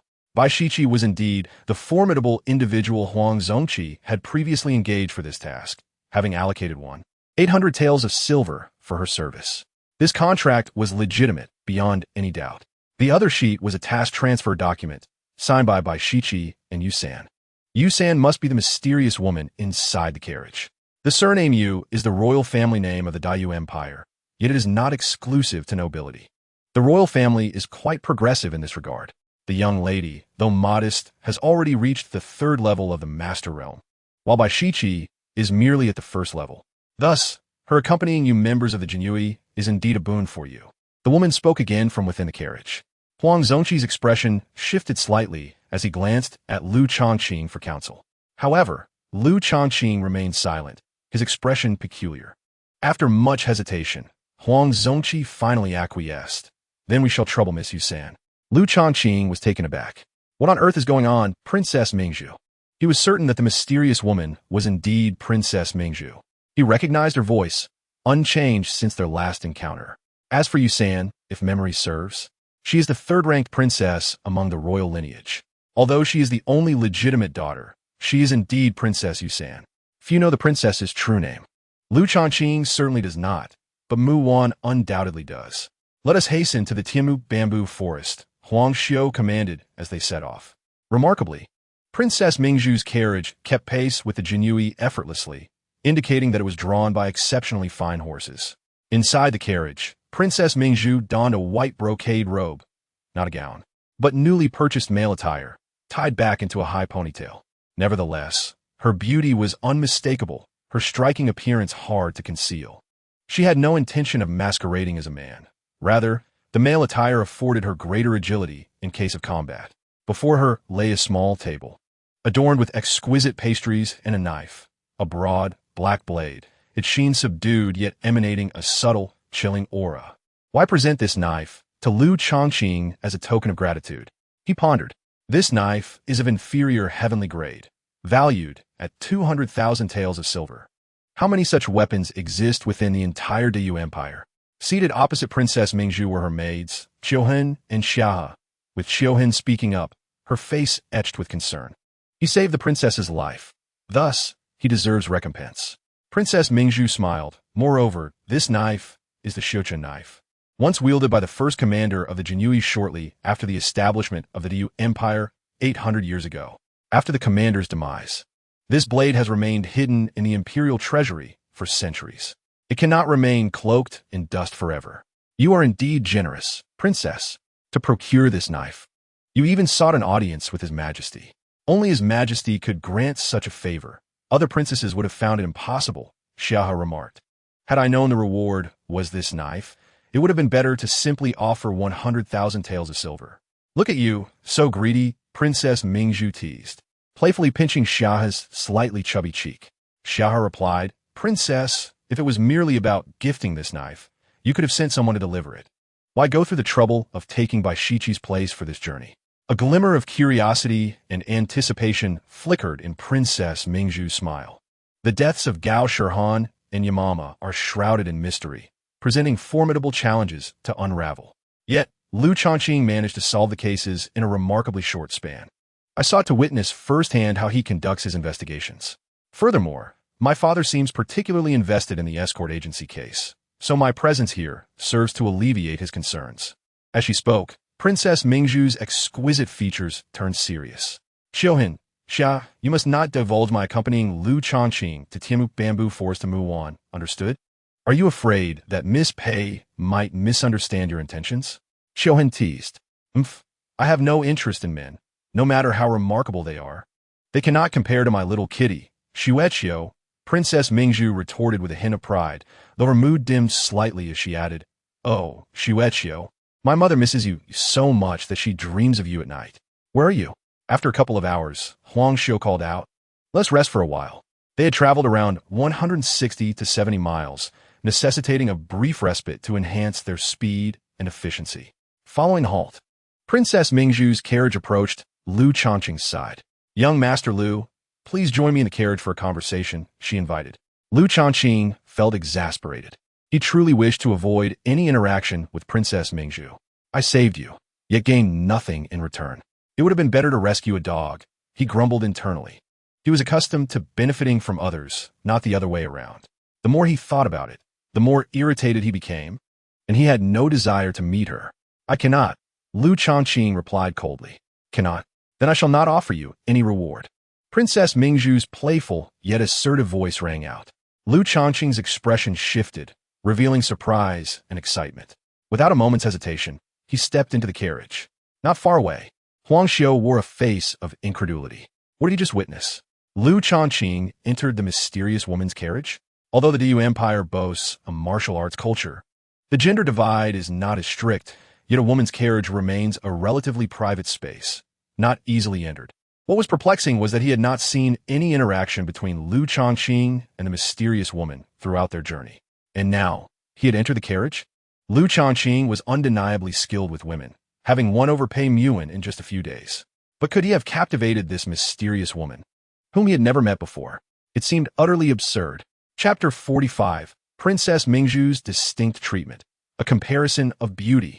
Upon entering the carriage, Lu Changqing's gaze fell immediately upon Princess Mingzhu. Astonishingly beautiful, even in men's attire, it captivates the heart, making it no wonder that she is renowned alongside Mu Wan as the twin beauties of the imperial city.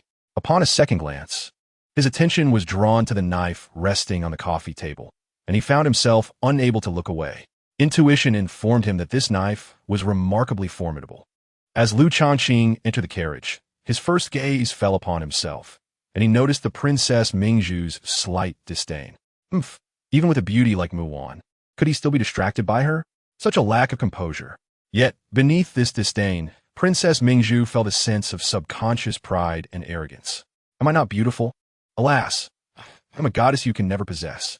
However, before the feeling of self-satisfaction could fully settle, she witnessed Lu Changqing glance at her before being instantly captivated by the Tian-level inferior Xiuquan knife. It was evident that he was fixated on the Tian-level inferior Xiuquan knife, his breath quickening and his face flushing. Princess Mingzhu's displeasure grew. The contrast was too stark. It was as if Lu Changqing was proclaiming, "Your allure pales in comparison to this knife." Annoyed, Princess Mingzhu coldly remarked, "What? Does Lu Zongqi not know to pay his respects upon seeing me?" Seeking to provoke, Lu Changqing mused that this knife must indeed be the Xiuquan knife. Could it be the reward she intended for him? If so, it will be marvelous. This knife belonged to the first commander of the Jinyui, and its rank was merely Tian-level inferior. Princess Mingzhu spoke casually, as if a Tian-level inferior treasure were akin to refuse in her eyes. Instantly, Lu Changqing was not merely breathless. He was holding his breath. Goodness, Tian-level inferior. How ferocious would this knife be when wielded with indignation? Crossing 5 or 6 minor realms would be as simple as childish play, wouldn't it? One must understand that as martial arts realms increase, the difficulty of surpassing levels escalates. To leap 5 or 6 minor realms above the master realm is akin to leaping 8 or 9 minor realms above the innate realm. In truth, after acquiring indignation, he had longed for a powerful sword or knife. Thus, during his visits to the Guangming auction house, he had paid particular attention to those exceptional blades and swords. However, even in such a prestigious auction house, the highest grade weapons available were merely earth-level inferior, each priced at 3 to 400,000 taels. Beyond his current means and lacking in value for money, he could only suppress his inner yearning deeply.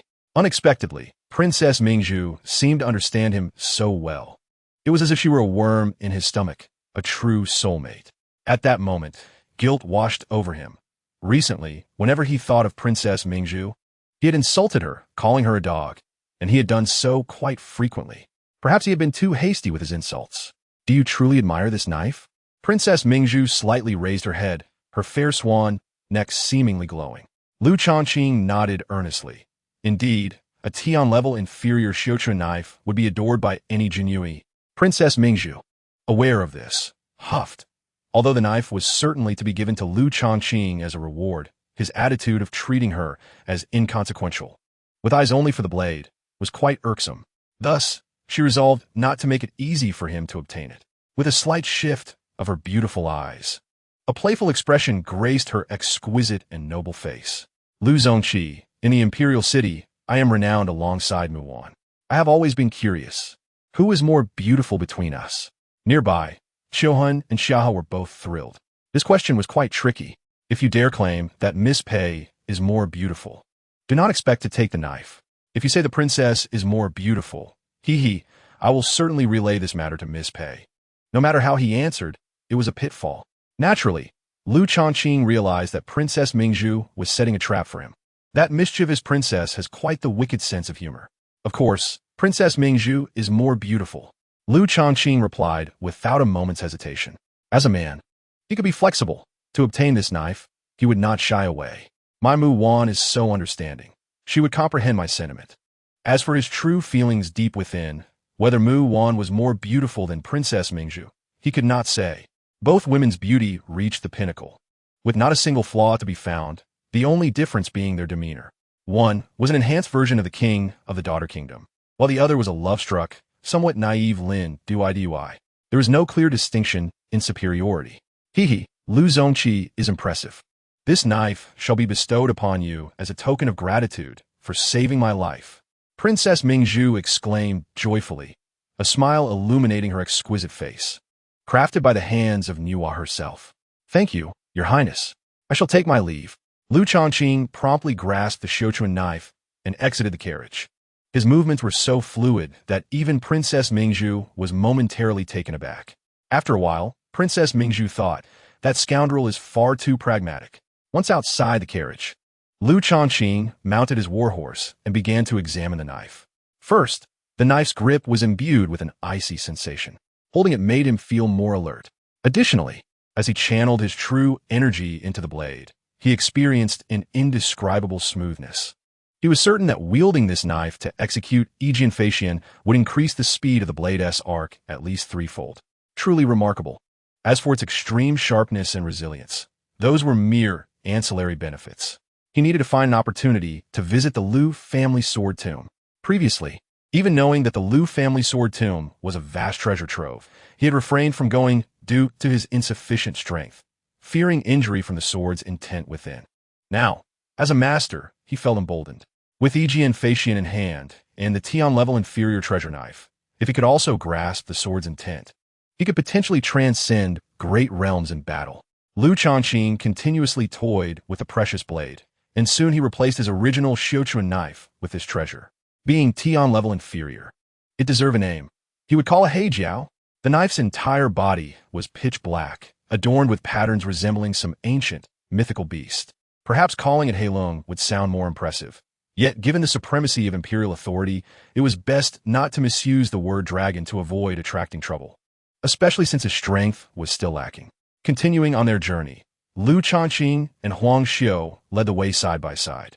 In the midst of their rapid advance, Huang Xiu could no longer contain his curiosity and asked, Ahem, Lu Laodi, what business does Miss Yusen have with you? Ha, I cannot disclose.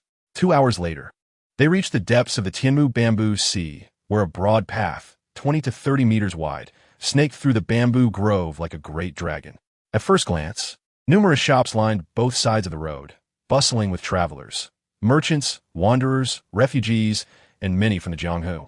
This avenue stretched a remarkable 25 miles, gathering hundreds of establishments. Huang Xiu sighed and looked at Lu Changqing. Lu Laodi, you excel in investigations. We shall heed your command, so instruct us. Lu Changqing contemplated. Recalling the intelligence systems report, the inn located 170 miles from the northern gate of the Imperial City is a human meat inn. This Bamboo Sea Avenue's starting point was 155 miles from the northern gate, and its end point was 180 miles distant. In other words, if they ventured 15 miles inward from the starting point, they would encounter the human meat inn. However, he cannot directly lead people to the human meat inn. He must at least give the appearance of investigating the case.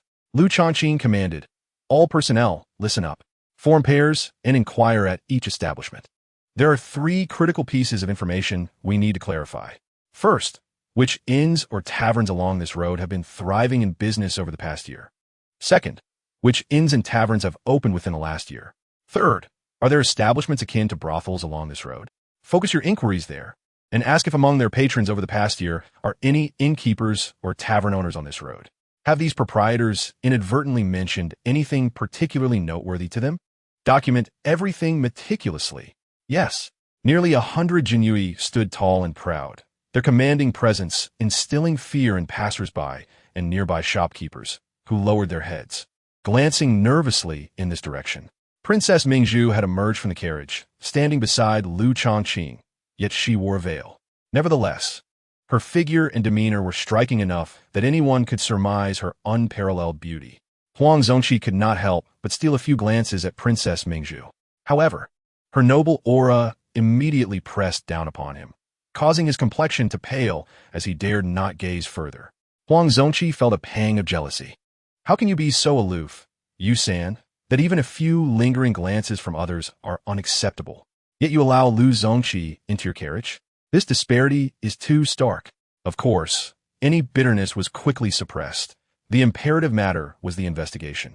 Huang Xiao promptly took his subordinates, along with the small flags and officers, to begin their inquiries. Lu Changqing then turned to Lu Quan, Wei Xing, Zhou Hu, and Qian Sheng, saying, "You 4 should also head out. Remember, do not overlook any details while questioning." Understood. After the 4 small flags departed with their teams, only Lu Changqing and Princess Mingzhu remained. "What shall we do?" she asked, her tone less than amiable. Previously, when Lu Changqing acquired that heavenly-grade embroidery knife, his demeanor had shifted abruptly, which displeased her greatly. Chapter 46. Princess Mingzhu stunned by deception, Your Highness. Have you ever tried street food? Lu Changqing inquired playfully, making his way towards a nearby wonton stall. Beneath her veil, Princess Mingzhu's beautiful eyes sparkled with curiosity and anticipation. She had indeed never sampled street food. "Boss, 2 bowls of wontons, with extra cilantro and shrimp skin." After taking a seat at the stall, Lu Changqing called out. The proprietor, somewhat intimidated, wore a smile of servility, responding eagerly, "Yes, yes." Lu Changqing's attire, the Feiyu robe, instilled considerable awe among ordinary citizens. Princess Mingzhu approached and sat across from Lu Changqing. Once the wontons arrived, Lu Changqing relished each bite, while Princess Mingzhu took only a few mouthfuls before stopping. The taste could merely be described as passable at best. Claims that street food is superior to the royal kitchen are utter nonsense, or applicable only in rare instances. Princess Mingzhu had a discerning palate. After a few bites, she set down her chopsticks.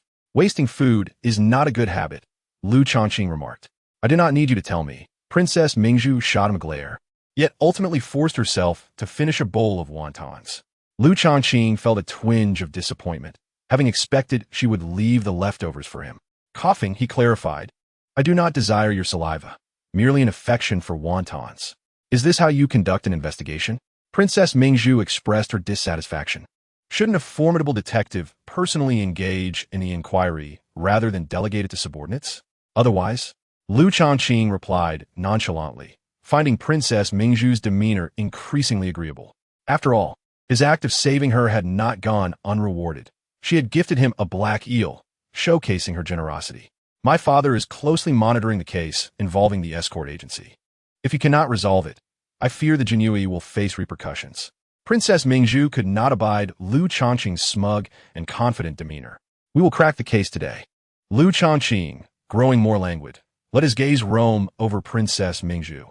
How unfair is fate, bestowing upon her the status of a legitimate princess and such extraordinary beauty, while she possesses a remarkable figure as well. Though not overly ambitious, she certainly exudes confidence. "Do you not have enough?" Princess Mingzhu huffed. "You express your discontent when I ignore you, yet you become vexed when I glance your way. Truly difficult to please." Silence. Beneath her veil, Princess Mingzhu's exquisite face flushed slightly, a result of embarrassment and irritation. She believed her contradictory and proud sentiments had gone unnoticed. Yet Lu Changqing perceived it all too clearly, causing her to feel quite ashamed. "See, you are already flustered," Lu Changqing teased. "I am Princess Mingzhu. Why do I not sense any reverence from you?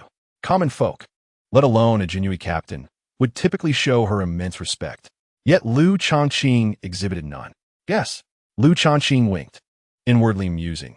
When your status is not as illustrious as mine, I adhere to local customs, indulging in the feudal remnants, where I am your master. And you are my servant, obliged to serve me dutifully, even warming my bed, as with Gao Yunran. When your status surpasses mine, I am raised under the red banner, believing in equality for all. Deep down, I do not consider myself inferior to you. What can a princess do? I'm still a system transmigrator. Unfathomable. Princess Mingzhu huffed. Following this, silence reigned. She seemed to wish to convey through her quietude that she was upset and desired a response from Lu Changqing. However, he was impervious to such tactics. After a brief while, Princess Mingzhu begrudgingly redirected the conversation. How did you manage to make Mu Wan so devoted to you in such a short time? As her confidant, she understood Mu Wan all too well. Mu Wan was notoriously aloof. To put it bluntly, even in the presence of Pei Taisher, Mu Wan spoke little. To Princess Mingzhu, it felt as though Mu Wan could easily retreat into the quietude of a monastery, solely devoted to her studies. Yet this very Mu Wan had succumbed to Lu Changqing within mere days, allowing him to take the lead. This was far more impressive than any form of sorcery. Princess Mingzhu was utterly intrigued. Perhaps it is a matter of soul connection, Lu Changqing replied with a knowing smile, somewhat dismissive. Enough of this frivolity. Let us stroll, Lu Changqing proposed. Princess Mingzhu remained silent, obediently following behind him. Lu Changqing meandered along the Bamboo Sea Avenue, traversing a total distance of 25 miles over the course of an hour and a half before returning. Princess Mingzhu effortlessly kept pace, feeling no fatigue. Of course, she was a master-level practitioner. Lu Changqing's purpose in this journey was to ascertain the name of the human meat inn. It was called Yuexin, a name rather refreshingly quaint. After 2 to 3 hours, Huang Xiao, Lu Quan, and others returned in succession, placing all their recorded information on the table. Lu Changqing instructed, "Bring me another 100 bowls of wontons." With insufficient seating, they would have to stand and eat. The members of the Jinyu have departed from the Imperial City today, and they have not had a single drop of water since then, leaving them quite famished. Subsequently, Lu Changqing began to scrutinize the information recorded on each sheet of paper. Princess Mingzhu, equally curious, examined them one by one. However, after spending a considerable amount of time, she found herself with no clues. Half an hour later, Lu Changqing spoke. Why do I wish to ascertain which inn or restaurant is thriving? Because if I were the murderer and owned an inn or restaurant, I would emphasize affordability and practicality, even if it meant operating at a loss. After all, my true business would revolve around the escorting of goods and the escort themselves. By prioritizing low prices and value, naturally, the business would flourish. Therefore, inns and restaurants with prosperous trade become suspect. As for why it is essential to identify the newly opened establishments, it is because the incidents occurred recently, and there is a likelihood that the perpetrator has only recently established themselves in Tianmujuhai. Through this filtering of information, I have identified 8 establishments: Jufu, Anlu, Waimixiang, Konglin, Tingzhu, Sambizhui, Yuexin, and Tianwei. Upon completing his statement, the Jinyu present could not help but admire him. Although many of them could conceive of Lu Changqing's deductions, none could produce a list of 8 suspects based solely on those inferences. This was indeed remarkable. Huang Xiao's face flushed with admiration. Brother Lu, you are impressive. Yet, the reality was that if Lu Changqing did not know that the answer was Yuexin, he would not have been able to derive this list of 8 suspects from those deductions. But who could blame Lu Changqing for knowing that the answer was Yuexin? Knowing the answer and backtracking through the investigation process was undeniably simple. Truly, as long as one of these sheets filled with various information mentioned Yuexin, he could find justification to place it on the suspect list, subsequently identifying the other 7 to accompany it. A pure instance of cheating and deception. Yet, this did not hinder Huang Xiao and the others from perceiving Lu Changqing as extraordinarily impressive. Lu Changqing pondered that 8 establishments seemed excessive, and it would be too exhausting to search through them all. Thus, he sought to refine the scope. He continued to review the information on the papers and remarked, several courtesans have mentioned Waimixiang, Tingzhu, and Yuexin. The owner of Waimixiang has boasted before the courtesans. claiming to be a veteran of the underworld and a former member of a prominent sect, possessing formidable strength. The owner of Tingzhu is enigmatic, often clad in purplish-red attire, with rumors suggesting they're a renegade from the demonic path. As for Yuexin, despite their thriving business, the courtesans assert that the owner has never visited a brothel, which is decidedly peculiar. In truth, if he wished, he could unearth other unique aspects about the remaining 5 establishments from the courtesan's words. However, knowing the answer is Yuexin, he deliberately highlighted these 3. Why 3 instead of directly pinpointing Yuexin? Because doing so would seem too extraordinary, almost implausible. 1 in 3 is already a miracle. Do you mean to say that the murderer is among these 3 establishments? Princess Mingzhu was somewhat bewildered, momentarily taken aback by the ruse. She too had examined the information on the sheets, yet discerned nothing. All she saw was chaos and complexity. Could this be the distinction between an ordinary person and a master detective? Chapter 47. Bragging? Open your eyes and see. Let us proceed to these 3 establishments. Lu Changqing commanded, disregarding Princess Mingzhu. Hundreds of Jinyu, led by Lu Changqing and Huang Xiu, with Princess Mingzhu in tow, marched towards Ymexiang. Ymexiang was a newly opened restaurant with thriving business. As Lu Changqing and his entourage entered, they found the hall bustling with patrons, despite it not being mealtime. The imposing presence of the Jinyu had a palpable effect. Within mere breaths, the once full hall emptied almost entirely. Only a handful of trembling staff remained, unable to articulate their words. Soon, the owner approached, a pudgy man appearing to be in his 50s or 60s, of modest height, with slightly greasy hair and a considerable belly. The owner greeted them with a broad smile, eager to please. Esteemed officials, please take a seat. Xiao Li, Xiao Wu bring tea. Lu Changqing replied, no need. We are here to investigate the escort case and must search your establishment. Please cooperate. Although he knew Ymexiang was innocent, the search was necessary. This way, when they later searched Yuexin, it would not appear out of place. But the escort case has nothing to do with us. The missing escorts and guards were never here at Ymexiang. The owner, drenched in sweat and ashen-faced, was clearly terrified. Silence. Huang Xiu admonished, whether it is related or not. We will search first. It was a joke. This was ancient times, not modern Earth. There was no need for evidence or warrants. Whatever the Jinyu stated was law. It would not be unusual to search his restaurant or even drag him off to the Jinyui's prison for a few months. Yes, the pudgy owner stood aside, daunted into silence. Lu Changqing and Huang Xiu led their men to search every corner of the restaurant, from the storage room to the kitchen, the restroom, the guest rooms, and the private dining areas, leaving no stone unturned. Half an hour later, they gathered back in the hall. Everything is normal, Lu Changqing stated flatly. Withdraw. Huang Xiu inquired further of the pudgy owner, but found no incriminating evidence, and thus commanded them to depart. The owner of Ymexiang exhaled in relief, feeling as though he had escaped a calamity. Unable to restrain himself, he muttered, I wonder who the devil is responsible for the escort incidents, occurring one after another, drawing the attention of the Jinyu. Thankfully, it has nothing to do with me. I was nearly scared to death. I think I will close early this afternoon and visit Honglan Pavilion to find Miss Xiyun to soothe my racing heart. Upon exiting Ymexiang, Princess Mingzhu queried, can a mere cursory search and a few questions truly confirm that there is no connection between the escort case and Ymexiang? It all feels rather arbitrary. First, I can discern that the pudgy owner did not lie while answering questions.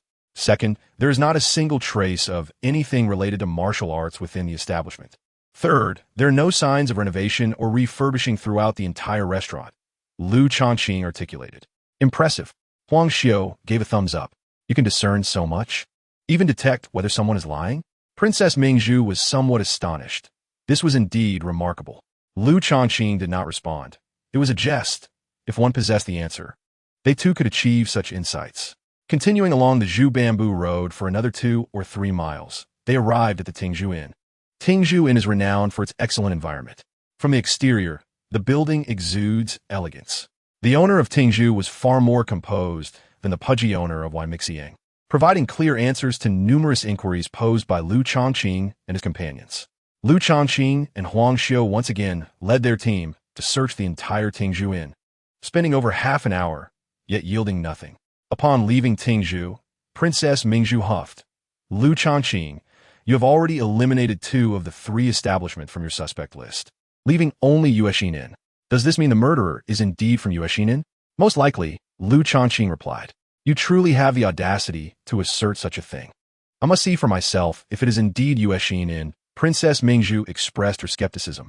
Even the most skilled detective cannot be so outrageous. You cannot simply declare someone as the suspect. Are you a deity? Even if it is not the case of Yuexin, the investigative approach of General Lu is not without merit. If today does not yield results, we shall conduct a more meticulous inquiry tomorrow, Huang Xiu remarked, evidently attempting to preserve Lu Changqing's dignity. Let's first investigate Yuexin. Lu Changqing casually replied. The main event had finally arrived. The group traveled along Zhuhai Avenue for the duration of 2 incense sticks and reached the Yuexin Inn. Esteemed officials, are you here to stay or to dine? A young servant from the inn approached, bowing low with a beaming smile. However, his demeanor showed slightly less fear compared to the servants of Wei Mixiang, who were nearly in tears at the sight of such a large group. We are here to investigate, Huang Xiu stated. The servant's expression changed. Esteemed officials, our Yuexin Inn is a proper establishment and must not be involved in any case. I implore you to exercise your discernment. After entering the main hall of the inn, the innkeeper appeared. He was a young man in his 30s or 40s, of decent appearance, dressed in clean, modest attire that exuded a sense of integrity. Not only was the innkeeper's attire tidy, but the front desk of Yuexin Inn was also impeccably organized, adorned with miniature bonsai on the windowsills. Huang Xiu continued to pose several questions, to which the innkeeper, though somewhat apprehensive, responded cautiously and methodically, revealing no apparent inconsistencies. We require a search, Huang Xiu concluded. Esteemed officials, if you must search, I kindly request that you do so quietly, as some guests are currently checking in, the innkeeper pleaded. Following a search that lasted over half an hour, the outcome was glaringly apparent. Nothing was found. Huang Xiu could not help but glance at Lu Changqing. Shall we call it a day? Princess Mingzhu shot a disapproving glance at Lu Changqing, her eyes clearly conveying, are you still pretending? Lu Changqing mused that if no answers were obtained, the Yuexin Inn might indeed escape scrutiny. There was something formidable about this inn. Firstly, the innkeeper and the staff numbered over a dozen, and none bore any signs of martial training. Secondly, inquiries with several guests during the search yielded high praise for Yuexin Inn, with claims of no unusual sounds during the night. However, Lu Changqing had indeed discerned the truth. Beneath the Inlaya basement where nefarious acts were conducted. This was an establishment that profited from the sale of human flesh, which was undoubtedly prepared as dishes for patrons. Yet, the kitchen remained spotless, devoid of any traces of blood. If only they had a reactive agent. Are we not leaving? Mingzhu inquired, noticing Lu Changqing's reluctance to depart. She believed he was still grappling with the situation. Having made a mistake, he should concede instead of being obstinate. General Lu, you are not as infallible as you think.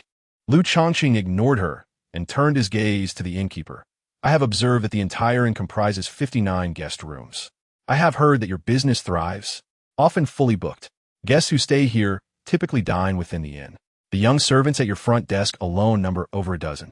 By this calculation, the kitchen must be quite busy.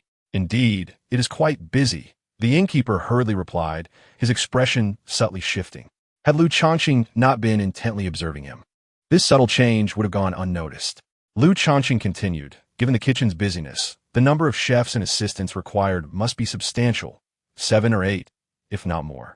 Yet, upon our inspection of the kitchen, we found only 1 head chef and 2 assistants. Clearly, there is a shortage.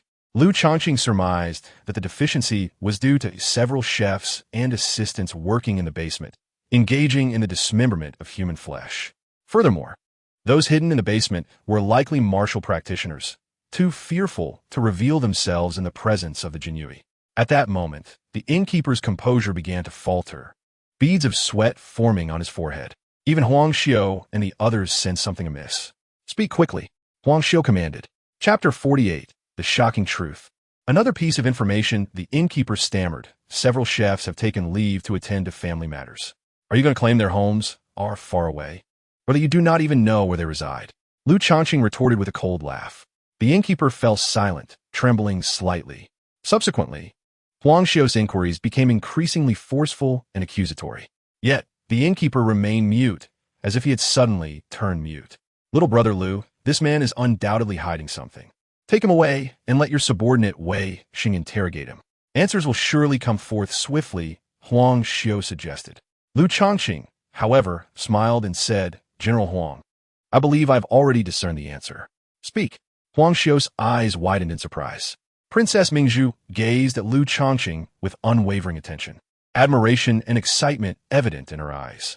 Lu Changqing pointed at the innkeeper from the changes in his emotions and expressions. It is clear that more chefs and assistants are indeed present in the kitchen, but for reasons pertaining to the case or otherwise, they have been concealed. Thus, the question becomes, where have those chefs and assistants been hidden? Lu Changqing continued, we have already searched, and there are no apparent hiding places within the inn. Those chefs and assistants are either not within the inn or, speak quickly, do not keep us in suspense. Princess Mingzhu interjected, unable to wait any longer. Or the Yuexin Inn possesses secret rooms, cellars, or basements. Lu Changqing concluded with his ultimate revelation. Upon hearing this, the innkeeper turned ashen. Lu Changqing wore a broad smile. Ah, it seems my conjecture was indeed correct. Little brother Lu, you are truly remarkable. I shall immediately lead my men to search. Huang Xiu, brimming with excitement, rallied his subordinates and began the search anew. Lu Changqing, however, remained unhurried, directing his attention back to the innkeeper. As an ordinary person, you are unlikely to be the mastermind behind this case. You may even be under duress from the perpetrator. If you confess now, it could be seen as an act of merit, likely preserving your life. The innkeeper suddenly knelt, repeatedly bowing his head but uttering not a word. Speak. Princess Mingzhu commanded coldly, her aura of mastery pressing down upon the innkeeper. How could an ordinary man withstand such pressure? Blood trickled from his lips, and his countenance grew pallid, nearly prostrating himself on the ground. Yet, he remained silent. Lu Changqing speculated he is being coerced by the perpetrator, perhaps his wife, children, or elderly mother are being threatened. The innkeeper cast a grateful glance at Lu Changqing. Let us follow General Huang. We must not allow the perpetrator to inflict harm upon others. Miss Yusan, do not forget that your purpose here is to protect us. You may need to take action shortly. Lu Changqing first signaled a few of the officers to restrain the innkeeper before striding into the inner chambers of the inn. Princess Mingzhu followed closely beside him, and unbeknownst to Wen, had drawn a short sword, a weapon of at least celestial caliber. Truly extravagant, befitting of a princess. At that moment, the narrative unfolded. Huang Zongqi exclaimed excitedly, Come here, brother Lu, Miss Yusan, quickly. There's another world within this well. The crowd hurriedly rushed over. The well was situated in a modest garden within the inn, which featured several wells presumably used for watering the flowers. Huang Zongqi stood beside one of the wells, his face flushed with excitement. As the group approached, he pointed to the bottom of the well.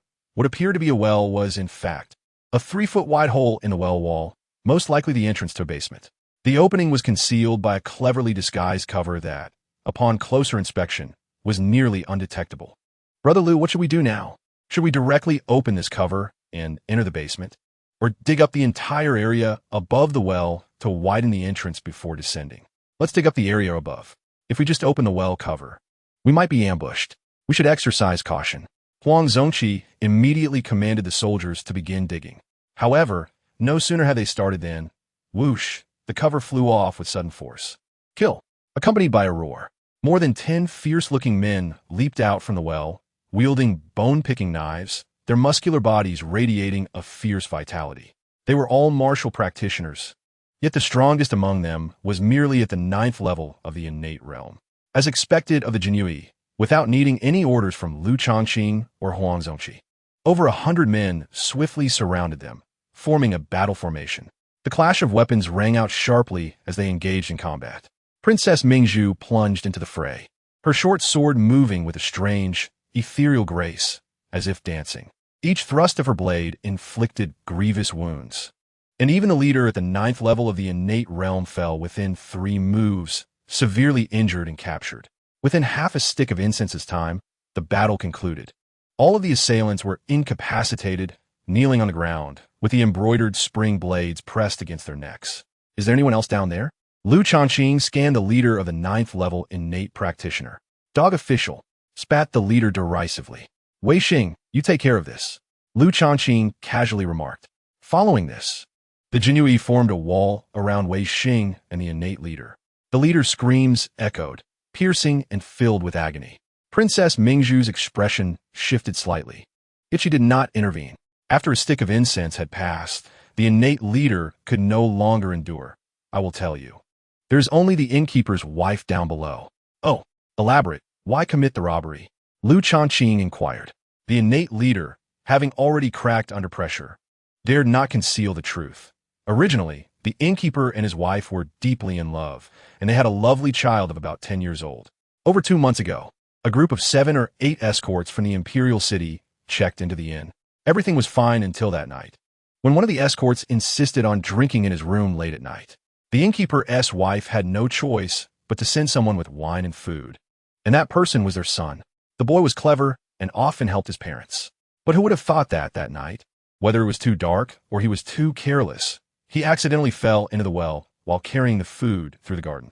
It was not until half an hour later that the innkeeper and his wife realized something was wrong and went to look for him. But they could not find him until the next day when he was discovered in the well. The crowd listened, their hearts heavy. Lu Changqing stated, so the innkeeper's wife developed a hatred for the escorts? Yes, the innate leader confirmed. The innkeeper's wife harbored a deep desire for revenge, seemingly only satisfied by slaughtering all the escorts and using their flesh to prepare meals for the others.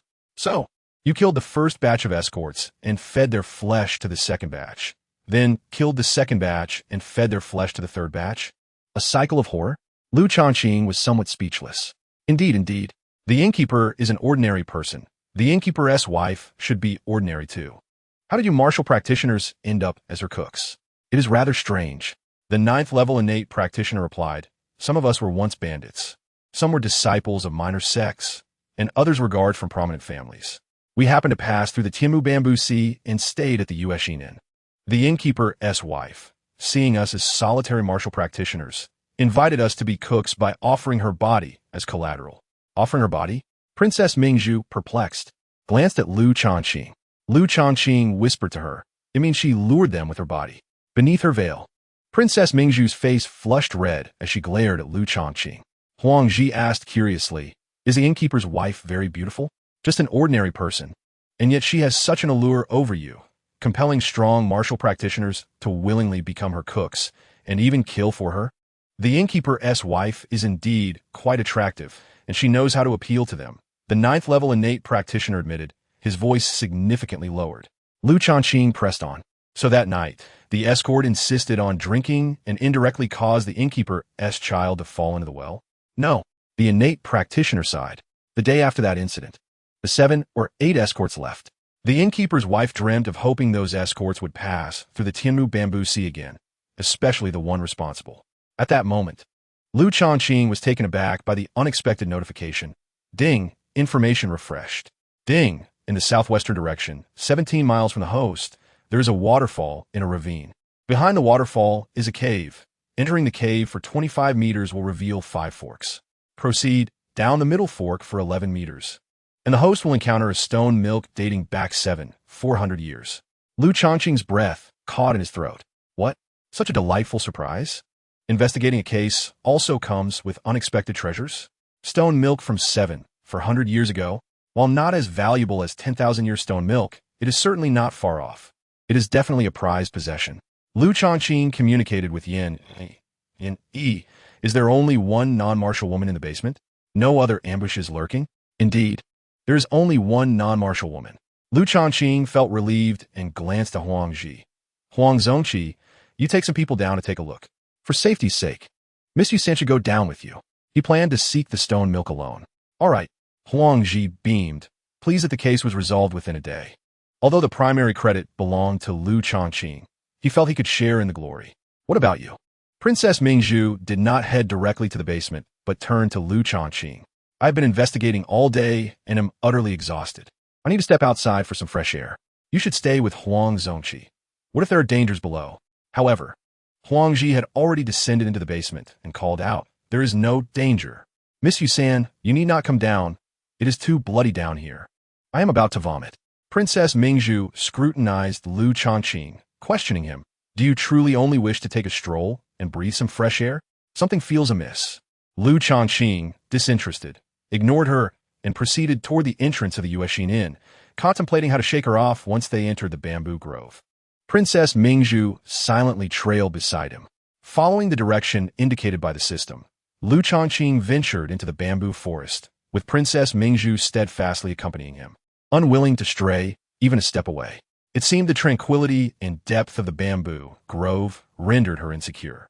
"Yu-san, you are supposed to be a good companion of Mu-wan. Is it truly necessary for you to follow me into this small bamboo thicket?" Changqing suddenly halted, a smile dancing on his lips as he inquired. Chapter 49. Imagination is the most perilous. Princess Mingzhu began to feel anxious. Princess Mingzhu could not comprehend his words, yet sensed an underlying negativity. "What is it to you?" Changqing pondered. Given Princess Mingzhu's tenacious presence, it appeared unlikely he could rid himself of her in the bamboo grove.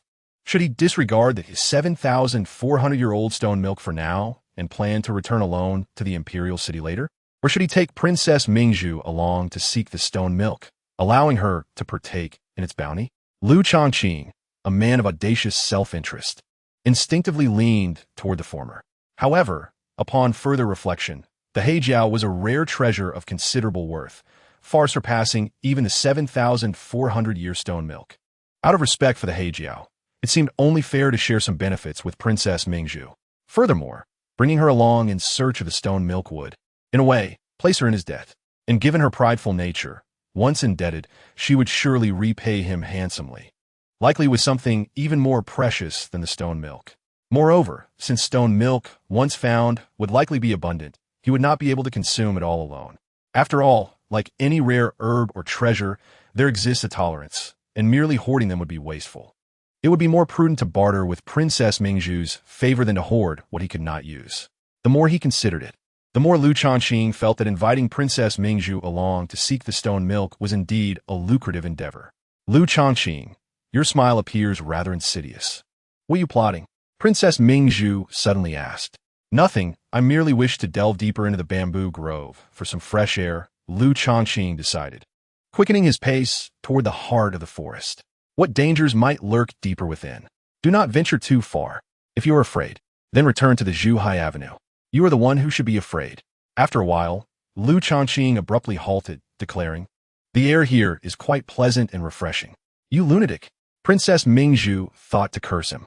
Was it necessary to delve so deep into the bamboo grove for a breath of fresh air? "Did you hear that? There is the sound of water," Changqing suddenly remarked. Princess Mingzhu listened intently, and indeed, she could hear the delightful sound of rushing water. Naturally, she could hear it. Changqing had led her close to a waterfall. "Come, let us investigate," Changqing exclaimed, resembling an inquisitive child as he headed toward the sound.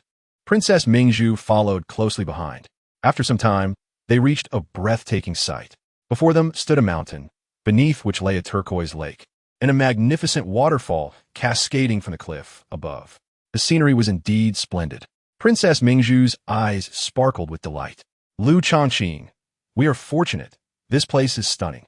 Seemingly eager to inhale more fresh air, she removed her veil. Changqing could not help but gaze at her a moment longer. She was truly beautiful. The landscape paled in comparison to her unveiled visage. The renowned beauties of the imperial city were indeed deserving of their title. Changqing's admiration did not escape Princess Mingzhu's notice, and a sense of pride swelled within her.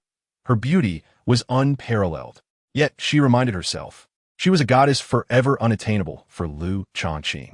Who knew which man would ultimately benefit from her exquisite beauty? As these thoughts crossed her mind, her mood soured. She recalled the saint son of Longyuan's sect, as her father seemed determined to arrange a marriage with him. At just 19, she still had a few years to delay. But ultimately, her marital fate rested in her father's hands. Political alliances, how laughable.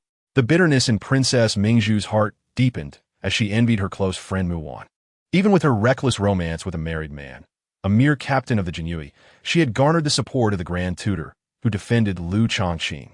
Perhaps being born into royalty was merely a facade of grandeur. "What troubles your thoughts?" Changqing asked, surprised to see the bitterness and sadness reflected in her eyes. Did even a princess experience such emotions? Lu Changqing, if you were compelled to marry a woman you did not love, how would you respond? Princess Mingzhu raised her beautiful gaze to him, earnestly seeking his insight. She believed that someone as astute as Lu Changqing might offer a unique perspective. Is she beautiful? Does she fulfill her marital duties? Lu Changqing inquired. If she possesses both beauty and fulfills her duties, then it is impossible for me not to develop affection. This hypothetical is thus invalid. Get lost. Princess Mingzhu was incensed.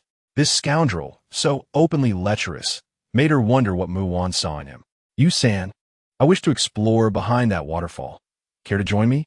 Lu Changqing pointed toward the waterfall. Princess Mingzhu was bewildered, utterly unable to fathom Lu Changqing's reasoning. There was once a monkey that discovered a remarkable treasure behind a waterfall, so whenever I see one, I feel compelled to explore behind it. Lu Changqing fabricated an excuse. Really?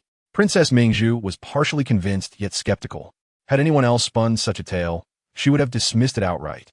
Yet, Lu Changqing had proven his worth today in solving cases. He had indeed created miracles. She now viewed him through a favorable lens. He was extraordinary, undeniably clever. And his words often held truth. Who knew? They had nothing else to do, so why not take a look? All right. The two arrived at the base of the cliff. The mist from the waterfall splashed against their faces.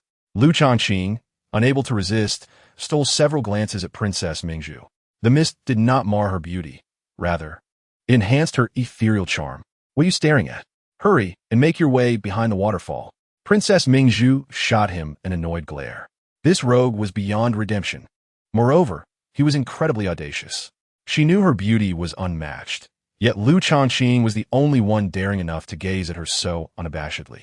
Lu Changqing, however, believed that admiring a stunning woman was a form of self-care. After all, maintaining a joyful disposition was the best nourishment for the soul. In the next moment, he expertly navigated the contours of the cliff, swiftly ascending. Lu Changqing, have you become a master? Princess Mingzhu was astonished. As he climbed, Lu Changqing had utilized his true essence, revealing his martial prowess. Hurry up.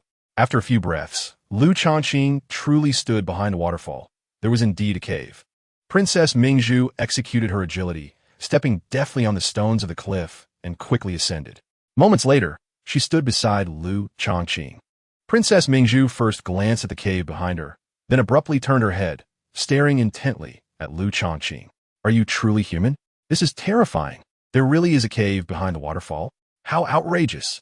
She felt as if Lu Changqing possessed a supernatural ability to speak the truth. She recalled their first meeting at Puyun Temple, where he had saved her life, declaring loudly, I am a diviner. Now, Princess Mingzhu belatedly realized, he can't possibly be a genuine diviner, can he? This would explain why his investigation seemed so careless and unreliable, yet he effortlessly captured the murderer. It also elucidated how he had mysteriously declared the existence of a cave behind the waterfall. Princess Mingzhu pondered. He not only claimed to be a diviner at Puyun Temple, but also professed to be an admirer of hers. If he truly is a diviner, then he was not lying. Thus, when he said he was an admirer of mine, could that also be the truth? Princess Mingzhu suddenly felt a pang of panic. Damn it, my charm.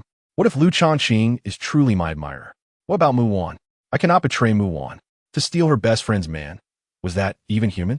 Princess Mingzhu resolved that she would rather die or remain single for life than betray her best friend. What are you thinking? Lu Changqing inquired, sensing that she had become rather dazed since arriving behind the waterfall. Nothing much, Princess Mingzhu replied, her earlobes visibly flushed. Initially, she had been unaware of Lu Changqing's genuine affection for her, allowing their friendship to develop naturally. Now that she recognized his feelings, she felt a bit uneasy. She hastily produced a veil to cover her exquisitely beautiful face. It's all because of my beauty. This face invites trouble, therefore it must be concealed. Suddenly, another thought struck her. Heavens, could it be that Lu Changqing is involved with Mu Wan because he admires me? After all, everyone in the Imperial City knew that she and Mu Wan were best friends. Being with Mu Wan would seemingly increase his chances of encountering her, as proximity breeds familiarity. Poor Mu Wan. Lu Changqing, do not harbor any thoughts about me, do you hear? Lost in her thoughts, Princess Mingzhu lifted her head to issue a warning. Are you all right? Lu Changqing asked, perplexed by her narcissism. Enough chatter. Let us quickly enter the cave and see what treasures lie within. Princess Mingzhu wore an expression of knowing, as if she had seen through his intentions. Otherwise, why would the diviner Lu Changqing suddenly decide to breathe in the air of the bamboo forest and conveniently stumble upon a waterfall, only to insist on investigating behind it? Now, he wishes to enter the cave? The truth is apparent. There must be something valuable inside. Yet, a question arose. If Lu Changqing were a diviner who foresaw treasures in the cave, why did he still lead her to the bamboo forest instead of coming alone later to indulge himself? He intended to share his discovery with her. Indeed, he harbored feelings for her. Who knows if there's anything good? Let us explore and see. Lu Changqing stepped into the cave first, thinking to himself that Princess Mingzhu was quite astute to guess the presence of treasures. Be cautious. It's quite dark, Princess Mingzhu admitted, her trepidation palpable. The cave appeared ancient, enveloped in darkness and a chill reminiscent of legendary ghostly energies. Is a princess afraid of the dark? Lu Changqing teased, pulling out a fire starter to illuminate their path. However, the flame provided only a faint glow, barely revealing their surroundings. What? Has your royal status made you less human? Princess Mingzhu hurried to catch up, closely aligning herself with Lu Changqing, even grasping the cuff of his sleeve. Before long, they encountered a fork in the cave. Which path should we choose? Princess Mingzhu inquired. Lu Changqing found her reaction peculiar. Logically, she should have suggested retreating instead of continuing their exploration. However, she seemed convinced he would press on. Let us take the middle path, Lu Changqing decided. What do you think? Then it shall be the middle path. Princess Mingzhu responded without hesitation. After all, you've predicted that treasures lie within. Would I dare to oppose that? Lu Changqing rubbed his nose, bemused. Yushan, you're not acting normally. Princess Mingzhu was typically a dominant, formidable, and regal figure. How had she suddenly become so compliant? Yet, compliance was not unwelcome.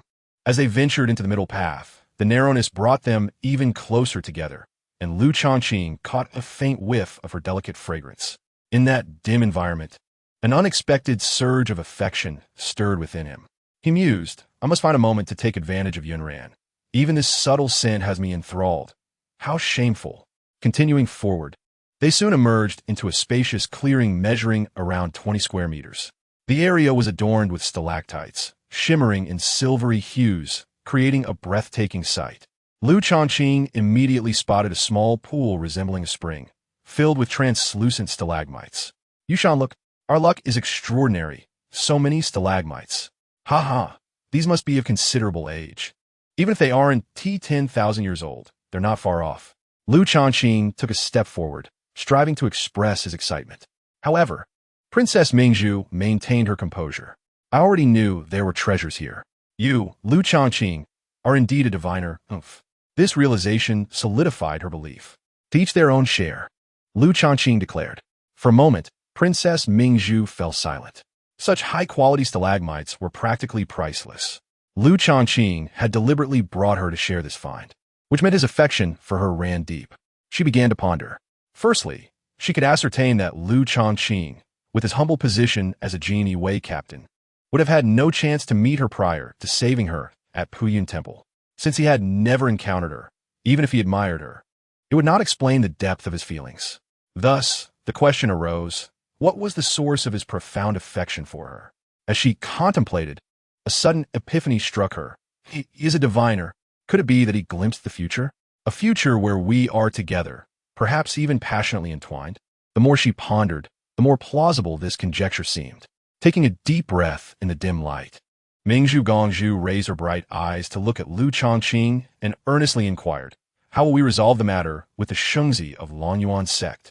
If in the future she truly fell deeply in love with him, even marrying him, then what of the Shengzi of Longyuan sect? Her father intended for her to wed the Shengzi. What? Lu Changqing was utterly perplexed. Surely the darkness of the cave hadn't rendered Mingzhu Gongzhu foolish? Or perhaps the ancient stalactites had so dazzled her that she was babbling into light, feigning ignorance.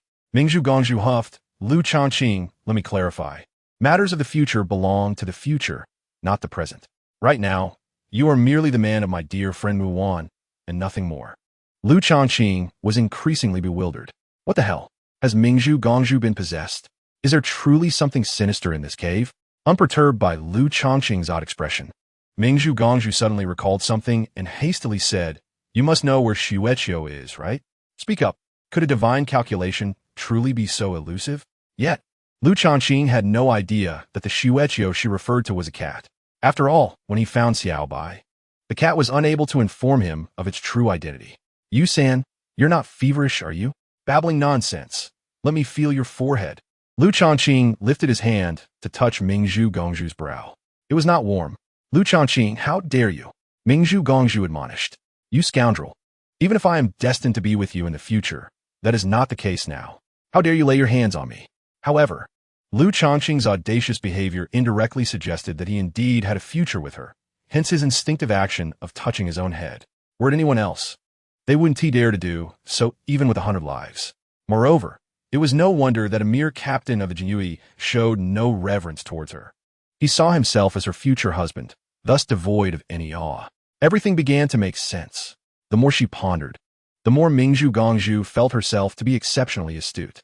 Then, she became incensed. He clearly knew how much she cared for Xueqiu, yet pretended otherwise. How could you not know about Xueqiu, since they were destined to be together in the future? Regardless of whether Xueqiu was found, she had at least mentioned it to him. What's Xueqiu? Lu Changqing was nearly driven to madness. Am I conversing with someone mentally challenged? Not a word makes sense.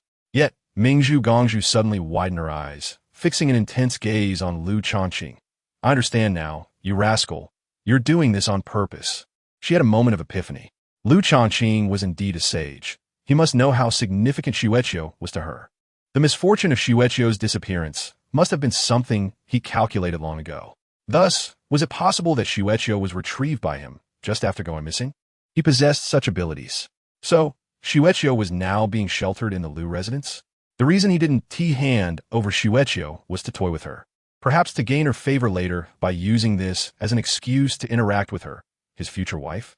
Lu Changqing, upon our return to the Imperial City, I shall visit the Lu residence, Mingzhu Gongzhu declared resolutely. Lu Changqing, continue your charade. And when this princess finds Xueqiu in your home, Chapter 51. Mingzhu Gongzhu was increasingly behaving uncharacteristically, and Lu Changqing was completely at a loss. "There is nothing worth visiting at my home," Lu Changqing replied casually. "No matter. I am going." Mingzhu Gongzhu huffed. The more he tried to dissuade her, the more she was convinced that Xueqiu resided at Lu Changqing's home. This princess is the smartest in the world. After analyzing so much, it could not be wrong. Very well. Lu Changqing thought little of it, unaware of Mingzhu Gongzhu's intentions, and thus acquiesced. Subsequently, the two exited the cave, procured a bamboo stalk nearby, and fashioned a few simple bamboo tubes. Upon returning to the cave, they filled the tubes with the stalactites. Lu Changqing divided the stalactites into 4 portions. He himself took the lion's share, claiming 70%. The remaining 30% was divided into 3 parts. 1 for Mingzhu Gongzhu, 1 for Pei Muan, and 1 for Aunt Yen. Mingzhu Gongzhu felt somewhat displeased. "I am clearly your future wife and destined for a passionate love affair with you. I was just contemplating how favored I am by you. Yet, I find myself receiving the same treatment as Muan." It was that she cared much for the quantity of stalactites. She merely felt deprived of the treatment befitting Lu Changqing's true love for her.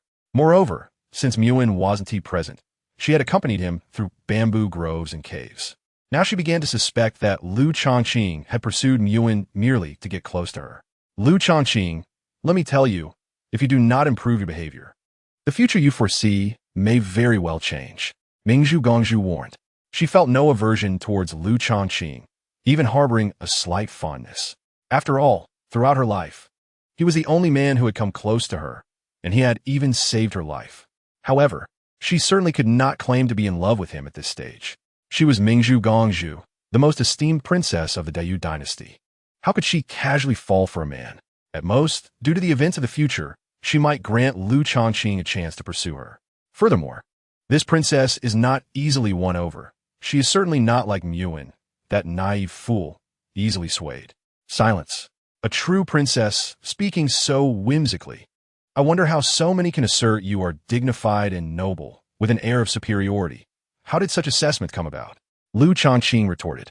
Lu Changqing, Go ahead and keep pretending, calling me whimsical. Who can compare to you, you charlatan? You feign ignorance now, but wait until I expose you. Mingzhu Gongzhu bit her red lip, clearly displeased. She was waiting to find Xueqiu at the Lu residence, and then she would see what he had to say.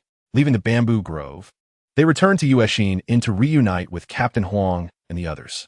Captain Huang had apprehended all the assailants, particularly the owner and proprietress of Yuexin. Captain Huang's complexion was somewhat pale. The basement was horrifically bloody. I vomited several times. It was arduous. Well done. Lu Changqing smiled. Young brother Lu, you've achieved great merit again. Upon returning, you're bound to receive a promotion to Baihu, Captain Huang remarked enviously. He had witnessed Lu Changqing rise through the ranks from a lowly position. The speed of his advancement was astonishing. Not necessarily. After all, I killed LV Tianyang, and I am merely making amends for my past misdeeds. Young brother Lu, being overly modest isnt-wise. Ever since you avenged Baihu Wang, all the captains qualified to compete for the Baihu position have been very discreet. None have stepped forth, knowing full well that the vacancy left by Baihu Wang is yours. Moreover, Lin Xinhu's intention to introduce you to Vice Commander Yu is a clear signal. Haha, once I assume the Baihu position, I will definitely treat Captain Huang to a drink. Next came their journey home. They hastened back to the Imperial City, primarily due to the late hour.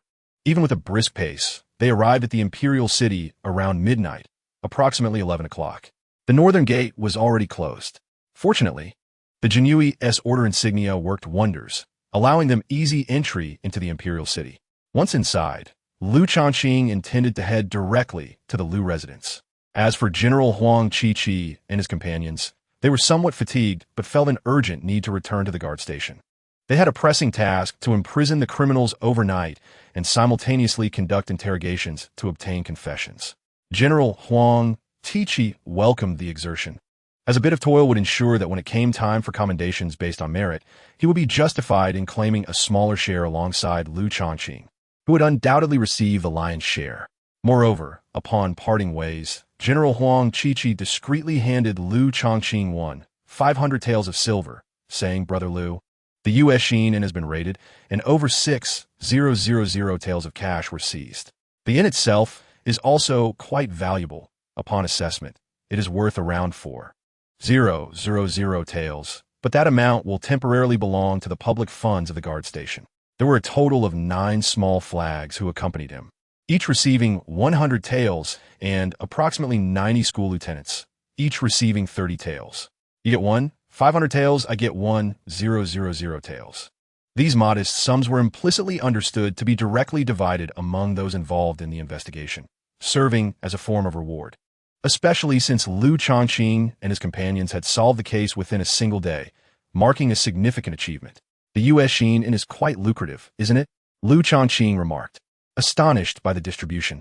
Although each individual share was relatively meager, the total amount of over 6,000 taels of cash was astronomical for ordinary non-cultivators. The Yuexin was indeed the most prosperous establishment along the Zhuhai Avenue. After parting from General Huang, Lu Changqing intended to hasten towards the Lu residence. To his astonishment, he noticed that Princess Mingzhu's carriage was brazenly following him. I say, Yu-san, even if you wish to visit my Lu residence, there's no need to do so at such a late hour, Lu Changqing lamented. Princess Mingzhu lifted the carriage curtain and snorted coldly. I am not foolish. Why wait until tomorrow? What if you hide the snowball tonight? After a moment's hesitation, she added, if you prefer not to address me as Princess Mingzhu, simply call me by my name. Yu-san is rather unpleasant. So, Your Highness, you still wish to maintain your disguise? You don't even know this princess's name? Princess Mingzhu thought to herself, feeling a mix of irritation and admiration. Isn't this princess your future beloved? Surely, you would remember my name even in your dreams. Exhausted, Lu Changqing wished for an escape. Could it be that the bamboo forest truly harbors some secrets? The once normal Princess Mingzhu had taken a strange turn after visiting the bamboo grove. The princess's name is Yu Zi, isn't it lovely? Hu Hen suddenly interjected. You speak too much, Princess Mingzhu scolded playfully, a hint of shyness emerging. Does the southern wind know my intentions, blowing dreams to the west continent? Lu Changqing instinctively remarked, then chuckled at himself. How could I know such a phrase in this otherworldly realm? The name Z must be mere coincidence. Does the southern wind know my intentions? Blowing dreams to the west continent? Princess Mingzhu suddenly fell silent, murmuring to herself.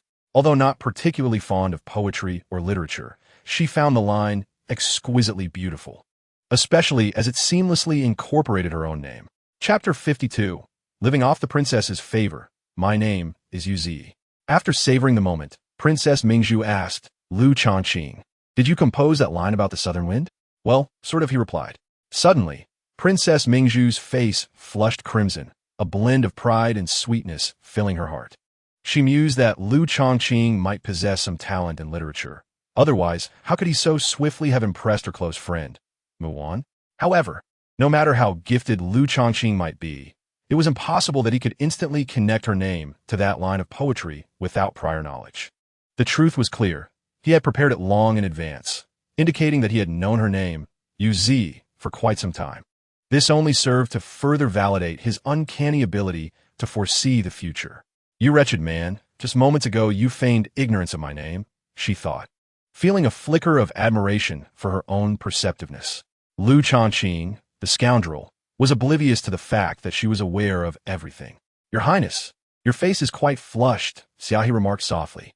You two are speaking out of turn. Princess Mingzhu gently pinched Xiaohe's waist, then turned to Lu Changqing, inquiring, have you devised a plan to handle the Longyuan Holy Sun and my father? Lu Changqing, unable to comprehend, chose silence. Moreover, your position is far too low. You must be promoted to the position of the commander of the Genie Wei to have even the slightest chance. What chance? He asked. What do you think? Princess Mingzhu retorted, you scoundrel, do you dare to tease me? In the cool night breeze, a few strands of hair were tousled by the wind, complementing her flushed face, which was tinged with indignation. Lu Changqing acknowledged that the scene was breathtaking. Had there been a camera, he would have captured it, for it would surely become a classic. As Princess Mingzhu turned away, he felt a pang of disappointment. He couldn't fathom why his heated gaze made her heart race, compelling her to label him a lecherous scoundrel. Yet, when he turned away, a sense of longing washed over her. As they approached the Lu residence, Princess Mingzhu spoke again. Lu Changqing, do not act impulsively. Without absolute strength, do not confront the Longyuan Holy Sun. Both of us are cultivators, now at the master level. And perhaps we may even become grandmasters in the future. We have ample time. Do not throw your life away in a moment of recklessness. Lu Changqing remained silent, prompting Princess Mingzhu to continue. Do you possess formidable inner strength? What do you mean? Do you wish to provide me with powerful inner strength? Lu Changqing was genuinely astonished. Surely, Princess Mingzhu must have lost her senses. However, if it means I could benefit, her madness might not be such a bad thing. I can grant you strong inner strength, but it is not because I am eager for you to defeat the Longyuan Holy Sun. Rather, it is out of pity for you.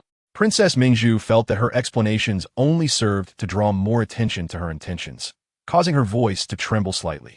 Can royal inner strength be casually bestowed upon outsiders? No, but I do possess a superior grade Earth-level inner strength inherited from my mother. No need. I am not in immediate need of inner strength, Lu Changqing replied. It is merely of Earth-level quality comparable to Taishang Guan Zhou Tiangong. It holds little interest for me. After a moment of hesitation, he inquired, do you have any enlightenment tea? That is what I truly lack. He felt as though tonight's Princess Mingzhu was behaving rather foolishly. To deceive a fool for a bit of gain may not be ethical, but Lu Changqing's conscience would not ache, because he had none. Indeed, Princess Mingzhu nodded earnestly. Recently, my father bestowed upon me 4 taels of middle-grade enlightenment tea. I have only consumed 1 tael, leaving 3 for you tomorrow. Is that sufficient? If not, I can request more from my father. Lu Changqing was taken aback. Could it be that Princess Mingzhu has committed murder, and I am the witness? Why else would she be so generous towards me? He found himself questioning the very fabric of his existence. The cost of low-grade enlightenment tea was 100,000 taels per tael, while that of middle grade was at least 200,000 taels per tael. 3 taels would amount to 600,000 taels. Princess Mingzhu was quite generous. Do not misunderstand me, Lu Changqing. I merely pity you, she explained, a hint of nervousness in her voice. She feared that Lu Changqing might misconstrue her intentions. Thinking that I, Yu Zi, was eagerly awaiting his rise in power to defeat the Longyuan Holy Sun and marry me. That was not the case at all. I'm not in a hurry. I know Princess Mingzhu pities me, Lu Changqing said, beaming with a smile. To him, any source of sustenance was welcome. Regardless of the reason, if she was willing to provide for him, he would gladly accept. A few cups of mid-grade Dao tea were delightful. The voice of Princess Mingzhu calling out to me, Zi, became significantly softer. Zi, Lu Changqing remarked with a peculiar gaze. Could it be that Princess Mingzhu had developed feelings for him? Why did it seem that the elegant and noble princess had a touch of femininity about her? Just then, they arrived at the Lu residence.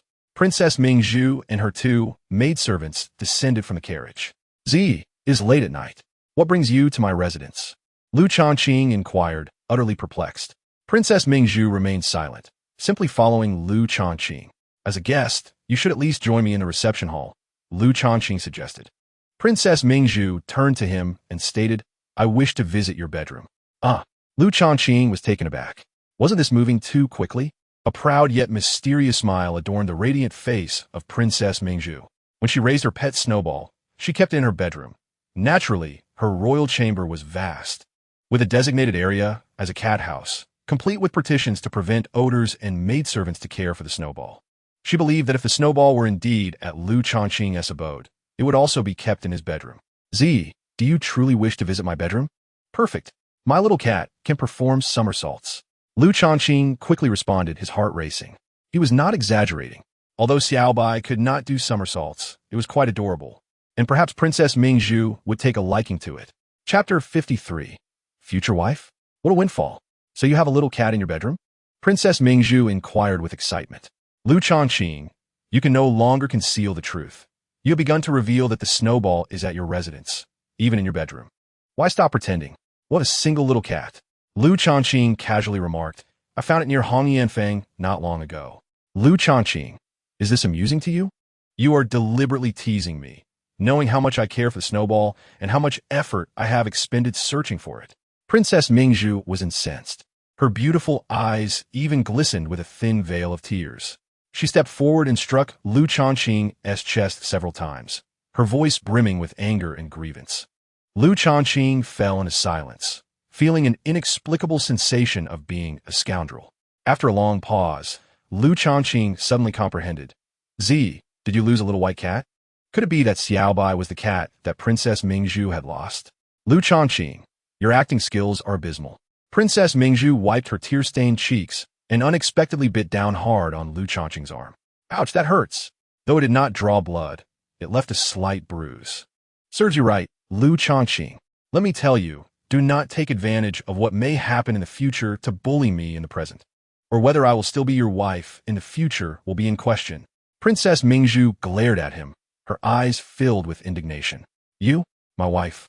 Lu Changqing was utterly bewildered. Surely, Princess Mingzhu had not consumed some poisonous mushrooms after seeing something in the bamboo grove this afternoon, and was still in a daze? Stop pretending. My wife's name is Jiang Qiyao, Your Highness. What nonsense are you spouting?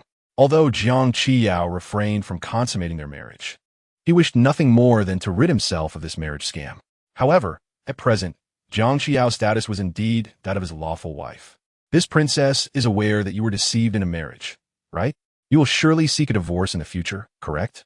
Princess Mingzhu showed no interest in Jiang Qiyao, deeming her a mere marriage scammer unworthy of greatness. You know my story? No. You know about my being tricked in a marriage? Lu Changqing's eyes lit up as he fixed his gaze upon Princess Mingzhu. It was crucial to note that aside from himself and Jiang Qiyao, no one else was privy to the details of his engagement.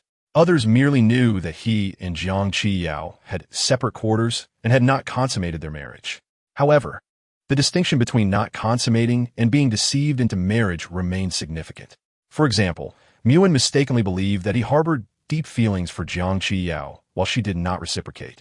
Since you have taken my dear friend, I naturally had to investigate your background, Princess Mingzhu stated.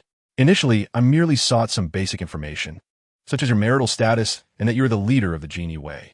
However, a few days ago, I was attacked. My father and mother were extremely worried, quickly summoning me to the palace. Of course, I had to mention that you saved me, and my father became aware of you. He likely suspects that the assassination attempt is connected to you, Or perhaps you had prior knowledge of my impending danger. Regardless, my father will surely send someone to investigate you, and if he does, it will be exceedingly thorough. Subsequently, my father provided me with the findings regarding you. Changqing held his breath, feeling a chill run down his spine as he stared intently at Princess Mingzhu. What did the Emperor's investigation reveal about me? Princess Mingzhu recoiled slightly, sensing the intensity of Changqing's gaze. It mentioned that one of your ancestors was a female sword immortal, and that your great-great-grandfather was the Marquis of Rongqing. It also stated that Jiang Qiyao deceived you into marriage for the sake of the Liu family's sword tomb. Did it mention Jiang Qiyao's background? Indeed it did. Just a single sentence, suspected to be from Penglai Prefecture, because Jiang Qiyao was suspected to hail from Penglai Prefecture. Even if she had deceived Changqing into marriage, the royal family would still turn a blind eye and treat her as a legitimate member of the Liu family, allowing her access to the Liu family's sword tomb. Penglai Prefecture? The very name felt extraordinary, instantly conjuring images of the fabled Penglai Island. Of course, the world in which he had transmigrated was known as the Shenwu continent, merely a high martial arts realm, not a primordial world. Penglai Prefecture likely only shared the name with Penglai Island and bore no relation to it. Princess Mingzhu continued. Penglai Prefecture is the central region of the Shenwu continent and the most prosperous area for martial arts. The Great Yu Dynasty is merely a small nation on the periphery of the Shenwu continent, vastly inferior to Penglai Prefecture. Changqing's expression shifted slightly. He had been quite proud of his rapid progress and strength, thanks to the system, and he thought it would not be long before he caught up with Jiang Qiyao. At that point, he would decisively defeat and eliminate that deceitful woman, and he would certainly seek a divorce. However, if she hailed from Penglai Prefecture, damn it, my strength will need to be significantly enhanced. Changqing felt a surge of frustration. It was no wonder Jiang Qiyao had already reached the 7th layer of the Grand Master realm at the tender age of 20. She was evidently a product of a higher realm of martial arts. Thus, after a few years, even if he did not wish to divorce her, she would likely force him to do so, as she would want to return to Penglai Prefecture. Princess Mingzhu continued, her words piercing deeply. Changqing felt as if his lungs were about to explode from rage. According to Jiang Qiyao, after 3 years, she will fully comprehend the sword intent within the Liu family sword tomb. Therefore, 3 years from now, even if she does not mention a divorce, Jiang Qiyao will inevitably bring it up. It seems that the matter of divorce cannot be postponed until 3 years later. Not everything can be arranged to Jiang Qiyao's liking, nor can everything proceed according to her meticulously planned rhythm. It is imperative to force a divorce before she fully grasps the sword intent of the Liu family sword tomb. Ideally, this should be accomplished within a year. He must accelerate his cultivation with fervor. Time is of the essence. He must ensure that Jiang Qiyao's efforts yield nothing. As Changqing declare. Just then, a notification sounded. The message revealed, within the Liu family sword tomb, proceed 137 steps forward from the main sword. Then turn left for 112 steps, and finally right for 43 steps to discover a rusted, azure-broken sword named Jingwang.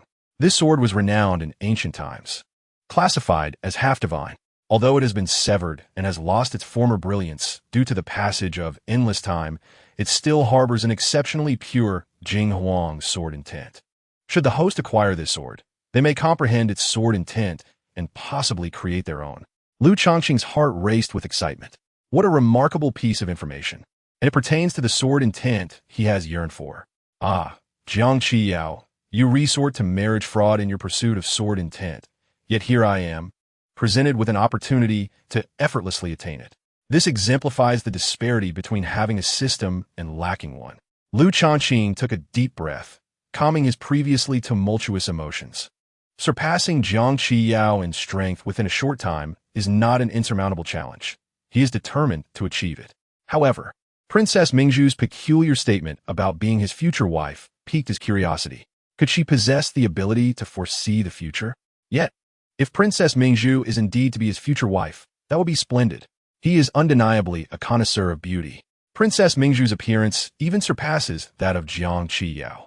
Marrying Princess Mingzhu would be a tremendous boon. Just imagining her regal demeanor and breathtaking beauty beneath him is utterly exhilarating. What a stark contrast! At this moment, This scoundrel entirely forgot about Pei Yuan's existence. Chapter 54. The princess's dominance sparks conflict. You have declared yourself my future wife. Lu Changqing, with his audacious demeanor, displayed no hesitation. Without delay, he seized Princess Mingzhu's delicate hand with utmost decisiveness. Princess Mingzhu's complexion flushed crimson, momentarily stunned, her beautiful eyes widening as she prepared to scold him. Yet, Lu Changqing interjected, "As my future wife, is it inappropriate for me to hold your hand? That pertains to the future, not the present." Strangely, Princess Mingzhu's imposing aura seemed to wane, her blush deepening. "Moreover, if Yuan sees us like this," she began. Lu Changqing continued to hold Princess Mingzhu's hand, marveling at its delicate softness. "How should I know?" Princess Mingzhu bit her lip in frustration. "You scoundrel. You know I am your future wife, yet you pursue Yuan instead?" She imagined a scene where she and Yuan would become estranged. At that moment, they entered the main courtyard, where Gao Yunduan emerged, cradling Xiaobai. Princess Mingzhu's eyes lit up with excitement as she exclaimed, "Xueqiu, I am your mother." Following closely behind her were Qiuhen and Xia He, equally thrilled. Gao Yunduan was momentarily entranced by Princess Mingzhu's ethereal beauty, rendered speechless and somewhat dazed. Xiaobai leapt from Gao Yunduan's arms, bounding joyfully to Lu Changqing's feet, raising its little head in a plea for affection. "Lu Changqing." Witnessing this scene, Princess Mingzhu nearly ground her teeth in frustration. "He called me daddy," Lu Changqing declared triumphantly as he lifted Xiaobai, affectionately stroking its fur. Princess Mingzhu's face reddened further. She had insisted that Xiaobai call her mother, yet Lu Changqing had the audacity to have it call him daddy. Indeed, in the future he envisioned, she would be his wife, and Xiaobai ought to call both daddy and mother. After a few affectionate strokes, Xiaobai turned to Princess Mingzhu, meowing in a playful manner, clearly recognizing her. "Too late," Princess Mingzhu haughtily retorted. "When I found it, it was cowering in a sewer, filthy and trembling. I was like a hero descending from the heavens, rescuing it. So of course it is dependent on me." Lu Changqing offered an explanation.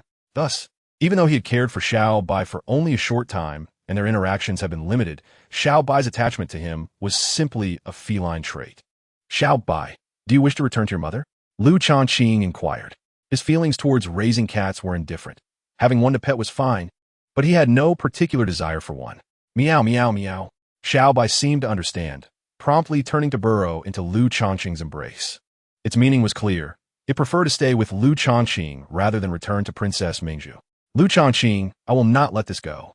Princess Mingzhu, her defenses shattered, momentarily forgot her royal status and lunged at him, ready to bite. "Calm down. Xiaobai makes its own choices. If you're angry, go take it out on Xiaobai." Lu Changqing, unabashed, held Xiaobai aloft, using it as a shield. Ultimately, Princess Mingzhu, who cared deeply for Xueqiu, hesitated to act against Lu Changqing due to her concern for the little cat. After a long pause, Lu Changqing said, "Why not just take Xiaobai with you? What does it matter what it thinks? It's just a little cat. You take it away, care for it for a few days, and it will grow dependent on you again." He extended his hand, offering Xiaobai to Princess Mingzhu. "No humph. Lu Changqing, you better treat Xueqiu well. If I find out it has suffered any grievances, I will." "You will what?" Princess Mingzhu huffed, her threat unspoken. She reassured herself that she would marry Lu Changqing in the future, so having Xueqiu stay in the Lu residence would allow it to acclimate to that lifestyle. Even if Xueqiu remained at the Lu residence, she could still visit it from time to time. "I must return now." Princess Mingzhu acknowledged that it was quite late, and she should head back to the princess's palace. Otherwise, if she stayed out all night, her father and mother would summon her to the palace for questioning the next day. "Do not forget my Dao Ti." Lu Changqing, upon hearing this, turned serious. "From today onward, you are not permitted to meet Yuan without my permission." Princess Mingzhu abruptly turned, her beautiful eyes piercing into Lu Changqing's. "On what grounds?" Lu Changqing chuckled incredulously. "You are not yet my wife. In my heart, you are far less important than Yuan at this moment. Am I expected to abandon Yuan for you? Nonsense. Even if I were to marry you, I would still choose to be with Yuan without question. Yuan is such a perfect girl. Only a fool would let her go." Suddenly, Princess Mingzhu's eyes turned icy as she fixed her gaze on Lu Changqing. The atmosphere grew tense as she continued to stare. Lu Changqing, unflinching, met Princess Mingzhu's gaze with unwavering resolve. Mingzhu Gongzhu, I am to be your future wife. You just held my hand. Do you believe I am entitled to govern you? I even shared a kiss with Muwan, and we're planning to have children. Future wife? Who can truly predict the future? Lu Changqing dismisses such notions of fate, even if Mingzhu Gongzhu has glimpsed what lies ahead. What? The future cannot be altered? Lu Changqing, you are outrageous. Mingzhu Gongzhu trembles with anger. Do you wish to embrace countless women? In the ancient world, where men may have multiple wives, she could begrudgingly accept Lu Changqing's other women, such as Gao Yunran. But Muwan is different. They share a deep friendship. How could one marry a man who is entwined with a best friend? Ji, you must understand, you are the newcomer. Muwan and I established our relationship first. If you wish to intrude, that is one thing, but to desire exclusivity is excessive. Yes, your status as Mingzhu Gongzhu, along with your beauty and grace, is indeed unparalleled. Yet, Muwan is no less impressive. I refuse to be a sycophant, nor will I sacrifice an entire forest for a single flower. Mingzhu Gongzhu's gaze turns increasingly icy, and without uttering a word, she departs. Lu Changqing, indifferent, shrugs off her anger. If she wishes, so be it. It is a pity that Mingzhu Gongzhu is so enraged. She wouldn't withhold the Wu Dao tea from him, would she? If she does, so be it. I have no desire for the meager sustenance of Mingzhu Gongzhu. If it brings me no joy, I shall simply forego it. Exiting the Lu residence, Mingzhu Gongzhu's exquisite features grow colder, resembling a visage cloaked in frost. Upon closer inspection, one could discern a hint of redness in her beautiful eyes. Gongzhu, Lu Changqing is ungrateful. We shall ignore him, Qiuhen expresses with concern. Xiaohe hesitates before asking, Gongzhu, do you have feelings for young Master Lu? This would mean directly vying for your best friend's man. Wouldn't that be scandalous? Meanwhile, Lu Changqing, uninterested in the affairs of Mingzhu Gongzhu, glances at Gao Yunran and says, continue to let Xiao by sleep. With that, he turns to the training room. Strength is paramount. Training, and yet more training. Lu Changqing transforms into a master of stone milk, circulating the Tai, Shang, Gui, Yuan, Zhou Tian Gong for several cycles before taking a sip of stone milk. The following morning, Lu Changqing awakens from his training. He has reached the third level of the Grandmaster realm. Half of the stone milk has been consumed, with the remainder yielding diminishing effects due to his developing tolerance. Moreover, the half he did consume has not proven particularly effective. This is primarily because he has recently relied heavily on various elixirs and rare resources, resulting in an unstable foundation. Stepping out of the training room, Lu Changqing commands, Aunt Yin, to you mountain. He desires nothing but to seek challenges and solidify his martial foundation. As for the garrison, whether he goes or not, the position is his. Lu Changqing perceives clearly that in this alternate world, nothing holds as much significance as strength. Martial prowess will always take precedence over all else. To his surprise, as he exits the Lu residence, he encounters a carriage from the Gongzhu's estate. Descending from the carriage is Qiuhen. She approaches Lu Changqing, shoots him a glare, and hands him a box, saying, this is the Wu Dao tea from the Gongzhu. The Gongzhu tossed and turned in her bed last night, unable to sleep. This morning, as she and Xiaohe tidied up, traces of tears were visible on her pillow. Even Lu Changqing, with his thick skin, feels a twinge of awkwardness as he accepts the Wu Dao tea. Please thank Ji Yi for me. Qiuhen turns and departs. Lu Changqing cannot help but sigh. The box of Wu Dao tea feels weighty in his hands. Upon returning to the Gongzhu's estate, Qiuhen finds Mingzhu Gongzhu seated at her vanity. What did he say? Mingzhu Gongzhu inquires softly. In the mirror, her breathtakingly beautiful face bears a trace of weariness. He asked me to thank Ji Yi on his behalf. He calls me Ji Yi? Mingzhu Gongzhu turns to Qiuhen, her previously serene demeanor now radiating with exuberance. Qiuhen nods. Mingzhu Gongzhu inexplicably grows proud. The hypocritical scoundrel. He must be deeply in love with me. Otherwise, he would refer to me as Your Highness, not Ji Yi. Just then, Xiaohe enters. Your Highness, Miss Pei is here. What? Mingzhu Gongzhu feels a sudden wave of anxiety. Being good friends, the two often visit each other's residences. Normally, she welcomes Mu Wan with joy, but today her emotions are entirely different. Chapter 55. A Battleground? Pei Mu Wan knows how to strike a nerve. As Pei Mu Wan steps into Mingzhu Gongzhu's chamber, she senses an odd atmosphere. However, upon noticing the slight pallor on Mingzhu Gongzhu's face, surprise and concern quickly overshadow her unease. Mingzhu, what troubles you? Did you not sleep well last night? Pei Muwan, aware that Mingzhu Gongzhu's name is Yushi, prefers to call her Mingzhu. Just had a nightmare. Mingzhu Gongzhu unusually lies to Pei Muwan. Why are you here so early? Pei Muwan habitually sits on Mingzhu Gongzhu's bed. I miss Changqing a bit, but he is very busy and I do not want to disturb him.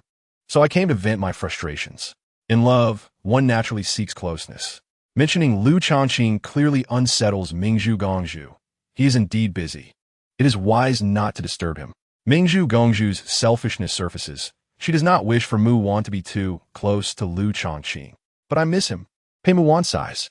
You have never been in love. You do not understand that feeling. Mingzhu Gongzhu replies, are you certain you genuinely like Lu Changqing? Perhaps it is merely admiration, considering you have scarcely interacted with him. It is more than admiration. There's a connection of souls. I understand him, and he understands me. Mingzhu Gongzhu feels inexplicable annoyance and hesitates before saying, Muwan, do not be impulsive. You are still young, and above all, you must not let him take advantage of you. You should observe for a while, at least for a year or two. Pei Muwan blushes, her face turning crimson. I understand. I will certainly not give him my purity, but when he kissed me, I felt so lightheaded, as if I were soaring, and my body felt weak. Mingzhu Gongzhu clearly grits her teeth, feeling a mix of unexpressed frustration. Pei Muwan continues, he is quite the flirt. When he kissed me, he took the opportunity to touch me. Enough. Mingzhu Gongzhu's face flushes with heat. Hee Mingzhu, you are shy. The redness on Mingzhu Gongzhu's face is far from mere shyness. It is a sign of her determination. She is resolute that in the future, she shall be Lu Changqing's wife. Pei Muwan's words about her intimacy with Lu Changqing are simply intolerable. The next moment, Pei Muwan adds, Mingzhu, what do you think about having a child with him? I adore children. Absolutely not. Pei Muwan is taken aback by Mingzhu Gongzhu's fervent response. Why are you so agitated? Mingzhu Gongzhu takes a deep breath, her exquisite face filled with seriousness.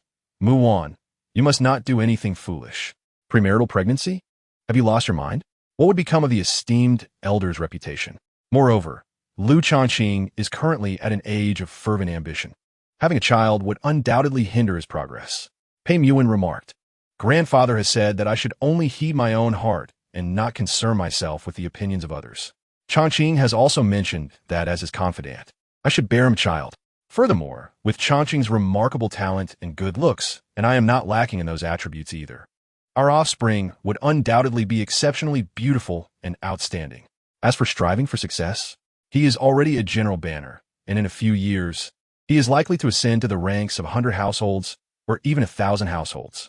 Besides, everyone knows he is a brilliant detective, and achieving merit is hardly a challenge for him. Promotions will come naturally. Princess Mingzhu gritted her teeth in frustration, realizing that Muwan had come early in the morning solely to provoke her. Humph. Pei Muwan remained lost in her daydreams of splendid future with Lu Changqing, saying, Mingzhu, once Changqing and I have a child, I shall have them call you godmother. No way. Princess Mingzhu wanted to cry out, feeling a wave of bitterness. You mustn't refuse. You are destined to take on this role. Hee. Princess Mingzhu fell silent in disbelief. At that moment, Pei Muwan suddenly recalled something, speaking cautiously, yesterday. I heard grandfather mention that the long sway fruit of Longyuan sect is set to ripen once more after a span of 49 years. His Majesty seems to be at a critical juncture in his martial arts, requiring a substantial quantity of long sway fruit. Consequently, His Majesty convened a court meeting to discuss how to win over Longyuan's sect. Many from the Ministry of Rites proposed a marriage alliance between you and the Holy Son of Longyuan. Mingzhu, what are your thoughts? If you have an interest in the Holy Son, then let it unfold naturally. If not, you must devise a plan soon. This was the true purpose of Pei Muwan's visit, while her display of affection for Lu Changqing was merely incidental. This matter had been deliberated in the court meeting yesterday. Coincidentally, Princess Mingzhu had accompanied Lu Changqing to investigate a case and returned to the palace late at night. This morning, as soon as she awoke, she had yet to receive news from yesterday's court meeting when Pei Muwan arrived. A pallor washed over Princess Mingzhu's face as she clenched her fists, declaring, I do not wish to marry the Holy Son of Longyuan. She harbored a deep-seated aversion to political marriages. having witnessed firsthand the unhappiness of her brothers who were wed to princesses under her father's decree, marriages that were undeniably political in nature, resulting in lives that were far from blissful. Pei Yuan continued, "The Ministry of Works has indicated that the Great Yu Dynasty, which has been under repair for decades, is expected to be restored in 7 months. At that time, the court will invite many prominent forces from within the empire to attend the ceremony in the imperial city, and it is likely that the holy son of Long Yuan will represent his sect. His Majesty may very well seize this opportunity, with countless young talents converging in the imperial city to select a husband for you.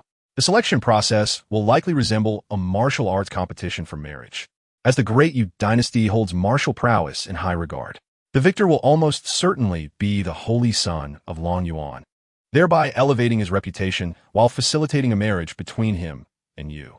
This is grandfather's analysis. Princess Mingzhu took a deep breath, her complexion growing even paler. However, a sudden thought struck her.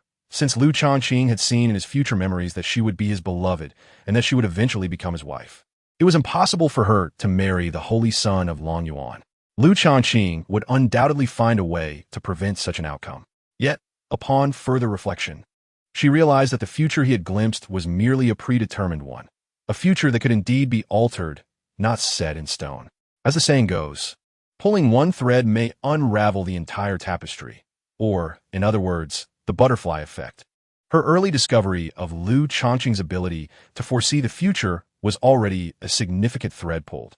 In that moment, Princess Mingzhu felt a genuine sense of urgency, her exquisite features growing increasingly pale. Pei Yuan reassured her, "Mingzhu, do not be anxious. If you truly do not wish to marry the holy son of Long Yuan, I have given this some thought, and there are indeed solutions." Chapter 56, Promotion to 100 Households and the Need to Raid Homes. "Speak quickly," Princess Mingzhu urged. "The first option is to find a powerful ally, such as seeking to apprentice with the world's most formidable warriors, specifically those legendary beings of the immortal realm, so that His Majesty would not dare to pressure you. The second option involves privately pledging your life to another before the Great Yu Dynasty ceremony in 7 months. However, this method is likely to incite His Majesty's wrath, and both you and the man you choose would likely face severe punishment, possibly even peril to your lives. The third option is to feign illness during the period of the Great Yu Dynasty ceremony. Of course, this illness must be convincingly real, such that the royal physicians believe you are gravely ill, so real that it appears you might die at any moment, compelling the holy son of Long Yuan to abandon any intentions of marrying you upon hearing of your condition." Pei Yuan's words chilled Princess Mingzhu further. Firstly, whether there were indeed beings of the immortal realm within the Great Yu Dynasty was uncertain. Even if there were, why would they take her as a disciple? Her martial talent was not particularly remarkable. As a legitimate princess, she had access to the finest martial resources, yet at the age of 19, she had only reached the 3rd level of the Grandmaster realm, which spoke volumes. As for privately pledging her life to another, that would undoubtedly be with Lu Changqing. Would he agree? That scoundrel would certainly refuse, fearing for his life. Even if he did agree, the outcome would not be favorable, as their father was known for his ruthlessness. Only feigning illness seemed somewhat plausible. Princess Mingzhu began to contemplate sending someone to the martial world to seek out formidable physicians and poison masters to prepare for her feigned illness or even fake death in 7 months. Indeed, Princess Mingzhu demonstrated considerable cleverness. Upon hearing the suggestion of feigning illness, she immediately thought of faking her death as a means of escape. Meanwhile, throughout the morning, Lu Changqing had endured yet another severe beating from Aunt Yen, using 2 of the 14 healing pills he possessed within the span of just a few hours. He would continue this regimen the following morning. After lying on the ground for half an hour to recuperate, he returned to the imperial city. As usual, he sought out a respectable restaurant for lunch. After dining, he proceeded to the garrison. Upon entering the garrison, he was met with enthusiastic congratulations. "General Lu, congratulations. General Lu, you are truly unmatched. General Lu, when might you have time for a drink?" Numerous familiar and unfamiliar junior officers and generals showered him with flattery. The ordinary officers dared not speak, merely gazing at him with admiration and reverence. "Changqing, you are impressive." Officer Song greeted him with a radiant smile, giving him a thumbs up. "Sir, when will I be able to stand on equal footing with you?" Lu Changqing chuckled, responding, "You're already 100 households now. However, I must remind you that once you reach this position, it becomes increasingly difficult to ascend further, even if you continue to achieve merit. You must amass a certain level of accomplishments before you can be promoted, and it also requires a certain lord to step down." Officer Song cautioned him. "I understand." Lu Changqing acknowledged, his mind already grasping the implications. Holding the position of 100 households, he commanded several hundred subordinates, which was quite gratifying. In the imperial city, while 100 households were still considered minor officials, they could enjoy a life of comfort and luxury. If assigned to a local area, they would not be mere figures but rather significant personages. The matter concerning Hong Lao's daughter demands your diligent investigation. Even if you cannot uncover the truth, at least put forth a semblance of effort. Do not underestimate Hong Lao, for despite his reclusive nature, he is acutely aware of your every action. Song Baihu continued, "This serves as a warning. Since you, Lu Changqing, are determined to meddle in this murky affair, you must at least appear to be thorough in your endeavors. Otherwise, you risk trifling with Hong Lao, which could have dire consequences. I shall commence my inquiries this afternoon," Lu Changqing affirmed with a nod of determination. He eagerly anticipated Hong Lao's profound essence and lifetime of accumulation. "By the way, there is another matter." Song Baihu lowered his voice. "The case concerning Gao Saikin's illicit arms dealings has made new progress. Given its military implications, it cannot simply be overlooked. Undoubtedly, a more meticulous investigation is underway." "Oh, do share." The letter is penned by the leader of Lu Yin Sword Sect, Cui Kuyun. "Are you familiar with Lu Yin Sword Sect?" "I have heard of it, a second-tier prestigious sect. Centuries ago, it was home to a transcendent swordsman. But its fortunes waned following his demise, leaving only a few hundred members today. The sect's strongest member, Cui Kuyun, is said to be a grandmaster of the third tier. The arms case involves foreign entities. What role does Lu Yin Sword Sect play in this?" "Indeed, Lu Changqing, it appears you have thoroughly perused the materials within the Wei Su." "Certainly. However, your understanding remains superficial. Lu Yin Sword Sect has influential backing." "Who?" "Rumor has it that Lei Ming Temple supports Lu Yin Sword Sect." Lu Changqing's expression shifted slightly. "Lei Ming Temple? If memory serves, the intelligence reports indicate that within the temple's scripture repository lies the Yanhua Jing, which conceals a superior celestial martial art known as 6 Paths of Reincarnation Fist." Song Baihu continued, "The emperor intends to issue an edict to confiscate and obliterate Lu Yin Sword Sect soon." "What?" Lu Changqing was taken aback. "Is the Yu Dynasty preparing to take action against the martial world?" Historically, the dynasty and the sects have co-governed the realm. Among the hundreds of prefectures within the Yu Dynasty, only a few dozen are entirely under the court's jurisdiction, while the majority are governed by myriad sect influences, with the powerful sects overshadowing the smaller ones. The formidable sects primarily consist of the 6 great Buddhist sects, 6 great Taoist sects, 3 great demonic sects, and several ancient families with legacies spanning millennia. Consequently, the Yu Dynasty's fiscal revenue is rather meager, barely reaching 500 million taels last year. Of course, this is under a tax rate of 30-1, an exceedingly light burden. It is said that a century ago, the tax rate was 10-1, yielding a staggering annual revenue of around 2 billion taels. Song Baihu sighed. The emperor has long been dissatisfied with the financial income, especially given the vast population and territory of the Yu Dynasty. This paltry revenue is astonishing. Lu Changqing remarked, 500 million taels may not seem substantial. Yet cultivators constitute a minority. The majority are non-cultivators, who already struggle to make ends meet. Earning even 10 or 20 taels a year is commendable. Hence, they cannot contribute significantly in taxes. You are correct. The emperor's primary grievance lies in the fact that the tax burden falls predominantly on non-cultivators. Aside from the imperial city, the taxes paid by cultivators in other regions largely end up in the hands of the sects. While it is said that the imperial authority and sects co-govern the realm, in reality, the sects take the lion's share. Thus, is the emperor intending to seize the Lu Yin Sword Sect's assets to test the waters? Precisely, testing the waters is the fundamental objective. However, the audacity of Lu Yin Sword Sect's leader to privately engage with Gao Sikhan for arms procurement, involving foreign entities, is indeed worthy of punishment. Who will be dispatched to seize Lu Yin Sword Sect? What do you wish to go? Song Baihu inquired with a smile. Now that you're a Baihu, You possess some qualifications to lead a raid against a second-tier sect. A second-tier sect may still have grandmasters. I fear it may not suffice. Song Baihu scoffed. When it comes to dealing with those from the martial world, what does the rank of grandmaster matter? Individual martial prowess is paramount. Unless one has reached the transcendent or celestial realms, all are equal. In due time, our own Jin E Wei's Golden Crossbow Guard will accompany the operation. The Golden Crossbow Guard? The Jin E Wei possesses its own Golden Crossbow Guard? Why not?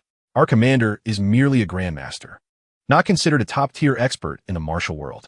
Yet, should our commander venture into the martial realm, nearly all experts would offer their respect. Do you wonder why? How formidable is the Golden Crossbow Guard? Each member wields a Zhuge crossbow, crafted from mysterious iron, capable of piercing a 1-meter-thick stone wall with a single shot. As a repeating crossbow, it can unleash 100 arrows at once, exceedingly terrifying. Once surrounded, even a grandmaster at the 9th tier would be reduced to a target, unless they attain the transcendent realm and possess external protective essence. However, even then, they can only withstand it for a brief moment. Lu Changqing felt his scalp tingle at these revelations. This alternate world-s version of the Zhuge crossbow, though bearing the same name, seems to possess terrifying power far beyond its ancient Earth counterpart. Taking a deep breath, Lu Changqing declared, Song Laoch, I wish to lead the operation against Lu Yun's sword sect. On one hand, he yearned to assert his prowess within the martial world.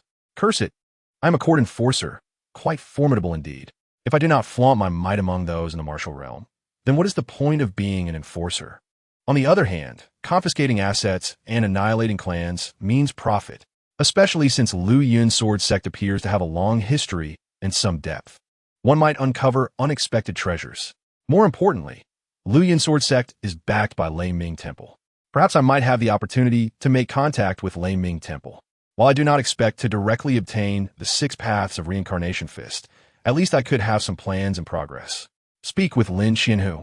It is said that only those of Qianhu rank may lead such an operation, Song Baihu advised. Lu Changqing nodded, acknowledging the guidance. He then hurried to Lin Qianhu's office. Upon entering, he was greeted with a series of warnings from Lin Qianhu, primarily urging him to temper his demeanor and to set a good example now that he is a Baihu. After receiving a stern lecture, he finally obtained the Baihu token and quickly rushed to change into his Feiyu attire. As for leading the raid against Lu Yun's sword sect, Lin Qianhu neither objected nor consented, suggesting that he alone could not decide. Regrettably, he did not earn any points this time. Lin Qianhu lacked the magnanimity of Song Baihu. In the afternoon, Lu Changqing, accompanied by Zhou Hu, Lu Quan, and their respective subordinates, totaling 20 to 30 men, departed the Wei Su to investigate the disappearance of Hong Qingtian's daughter. Throughout the afternoon, they primarily visited the neighbors in the vicinity where Hong Qingtian's daughter had vanished, meticulously inquiring from household to household.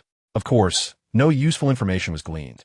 As night fell, Lu Changqing, along with Zhou Hu and Lu Quan, headed to Tongla Tower for drinks. They returned to the Lu residence shortly after 10 o'clock. Upon arriving home, Lu Changqing initially intended to head to the training room to cultivate. After all, with 3 tales of mid-grade comprehension tea in hand, he was eager to practice Tai, Shangge Yuan, Zhou Tiangong, and Piao Miao Shunbu. However, before he could reach the training room, he noticed Xiao by rushing over, seeking a hug. Odd. Normally, upon his return, he would see Gao Yunran holding Xiao by. What could have happened today? Where had Gao Yunran gone? After inquiring with a couple of second-tier maidservants, he learned that Gao Yunran had gone to the bathing room to wash up. Suddenly, Lu Changqing felt parched, and he resolved that tonight would be a night for indulgence. For he had not tasted meat in nearly a month since awakening his past life's memories. It was clear that the young lady Yunran had bathed, indicating her monthly cycle had passed. It was well known that a vigorous 20-year-old lad harbored a fiery spirit. Just yesterday, while traversing the cave with Princess Mingzhu, he was overwhelmed by a mere hint of her fragrance and found himself in a state of agitation. Was this not a manifestation of pent-up longing? Chapter 57. The Surge of Body Technique, presenting a gift to Princess Mingzhu fresh from her bath. Gao Yunran hummed a cheerful tune as she returned to her chamber in the main courtyard. Regardless of whether Lu Changqing spent the night in the main chamber, she always slept on the accompanying couch in her bedroom. Gao Yunran was quite content with her current circumstances. Though she was labeled a maid, Lu Changqing was often preoccupied, thus giving her little opportunity for servitude. As a personal maid, her status was notably elevated. Besides her, there were several second-tier maids and rough servants within the main courtyard. The more menial and laborious tasks fell to these lower-tier servants, while she, as a first-tier personal maid, held a position not entirely dissimilar to that of a lady. She enjoyed ample sustenance and warmth, and with the company of a charming little white cat, life was quite comfortable. However, Gao Yunran did not anticipate that upon entering the bedroom, she would hear a slightly hoarse voice beckoning her. "Come here." It was Lu Changqing's voice, causing her to stiffen in surprise. "Are you not going to the training room tonight?" She stammered. "Training requires balance," he replied, flushed with embarrassment and anxiety. Her gaze met his, and the fiery intensity in Lu Changqing's eyes was almost unbearable. She understood that she was about to surrender her innocence. And while she did not oppose the notion, she recognized it as part of her duty as a personal maid. The next day, Lu Changqing rose early, feeling invigorated, and did not require the injured Gao Yunran to assist him. Reflecting on the previous night's experiences was a task left to his imagination. Unfortunately, this refreshing feeling did not last long, as he soon returned to Yushan to endure further trials. The experience was utterly brutal, akin to being a mere punching bag. Yet, he did reap rewards, not only solidifying his martial foundation, but also enhancing his combat awareness. In the afternoon, he visited the garrison, promptly gathering Zhou Hu, Lu Quan, and 20 other officers to investigate the case of Hong Qingtian's missing daughter, yet they uncovered no leads. Upon returning to the Lu residence that evening, Lu Changqing, being a sensible individual, recognized that Gao Yunran needed to rest due to her injuries. Thus, he retreated to the training room to cultivate. With eager anticipation, Lu Changqing brewed cup after cup of Dao tea. It must be noted that the quality of mid-grade Dao tea was truly remarkable. Its fragrant aroma permeated the air, and the enhancement of comprehension it provided was unparalleled. Lu Changqing felt his mind clearing significantly. Many previously muddled thoughts suddenly crystallized, and vague memories became vividly clear. This sensation was nothing short of invincible, akin to the revitalizing effects of a potent aphrodisiac. He began to deduce, comprehend, and attempt to cultivate the technique of Piao Xuanbu. Losing track of time as seconds slipped away, Lu Changqing became utterly absorbed, neglecting to emerge for an entire day. On the third, fourth, and fifth days, he suddenly trembled, coming to a halt. Then, he surged forward, his movements becoming fluid and strange, as if he had melded into the very air itself. Success. He had grasped the fundamentals of Piao Xuanbu. Lu Changqing was flushed with excitement, channeling his true essence into his feet as they glided effortlessly. It felt as if he bore no weight, as if friction had ceased to exist. With a mere thought, he could move his form. Was it truly this exceptional merely to have entered the realm of mastery? Indeed, it was a superior grade. His speed had tripled compared to before, significantly augmenting his combat prowess and survival capabilities. There remained nearly 2 taels of Dao Ti. The mid-grade Dao Ti was beyond imagination. Just 1 tael had enabled him to enter the realm of Piao Xuanbu. Reflecting on it, Piao Xuanbu was derived from the evening twilight, while Dao Ti was from Ji. Astonishing. Lu Changqing felt triumphant, having partaken in the indulgences of the royal capital's twin beauties. Exiting the training room, Lu Changqing held his head high, almost eager to rush to Yushan to confront Aunt Yin, who had been held back by her realm and perhaps turn the tables on her. Yet, after careful consideration, he decided against it. Today would be a day of rest, and he would visit an auction house instead, especially since he had a substantial sum of money in hand, approximately 300,000 to 400,000 silver taels. How had he acquired such wealth? The answer lay with the fearful eunuch Yuan Qingye, who had contributed significantly. Previously, at Luoshui Tower, he and Zhang Yin had warned that 30,000 taels must be delivered to the Lu residence within 3 days. Fearing the exposure of his status as a eunuch, Yuan Qingye had sent silver notes to the Lu residence the very next day, while Lu Changqing was investigating in Tianmu Bamboo Forest. To his surprise, the now eunuch Yuan Qingye had proven quite accommodating. Within the royal capital, there were numerous auction houses. Historically, Lu Changqing had spent the majority of his silver at the Guangming auction. Today, however, he sought a different venue, one that promised exceptional confidentiality. After much deliberation, he ultimately chose the Guamian auction house. This establishment was intriguing, for patrons were required to don ghostly masks upon entry, masks provided by the auction house itself. Furthermore, there were no communal seating arrangements. Each individual had their own private room to ensure discretion. In the past year, Guamian Auction House had gained immense popularity, poised to rival long-established venues like Guaming Auction House. Rumor had it that the proprietor had significant connections, though specifics remained shrouded in mystery. Some claimed it was a prince. Others spoke of a powerful noble, and still others whispered of the Empress Dowager. Wearing the ghost mask, Lu Changqing traversed the private passage to room 176 in the auction hall. Upon entering and closing the door, he lounged in a chair, lazily observing the auction stage. At that moment, the auction had yet to commence, and dancers graced the stage, their beauty and grace commendable. The private rooms were one-way transparent, allowing those inside to see outside while remaining hidden from view.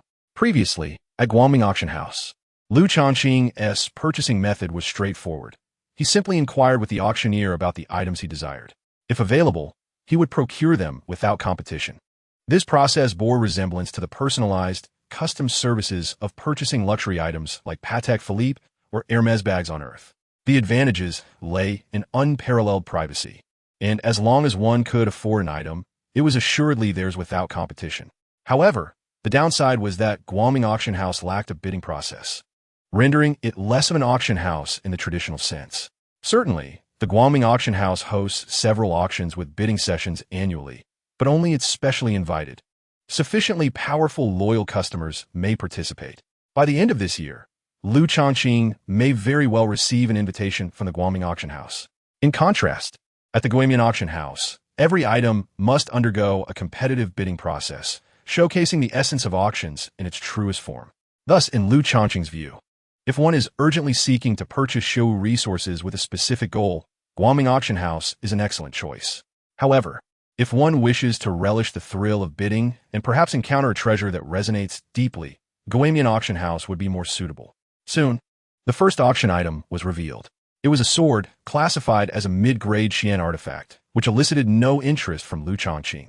The second and third items were martial techniques, merely of Xian grade, and similarly failed to capture his attention. It was not until the fourth item that he found something intriguing. This was a necklace, not a weapon, devoid of any rank, yet it was exquisitely crafted. Firstly, it hailed from the distant Dazhou dynasty's Chizai Pavilion, a name well known to those with discerning tastes. The jewelry from Chizai Pavilion is unparalleled in the world.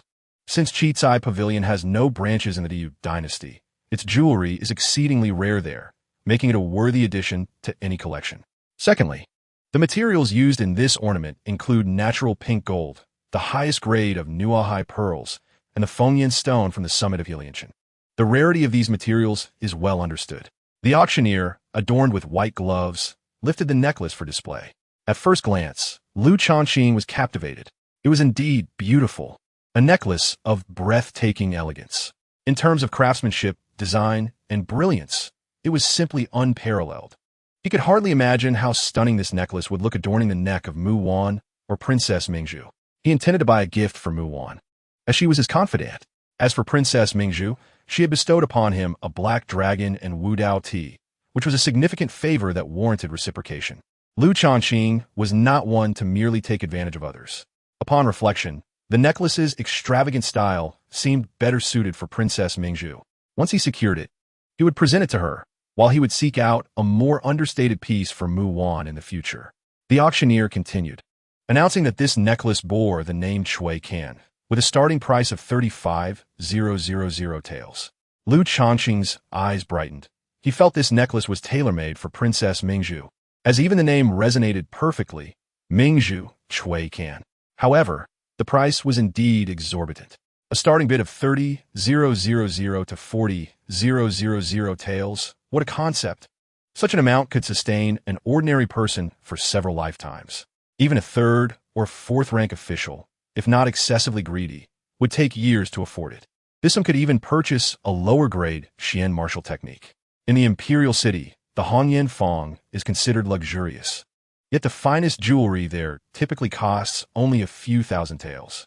Due to the outrageous starting bid, bidders were sparse, with only a handful participating. Yet, amidst the sparse bids, two auction rooms were fiercely competing, unwilling to yield an inch. One was room 176, where Lu Changqing was located, and the other was room 115. Both rooms were intent on winning. As a result, they engaged in an astounding 21 rounds of bidding, leaving many spectators astonished. Even the auctioneer was both surprised and delighted, initially fearing this exorbitantly priced piece might go unsold. After a brief interval, Lu Changqing successfully secured the Changqing necklace for 68,000 taels, an astonishingly high price. Many believe the occupant of room 176 to be irrational. Yet, Lu Changqing felt it was worth every tael. As the legitimate daughter of a noble house, Princess Mingzhu had access to all manner of fine goods. Martial resources were commonplace for her. Conversely, a 19-year-old girl would naturally gravitate towards the most resplendent jewelry. When giving gifts, one must cater to the recipient's preferences. As for the exorbitant price, it was irrelevant, as the funds were provided by the treacherous eunuch Yuan Qingye. The auction continued. When the 12th item was presented, Lu Changqing again made a generous bid. It was a vial containing 15 pieces of high-grade, Xian-level Yuehua Dan, rich in spiritual energy, capable of assisting martial practitioners in swift breakthroughs. A valuable item he found quite necessary. He spent 90,000 taels to acquire it. The auction proceeded, and Lu Changqing initially believed he would refrain from further bids. However, when the 17th item was unveiled, he was once more drawn in. This time, it was a bracelet. Though it bore no rank, it was remarkably rare. Crafted from the legendary San Sheng stone, it carried profound implications. It was the perfect gift for a beloved. Moreover, it was widely known that San Sheng stones originated from the ancient San Sheng mountain. However, during the cataclysmic battles at the end of the ancient era, San Sheng mountain was shattered into oblivion, rendering the stones exceedingly rare, often only seen in ancient texts. Besides its rarity, the bracelet was stunning. It was crystal clear, 1,000 times purer than white jade, exuding an ethereal glow reminiscent of moonlight, truly a pinnacle of artistry. Its starting price was over 30,000 taels.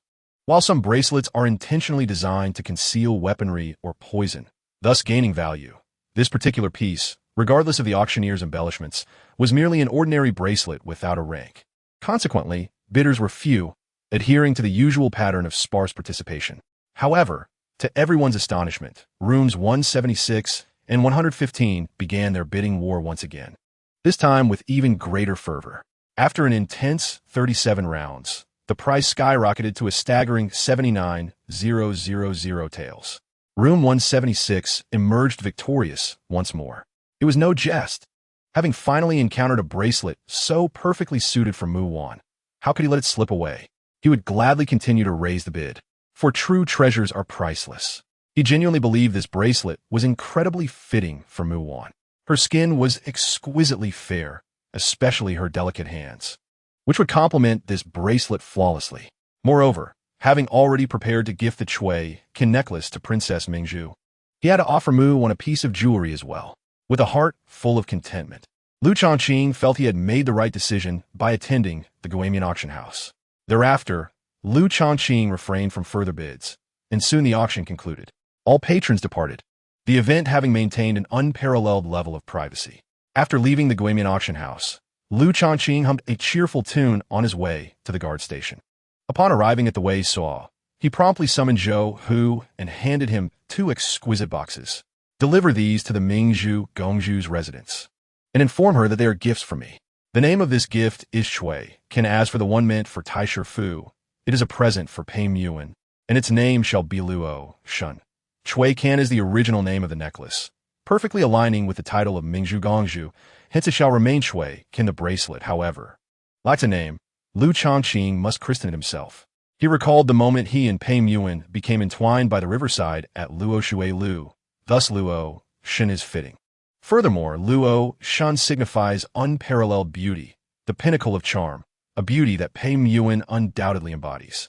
Zhou Hu remained bewildered until he left the Wei Saw. What in the world?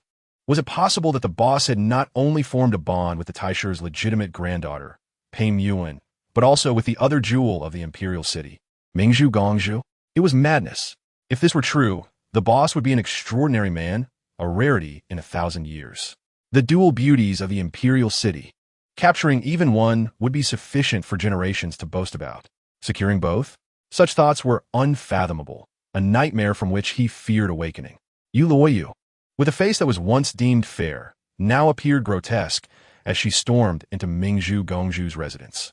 The maids and eunuchs trailing behind her trembled in fear. Upon closer inspection, one could see handprints on their faces, evidence of Yu Luoyu's fury. As she burst into the residence, she shouted, third sister, come out. Yu Luoyu is the second Gongzhu, and she shares the same father but has a different mother from Yu Zi. As a legitimate daughter, Yu Zi's mother is the empress, while Yu Luoyu's mother is merely a concubine. Yu Luoyu is 5 years older than Yu Zi and grew up watching her younger sister receive their father's affection. The disparity in their treatment fueled her jealousy. While living in the palace, she would occasionally bully Yu Zi, pushing her down during play. As an adult, Yu Luoyu was conferred the title of Huoming Gongzhu, a rather ordinary title. Her residence was merely a repurposed old duke's mansion, modest in size and luxury. Subsequently, she witnessed Yu Zi being bestowed the title of Mingzhu Gongzhu, a name infinitely superior to Huoming. Envy consumed her as she gazed upon the opulence of Mingzhu Gongzhu's residence, which surpassed those of several princes.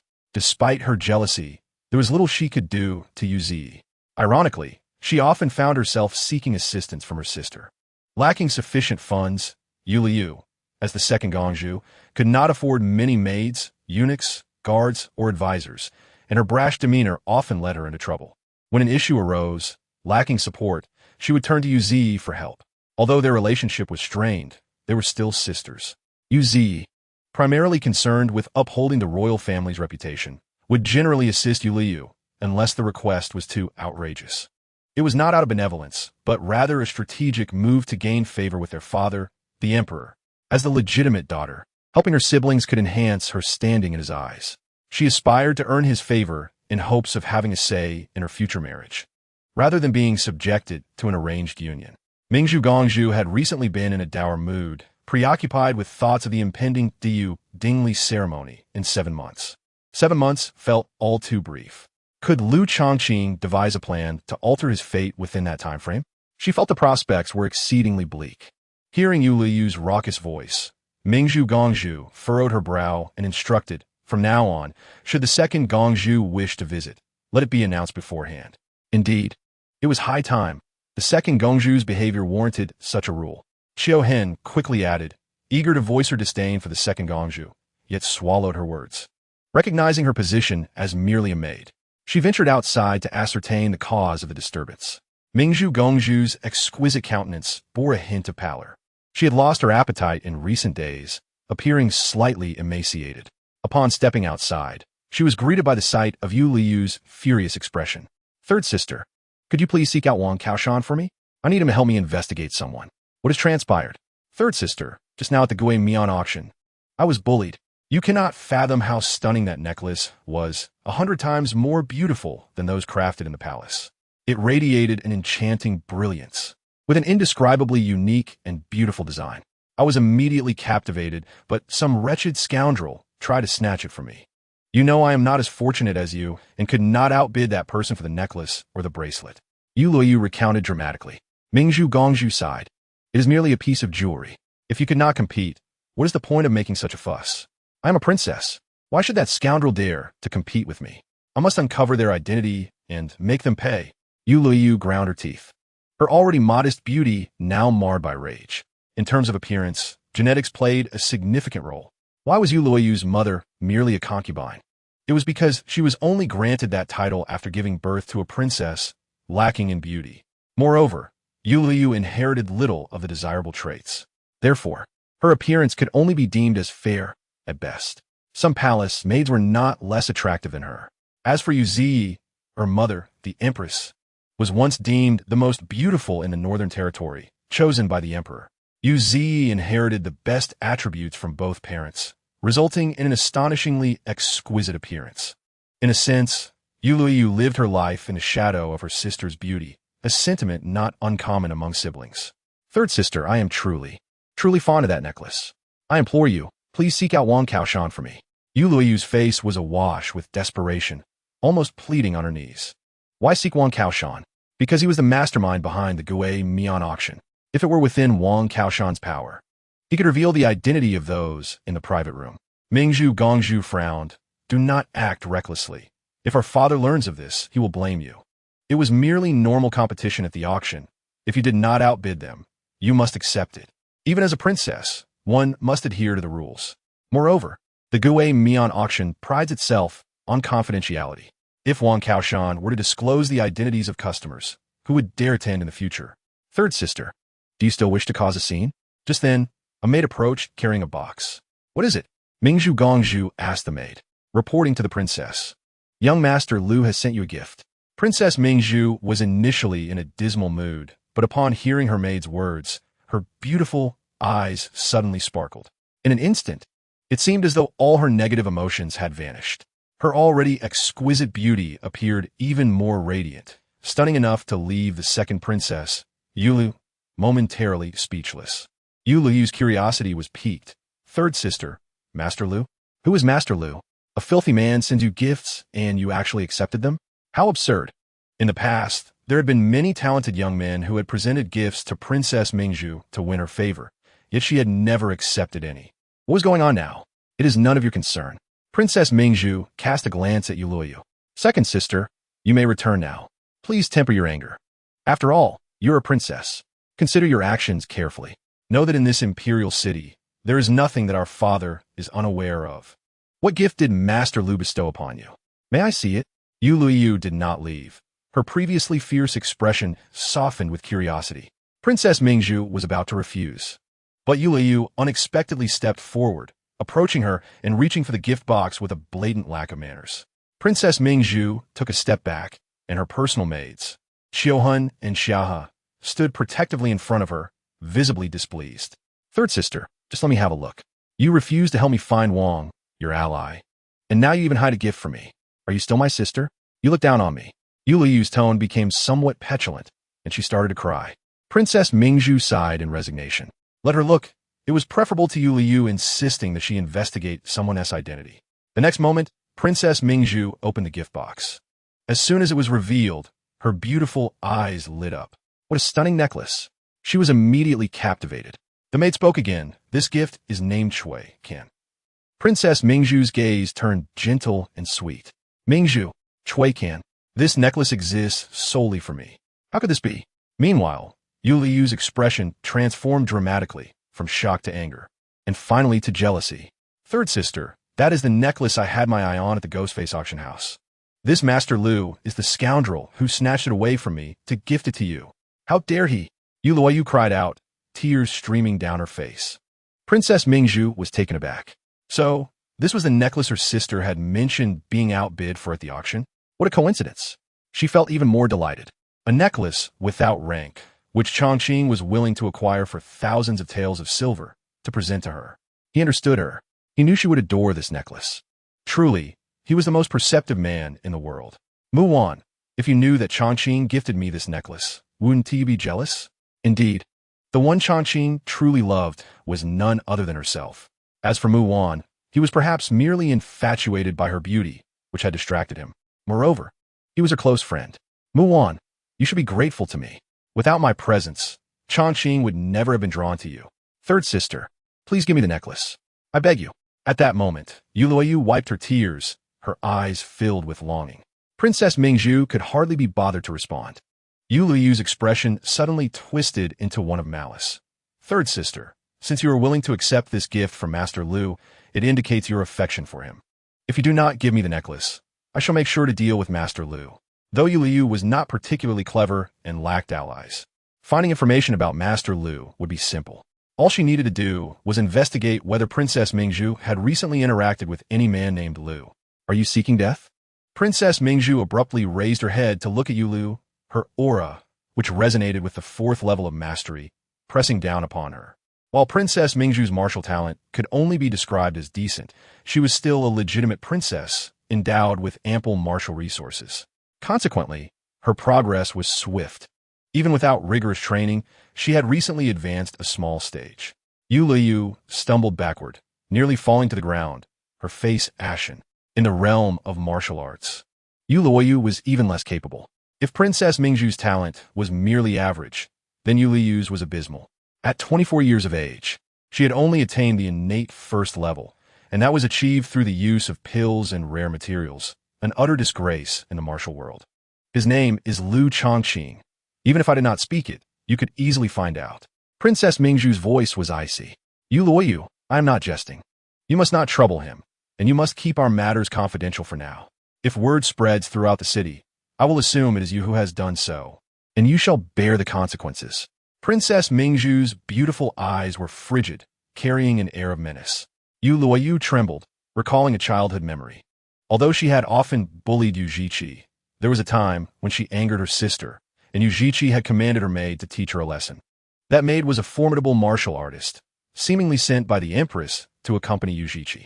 Although she was restrained by Yu Liyu's status as the second princess, the maid's martial aura had suffocated her, leaving her gasping as if drowning, a sensation she would never forget. Now, Yu Zhiqi's cold gaze and oppressive aura brought back memories of that moment over a decade ago. Terrified, Yu Liyu shook her head vigorously. I dare not, third sister. I know nothing, I swear. Xiao Hen, escort the second princess back to her residence and comfort her on the way, Princess Mingzhu instructed calmly. After Yu Luoyu left, she turned to Xiaohe. Send someone to watch the Hua Ming princess's residence. If the second princess makes any moves to investigate Changqing, report immediately. Yes, Xiaohe acknowledged, departing to carry out her orders. Princess Mingzhu returned to her chamber, delicately holding a necklace that she adorned around her neck. How exquisite! With her already remarkable beauty rated at a score of 99, the addition of this necklace elevated her to a perfect 10. Princess Mingzhu, enamored with her reflection, spun before the bronze mirror countless times, lost in admiration. After a considerable time, she mused, in the next few days, I must find an opportunity to visit the Taisher mansion. Such a stunning necklace must be shown to Mulan. The more she thought about it, the more her spirits soared.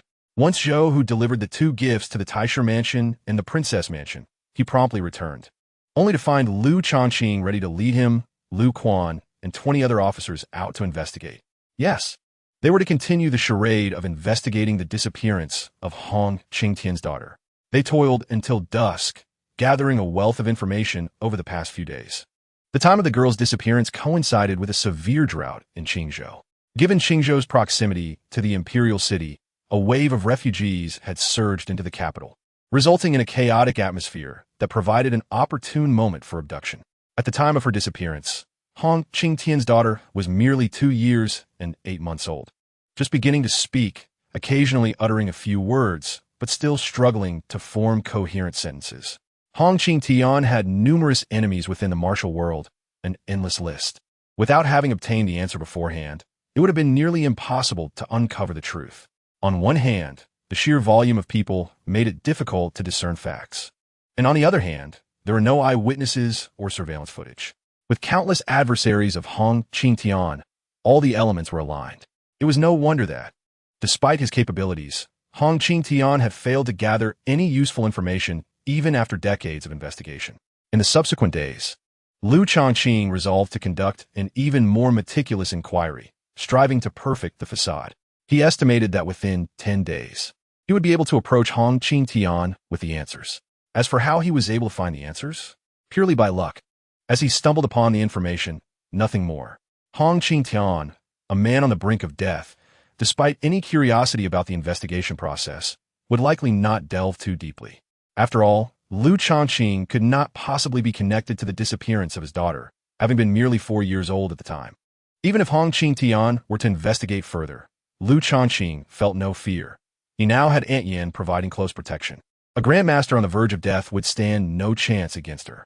After parting ways with Zhou, Hu, Lu Quan, and the others, Lu Changqing returned to the Lu residence and entered the training room to continue his cultivation. The effects of the mid-tier Dao tea were astonishingly effective. Having consumed only 1 tael, he still had 2 taels remaining, compelling him to persist in his efforts. After a moment's hesitation, Lu Changqing chose to continue refining Piaomiao Xuanbu. The swiftness of one's movement was crucial, a matter of life and death. One must always consider the next 3 steps.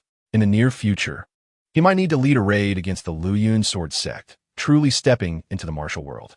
The martial realm was rife with formidable adversaries. Furthermore, the majority of individuals in this world held deep-seated animosity towards the Jinyui. The term court hounds was no mere jest. For the sake of his own safety, he had to elevate his skills to an extraordinary level. He could not always rely on Ant Yen. If he encountered two strong opponents, with one preoccupying Ant Yen, he would be left to confront the other alone. Lu Changqing was indeed indulgent. He remained oblivious to the fact that most martial artists who could indulge in mid-tier Dao Ti were beings of the Tianren realm. Moreover, these powerful individuals would never dare to brew the tea in its pure form. They would typically mix it with lower-tier varieties or combine it with rare ingredients. Lu Changqing's method of brewing pure, unadulterated mid-tier Dao tea was, in itself, a luxury. However, the results were undeniably remarkable. Immersed in the clarity and brilliance of thought that felt almost computer-like, he lost track of time. Days passed, and on the morning of the third day, Lu Changqing erupted into laughter, his mirth echoing through the training room. He had achieved a minor success with Piao Miao Xuanbu. He hurriedly exited the training room, activating his movement technique and reaching the pinnacle of his speed. In a single breath, he traversed from the training room to the entrance of the Lu residence and back again. Such velocity was ferocious. Ant Yen, I can now reach a speed of approximately 300 meters in a single breath, Lu Changqing declared. Ant Yen remarked, most Grandmaster-level practitioners cultivate movement techniques of the mid-tier Xian grade. Thus, among young individuals of your realm, your speed indeed holds a significant advantage. A Grandmaster at the third layer, practicing mid-tier Xian movement techniques, might only achieve a speed of around 100 meters per breath. The mid-tier Earth-grade movement technique is truly extraordinary. To put it plainly, even the most elite sects in the martial world, such as the 6 great Taoist sects and the 6 great Buddhist sects, have disciples and even holy sons who practice movement techniques that max out at mid-tier Earth grade. The Piao Miao Xuanbu bestowed by Mu Wan was undoubtedly the most delectable form of soft power in the world. Mu Wan, I adore you, he exclaimed. Ant Yen, let us head to Yushan and continue our pursuit of challenges. Unbeknownst to Lu Changqing, as he made his way to Yushan, in the Wangshu courtyard of the Lu residence, Jiang Qiyao was venting her frustrations. What trouble has Lu Changqing stirred up? She felt overwhelmed. In recent days, she had been inundated with invitations from the Duke of Dinghua's residence, sent by the lady of the house, Su Tan, her mother. Jiang Qiyao prided herself on her low profile, having no acquaintance with the lady of the Duke of Dinghua's residence. It was evident that the repeated invitations were somehow related to Lu Changqing. Additionally, she had recently encountered a bottleneck in her cultivation. Her martial prowess had reached the 9th layer of the Grandmaster realm, and she was now seeking methods to swiftly break through to the Tianren realm. Given her exceptional martial talent, the breakthrough should be a natural progression. However, even she anticipated it would take approximately 6 months. The prospect of advancing from the 9th layer of Grandmaster to Tianren in just 6 months was astonishing and could leave many in disbelief. Yet for Jiang Qiyao, who possessed an inflated sense of pride, claiming the future title of the Sword Immortal of the mortal realm, 6 months felt intolerably slow. She yearned to break through to the Tianren realm within 1 or 2 months. Miss, if you're feeling troubled, perhaps we should take a stroll, suggested her devoted maid. Yulan, it is often said that cultivation requires a balance of tension and relaxation. Since marrying the young master, you have scarcely ventured out. Jiang Qiyao remained silent, her exquisitely beautiful face revealing a fleeting expression of determination and urgency. Yulan, in 3 years, I must return to Penglai Prefecture. Do you understand the challenges I will face then? If it were not for being cornered, her pride would never have allowed her to resort to a marriage of convenience. Though it was merely a ruse, not a true marriage, and she could eventually seek a divorce, she would forever bear the title of a man's wife. Even after a divorce, she would still be known as an ex-wife. Miss, you're placing too much pressure upon yourself. It has been a long time since I've seen you smile, Yulan gently urged. Yulan's voice trembled slightly, as she genuinely felt heartbroken for her young mistress. Mistress, do you remember the time before the Jiang family fell into misfortune? You used to enjoy strolling through the streets of Penglai Zhou, and you even had a fondness for visiting the rouge and powder shops. Enough. Jiang Qiyao's expression suddenly turned icy. However, after a moment's hesitation, she added, I will heed your suggestion. Let's take a leisurely stroll through the Imperial City today. Having spent over a year in the Great Yu Dynasty, she had yet to explore the grandeur of the Imperial City. After the passage of 2 incense sticks worth of time, Jiang Qiyao stepped outside, accompanied by Yulan. Naturally, Jiang Qiyao was aware of her striking beauty. To avoid attracting unwanted attention, she donned a veil. "Miss, look, it's Tong Halu," Yulan exclaimed. "Such beautiful lanterns. Miss, look, it's a street performer. And that's a monkey. Miss, this peanut candy is delicious. You must try it." As the two of them wandered through the streets, Jiang Qiyao exuded an ethereal grace, while Yulan chattered enthusiastically. Upon closer inspection, beneath the veil, Jiang Qiyao's enchanting eyes gazed at Yulan, revealing a fleeting glimmer of reminiscence. The Jiang family of Penglai Zhou had ultimately become a mere wisp of smoke in her past, while she bore the weight of profound enmity. Just as Jiang Qiyao's thoughts began to drift, a luxurious carriage came to a halt before her. Surrounding it were a cadre of guards and a compliant elderly man, who turned out to be a grandmaster at the 5th tier. Jiang Qiyao cast a brief glance at the old man before averting her gaze.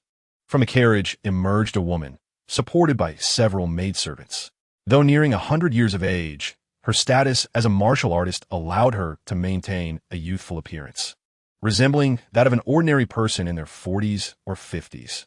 The woman bore an air of refined elegance, her attire composed of nothing but the finest fabrics.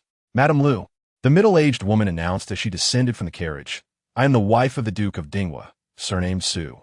You may address me as Madame Su. What a coincidence to encounter you here." Yulan whispered, "Mistress, this is no coincidence. She has been fixated on the Lu residence, sending invitations multiple times. When you did not respond, she came to intercept you. What a hassle. Just when we were enjoying our day, we encounter this vexing situation. It will be difficult for you to stroll around again in the future." "What is it?" Jiang Qiyao inquired, looking toward Madame Su. Madame Su felt a twinge of disdain within her.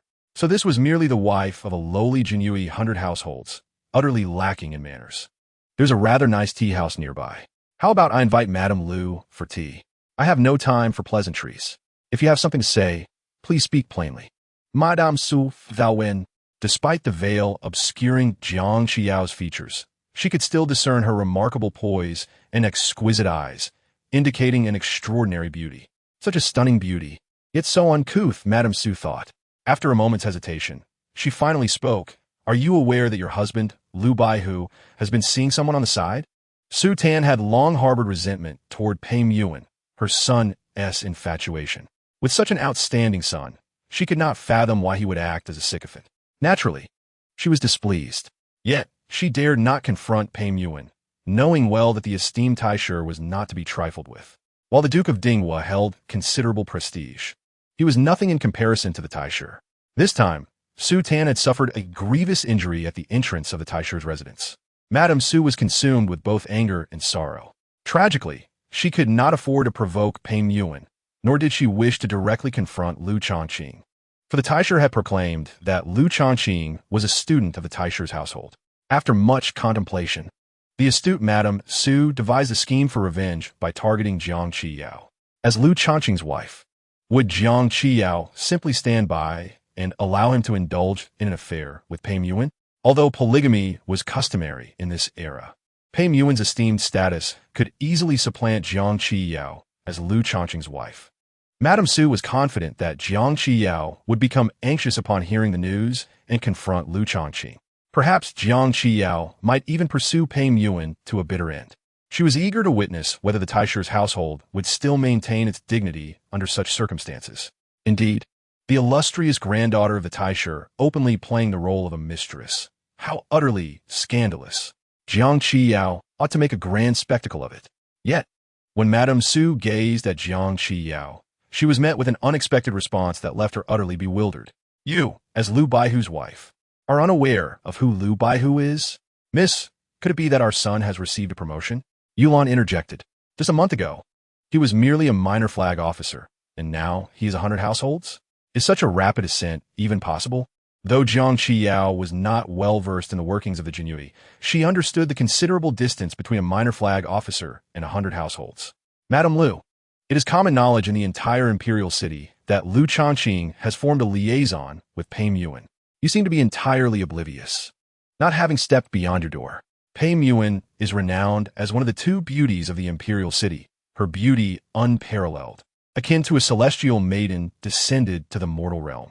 Moreover, she is the sole granddaughter of the Taishu, possessing an illustrious lineage. It is only a matter of time before she supplants you. Madame Su continued, her words laced with venom.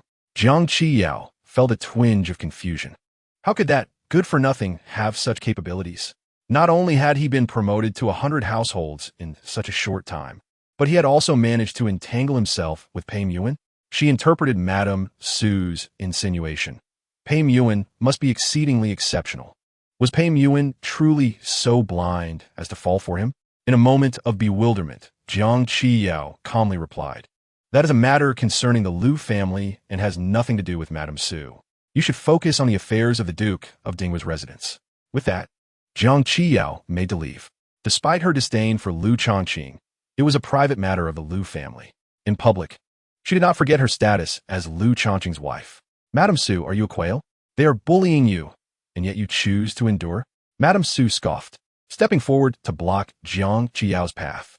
"If I were Madame Liu, I would not cower like a coward, but rather confront Pei Muin at the Taishu's household and create a scene." Having finally waited for Jiang Qiyao to emerge, she was determined not to let her go so easily. After all, her son was still bedridden, recovering from his injuries. Jiang Qiyao furrowed her brow, but remained silent, attempting to sidestep. Yet, Madame Su was relentless, blocking her once more and taunting, "You are, after all, Liu Changqing's wife. Are you really such a coward? Do you not dare to confront the mistress? You are the coward. Step aside." Jiang Qiyao's gaze turned frosty, her voice sharp. "You little wretch." Madame Su was not one to be trifled with. What a joke. The wife of a duke, such a prestigious identity. How could she possess a good temper? She lashed out with insults. However, before she could finish, Jiang Qiyao delivered a resounding slap. She detested those who spoke foully. Nevertheless, she was mindful of her identity. Though she regarded her marriage to Liu Changqing with disdain, she made an effort to avoid causing him trouble. Thus, the slap was not delivered with full force. Otherwise, Madame Su might have been left reeling. Yet, Jiang Qiyao believed the slap was light, but it left Madame Su with a bleeding mouth, nearly causing her to collapse without the support of her maidservants. Her mind was ablaze with fury, her face twisted in rage. She raised her hand and pointed at Jiang Qiyao, bellowing, "Kill this little wretch." Suddenly, the old man standing beside the carriage, who appeared meek and unassuming, lifted his gaze. His aged eyes locked onto Jiang Qiyao. In an instant, the old man's form flickered, vanishing from sight, leaving only the chilling wind in his wake. He aimed to approach Jiang Qiyao, intending to crush her neck. However, in the blink of an eye, Jiang Qiyao drew her sword with a swift motion. The sound of the blade was faint, the light it emitted silent. The entire act of drawing the sword went unnoticed by onlookers. Yet in the next moment, the master at the 5th tier of the Grandmaster realm, who had previously seemed a mere shadow, suddenly materialized before her. The old man attempted to utter a word, but before he could finish, he collapsed to the ground, a sword mark etched across his neck, blood oozing forth like a slender line. Madame Su was left in a state of shock, her frantic cries echoing in the air. Jiang Qiyao turned her gaze towards Madame Su and coldly stated, "Do not provoke me, nor the Liu family. Otherwise, I shall not hesitate to annihilate the Duke of Dinghua's residence with a single sword strike for each of us." With that, she departed. She was indeed not jesting. Currently at the 9th tier of the Grandmaster realm, Jiang Qiyao possessed terrifying hidden trump cards. Should she reveal all her abilities, she could contend with even the 1st tier of the Celestial realm. Her pride stemmed from her extraordinary gifts, which led her to refer to Liu Changqing, her nominal husband, as a mere waste. She believed she had the right to call anyone a waste, including Liu Changqing himself. Even in Penglai Prefecture, her martial prowess was unparalleled. At the age of 20, her combat capacity rivaled that of the 1st and 2nd tiers of the Celestial realm. Could anyone else in the world match her? As for the Duke of Dinghua's residence, she had heard from Yulan about the general distribution of power within the imperial city. The Duke of Dinghua's residence was merely average. The most formidable duke's residence in the imperial city was that of the Duke of Ningguo, who himself was a Celestial realm expert. Apart from the Duke of Ninggua's residence, no other duke's residence held any Celestial realm experts. The strongest in the Duke of Dingwa's residence was merely the Duke himself, at the 7th tier of the Grandmaster realm. The old man whom Jiang Qiyao had slain was, in fact, a notable figure within the Duke of Dingwa's residence, yet he fell to her single sword strike. Even at the moment of his death, he lacked the qualification to perceive the sword light that had vanquished him. Lu Changqing returned from Yushan and, as usual, sought a tavern for a meal. He then proceeded to the garrison. Upon arrival, he was met with astonishment from his comrades, including Zhou Hu, Lu Quan, and Qian Sheng. Even the likes of Huang Zongqi and Song Baihu gazed at Lu Changqing as if they had seen a ghost. What happened? Lu Changqing inquired. Kid, how old is your wife this year? Lin Qianhu asked, his expression a mix of caution and complexity. Lu Changqing's face twisted in confusion. Was it too forward to inquire about someone else's wife? Although the wretch had deceived him into marriage, she still bore the title of his spouse. Thus, he merely narrowed his eyes at Lin Qianhu, saying nothing.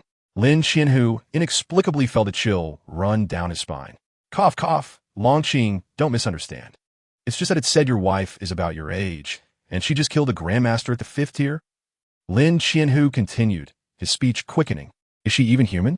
Not just in the Imperial City, but across the entire Diyu Empire and beyond. There cannot be another like her. What transpired? Lu Changqing's expression shifted slightly. Lin Qianhu, along with Song Baihu and the others, hurriedly recounted the events of the day. After listening, Lu Changqing's gaze flickered, and he coldly chuckled. What a fine Duke of Dingwa. Instead of confronting the Taisha residents, or me, they incite Jiang Qiyao. Huh. Although the final outcome is the Duke of Dingwa suffering a great loss. Having lost a Grandmaster of the 5th tier, the Duke of Dingwa possesses very few such experts. Furthermore, they have lost substantial face. Yet, Lu Changqing still felt it was insufficient. I don't seek trouble, nor do I fear it, especially now. He held a command token that granted him access to the influential eunuch Yin of the Imperial Ceremonial Office, and he could connect with former Commander Hong Qingtian, as well as the current Commander Qin Wuyo, should he wish. Additionally, he had the favor of Princess Mingzhu and the support of Pei Muan. To boast, he now held one of the most formidable backgrounds in the entire Imperial City. Why should he fear a mere Duke of Dingwa? He longed to lead a force to obliterate the Duke of Dingwa's residence. Yet such an action was out of the question, given the Emperor's watchful eye. Should he openly annihilate the Duke of Dingwa's residence, the Emperor would have no choice but to eliminate him, lest the other noble families would dissent. No matter how formidable his background, he was not yet willing to oppose the Emperor. Although he could not destroy the Duke of Dingwa's residence, he could target the shipyard owned by the Feng family, the maternal family of Madame Su, for retribution. After all, the Duke of Dingwa's wife, Madame Su, bore the surname Feng. The Feng family was indeed a prestigious lineage in Jiangnan, wielding considerable power. This was precisely why they could engage in the lucrative shipping industry, which required vast numbers of vessels. Shipbuilding was a profitable business. However, the Feng family primarily constructed commercial ships. The truly formidable warships were built under the auspices of the Diyu Empire's Ministry of Works. The Feng family owned 2 shipyards, one in Jiangnan and the other in the Imperial City, situated along the banks of the Luoshui River. The Luoshui River was the largest river within the Diyu Empire, stretching over 70,000 miles. Within the Imperial City, the Luoshui River averaged a width of 20 to 30 miles, making it the most suitable location for shipbuilding. The Feng family shipyard in the Imperial City earned substantial profits, raking in 300,000 to 400,000 taels of silver annually, most of which flowed into the Duke of Dingwa's residence through Madame Su. Naturally, the Duke of Dingwa's residence did not receive this money without reason. Without the Duke of Dingwa's influence, could the Feng family shipyard operate safely and profitably in the Imperial City? Master Qianhu, although the escort agency case has been resolved, I sense there are still some lingering doubts. The perpetrator may have accomplices, and I suspect they might be hiding within the Feng family shipyard, Lu Changqing declared, gesturing respectfully to Lin Qianhu. Upon hearing this, everyone present twitched their lips in disbelief. What nonsense! The escort agency case has been closed, hasn't it? Master Qianhu, I am willing to lead my subordinates to search the Feng family shipyard, Lu Changqing asserted. I, Lu Changqing, have never claimed to be a good official. I'm merely a hound of the court. Defining right from wrong is the most basic operation. Moreover, it was Madame Su who first provoked me, and your Feng family is her backing. without the substantial silver contributions from your Feng family to the Duke of Dinghua's residence. Could Madame Su hold her position there? Could she be so arrogant? Very well, but do not go too far. Lin Qinhu coughed before agreeing. It was no joke. If the members of the Jinyui were bullied, who would respect them in the future if they did not retaliate? In matters of both emotion and reason, retribution is imperative. Moreover, Lu Changqing is astute. Instead of directly seeking vengeance against the Dinghua Gongfu, he chooses to target the Feng family shipyard, which is indeed a mere commercial enterprise. What could the Feng family possibly do in retaliation? Furthermore, Lu Changqing possesses formidable backing, for the Taisha Mansion is an immense entity. With the Taisha Mansion standing behind him, his audacity is merely a hint of restraint. Not to mention, Lu Changqing's wife, who, at merely 20 years of age, is capable of overwhelming even a fifth-tier grandmaster. One can scarcely fathom her origins, which are truly terrifying. Lu Quan, Zhou Hu, Wei Xing, Qin Sheng, gather all your subordinates and follow me. Lu Changqing commanded loudly. Chapter 61. The Princess Mingzhu is enraged. Dare you offend my designated man? Half an hour later, at the entrance of the Feng family shipyard by the banks of the Luoshui River in the southern district of the Imperial City, the affable Feng Han, bowing slightly, inquired, Gentlemen, might I ask what trouble has arisen? A lead points to the possibility of a suspect hiding within your shipyard. Lu Changqing replied casually, Sir, there must be some mistake. I am Feng Han, the owner of the Feng family shipyard, and I believe there is a misunderstanding. Feng Han hurriedly protested, his tone a mixture of servility and urgency. As he spoke, more individuals emerged from a workshop, standing behind Feng Han. Some were bare-chested, wielding heavy iron hammers, while others exuded a fierce demeanor, brandishing swords. A few donned bamboo hats and grasped hooks. Altogether, there were dozens of them. Put down your weapons. Zhou Hu bellowed. Watch your mouth. Why should we allow you to search our workshop? Leave at once. There is no one here you seek. These men, rather than lowering their weapons, retorted angrily, their fierce gazes suggesting they would gladly take on Lu Changqing and his companions if Feng Han commanded it. Lu Changqing surveyed the men behind Feng Han and suddenly unleashed his grandmaster aura. Instantly, the fierce expressions of the dozens of men transformed into terror, their faces paling as they trembled. One by one, they cast their weapons to the ground, nearly prostrating themselves. This was no jest. The majority among them were ordinary men, with only a few being martial practitioners of the 9th or 8th tier. The suppression of Lu Changqing's grandmaster aura constituted a significant disparity in power. Sir, my aunt is a member of the Dinghua Gongfu, Feng Han stammered, painfully extracting several large denomination silver notes from his pocket. His tone tinged with urgency mixed with a hint of warning. Suddenly, Lu Changqing struck, delivering a resounding slap to Feng Han. You are merely the nephew of the Dinghua Gongfu's lady, and what is this? A few thousand taels to dismiss a beggar? The slap was forceful, sending Feng Han, a 7th-tier practitioner, crashing to the ground. At that moment, a shadowy figure darted past, accompanied by a slender silver needle aimed at Lu Changqing. Though it appeared to be a simple needle, its speed was astonishing, imbued with a fierce murderous intent. Had it not been for his proficiency in the Piao Xuanbu, evading the needle would have proven exceedingly difficult. After narrowly dodging the silver needle, Lu Changqing's expression turned frigid as he swiftly unsheathed his heiqiao. With a swift motion, he unleashed a strike, the essence of the blade shining brilliantly, a manifestation of his lethal intent. The very air seemed to part before his strike. In the next moment, with a clang, the blade's radiance was intercepted. The assailant, a man clad in black, revealed himself, wielding a heavy sword. This black-clad figure was an 8th-tier grandmaster. However, upon closer inspection, cracks were visible along the blade of his sword. The black-clad man's heart sank in disbelief. He had wielded this high-grade weapon for decades. It had been damaged by a mere officer of the Genie Wei. How could a mere 100-man possess such strength? Yin, deal with him, commanded the black-clad man, still reeling from shock. Lu Changqing, if he so desired, could expend time and sustain minor injuries to ensure the demise of this 8th-tier grandmaster. However, with Yenny present, he would not need to exert himself. With a swift motion, a beam of sword light descended. It pierced through the air like a dazzling star, shattering the black-clad man's defenses. Despite his attempts to evade, the gap in their strengths rendered escape impossible. With a thud, the black-clad man collapsed, lifeless. Feng Han, pale and trembling, was left in shock. An 8th-tier Grandmaster was slain, just like that? In Feng Han's understanding, an 8th-tier Grandmaster was an unparalleled force. The slain black-clad man, Feng Luolin, was the second elder of the Jiangnan Feng family, ranking 3rd in power within the clan, surpassed only by the Grand Elder and the family patriarch. Even Feng Han's father, Feng Songming, the current head of the Jiangnan Feng family, was merely a 6th-tier practitioner and could not contend with Feng Luolin. As the 3rd-generation heir of the Feng family, Feng Han's audacity to establish a shipyard in the Imperial City, a place rife with hidden experts, stemmed from his familial connections to the Dinghua Gongfu and the backing of the second elder, Feng Luolin. Despite his terror, Feng Han was a man of reason. He began to bow repeatedly, declaring, "This humble shipyard willingly submits to your search. Had you said so from the beginning, you should be thankful that the black-clad man acted on his own accord rather than being sent by you. Otherwise, you would have already faced the king of hell."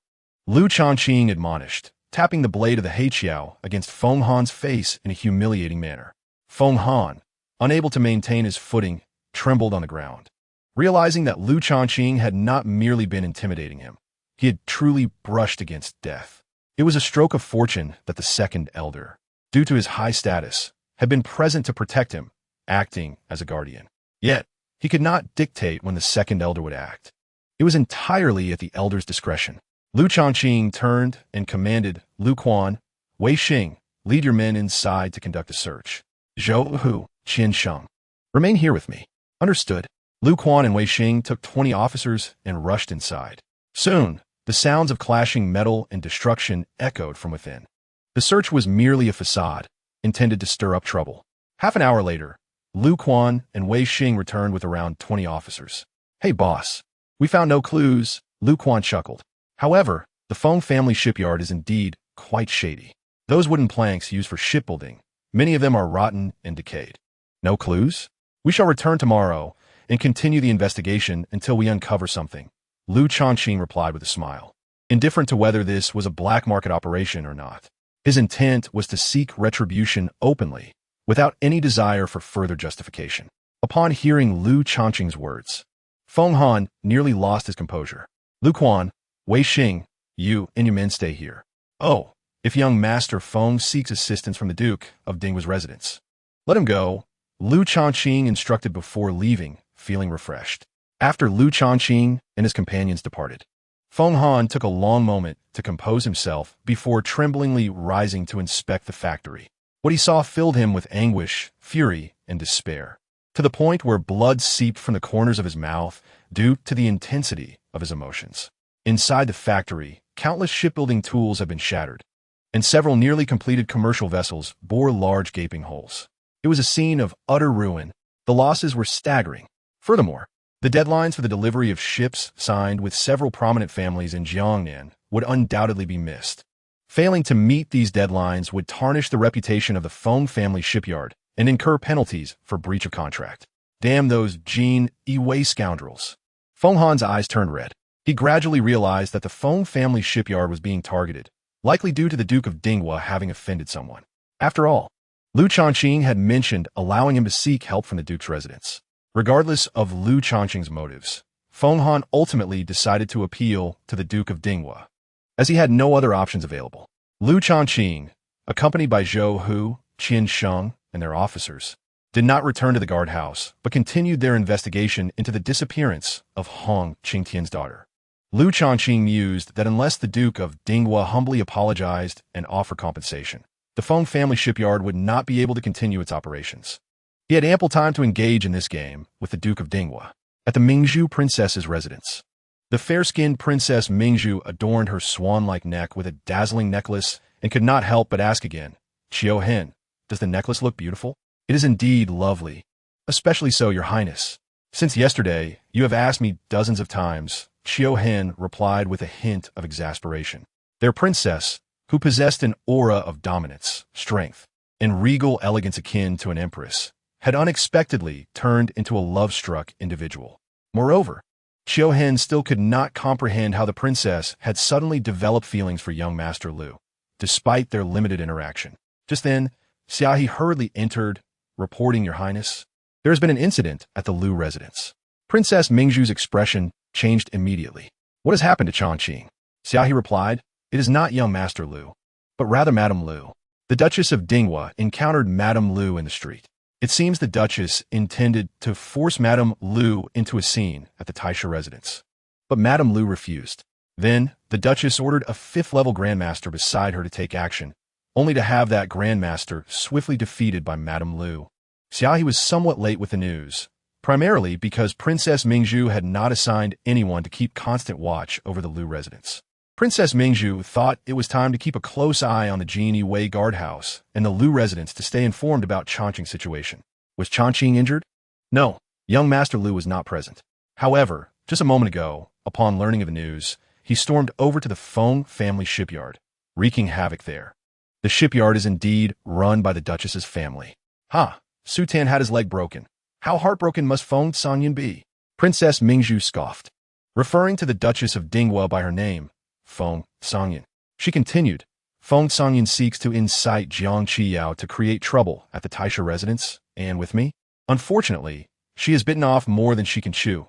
Jiang Qiyao is not someone she can provoke. Madame Lu is truly formidable, dispatching a single sword strike to eliminate a fifth-level Grandmaster.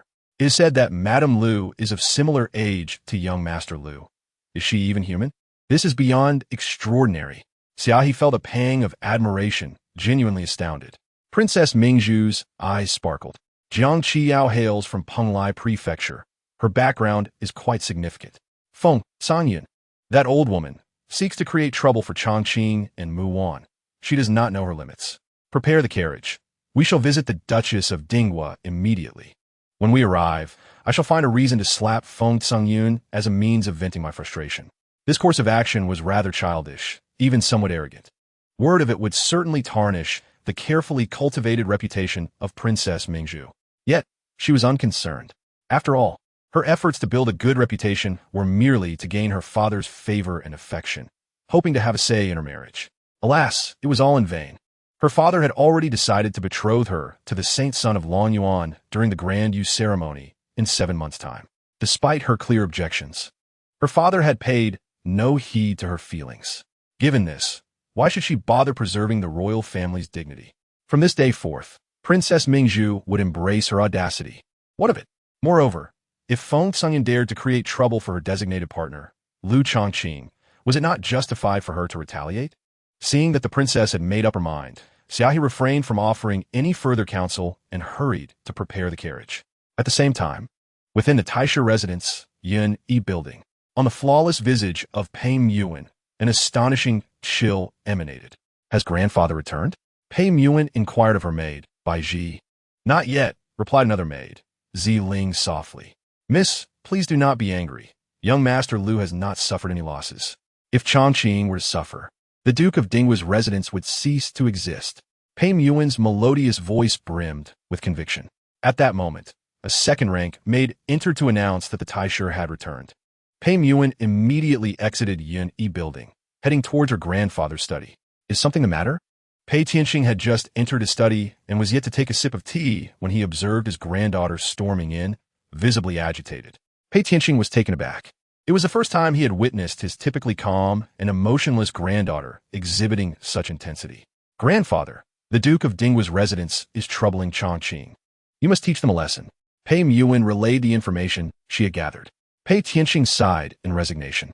Isn't it evident that the Duke of Dinghua's residence has been at a loss from the very beginning? Regardless, it was the Duchess who instigated trouble at the Lu residence first. Grandfather, if we do not teach the Duke of Dinghua's residence a lesson, how can you maintain your dignity? You have publicly stated that Changqing is a disciple of the Taisha residence. Moreover, the Duchess has the audacity to incite Jiang Qiyao to cause a scene at the Taisha residence and with me. If that were to happen, the Taisha residence would become a laughingstock. Pei Tianqing stroked his beard. Very well, since my granddaughter has come to plead with me, how could I refuse? Grandfather, how do you intend to discipline the Dinghua Gongfu? Tomorrow morning, the Grand Counselor will impeach Dinghua Gong Su Xingli. Pei Tianqing spoke up, stating that he would write to the Grand Counselor shortly. Pei Muan then inquired, what exactly will the impeachment entail? Pei Tianqing replied, Su Shengli has secretly hoarded a jar of the ancient Thunder Dragon's essence blood in his hometown. Not understanding, Yuan urged, "Please clarify, grandfather." Pei Tianxing explained. The restoration of the Dai Yu Ding has taken several decades, requiring numerous rare materials. Approximately 2 years ago, there was an urgent need for the ancient Thunder Dragon's essence blood. His Majesty specifically inquired at court if any ministers knew of its whereabouts, but to no avail. Later, pressed for time, His Majesty spent a considerable sum to procure a small jar of the essence blood from the Great Dynasty. Pei Yuan's eyes sparkled. If His Majesty discovers that Dinghua Gong has had the essence blood all along but chose not to present it, he will surely be enraged, and there will likely be consequences. Not only that, Pei Tianxing chuckled. His Majesty is naturally suspicious. He may ponder why Dinghua Gong would conceal the essence blood, especially since the word dragon is quite sensitive. Pei Yuan was taken aback. Grandfather, how ruthless. However, after the initial shock, she expressed concern. Grandfather, if the Dinghua Gongfu has offended you, will His Majesty hold any grievances against you? After all, he will surely believe that you were aware of Dinghua Gong's possession of the essence blood all along, yet chose not to inform him. Pei Tianxing gently patted Pei Yuan's head. Yuan, His Majesty will not harbor any grievances. Instead, he will be relieved. The influence I wield is substantial. Nearly 1/5 of the scholars in the realm are directly or indirectly my disciples. His Majesty has always been wary of me, and now, as I orchestrate this coarse impeachment for you in Changqing, he will perceive me as less cunning than he imagined, diminishing his wariness towards me. Grandfather is formidable. A radiant smile graced Pei Yuan's exquisite face. I thank you on behalf of Changqing, grandfather. In the grand hall of the Dinghua Gongfu, Dinghua Gong, Su Shengli sat in the main seat, his wife Feng Songyun beside him, while Su Tan, whose legs were wrapped in medicated cloth, sat nearby. Additionally, 3 prominent advisors from the Dinghua Gongfu were present, all masters of the Grandmaster realm, 1 at the 6th level and 2 at the 3rd level. In the center of the hall knelt Feng Han, who wept inconsolably over the madness of the Jinyui and Lu Changqing. Upon hearing Feng Han's account, Su Songyun's face twisted with anger and resentment as she exclaimed, Lu Changqing is utterly intolerable. Su Shengli frowned slightly, casting a glance at Feng Songyun to urge her silence. He then addressed the 3 advisors. What are your thoughts? Advisor Li Qingrong clasped his hands. Gong, as 100 households of the Jinyui, Lu Changqing's actions must have the approval or even orders from his superiors. Su Shengli's tone grew serious. Are you implying that the entire Jinyui supports Lu Changqing, even at the expense of the Dinghua Gongfu? It is normal for the Jinyui to value him, especially since he has recently solved 3 major cases and has caught the eye of Miss Pei. Su Shengli's eyes darkened with apprehension. Pei Yuan, within the Great Yu Dynasty, the surname Pei refers to Pei Tianxing. Su Shengli understood all too well the terror that Pei Tianxing represented. He was merely a duke, yet even some princes held him in respect and fear. Should Pei Tianxing wish, his every word and action could sway the scholars of the realm. In the Great Yu Dynasty, scholars were not just wielders of the pen. They could cultivate the principle of Hao Ran Zheng Qi, excelling in both literary and martial pursuits.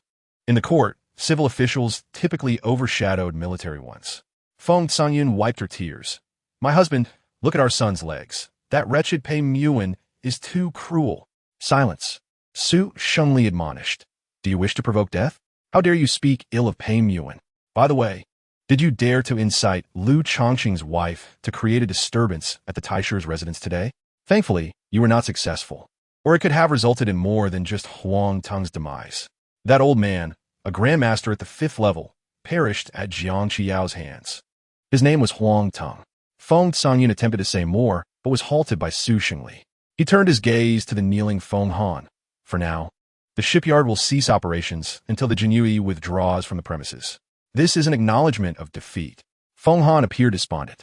It seemed that Dinghua Gongfu was not invincible, unable to handle even a mere 100 households of the Jinyui.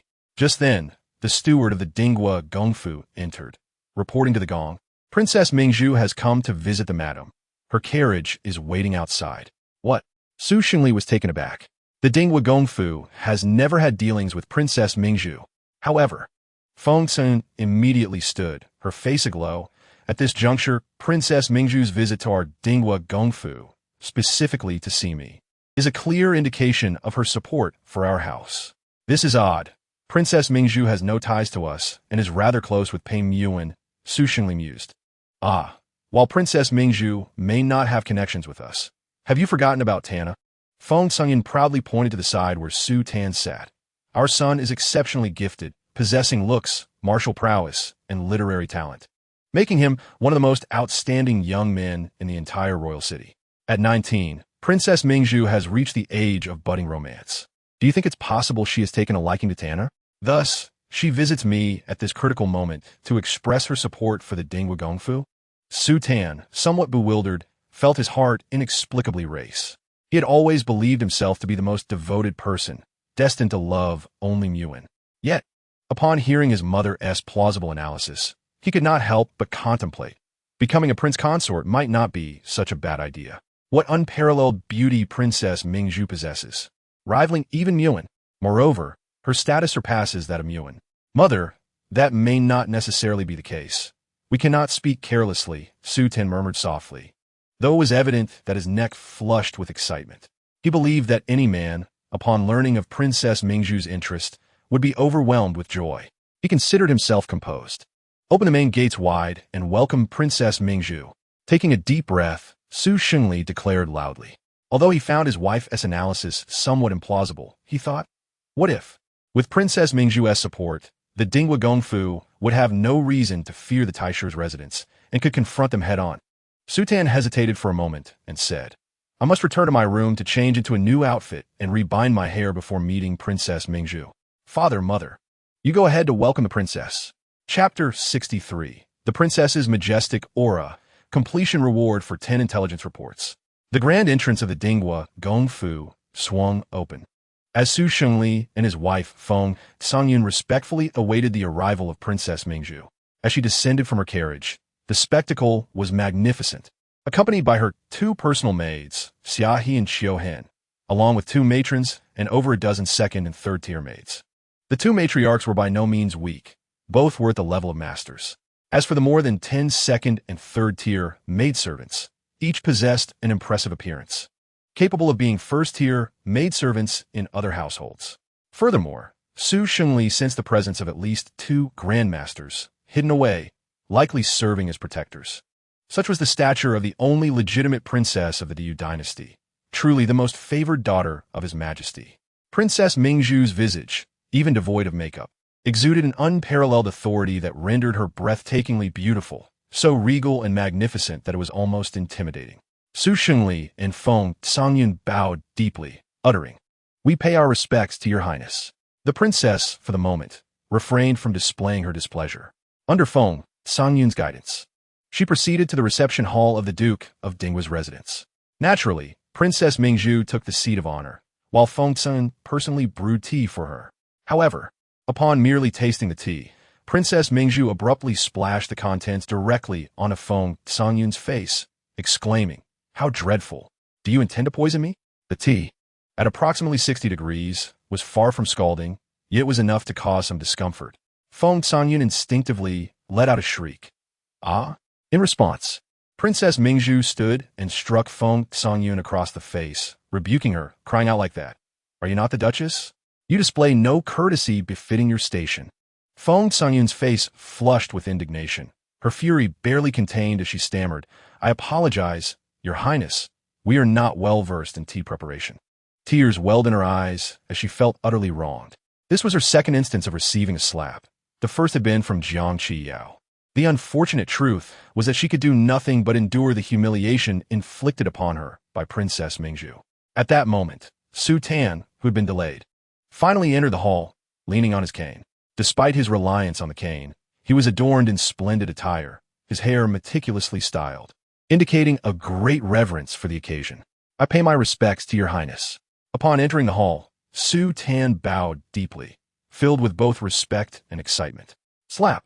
Princess Mingzhu did not even glance at Su Tan, but instead delivered another slap to Feng Songyun. Your highness, what is the meaning of this? Feng Songyun's tears flowed freely, her face swollen, her heart brimming with resentment and injustice. As a mother, was this the son you raised? Princess Mingzhu scoffed. What status does Su Tan possess? Should he not kneel in my presence? In the Yu Dynasty, dukes and their wives merely bowed to princesses or princes. However, Su Tan, being of common birth, was expected to kneel.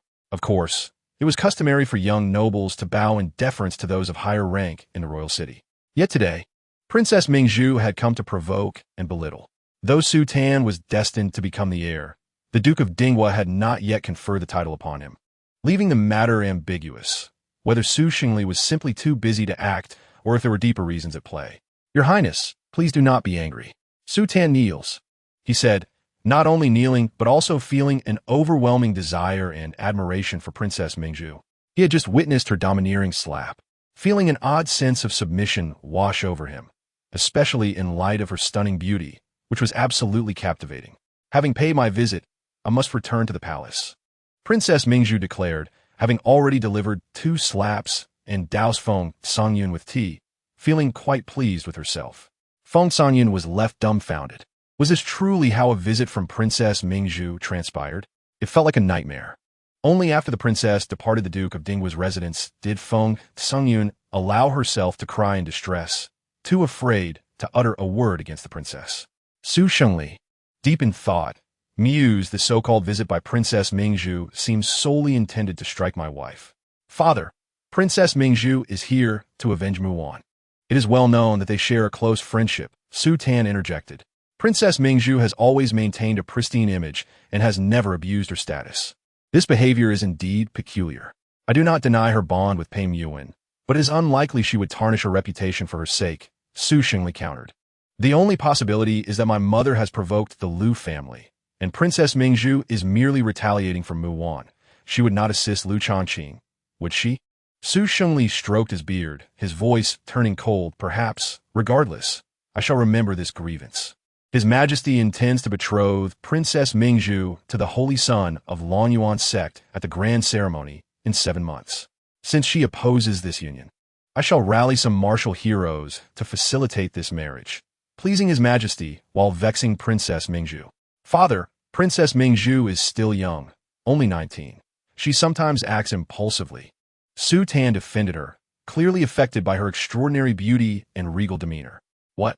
Have you diverted your affections from Pei Yuan to Princess Mingzhu? Cough, cough. Father, my aspirations exceed my capabilities. Do you truly think I could aspire to Princess Mingzhu? Do you have any idea how formidable the current holy son of Longyuan sect is? Su Xingli scoffed. Even the mightiest are but mortals, Su Tan retorted. In the Yu Dynasty, martial prowess is paramount. When one reaches the pinnacle of martial arts, even imperial authority must yield. The holy son of Longyuan sect is merely 23 years old and already a grandmaster at the 5th level. This is not the most alarming part. The most shocking rumor is that he possesses an extraordinary talent, having grasped the concept of fist intent at such a young age. Fist intent? Su Tan's expression grew grave. Not only has he mastered fist intent, but it is said he has achieved great mastery. Great mastery? Impossible, Su Xingli echoed, though he acknowledged the persistence of such rumors. Meanwhile, Lu Changqing continued to search for news about Hong Qingtian's missing daughter, not returning home until the moon hung high in the sky. Upon arriving home, he chose to forego his training and retreated to the main courtyard's bedroom. Master, Gao Yunjian was teasing Xiao Bai when she noticed Lu Changqing's entrance, her cheeks flushing. The nightgown she wore was quite beautiful, prompting Lu Changqing to gaze at her appreciatively. After their intimacy, she had undeniably gained a certain allure. With that thought, Lu Changqing stepped forward, eagerly lifting her into his arms. The next day awaited. Lu Changqing, unusually, rose a bit late, primarily due to the revelry of the previous night. The 18 or 19-year-old young lady, possessing a beauty that could be likened to that of a campus goddess, was soft and sweet, a sensation he relished. Indeed, Lu Changqing found himself somewhat enthralled. As he departed from the main courtyard, he noticed a maid from Wangshu courtyard peering at him furtively. Not only was she spying, but the maid, Yulan, hesitated before speaking. Gugai, have you truly been promoted to 100 households? Lu Changqing merely responded with a nonchalant disinterested in further conversation. This was primarily because Yulan was the personal maid of Jiang Qiyao, not a servant of the Lu family. In Lu Changqing's mind, Yulan and Jiang Qiyao were akin to 2 peas in a pod, having grown up together as master and servant. Yesterday, The young lady went shopping and inadvertently eliminated that old man from the Duke of Dingwa's residence. Did it cause you any trouble? Yulan continued. Not at all. Lu Changqing replied dismissively before leaving the Lu residence. Even though he harbored a strong disdain for Jiang Qiyao, the deceitful woman who had tricked him into marriage, he could not entirely blame her. The fault lay with the Duchess of Dingwa. Upon reflection, he was fortunate that his wife was the formidable Jiang Qiyao. Had she been an ordinary woman, the Duchess of Dingwa might have coerced that formidable master of the fifth layer to take lethal action. The consequences would have been dire. With this thought in mind, Lu Changqing's resentment grew. Merely an apology and reparations from the Duke of Dingwa were wholly insufficient. It was a matter of life and death.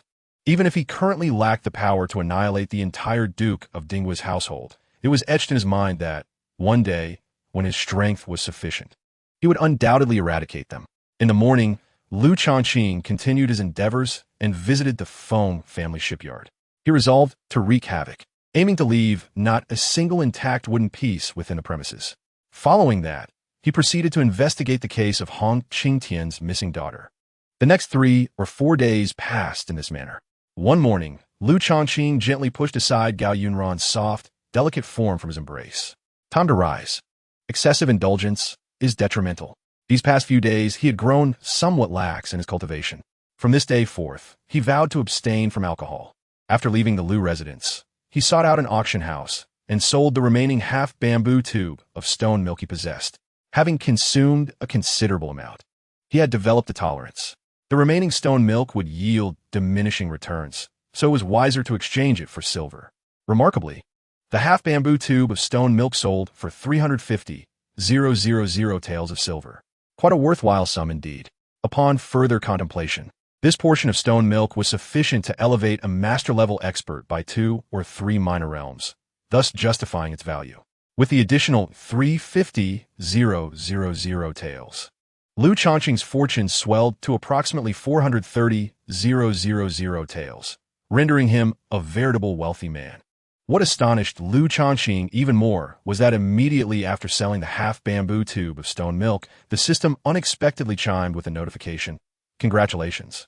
The host has completed 10 intelligence opportunity tasks.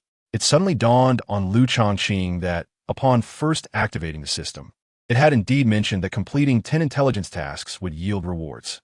Presently, he had successfully resolved the death clues of Gao Shihan.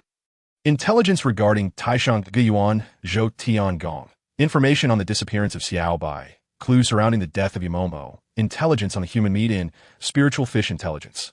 Information on Yijian Feixian, Yuan Qingye's poisoning plot, the golden bed of Gao Shihan, and stone milk intelligence.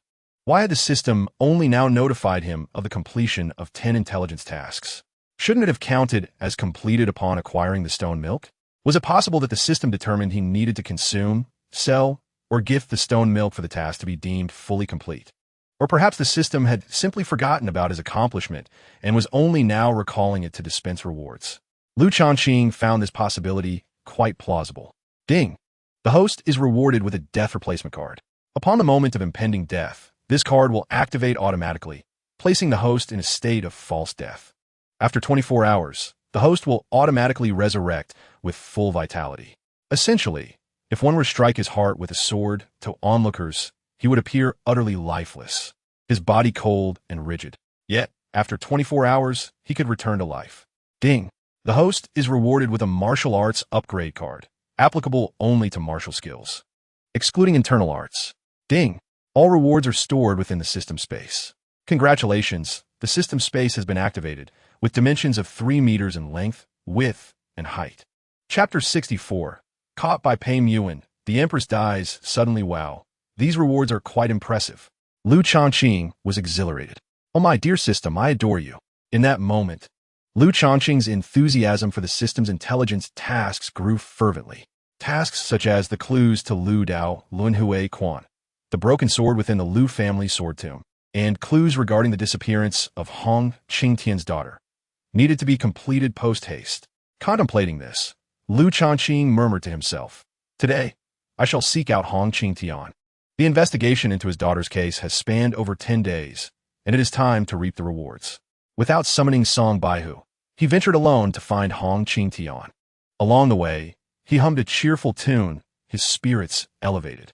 His buoyancy arose not only from the substantial rewards garnered from completing the 10 intelligence tasks, but also from the misfortunes befalling the Duke of Dinghua's residence. It was no longer the Duke of Dinghua, but rather the disgrace of the angry Marquis. Su Shengli had been severely demoted, from Duke to Marquis, a fall more staggering than a slide. Lu Changqing learned that the Grand Preceptor had intervened. More precisely, it was a coalition of the Grand Preceptor, the Minister of Justice, and numerous civil officials who had taken action against him. Far more alarming than the demotion was the certainty that Su Shengli had fallen out of favor with the Emperor. It was no joke. The Emperor had been desperately seeking the blood of the Thunder Dragon, a matter of paramount importance for the repair of the Great Yu Dynasty. Su Shengli had brazenly watched as the Emperor was compelled to procure the Thunder Dragon's blood from the Great Yu Dynasty, unwilling to contribute. Lu Changqing suspected that had it not been for the need to maintain appearances, the Emperor would have relished the opportunity to have Su Shengli executed. Perhaps, now that Su Shengli had become a mere dog in the streets, he felt threatened. Indeed, Su Shengli had even reached out to schedule a drinking session with him. The invitation was merely a pretext, a guise under which to negotiate compensation. Lu Changqing chose to keep him at bay for the time being. He needed to ascertain whether Su Shengli understood the gravity of the situation. If he were sensible, the least he could do would be to dismiss his wife, or, at the very least, impose severe punishment upon her family. If he failed to grasp the situation, Lu Changqing would certainly refuse to meet him. As long as Lu Changqing remained elusive, Su Shengli would likely remain under the scrutiny and targeting of Princess Mingzhu, Pei Muan, the Grand Preceptor, and the Jinyui. It was indeed a delectable morsel of soft power. Lu Changqing had triumphed even against the Duke of Dinghua's residence. The Grand Preceptor's actions were undoubtedly instigated by Muan's plea. The recent incident involving Feng Songyun being slapped and doused with tea had also spread within the imperial city. Lu Changqing was well aware that this was an act of retribution on her part. Feasting upon the soft power of the dual beauties of the imperial city was undeniably delightful. However, such pleasure bore its risks. Just yesterday, he and Muan had met, passionately kissing her lips to the point of swelling. After the kiss, Muan remarked, "Mingzhu is not an impulsive person. Although our relationship is exceptionally close, I doubt I possess the standing to provoke her wrath, which is quite puzzling." Changqing. I only recently overheard my grandfather mention that Mingzhu was attacked at Puyin Temple, and, coincidentally, you were there at the same time to pay your respects, thus saving her. Do you think Mingzhu's decision to strike Feng Songyun was a means of expressing her gratitude towards you? Furthermore, it is astonishing that Mingzhu did not confide in me about such a significant event. Had it not been for my grandfather's casual remark, I would remain oblivious. Is Muan beginning to question the nature of his relationship with Ji Yi? Heaven knows how fast his heart raced as he listened to the enchanting beauty in his arms analyze matters with such seriousness. Perhaps she could even hear the rapid thumping of his heart. Never mind that. Lu Changqing cast aside his tumultuous thoughts. At this moment, they had arrived at the Hong residence. Upon entering, the old steward guided him to Hong Qing Tian's chamber. "Sit." Hong Qing Tian appeared older and thinner, resembling a mere skeleton. "Hong Lao, your daughter is named Yu Mian, and she has recently joined one of the 6 major sects, Qing Yuzong, as an outer disciple." Lu Changqing stated directly, omitting the investigative process. To Lu Changqing's astonishment, Hong Qing Tian displayed no sign of surprise. He gazed intently at Lu Changqing. "You have been thorough in your investigation over the past 10 days. Commendable." Lu Changqing's expression shifted slightly. "How you discover my daughter's whereabouts is your secret and skill. I do not care. I seek only the truth. Should you provide it, you shall be my benefactor." Hong Qing Tian continued, revealing a flicker of excitement. Before Lu Changqing could respond, Hong Qing Tian added, "Qing Yuzong is not particularly far from the imperial city. With my mastery, I can make the round trip in a day. Are you planning to visit Qing Yuzong in person?" "Indeed. Return in a day. If the Yu Mian you speak of is truly my daughter, I shall bestow upon you my entire essence, including all that I have amassed throughout my life." As he spoke, Hong Qing Tian abruptly vanished. Lu Changqing departed from the Hong family, updating information that had not been refreshed for several days. Beep, 2 hours ago. Empress Wu Tinglan succumbed to poison. Lu Changqing's countenance changed drastically. This matter was of monumental significance. Most critically, the empress had never born a son. Only a daughter, the legitimate Princess Yu. Poisoned to death? Lu Changqing narrowed his eyes slightly. It appeared that the information system had not provided particularly useful insights. Yet, the mere mention of poison was sufficient. Much like the death of Gao Shihan, the system's alert had also indicated poison. However, from just that keyword, the truth could be easily uncovered. Additionally, it was somewhat peculiar that, given the Empress's death, news had not circulated within 2 hours. The term passing could be used for a death of such magnitude, warranting a period of national mourning. After 2 hours, the nobles and officials within the imperial city should have already donned white attire. Yet, there were no signs of such. Lu Changqing pondered whether the palace was still concealing the Empress's death. The reasons for this concealment could vary. Perhaps they sought to investigate the cause of her demise or other motives. Moreover, under normal circumstances, someone of the Empress's extraordinary status would undoubtedly have taken high-grade antidotes. Yet, she still succumbed to poison. This only emphasized that there are always exceptions. There are countless poisons in this world, and some may evade even the most potent antidotes. This served as a reminder for Lu Changqing not to become complacent, believing that having consumed high-quality antidotes rendered him immune to all poisons. Taking a deep breath, Lu Changqing hastened towards the Mingzhu princess's residence. Within the span of 2 incense sticks, he arrived at the gates of the princess's abode. Just as he approached, he noticed the carriage from the Grand Tutor's residence arriving swiftly, halting before the princess's gates. Pei Mu-wan alighted from the carriage, her complexion slightly pale. Her beautiful eyes filled with worry and urgency.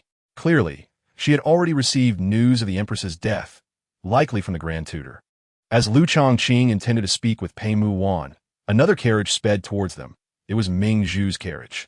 As it came to a stop before Lu Changqing and Pei Mu-wan, Ming Zhu emerged, her face devoid of color, her eyes red-rimmed. Upon seeing Lu Changqing, she rushed towards him, exclaiming, "Changqing, my mother has suddenly fallen ill," wailing. Ming Zhu plunged into Lu Changqing's embrace, tears streaming down her face. In that moment, she appeared as a child abandoned by the world, as if Lu Changqing were her sole refuge. Beside them, Pei Mu-wan's beautiful eyes flickered with surprise, but not shock. Just as Lu Changqing had surmised, she had begun to harbor suspicions, and this was merely the confirmation. Clenching her fists, Pei Mu-wan struggled to find words. She wished to chastise Ming Zhu, yet with Ming Zhu's mother suddenly ill, she could not bring herself to do so.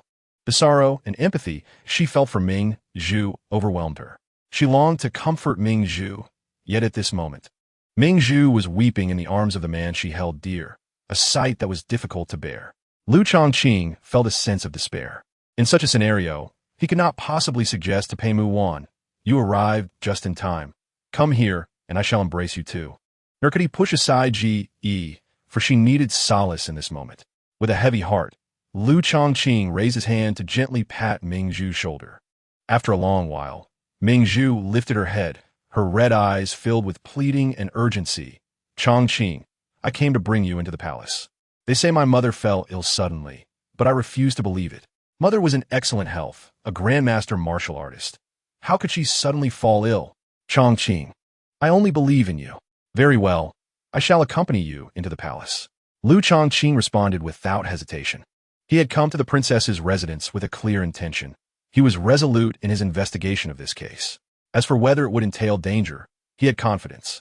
On one hand, he possessed a token that would allow him to contact Eunuch Yin within the palace. On the other hand, he held a card for substitution in case of death. However, as Lu Changqing agreed, Ming Zhu abruptly reconsidered, shaking her head vehemently. Perhaps you should not enter the palace. She had acted impulsively. In the face of such a monumental event, the first person she instinctively thought to rely on was Lu Changqing, excluding even her father from consideration.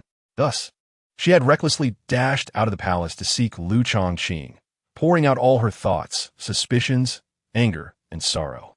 Yet at this moment, having regained some composure, her thoughts shifted. "Changqing, if my mother's death is suspicious, those involved are surely powerful figures. If you recklessly investigate, as merely a captain of the Jin Yi, you will face retaliation afterward." She had already lost her mother and did not wish to lose Lu Changqing as well. She wished she could slap herself for acting so rashly and revealing everything to Changqing. However, Lu Changqing had something to express. The attitude of Princess Mingzhu was unwavering.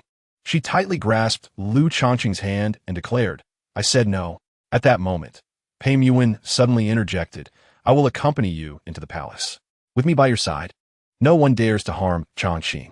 Although Princess Mingzhu held a prominent position, her power was largely derived from the imperial authority. If the death of the empress implicated the imperial power, then the authority upon which Princess Mingzhu relied would crumble. Thus, she hesitated to allow Lu Changqing to investigate within the palace. However, Pei Muin had the support of her grandfather, Pei Tianqing. Even if she were to unveil a corner of the royal scandal, what of it? Even if the emperor sought to target her grandfather, it would be a formidable challenge. Her grandfather was a teacher to 1/5 of the scholars in the realm, backed by a complete Wenhua academy. This provided Pei Muin with the confidence to act.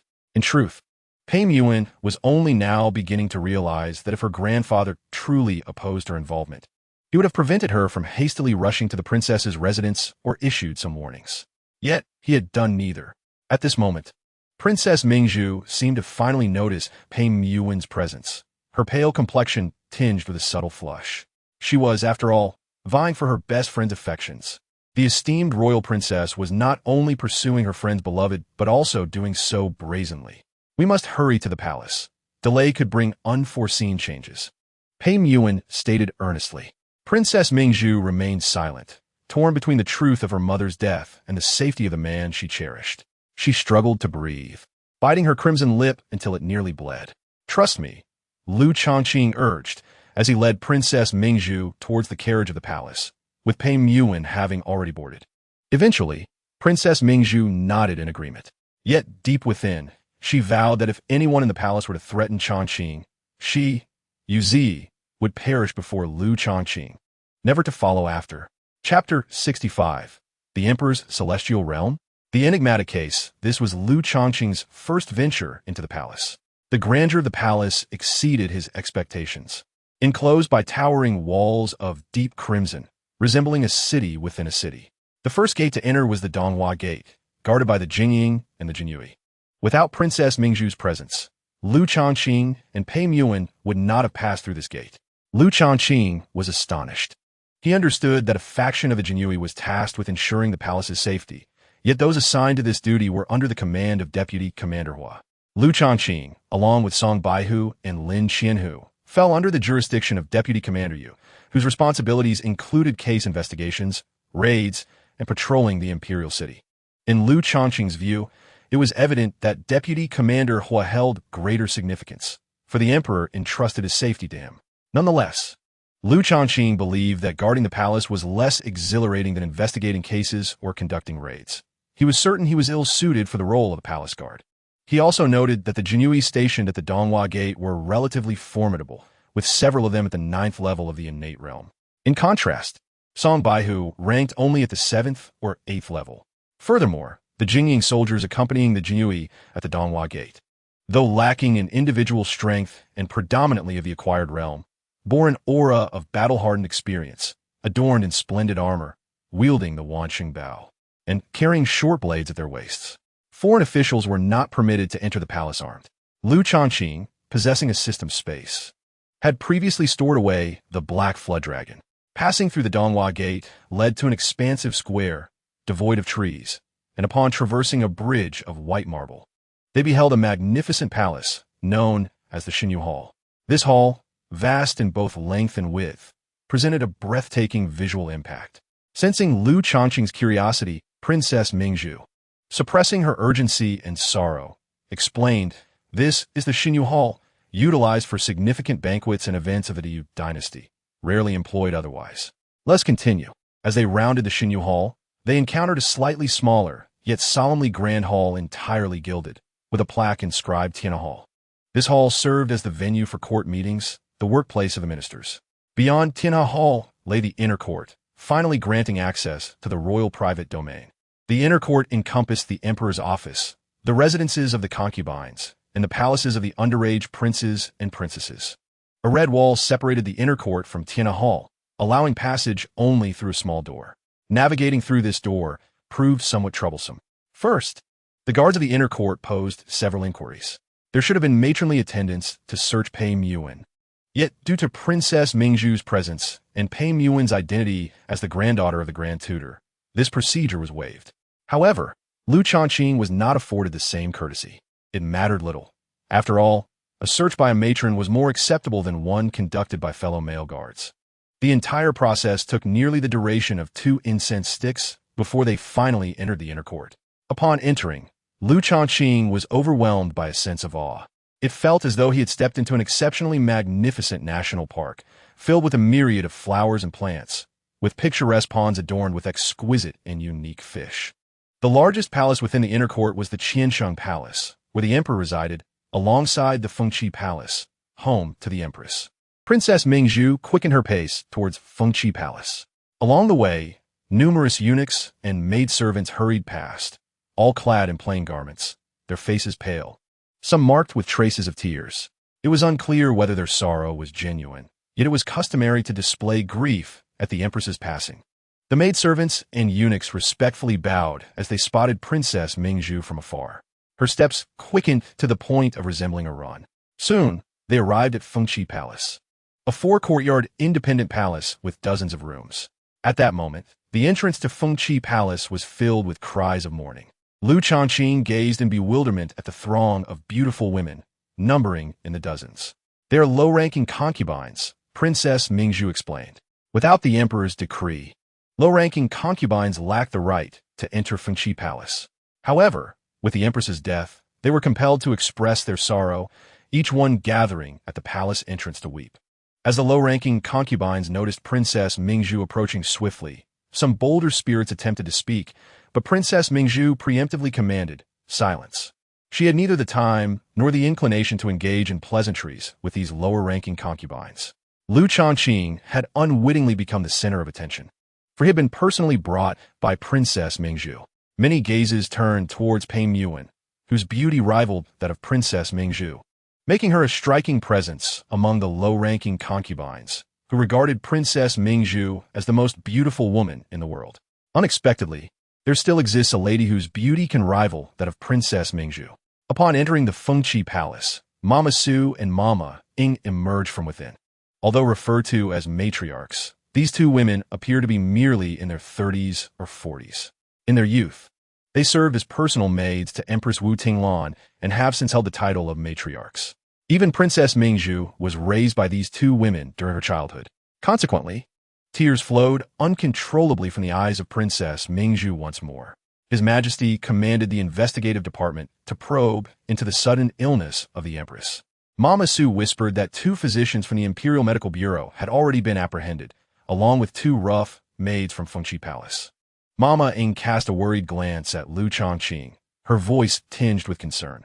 Princess, you impulsively rushed out of the palace earlier, claiming you would seek young Master Lu to investigate the reason behind the Empress's demise. His Majesty is furious. I do not trust the abilities of the investigative department. They often resort to severe punishments that lead to forced confessions, thereby obscuring the truth. Princess Mingzhu's voice was resolute and filled with trust. In the matter of this investigation, I will only place my faith in Changqing. Miss Pei, Mama Su and Mama Ying turned to Pei Muwang, bowing in greeting. Clearly, both matriarchs recognized Pei Muwang's esteemed status. Pei Muwang returned the gesture. Have a noble consort, the virtuous consort, the graceful consort, the cloud consort, Lady Luo, Lady Huang, Concubine Song, and Concubine Zhao all arrived? Princess Mingzhu inquired once more. All have come, except for the graceful consort, who recently suffered a miscarriage and is unable to rise from bed. His Majesty has decreed that she need not attend, came the reply. Subsequently, accompanied by Mama Su and Mama Ying, Princess Mingzhu, Lu Changqing, and Pei Muwang entered the main hall of Fengqi Palace. Upon entering, the spacious main hall, which had initially seemed ample, was now teeming with women, all standing and weeping. As Princess Mingzhu, Lu Changqing, and Pei Muwang made their entrance, the cacophony of tears suddenly fell silent. Ah, Mingzhu, what is happening? Where did this man come from? A delicate yet terrified voice erupted from Lady Luo. Her tone was indeed quite alluring, complemented by her natural beauty. However, she was not the type Lu Changqing favored. To put succinctly, Lady Luo's beauty carried a trendy, internet celebrity flair. It was clear that her appearance was innate. As the Yu Dynasty did not engage in cosmetic surgery, her beauty was simply a product of nature. Lady Luo was not particularly old, exuding an air of youthfulness, likely still in her prime. Princess Mingzhu disregarded Lady Luo's inquiry, turning instead to the noble consort. Is father inside? His Majesty is deeply saddened, accompanying the Empress. Only eunuch Yin remains by his side, the noble consort replied. Dressed in a bright azure gown, she exuded a graceful yet vibrant presence. While she might not be strikingly beautiful at first glance, her allure grew with observation. In terms of temperament, she bore a slight resemblance to Princess Mingzhu. Though in sheer beauty, the noble consort fell short of the princess.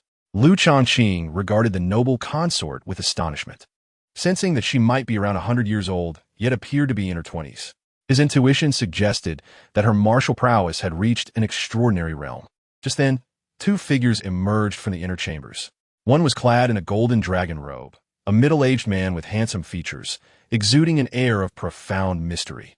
There was an essence of authority about him, likely due to his long tenure on the throne, and he appeared to be in his 40s despite being nearly 2 centuries old.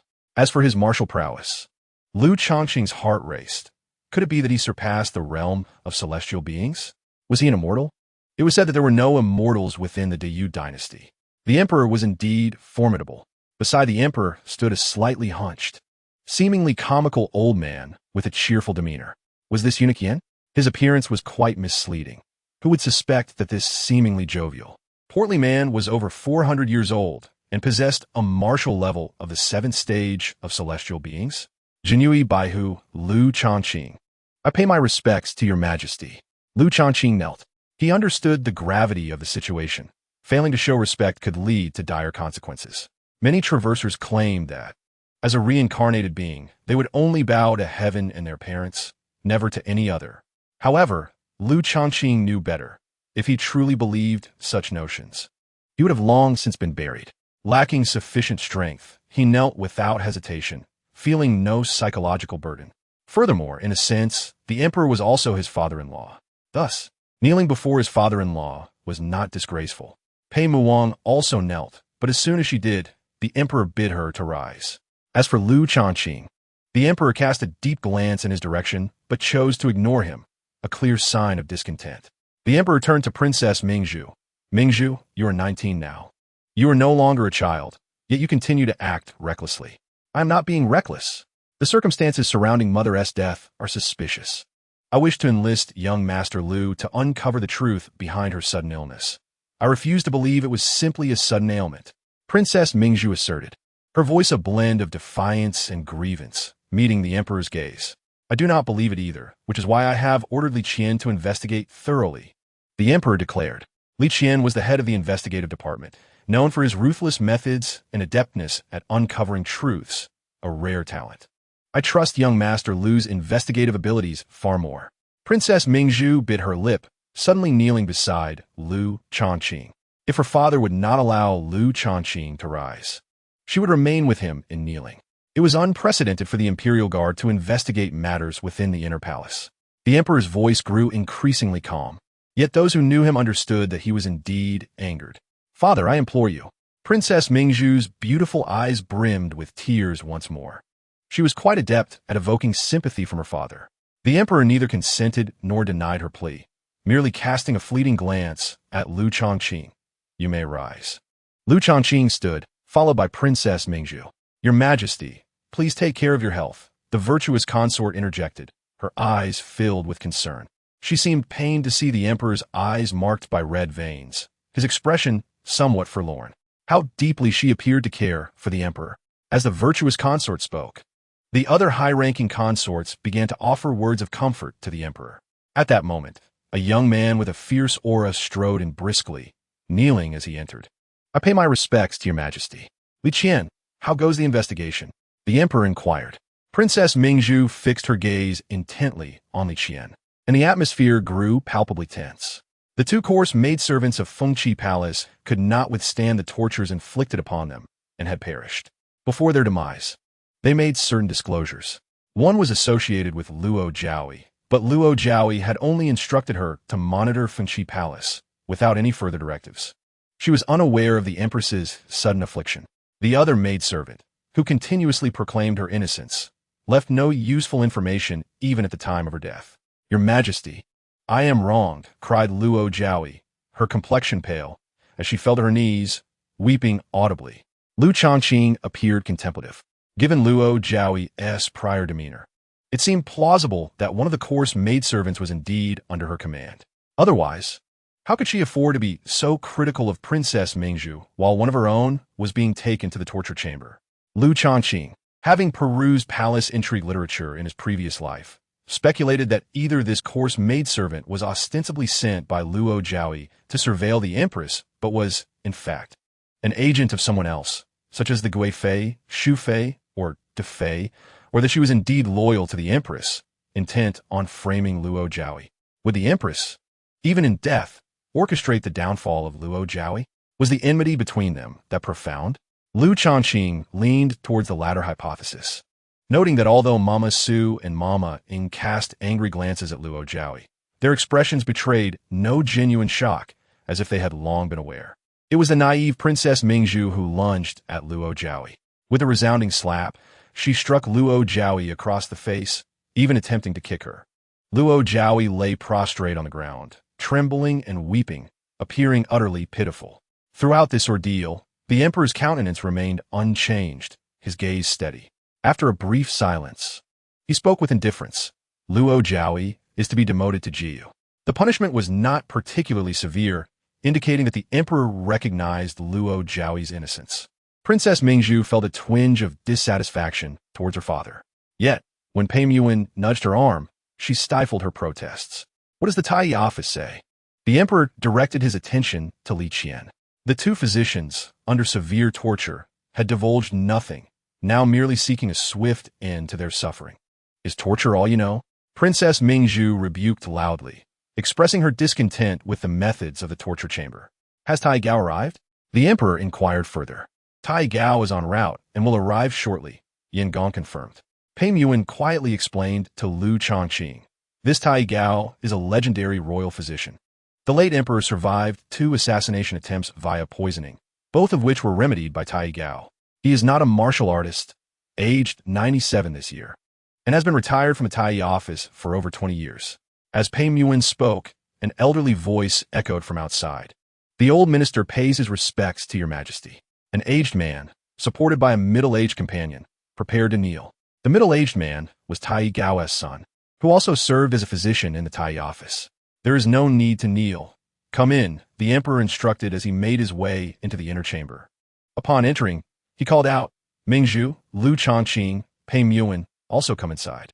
Princess Mingzhu's heart soared with joy, for she understood that her father's words signified his approval for Changqing to partake in the investigation. Chapter 66. Surprising Intelligence. Lu Changqing's Assertions. Lu Changqing had anticipated that the emperor would allow him to be involved in the inquiry. Had the emperor truly disapproved, Princess Mingzhu would not have been able to rush out of the palace to seek him. It was inconceivable to breach the palace without the emperor's tacit consent. Lu Changqing deliberately observed the high-ranking concubines present, eager to discern any changes in their expressions upon hearing the emperor's endorsement of his involvement. Remarkably, none exhibited any visible reaction. Quite impressive, these women, if transported to a later era, would undoubtedly shine as leading actresses. Upon entering the inner chamber, the ambience was characterized by a fresh and elegant opulence. The empress lay as if in slumber upon the bed. Were it not for Lu Changqing's knowledge of her cause of death from system intelligence, he might have doubted that she had succumbed to poisoning. Typically, post-poisoning, one's complexion would exhibit abnormality. Yet, apart from her pallor, the empress appeared indistinguishable from someone merely asleep. Princess Mingzhu knelt beside the bed, her delicate body trembling, unable to vocalize her sorrow, only able to shed large tears. Pei Yuan also wept, kneeling beside Princess Mingzhu, tightly grasping her hand in consolation. Let us begin. We must ascertain the cause of the empress's death, the emperor urged as he turned to Tai Gao. The elderly physician tremulously retrieved his instruments, primarily silver needles and tweezers, eschewing any cutting tools. Clearly, he could not perform an autopsy on the empress's remains, and the emperor would never permit such an act. Nonetheless, To determine the empress's cause of death, the emperor allowed Tai Gao limited access to her body. For instance, Tai Gao lifted the empress's eyelids to examine the color of her eyes, along with scrutinizing the hue of her scalp and nails. He even pricked her finger to extract a few drops of blood. Much like a chemical experiment, Tai Gao introduced various powdery substances resembling pigments to the blood, observing changes in its color. The methods were numerous and fascinating. Lu Changqing felt his horizons broadened. After what felt like 2 incense sticks worth of time, confusion and uncertainty etched across Tai Gao's aged visage. He hesitated to speak. "Speak plainly," commanded the emperor. The empress did not succumb to a sudden illness. Rather, it appears she was poisoned gradually, with the toxins accumulating within her organs until her passing, Tai Gao articulated. However, it is peculiar that her blood does not contain any toxins. The emperor furrowed his brows, comprehending Tai Gao's implication. It resembled poisoning, yet there was no direct evidence of it. The emperor then turned his gaze to Lu Changqing. "What thoughts do you have, Your Majesty?" The demise of Gao Shihan was also due to poisoning, and that insidious poison from the western regions loses its potency immediately after causing death, rapidly dissipating within the victim's body, making it exceedingly difficult to detect signs of poisoning, Lu Changqing explained. Moreover, based on the changes in the empress's complexion after her passing, it is evident that the poison she ingested was not from foreign sources. This is a high martial world, rife with various strange poisons. It is not uncommon for poisons to vanish from the deceased's body post-mortem. At present, I can only deduce that the poison affecting the empress, which eradicates evidence of its presence, is more advanced and enigmatic than the foreign poison responsible for Gao Shihan's death. After a moment of silence, the emperor spoke. The empress possessed the prowess of a grandmaster at the 9th level. If she were poisoned, the likelihood of her being unaware is minimal, especially with a toxin accumulating over time. Lu Changqing interjected. Recently, Her Highness the Princess visited Puyun Temple to pray for the Empress, indicating that the Empress's health was already compromised at that time. Princess Mingzhu's voice trembled, thick with emotion. "Indeed, my mother has been unwell intermittently over the past 6 months. It is abnormal for a grandmaster at the 9th level to frequently fall ill. My mother claimed she had summoned the most skilled physicians from the Tai office to examine her, confirming that her health was sound and attributing her ailments merely to fatigue." The emperor sighed. The only things that could enter Fengqi Palace were food, clothing, and necessities. All authority over the Shangyi Bureau, Shangshi Bureau, and the flower chamber lay in the empress's hands. Wu Tinglan was not a powerless empress, but a woman of substantial authority. Since the power lies firmly in the hands of the empress, the likelihood of poisoning the Fengqi Palace through food, clothing, jewelry, and bonsai is exceedingly slim. His Majesty remarked that it is indeed quite challenging to poison the empress. The esteemed imperial physician nodded in agreement. Princess Mingzhu bit her crimson lip anxiously, eager to voice her thoughts. However, Lu Changqing glanced at her, offering her a reassuring expression. Suddenly, Lu Changqing knelt down and implored, "Your Majesty, might I request a day's time? I assure you, I will provide a response." The emperor, with a hint of indifference, stated, "Once the Jin Iwei arrives in the inner court to investigate, do you comprehend how many will seek to impeach you?" He pondered that if the truth remained elusive, even with the Grand Preceptor's protection, Lu Changqing would still face severe repercussions. Furthermore, in his understanding, Lu Changqing was an astute individual. Why would he involve himself in the case of the empress's demise? Was it due to his connection with Pei Yuan and Mingzhu? Or was there something more between Lu Changqing and Mingzhu? A plethora of thoughts raced through his mind. "I fear nothing," Lu Changqing asserted, his voice strengthened. Princess Mingzhu felt her heart soften. She leaned closer to Pei Yuan and pleaded, "Yuan, I am truly sorry. If Changqing fails to uncover the truth and face his punishment, I implore you to intercede with the Grand Preceptor on his behalf. I do not wish to contend with you. I merely desire Changqing's safety." Pei Yuan nodded gently, her heart a mix of curiosity and complexity.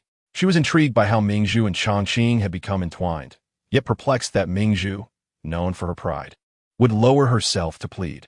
Not only had she uttered the words "I implore you," but she also expressed her intent not to compete, indicating her willingness to defer to Pei Yuan as an elder sister. In Pei Yuan's heart, she perceived herself as lesser, not greater. That Mingzhu would choose to diminish herself beneath her was indeed astonishing. From this moment until the same time tomorrow, I grant you full authority within the inner court. You may even search the concubine's chambers if necessary. From this moment forward, Li Qian and Gong Yin shall be at your command, the emperor declared, his gaze fixed intently upon Lu Changqing. Then, after a moment's contemplation, he concluded, I am profoundly grateful. Lu Changqing exhaled in relief.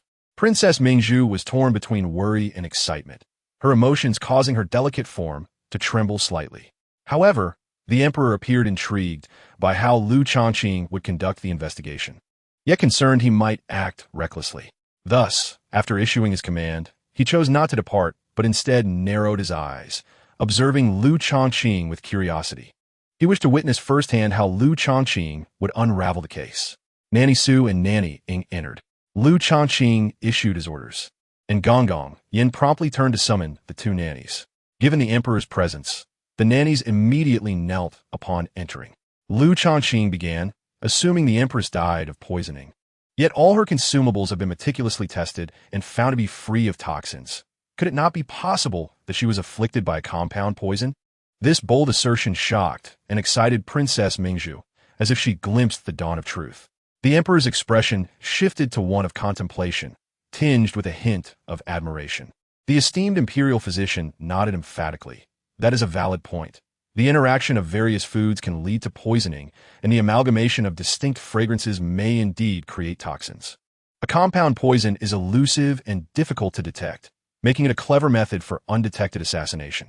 Lu Changqing continued, now the question arises, if it were a compound poison, why did only the empress succumb to it, while her maids and nannies remained unscathed? The leftover food, consumed by the maids and nannies, could also have contained toxic interactions. As for the fragrances, if the empress could inhale them, so too could the maids and nannies within Fengqi Palace. The assembly fell into deep contemplation, including the emperor. After a moment, the emperor furrowed his brow and urged, do not keep us in suspense. State your thoughts directly. Lu Changqing spoke with conviction. If it truly were a compound poison, and only the empress was affected while others were unharmed, it indicates that there exists something to which the empress had access that the maids and nannies did not. This substance would undoubtedly be a crucial component of the compound poison. Upon hearing this, the imperial physician was the first to react with excitement. That makes sense. It could be the bracelet or hairpin the empress frequently wore, or perhaps the pillow she favored while sleeping, or some precious medicinal supplement that only she would utilize. He turned to Nanny Su and Nanny Ying. You two have served the empress closely. You know these matters best. Reflect carefully on any items that only the empress would come into contact with, and do not overlook anything. Lu Changqing directed his gaze toward the two nannies. Interestingly, it seemed the empress had no first-tier maidservants, only these two nannies in attendance. It was understandable, as the empress had likely grown accustomed to their service. A sudden change could lead to discomfort. Thus, as the nannies aged, the empress allowed them to maintain their positions while still performing the duties of first-tier maidservants. Simultaneously, a mechanical sound echoed in Lu Changqing's mind. Ding! Information refreshed. Ding! To prepare for the impending palace search, concubine that has dispatched her subordinate, the eunuch Xiao Lizi, to bury a box 3 feet underground by the water well adjacent to Longlin Lake in the Imperial Garden. The box contains a vial of musk and 42,000 gold seeds. What a revelation! Lu Changqing could only shake his head in disbelief.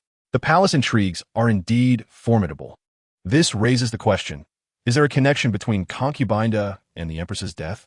Uncertain, but it is clear that Concubine Da has likely orchestrated an abortion in the past. Otherwise, why would she possess a vial of musk? Clearly, she is astute. Aware that the emperor and Princess Mingzhu would seek to uncover the truth behind the empress's demise, and thus, fearing a palace search, she hastily concealed the evidence. Her hiding place was quite clever, not within her own chambers, but rather in the Imperial Garden. Even if the iron box were discovered, she could easily deny ownership. As for the gold seeds, my word, over 42,000 of them. What wealth! In the realm outside the palace, the affluent typically transact using silver notes. The Yu Dynasty's banks are rather prosperous, allegedly with royal family involvement, ensuring the emperor receives a sizable share. Within the palace, however, silver notes are sometimes less practical than silver coins or gold seeds, especially when rewarding maidservants and eunuchs. One cannot simply bestow silver notes. Moreover, the Yu Dynasty's silver notes do not cater to smaller denominations, the minimum being 100 taels. Concubine does immense wealth, likely stems from her family status, a high-ranking official. She fears the emperor discovering her riches, which may lead to suspicions of corruption and misconduct within her family.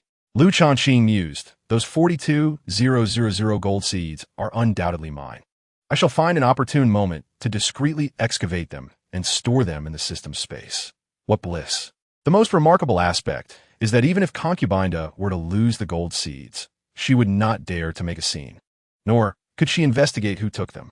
Even if she did, there would be no way to trace it back, thanks to the system's space serving as a safeguard. Just as Lu Changqing was reveling in this stroke of fortune, the system's notifications continued to refresh.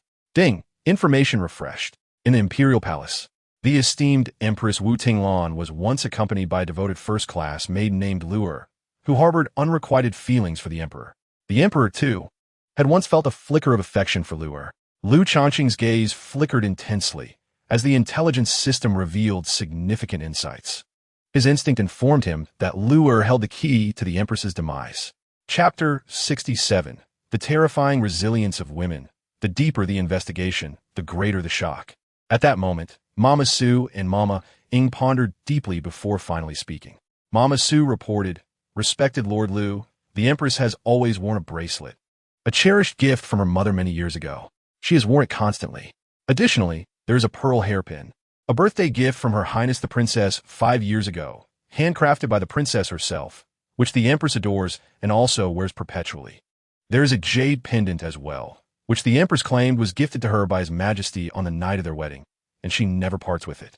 Apart from these 3 items, the empress has been unwell for the past 6 months, and the Imperial Medical Department has prescribed several medications, the prescriptions of which can be retrieved." Lu Changqing instructed, in addition, "Have the Imperial Medical Department send over all prescriptions and samples of the medications the Empress has taken in the last 6 months." As he spoke, Lu Changqing strode towards the door, cognizant that Mama Su and Mama Ing would need to remove the bracelet and other items from the Empress's body. Not only Lu Changqing, but also Mama Su, Mama Ing, and Princess Mingzhu exited the chamber, leaving others behind. After some time, Mama Su and Mama Ing emerged from within, bearing the 3 items, and proceeded to the Grand Hall for inspection. Lu Changqing turned his attention to Imperial Physician Gao. After issuing his commands, he cast a glance toward the high-ranking concubines in the hall. It was disconcerting that none of them displayed any signs of distress. Truly remarkable. The composure of those who have ascended to such heights in the palace intrigues. As the seconds ticked by, the atmosphere in the hall grew increasingly tense. Soon, representatives from the Imperial Medical Department arrived, delivering the prescriptions and samples, which were also handed over to Imperial Physician Gao for examination. It was evident that he had prepared in advance, as he produced 3 volumes from his robes, detailing various peculiar poison prescriptions, including some hybrid formulas. After an indeterminate period, Imperial Physician Gao finally lifted his gaze, addressing the Emperor, "Your Majesty, the pearl hairpin gifted by Her Highness the Princess has been soaked in the juice of the black snowthorn." Princess Mingzhu's breath hitched, nearly on the brink of collapse. The hairpin was her creation, a heartfelt gift for her mother. How could foul play be involved? The black snow thorn is innocuous, possessing a faintly pleasant aroma, and is a rare herb often used by noble women within the capital. Imperial Physician Gao continued, "Mama Su, the Empress favored the scent of black snowthorn, and it was she who instructed her maid to soak the hairpin in its juice, a fact that Mama Ing can attest to." Mama Ing nodded in agreement, seemingly without issue. However, at that moment, Lu Changqing interjected, "Mama Su, Mama Ing, do you recall who suggested soaking the hairpin in the juice of the black snowthorn? Even if the Empress adored its fragrance, it does not imply she would spontaneously consider it. It is akin to enjoying a particular snack. Unless one sees it in a store or is reminded of its existence, it often slips the mind." Mama Su pondered for a long while, when suddenly, her expression shifted. "Lure," she uttered. At that instant, Lu Changqing noticed a fleeting change on the faces of the high-ranking concubines present. Intriguingly, the Emperor's countenance also shifted, revealing a blend of embarrassment and anger. Mama Su continued, Mama Ing and I were once the Empress's personal maids, but several years ago, upon reaching a certain age, we had to either leave the palace or transition to the role of a mama.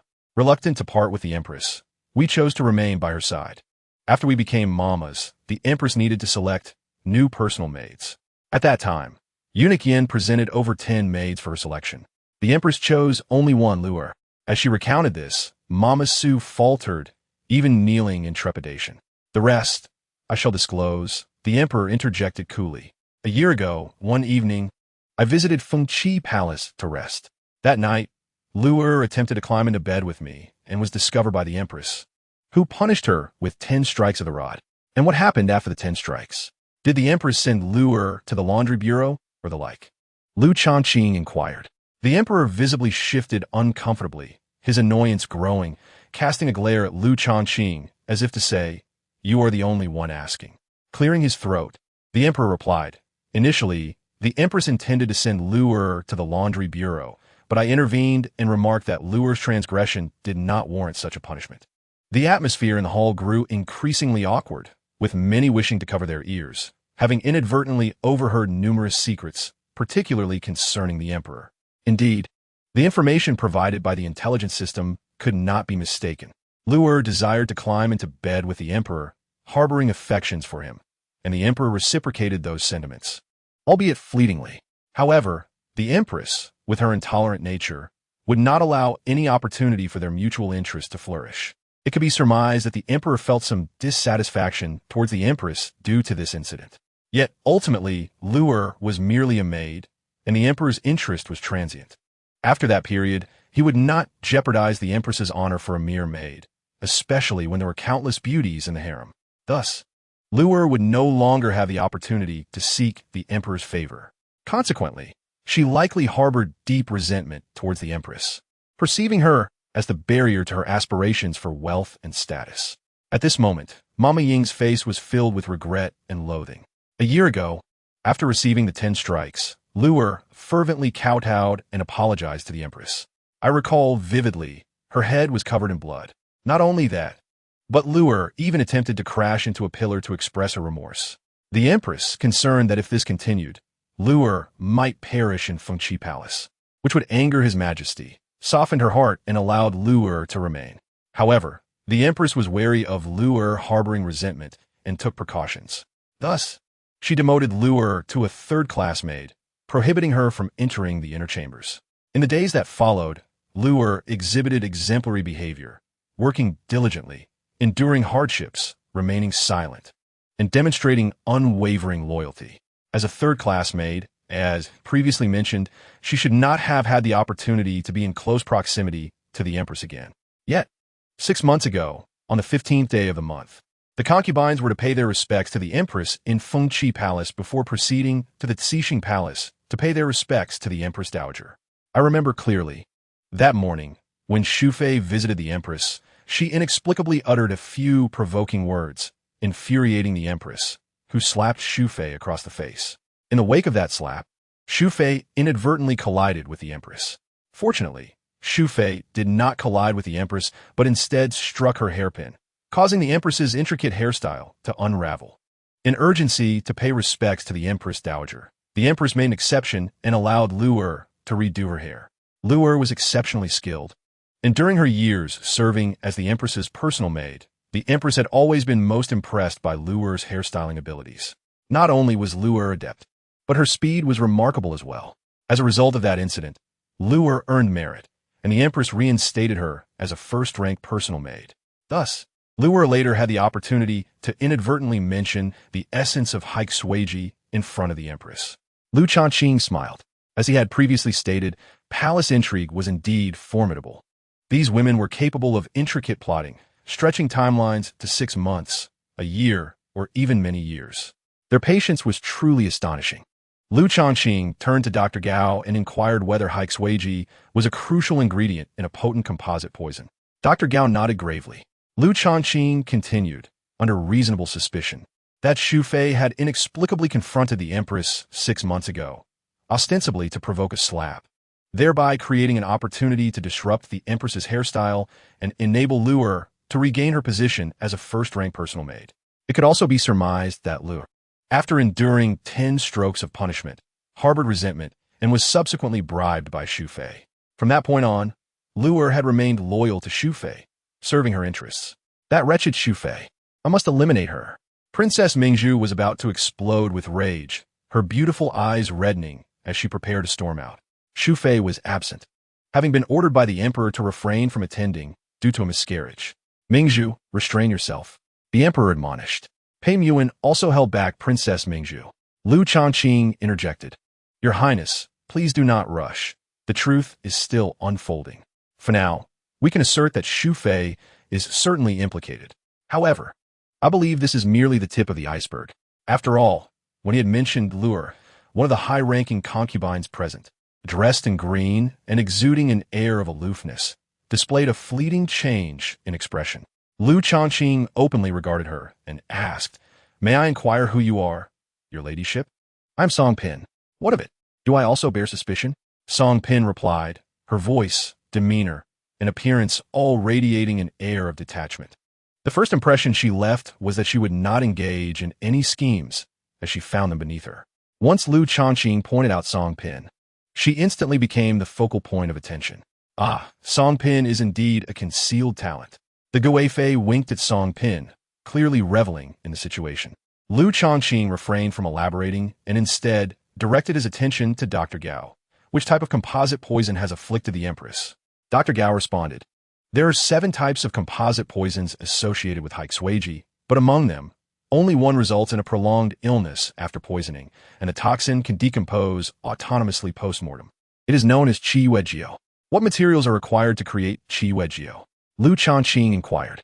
5 ingredients, came the reply. What are those 5 ingredients? The most crucial is certainly Haixueji, followed by Sadongmian, Jixingji, Qingxue Shao, and Jianyako. What are the characteristics of Sadongmian? Lu Changqing asked. Sadongmian is a luxurious cotton, produced in very limited quantities. Even among the palace's ladies, the likelihood of using Sadongmian to make cotton garments is quite low, Dr. Gao explained. Sadongmian possesses a delightful fragrance and excellent thermal insulation properties. Lu Changqing turned to the emperor. Your Majesty, could you summon the head of the Shangyi to come here? The emperor promptly instructed eunuch Yin to do so. In less than the time it takes to burn half a stick of incense, the head of Shangyi arrived. She appeared to be a woman in her 30s. Upon entering the hall, she immediately knelt, displaying a composed demeanor, serious in her manner. Her presence was reminiscent of a high school teacher back on Earth. May I ask which ladies in the palace possess cotton garments made from Sadongmian? Without hesitation, the head of Shangyi replied, the Empress, the Gui Fei, and the late Liffey. Instantly, all eyes turned toward the Gui Fei. She remained unfazed, exuding grace and confidence. I have not worn that garment in 3 or 4 years, and moreover, my relationship with the Empress is not cordial. Even if I had worn it, I would have no opportunity to frequently visit the Empress. This statement was quite valid. What about Liffey's Sadongmian garment? Lu Changqing inquired. The head of Shangyi responded. After Liffey passed away 9 years ago, many of her belongings, including that garment, were burned in front of her spirit tablet, with eunuch Yin present. Eunuch Yin recalled the event and nodded, confirming, I witnessed it myself. At this moment, Ing Mama interjected. The Empress's Sadongmian garment has not been worn for over a decade and has been kept in storage. The Empress rarely visits the storage and would not come into contact with the fragrance of Sadongmian. Things seemed to hit an impasse. Everyone turned their gaze toward Lu Changqing, and several high-ranking concubines wore expressions of derision. Their looks seemed to imply, you are the renowned detective among the Jinhui. Regardless of your identity, once you enter the palace, you will be a loss. Do you think palace intrigue is a mere jest? Yet, Lu Changqing remained unperturbed and boldly dropped a bombshell. Ing Mama, as the stepmother of all princes and princesses, do these royal children not frequently visit Fengxi Palace to pay their respects? Which of them have a relatively good relationship with the Empress? Upon hearing this, the Emperor's expression, though unchanged, radiated an aura as deep as the ocean. Even Princess Mingzhu's demeanor shifted, her fists clenched in agitation. However, Pei Muan displayed no change in expression. Meanwhile, the high-ranking concubines exhibited a range of reactions, some shocked, some in admiration, and some paling slightly. The maids attending these concubines, being less courageous, began to tremble. Lu Changqing's audacity was truly remarkable. He dared to suspect even the princes and princesses in front of the emperor. Even the usually solemn and composed head of Changqing began to sweat profusely. "Speak," the emperor commanded, directing his gaze toward Mama. "The 5th princess, the 7th prince, and the 10th prince," Mama stated. Upon hearing this, the expressions of the high-ranking concubines finally changed. Huang Xiui began to tremble, her face devoid of color. De Fei exhibited a slight pallor as well, though she appeared considerably better than Huang Xiui, being one of the 4 esteemed consorts. Lu Changqing turned to the head of Changqing. "Do the 5th princess, the 7th prince, and the 10th prince all possess garments made from Sidamian? The 7th prince does not. The 5th princess and the 10th prince do," the head of Changqing answered, swallowing hard and lowering her voice. "The 5th princess is De Fei's daughter, while the 10th prince is Huang Xiui's son. As for the 7th prince, his mother, Wang Jiu, had long since passed away. The 7th prince's mother, originally of low rank, had passed away, leaving him in a position where he felt neglected and unloved in the imperial palace, overshadowed by the emperor's many children. Thus, he was deemed unworthy of wearing the exquisite Su Dong Mian garments." De Fei, kneeling with a resolute voice, asserted, "The 5th princess has always held the empress in high esteem and harbors no malicious intent towards her. I beseech your majesty to conduct a thorough investigation." The 5th princess, at the age of 15, was no longer a child. In the Yu Dynasty, princes and princesses entered the palace at 6 and departed to establish their own households at 18. Huang Xiui also knelt, albeit with less conviction than De Fei, her voice trembling as she exclaimed, "Your Majesty, this is an injustice. The 10th prince is merely 9 months old, still an infant who cannot even speak. Indeed, it was inconceivable for an infant to be a perpetrator." However, Lu Changqing cast a knowing glance at Huang Xiui and calmly remarked, "While the 9-month-old 10th prince cannot be the assailant, what if a deranged individual uses him as a means to commit the crime?" Huang Xiui's complexion paled dramatically, resembling a sheet of paper. She furtively glanced at Lu Changqing, a mix of resentment and terror in her eyes. Their exchange was of little concern to Lu Changqing, who dismissed her as a foolish, doomed individual. At that moment, Princess Mingzhu felt a chill run through her, her beautiful eyes glistening with rage as she glared at De Fei and Huang Xiui. Deep down, Lu Changqing felt a sense of helplessness. The inner palace was truly terrifying, devoid of any virtuous souls. Had the concubines, princes, and princesses conspired to eliminate the empress? He wished to ask the emperor if further investigation was necessary, fearing that continued probing might render the emperor a solitary figure. Just as the atmosphere grew increasingly tense and awkward, a frantic cry echoed from outside Fengqi Palace. Your Majesty, please save Xu Fei. Xu Fei has been poisoned. She is vomiting black blood and has fainted." A maid, wailing heart-wrenchingly, attempted to rush in, but was halted at the door by the palace eunuchs and maids. Nevertheless, her cries had already reached the grand hall of Fengqi Palace. Lu Changqing's lips twitched in disbelief. It was absurd. Xu Fei was undoubtedly connected to the empress's demise. Even if she was not the sole perpetrator, she was certainly complicit. Just as they discovered her involvement, she was on the brink of death. Was this an attempt to silence her?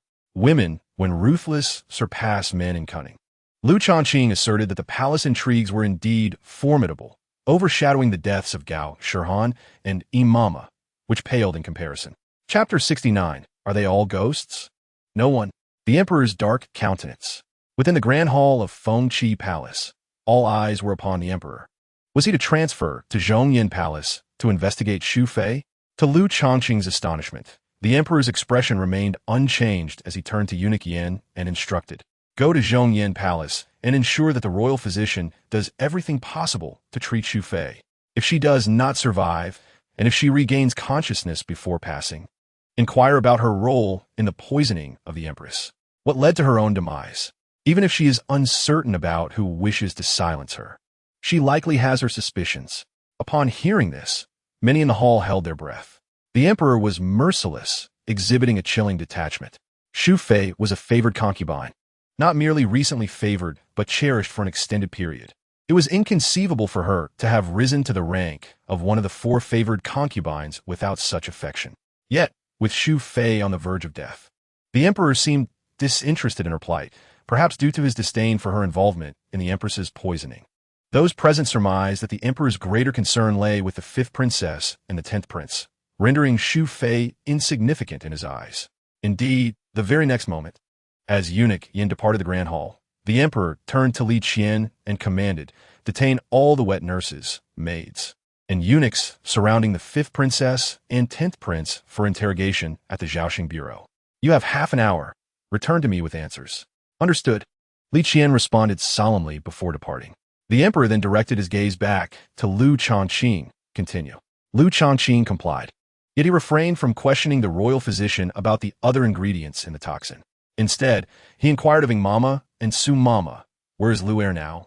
Ing Mama's face contorted with hatred as she recounted, "Half a month ago, Lu Er angered the Empress with her reckless words and was expelled from Fengqi Palace.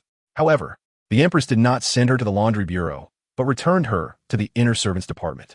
This department was responsible for the personnel management of maids and eunuchs." The Emperor, displaying his decisiveness, immediately commanded, "Summon the head eunuch of the inner servants department." Soon, a short middle-aged eunuch entered the hall, gray-haired and clean-shaven. With an unremarkable stature, yet possessing considerable strength, Lu Changqing suspected he was a master at the 4th or 5th level. In the outside world, he would be a significant figure, but within the palace, he went unnoticed. The palace was indeed teeming with skilled individuals. Upon entering, the head eunuch immediately knelt and bowed. Half a month ago, Lu Er was returned to the inner servants department. "Where is she now?" Lu Changqing queried. It was evident that Lu Er had deliberately provoked the Empress to seek an opportunity to leave Fengqi Palace. The head eunuch trembled as he replied. Lu Er was returned to the inner servants department, but within 3 days, she vanished without a trace. How can a living person simply vanish without a report? The noble consort interjected. The head eunuch was on the verge of tears, bowing repeatedly. The noble consort's indignation seemed excessive. It was well understood, even by Lu Changqing, that in the depths of the palace, the disappearance or death of a mere maid or eunuch was a trivial matter that would hardly warrant notification to those in higher positions. Moreover, Lu Er had been returned to the inner servants department, clearly provoking the Empress. Who would dare concern themselves with her fate? Lu Changqing furrowed his brow in contemplation. Lu Er was indeed a pivotal figure. Was she truly only connected to Xu Fei? Furthermore, her disappearance was likely not an escape, but a silencing. What was Lu Er's body? This line of inquiry faced a temporary blockade, requiring either a delay in investigation or reliance on the system for intelligence. Nevertheless, the search for Lu Er's body remained paramount. Once found, it could yield crucial clues. Additionally, the quest for Lu Er's remains would necessitate a thorough search throughout the palace, providing an opportunity to unearth the iron box buried beneath the grass by De Fei, containing over 40,000 gold melon seeds, a substantial sum. Lu Changqing inhaled deeply. Addressing the royal physician, the toxin, Qi Yu Jiu, consists of 5 ingredients. Currently, we know of He Shueji and Su Dongmian. Where are the remaining 3? The royal physician replied, "Jiuxing Ji is difficult to cultivate in the climate of the imperial city, hence what reaches the capital is typically in powdered form." Powdered form? Does it have a distinct scent? Its taste is a faint, almost imperceptible fishiness. Lu Changqing nodded, almost instinctively exclaiming, "Since it is merely a subtle fishy odor. To avoid detection, if I were the murderer, I would undoubtedly mask the Jiuxing Ji with other scents." Su Mama, which potted plants or flowers does the Empress favor? Let us examine the soil of those potted plants, for perhaps it has been steeped in the Jiuxing Ji medicinal solution. This was a classic trope from palace intrigue novels. Su Mama and Ing Mama hurriedly began their search, bringing the soil to Gao Tai for his inspection. However, after considerable effort, they found nothing. The onlookers turned their gaze once more to Lu Changqing, particularly Princess Mingzhu, whose beautiful eyes sparkled with anticipation. She deduced that the circumstances surrounding her mother's death likely involved multiple culprits, a highly intricate matter. The resolution of the truth rested solely upon Changqing's shoulders. No findings in the soil? Does the Empress engage in writing? Perhaps we should investigate the ink sticks for any traces of Jiuxing Ji. Without a moment's hesitation, Lu Changqing continued his inquiries. Yet, once again, no evidence emerged. Intriguingly, Lu Changqing mused, "Let us examine the comb the Empress uses to groom her hair. and also check the soapwort utilized during her baths. Soon, Gao Tai, trembling, reported, although there was no trace of Jiuxingji in the comb. I did detect another scent from the amalgam of toxins, specifically that of Qing Shui Xiao. The comb commonly used by the Empress is crafted from a branch of the unique Yu tree of the Yu Dynasty. The scent of Qing Shui Xiao closely resembles that of the Yu tree, making it difficult for ordinary people to distinguish. The Emperor's expression darkened ominously. Who gifted the comb? Su Mama and Ing Mama fell silent, their faces turning pale. Speak, Princess Mingzhu urged, her impatience evident. With great reluctance, Ing Mama replied, a year ago. During the Empress's birthday, all the princes and princesses presented gifts to her. This comb was given by the second prince's consort, reportedly crafted by her own hands. The implication of the second prince's consort drew a direct connection to him. If she had poisoned the comb, it would implicate the second prince by extension. The atmosphere in the hall thickened, as if the very air had ceased to circulate, creating an oppressive tension. The emperor's visage was a stormy sea of fury. The reason was clear. The second prince was one of the emperor's favorites. Among his 10 sons, the youngest was merely 9 months old, while the eldest was over 40. The second prince, at 39, possessed the greatest martial talent among his siblings, achieving mastery at 17 and nearing the realm of transcendent beings at his current age. Furthermore, he had gleaned a profound sword intent from the Liu family's sword tomb, significantly augmenting his combat prowess.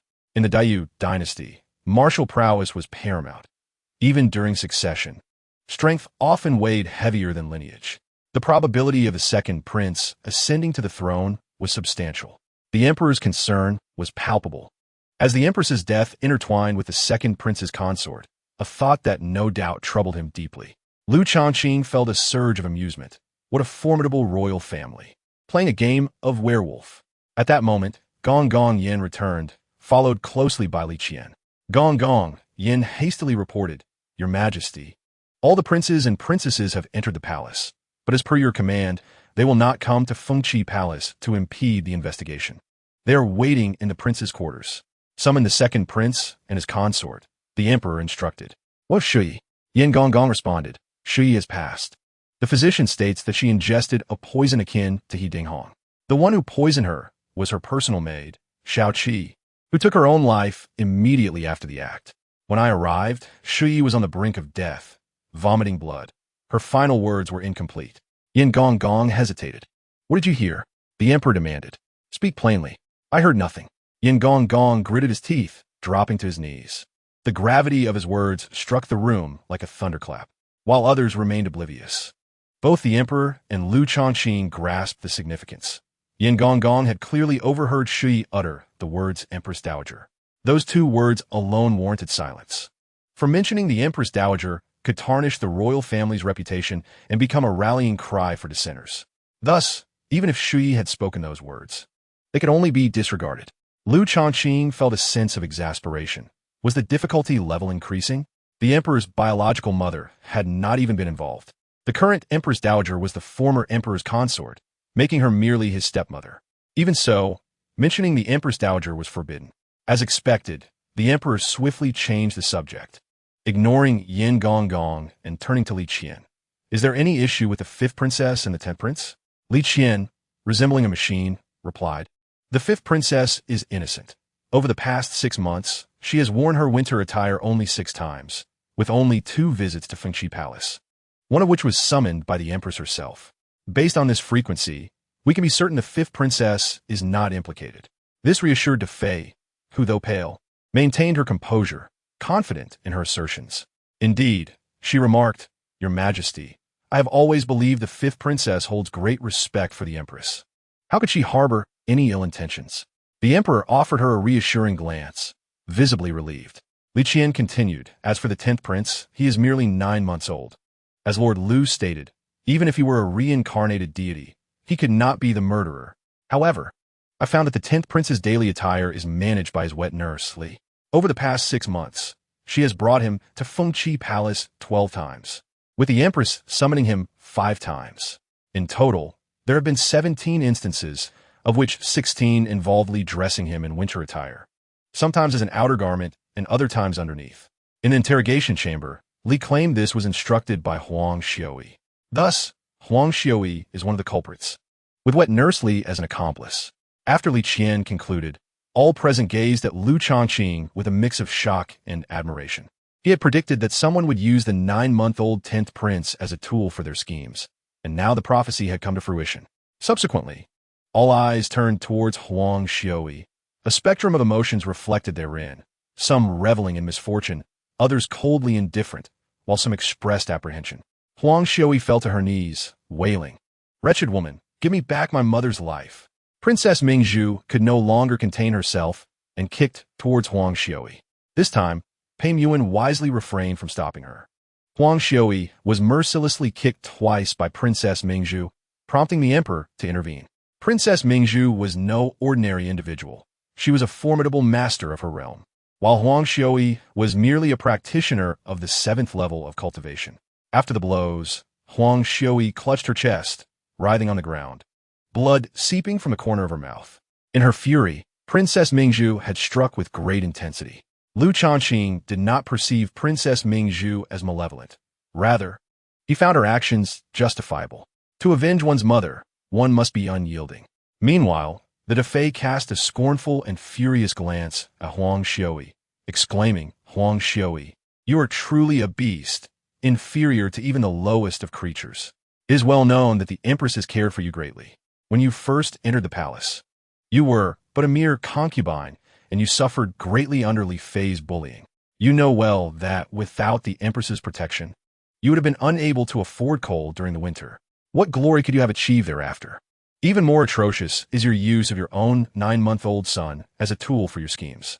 How could you be so heartless? You know nothing." Huang Xiaoyi suddenly shouted, her eyes red with rage. "Why did you poison the Empress?" The emperor fixed his penetrating gaze upon Huang Xiaoyi, his expression deepening. "Am I not allowed to die?" Yet, Huang Xiaoyi refused to divulge anything, attempting to dash herself against a pillar. Lu Changqing was prepared, swiftly intercepting her actions. It would not do to succumb to death just yet. Some truths must be revealed. "Speak the truth to me, otherwise you shall certainly take a trip to the Zhaoxing department before your demise," the emperor remarked, his voice low. To enter the Zhaoxing department is to endure a fate worse than death. Crying out, Huang Xiaoyi pleaded, "I only seek a swift death. I implore your majesty to grant me a silken noose for the sake of Shao Shi." Her wails filled the hall, the atmosphere heavy with despair. Lu Changqing observed with a heavy heart. The most tragic of fates was that of a beautiful young maiden being sent to the palace.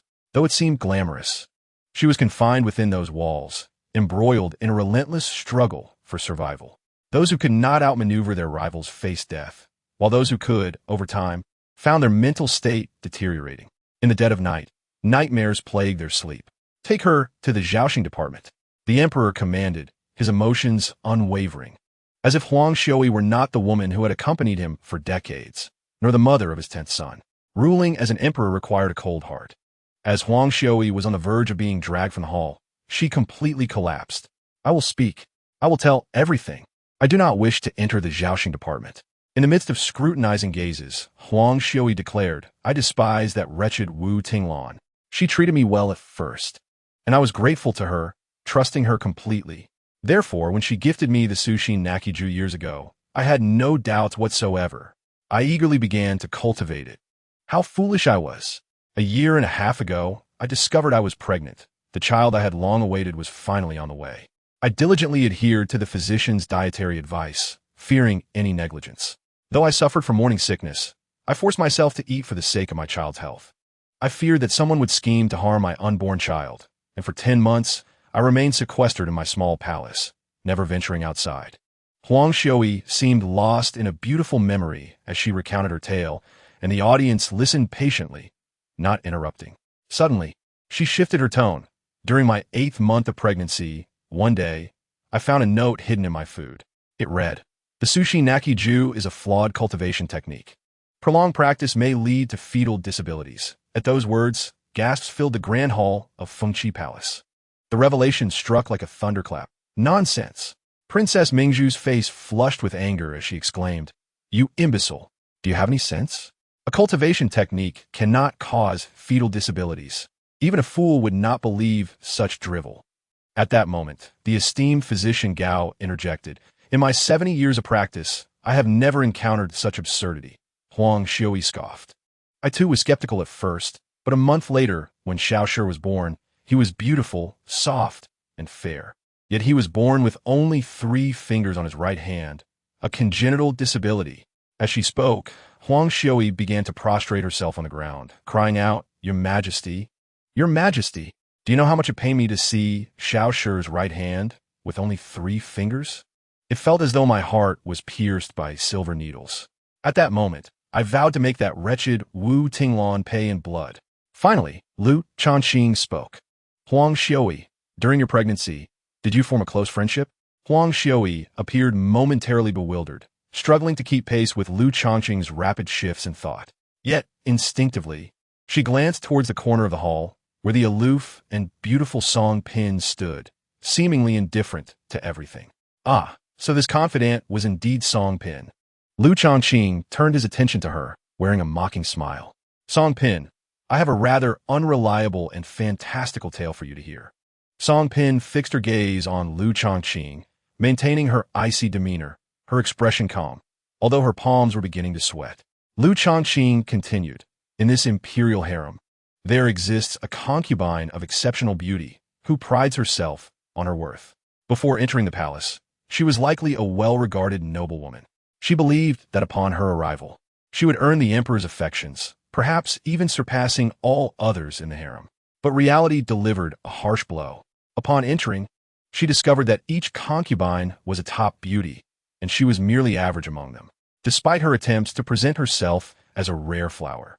The emperor was not swayed by such pretenses.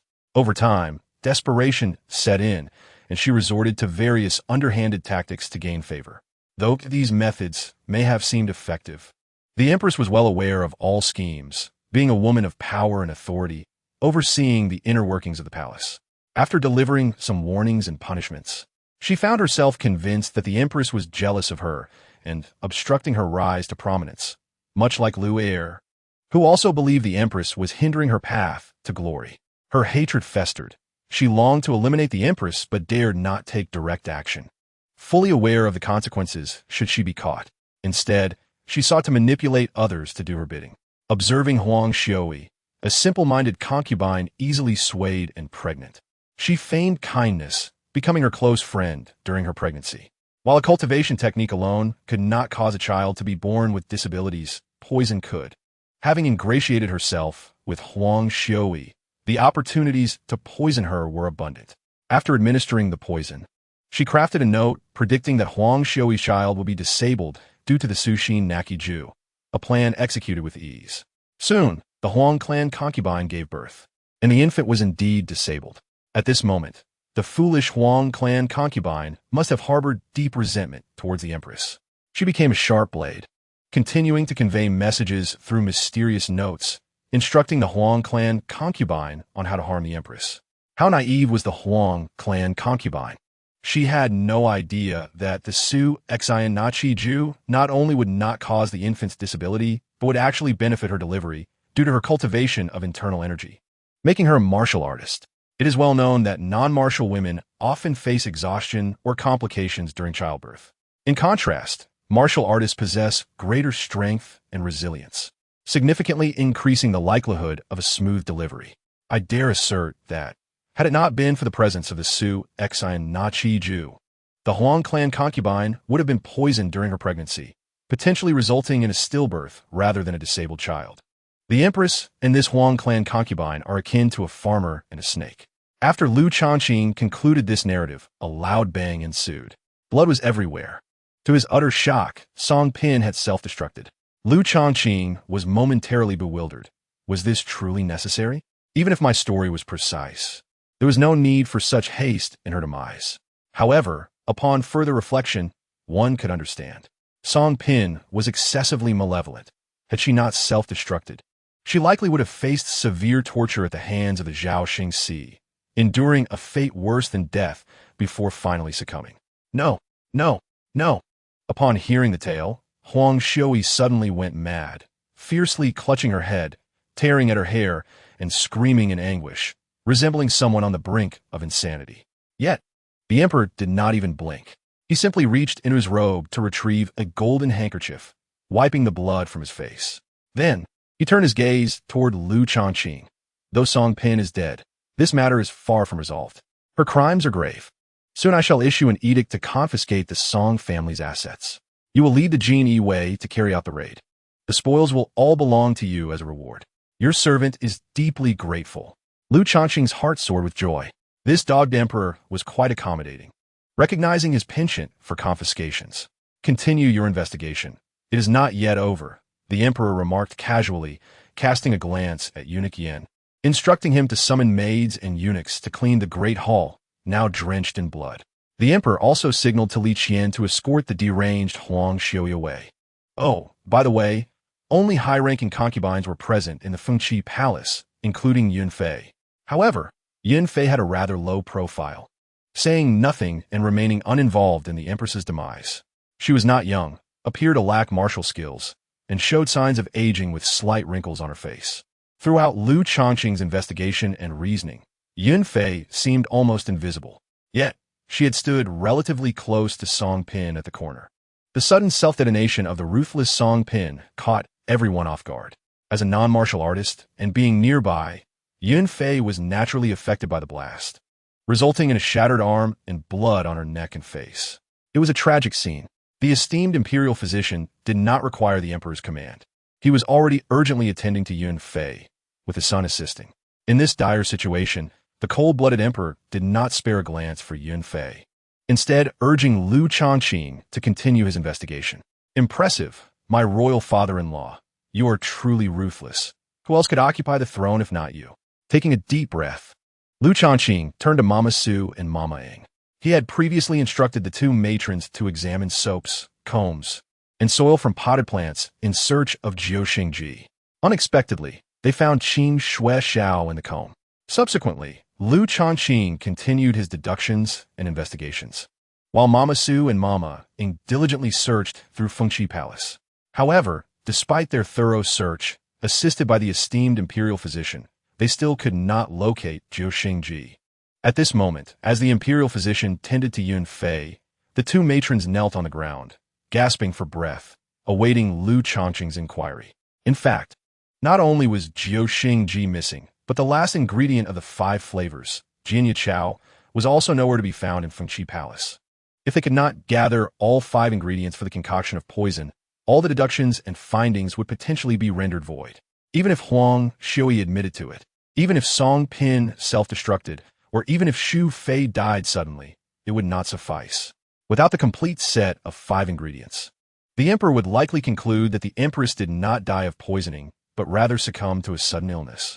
This was unacceptable to Mama Su and Mama Ing, and even more so to Princess Mingzhu. At this moment, Princess Mingzhu's delicate body trembled, feeling inexplicably cold, and her hand shook slightly. Fortunately, Pei Muan held her hand tightly. Princess Mingzhu's beautiful eyes were fixed on Lu Changqing, much like a drowning person grasping for a final straw. Lu Changqing inquired, "So, have you found Jiuxingji and Jinya Chao?"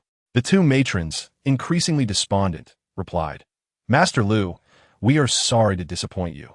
We cannot find Jiuxingji and Jinya Chao. Are you certain you searched the entire Fengqi Palace?" Lu Changqing remained remarkably calm. "Absolutely." Thus, Lu Changqing dropped another bombshell. "By the way, how frequently does the Empress visit Changqing Palace?" Upon uttering this, a profound silence enveloped the room. Many concubines and their maids turned pale with fear. Everyone could not help but glance at the emperor, for Changqing Palace was where the emperor typically conducted business, rested, and resided. The emperor's face darkened. The frequency is not low. The empress manages the entire harem and often has matters to discuss with me in Changqing Palace. Furthermore, due to the overwhelming number of memorials, I cannot handle them alone. The empress is exceptionally intelligent and adept at managing state affairs. Thus, it is common for me to ask her to assist in reviewing some less critical memorials. Of course, he could never voice this, otherwise, some fearless censors might attempt to impeach the emperor and the late empress. So, is there a possibility that Jiuxingji and Jinya Chao are hidden in Changqing Palace? Lu Changqing asked earnestly. Chapter 71. The emperor has not calculated. and the hidden manipulator appears. Lu Changqing's audacity was indeed unmatched. At this moment, Princess Mingzhu was so moved that she wished to embrace Lu Changqing and merge with him. Lu Changqing risked his life to investigate the poisoning of his mother, even implicating the emperor. Princess Mingzhu's heart softened immensely. She instinctively moved to stand in front of Lu Changqing, ready to tell her father, "He is my Yuzi's man. If you blame him, punish me first." But before she could act, she was seized by Pei Muan, who gently shook her head and conveyed with her eyes, "Do not act impulsively. Do not let your emotions dictate your actions." The emperor was undoubtedly enraged, but fortunately, Lu Changqing had only suggested that Jiao Xingji and Jian Yichao might be hidden in Qiansheng Palace. There were far too many individuals who could enter Qiansheng Palace, and Lu Changqing had not accused the emperor of being one of the culprits behind the empress's poisoning. However, if Princess Mingzhu were to impulsively stand in front of Lu Changqing, revealing her feelings for him, the emperor would undoubtedly erupt in fury. After all, he had firmly resolved to marry Princess Mingzhu to the holy son of Longyuan. At this moment, Mingzhu was not at all like her former self, Pei Muan, who had boldly greeted and even held hands with Changqing in front of the Luo Shui Tower, inciting jealousy towards him. Back then, she had indeed been able to protect Changqing. However, the current Mingzhu lacked the capability to safeguard Changqing in the presence of the emperor. The princess was no fool.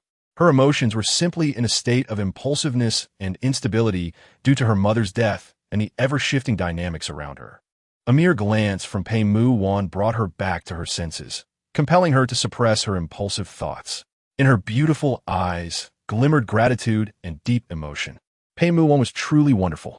From Muan's perspective, her dear friend was almost betraying her by intervening. In this turmoil, even after her mother had been poisoned, Muan continued to console herself, genuinely feeling sorry for her and devising plans for her well-being. With a friend like Muan and Changqing by her side, Mingzhu felt a renewed confidence in her future, despite her mother's demise. In the next moment, the emperor suddenly bellowed, "Lu Changqing, do you imply that I had a hand in the empress's death?" His voice was laden with an overwhelming sense of oppression, even emanating a hint of the terrifying aura of a human immortal. Just how terrifying was it? Even with all his might, Lu Changqing struggled to withstand it, his face paling and his breath becoming shallow. This was merely a fraction of the human immortal's might.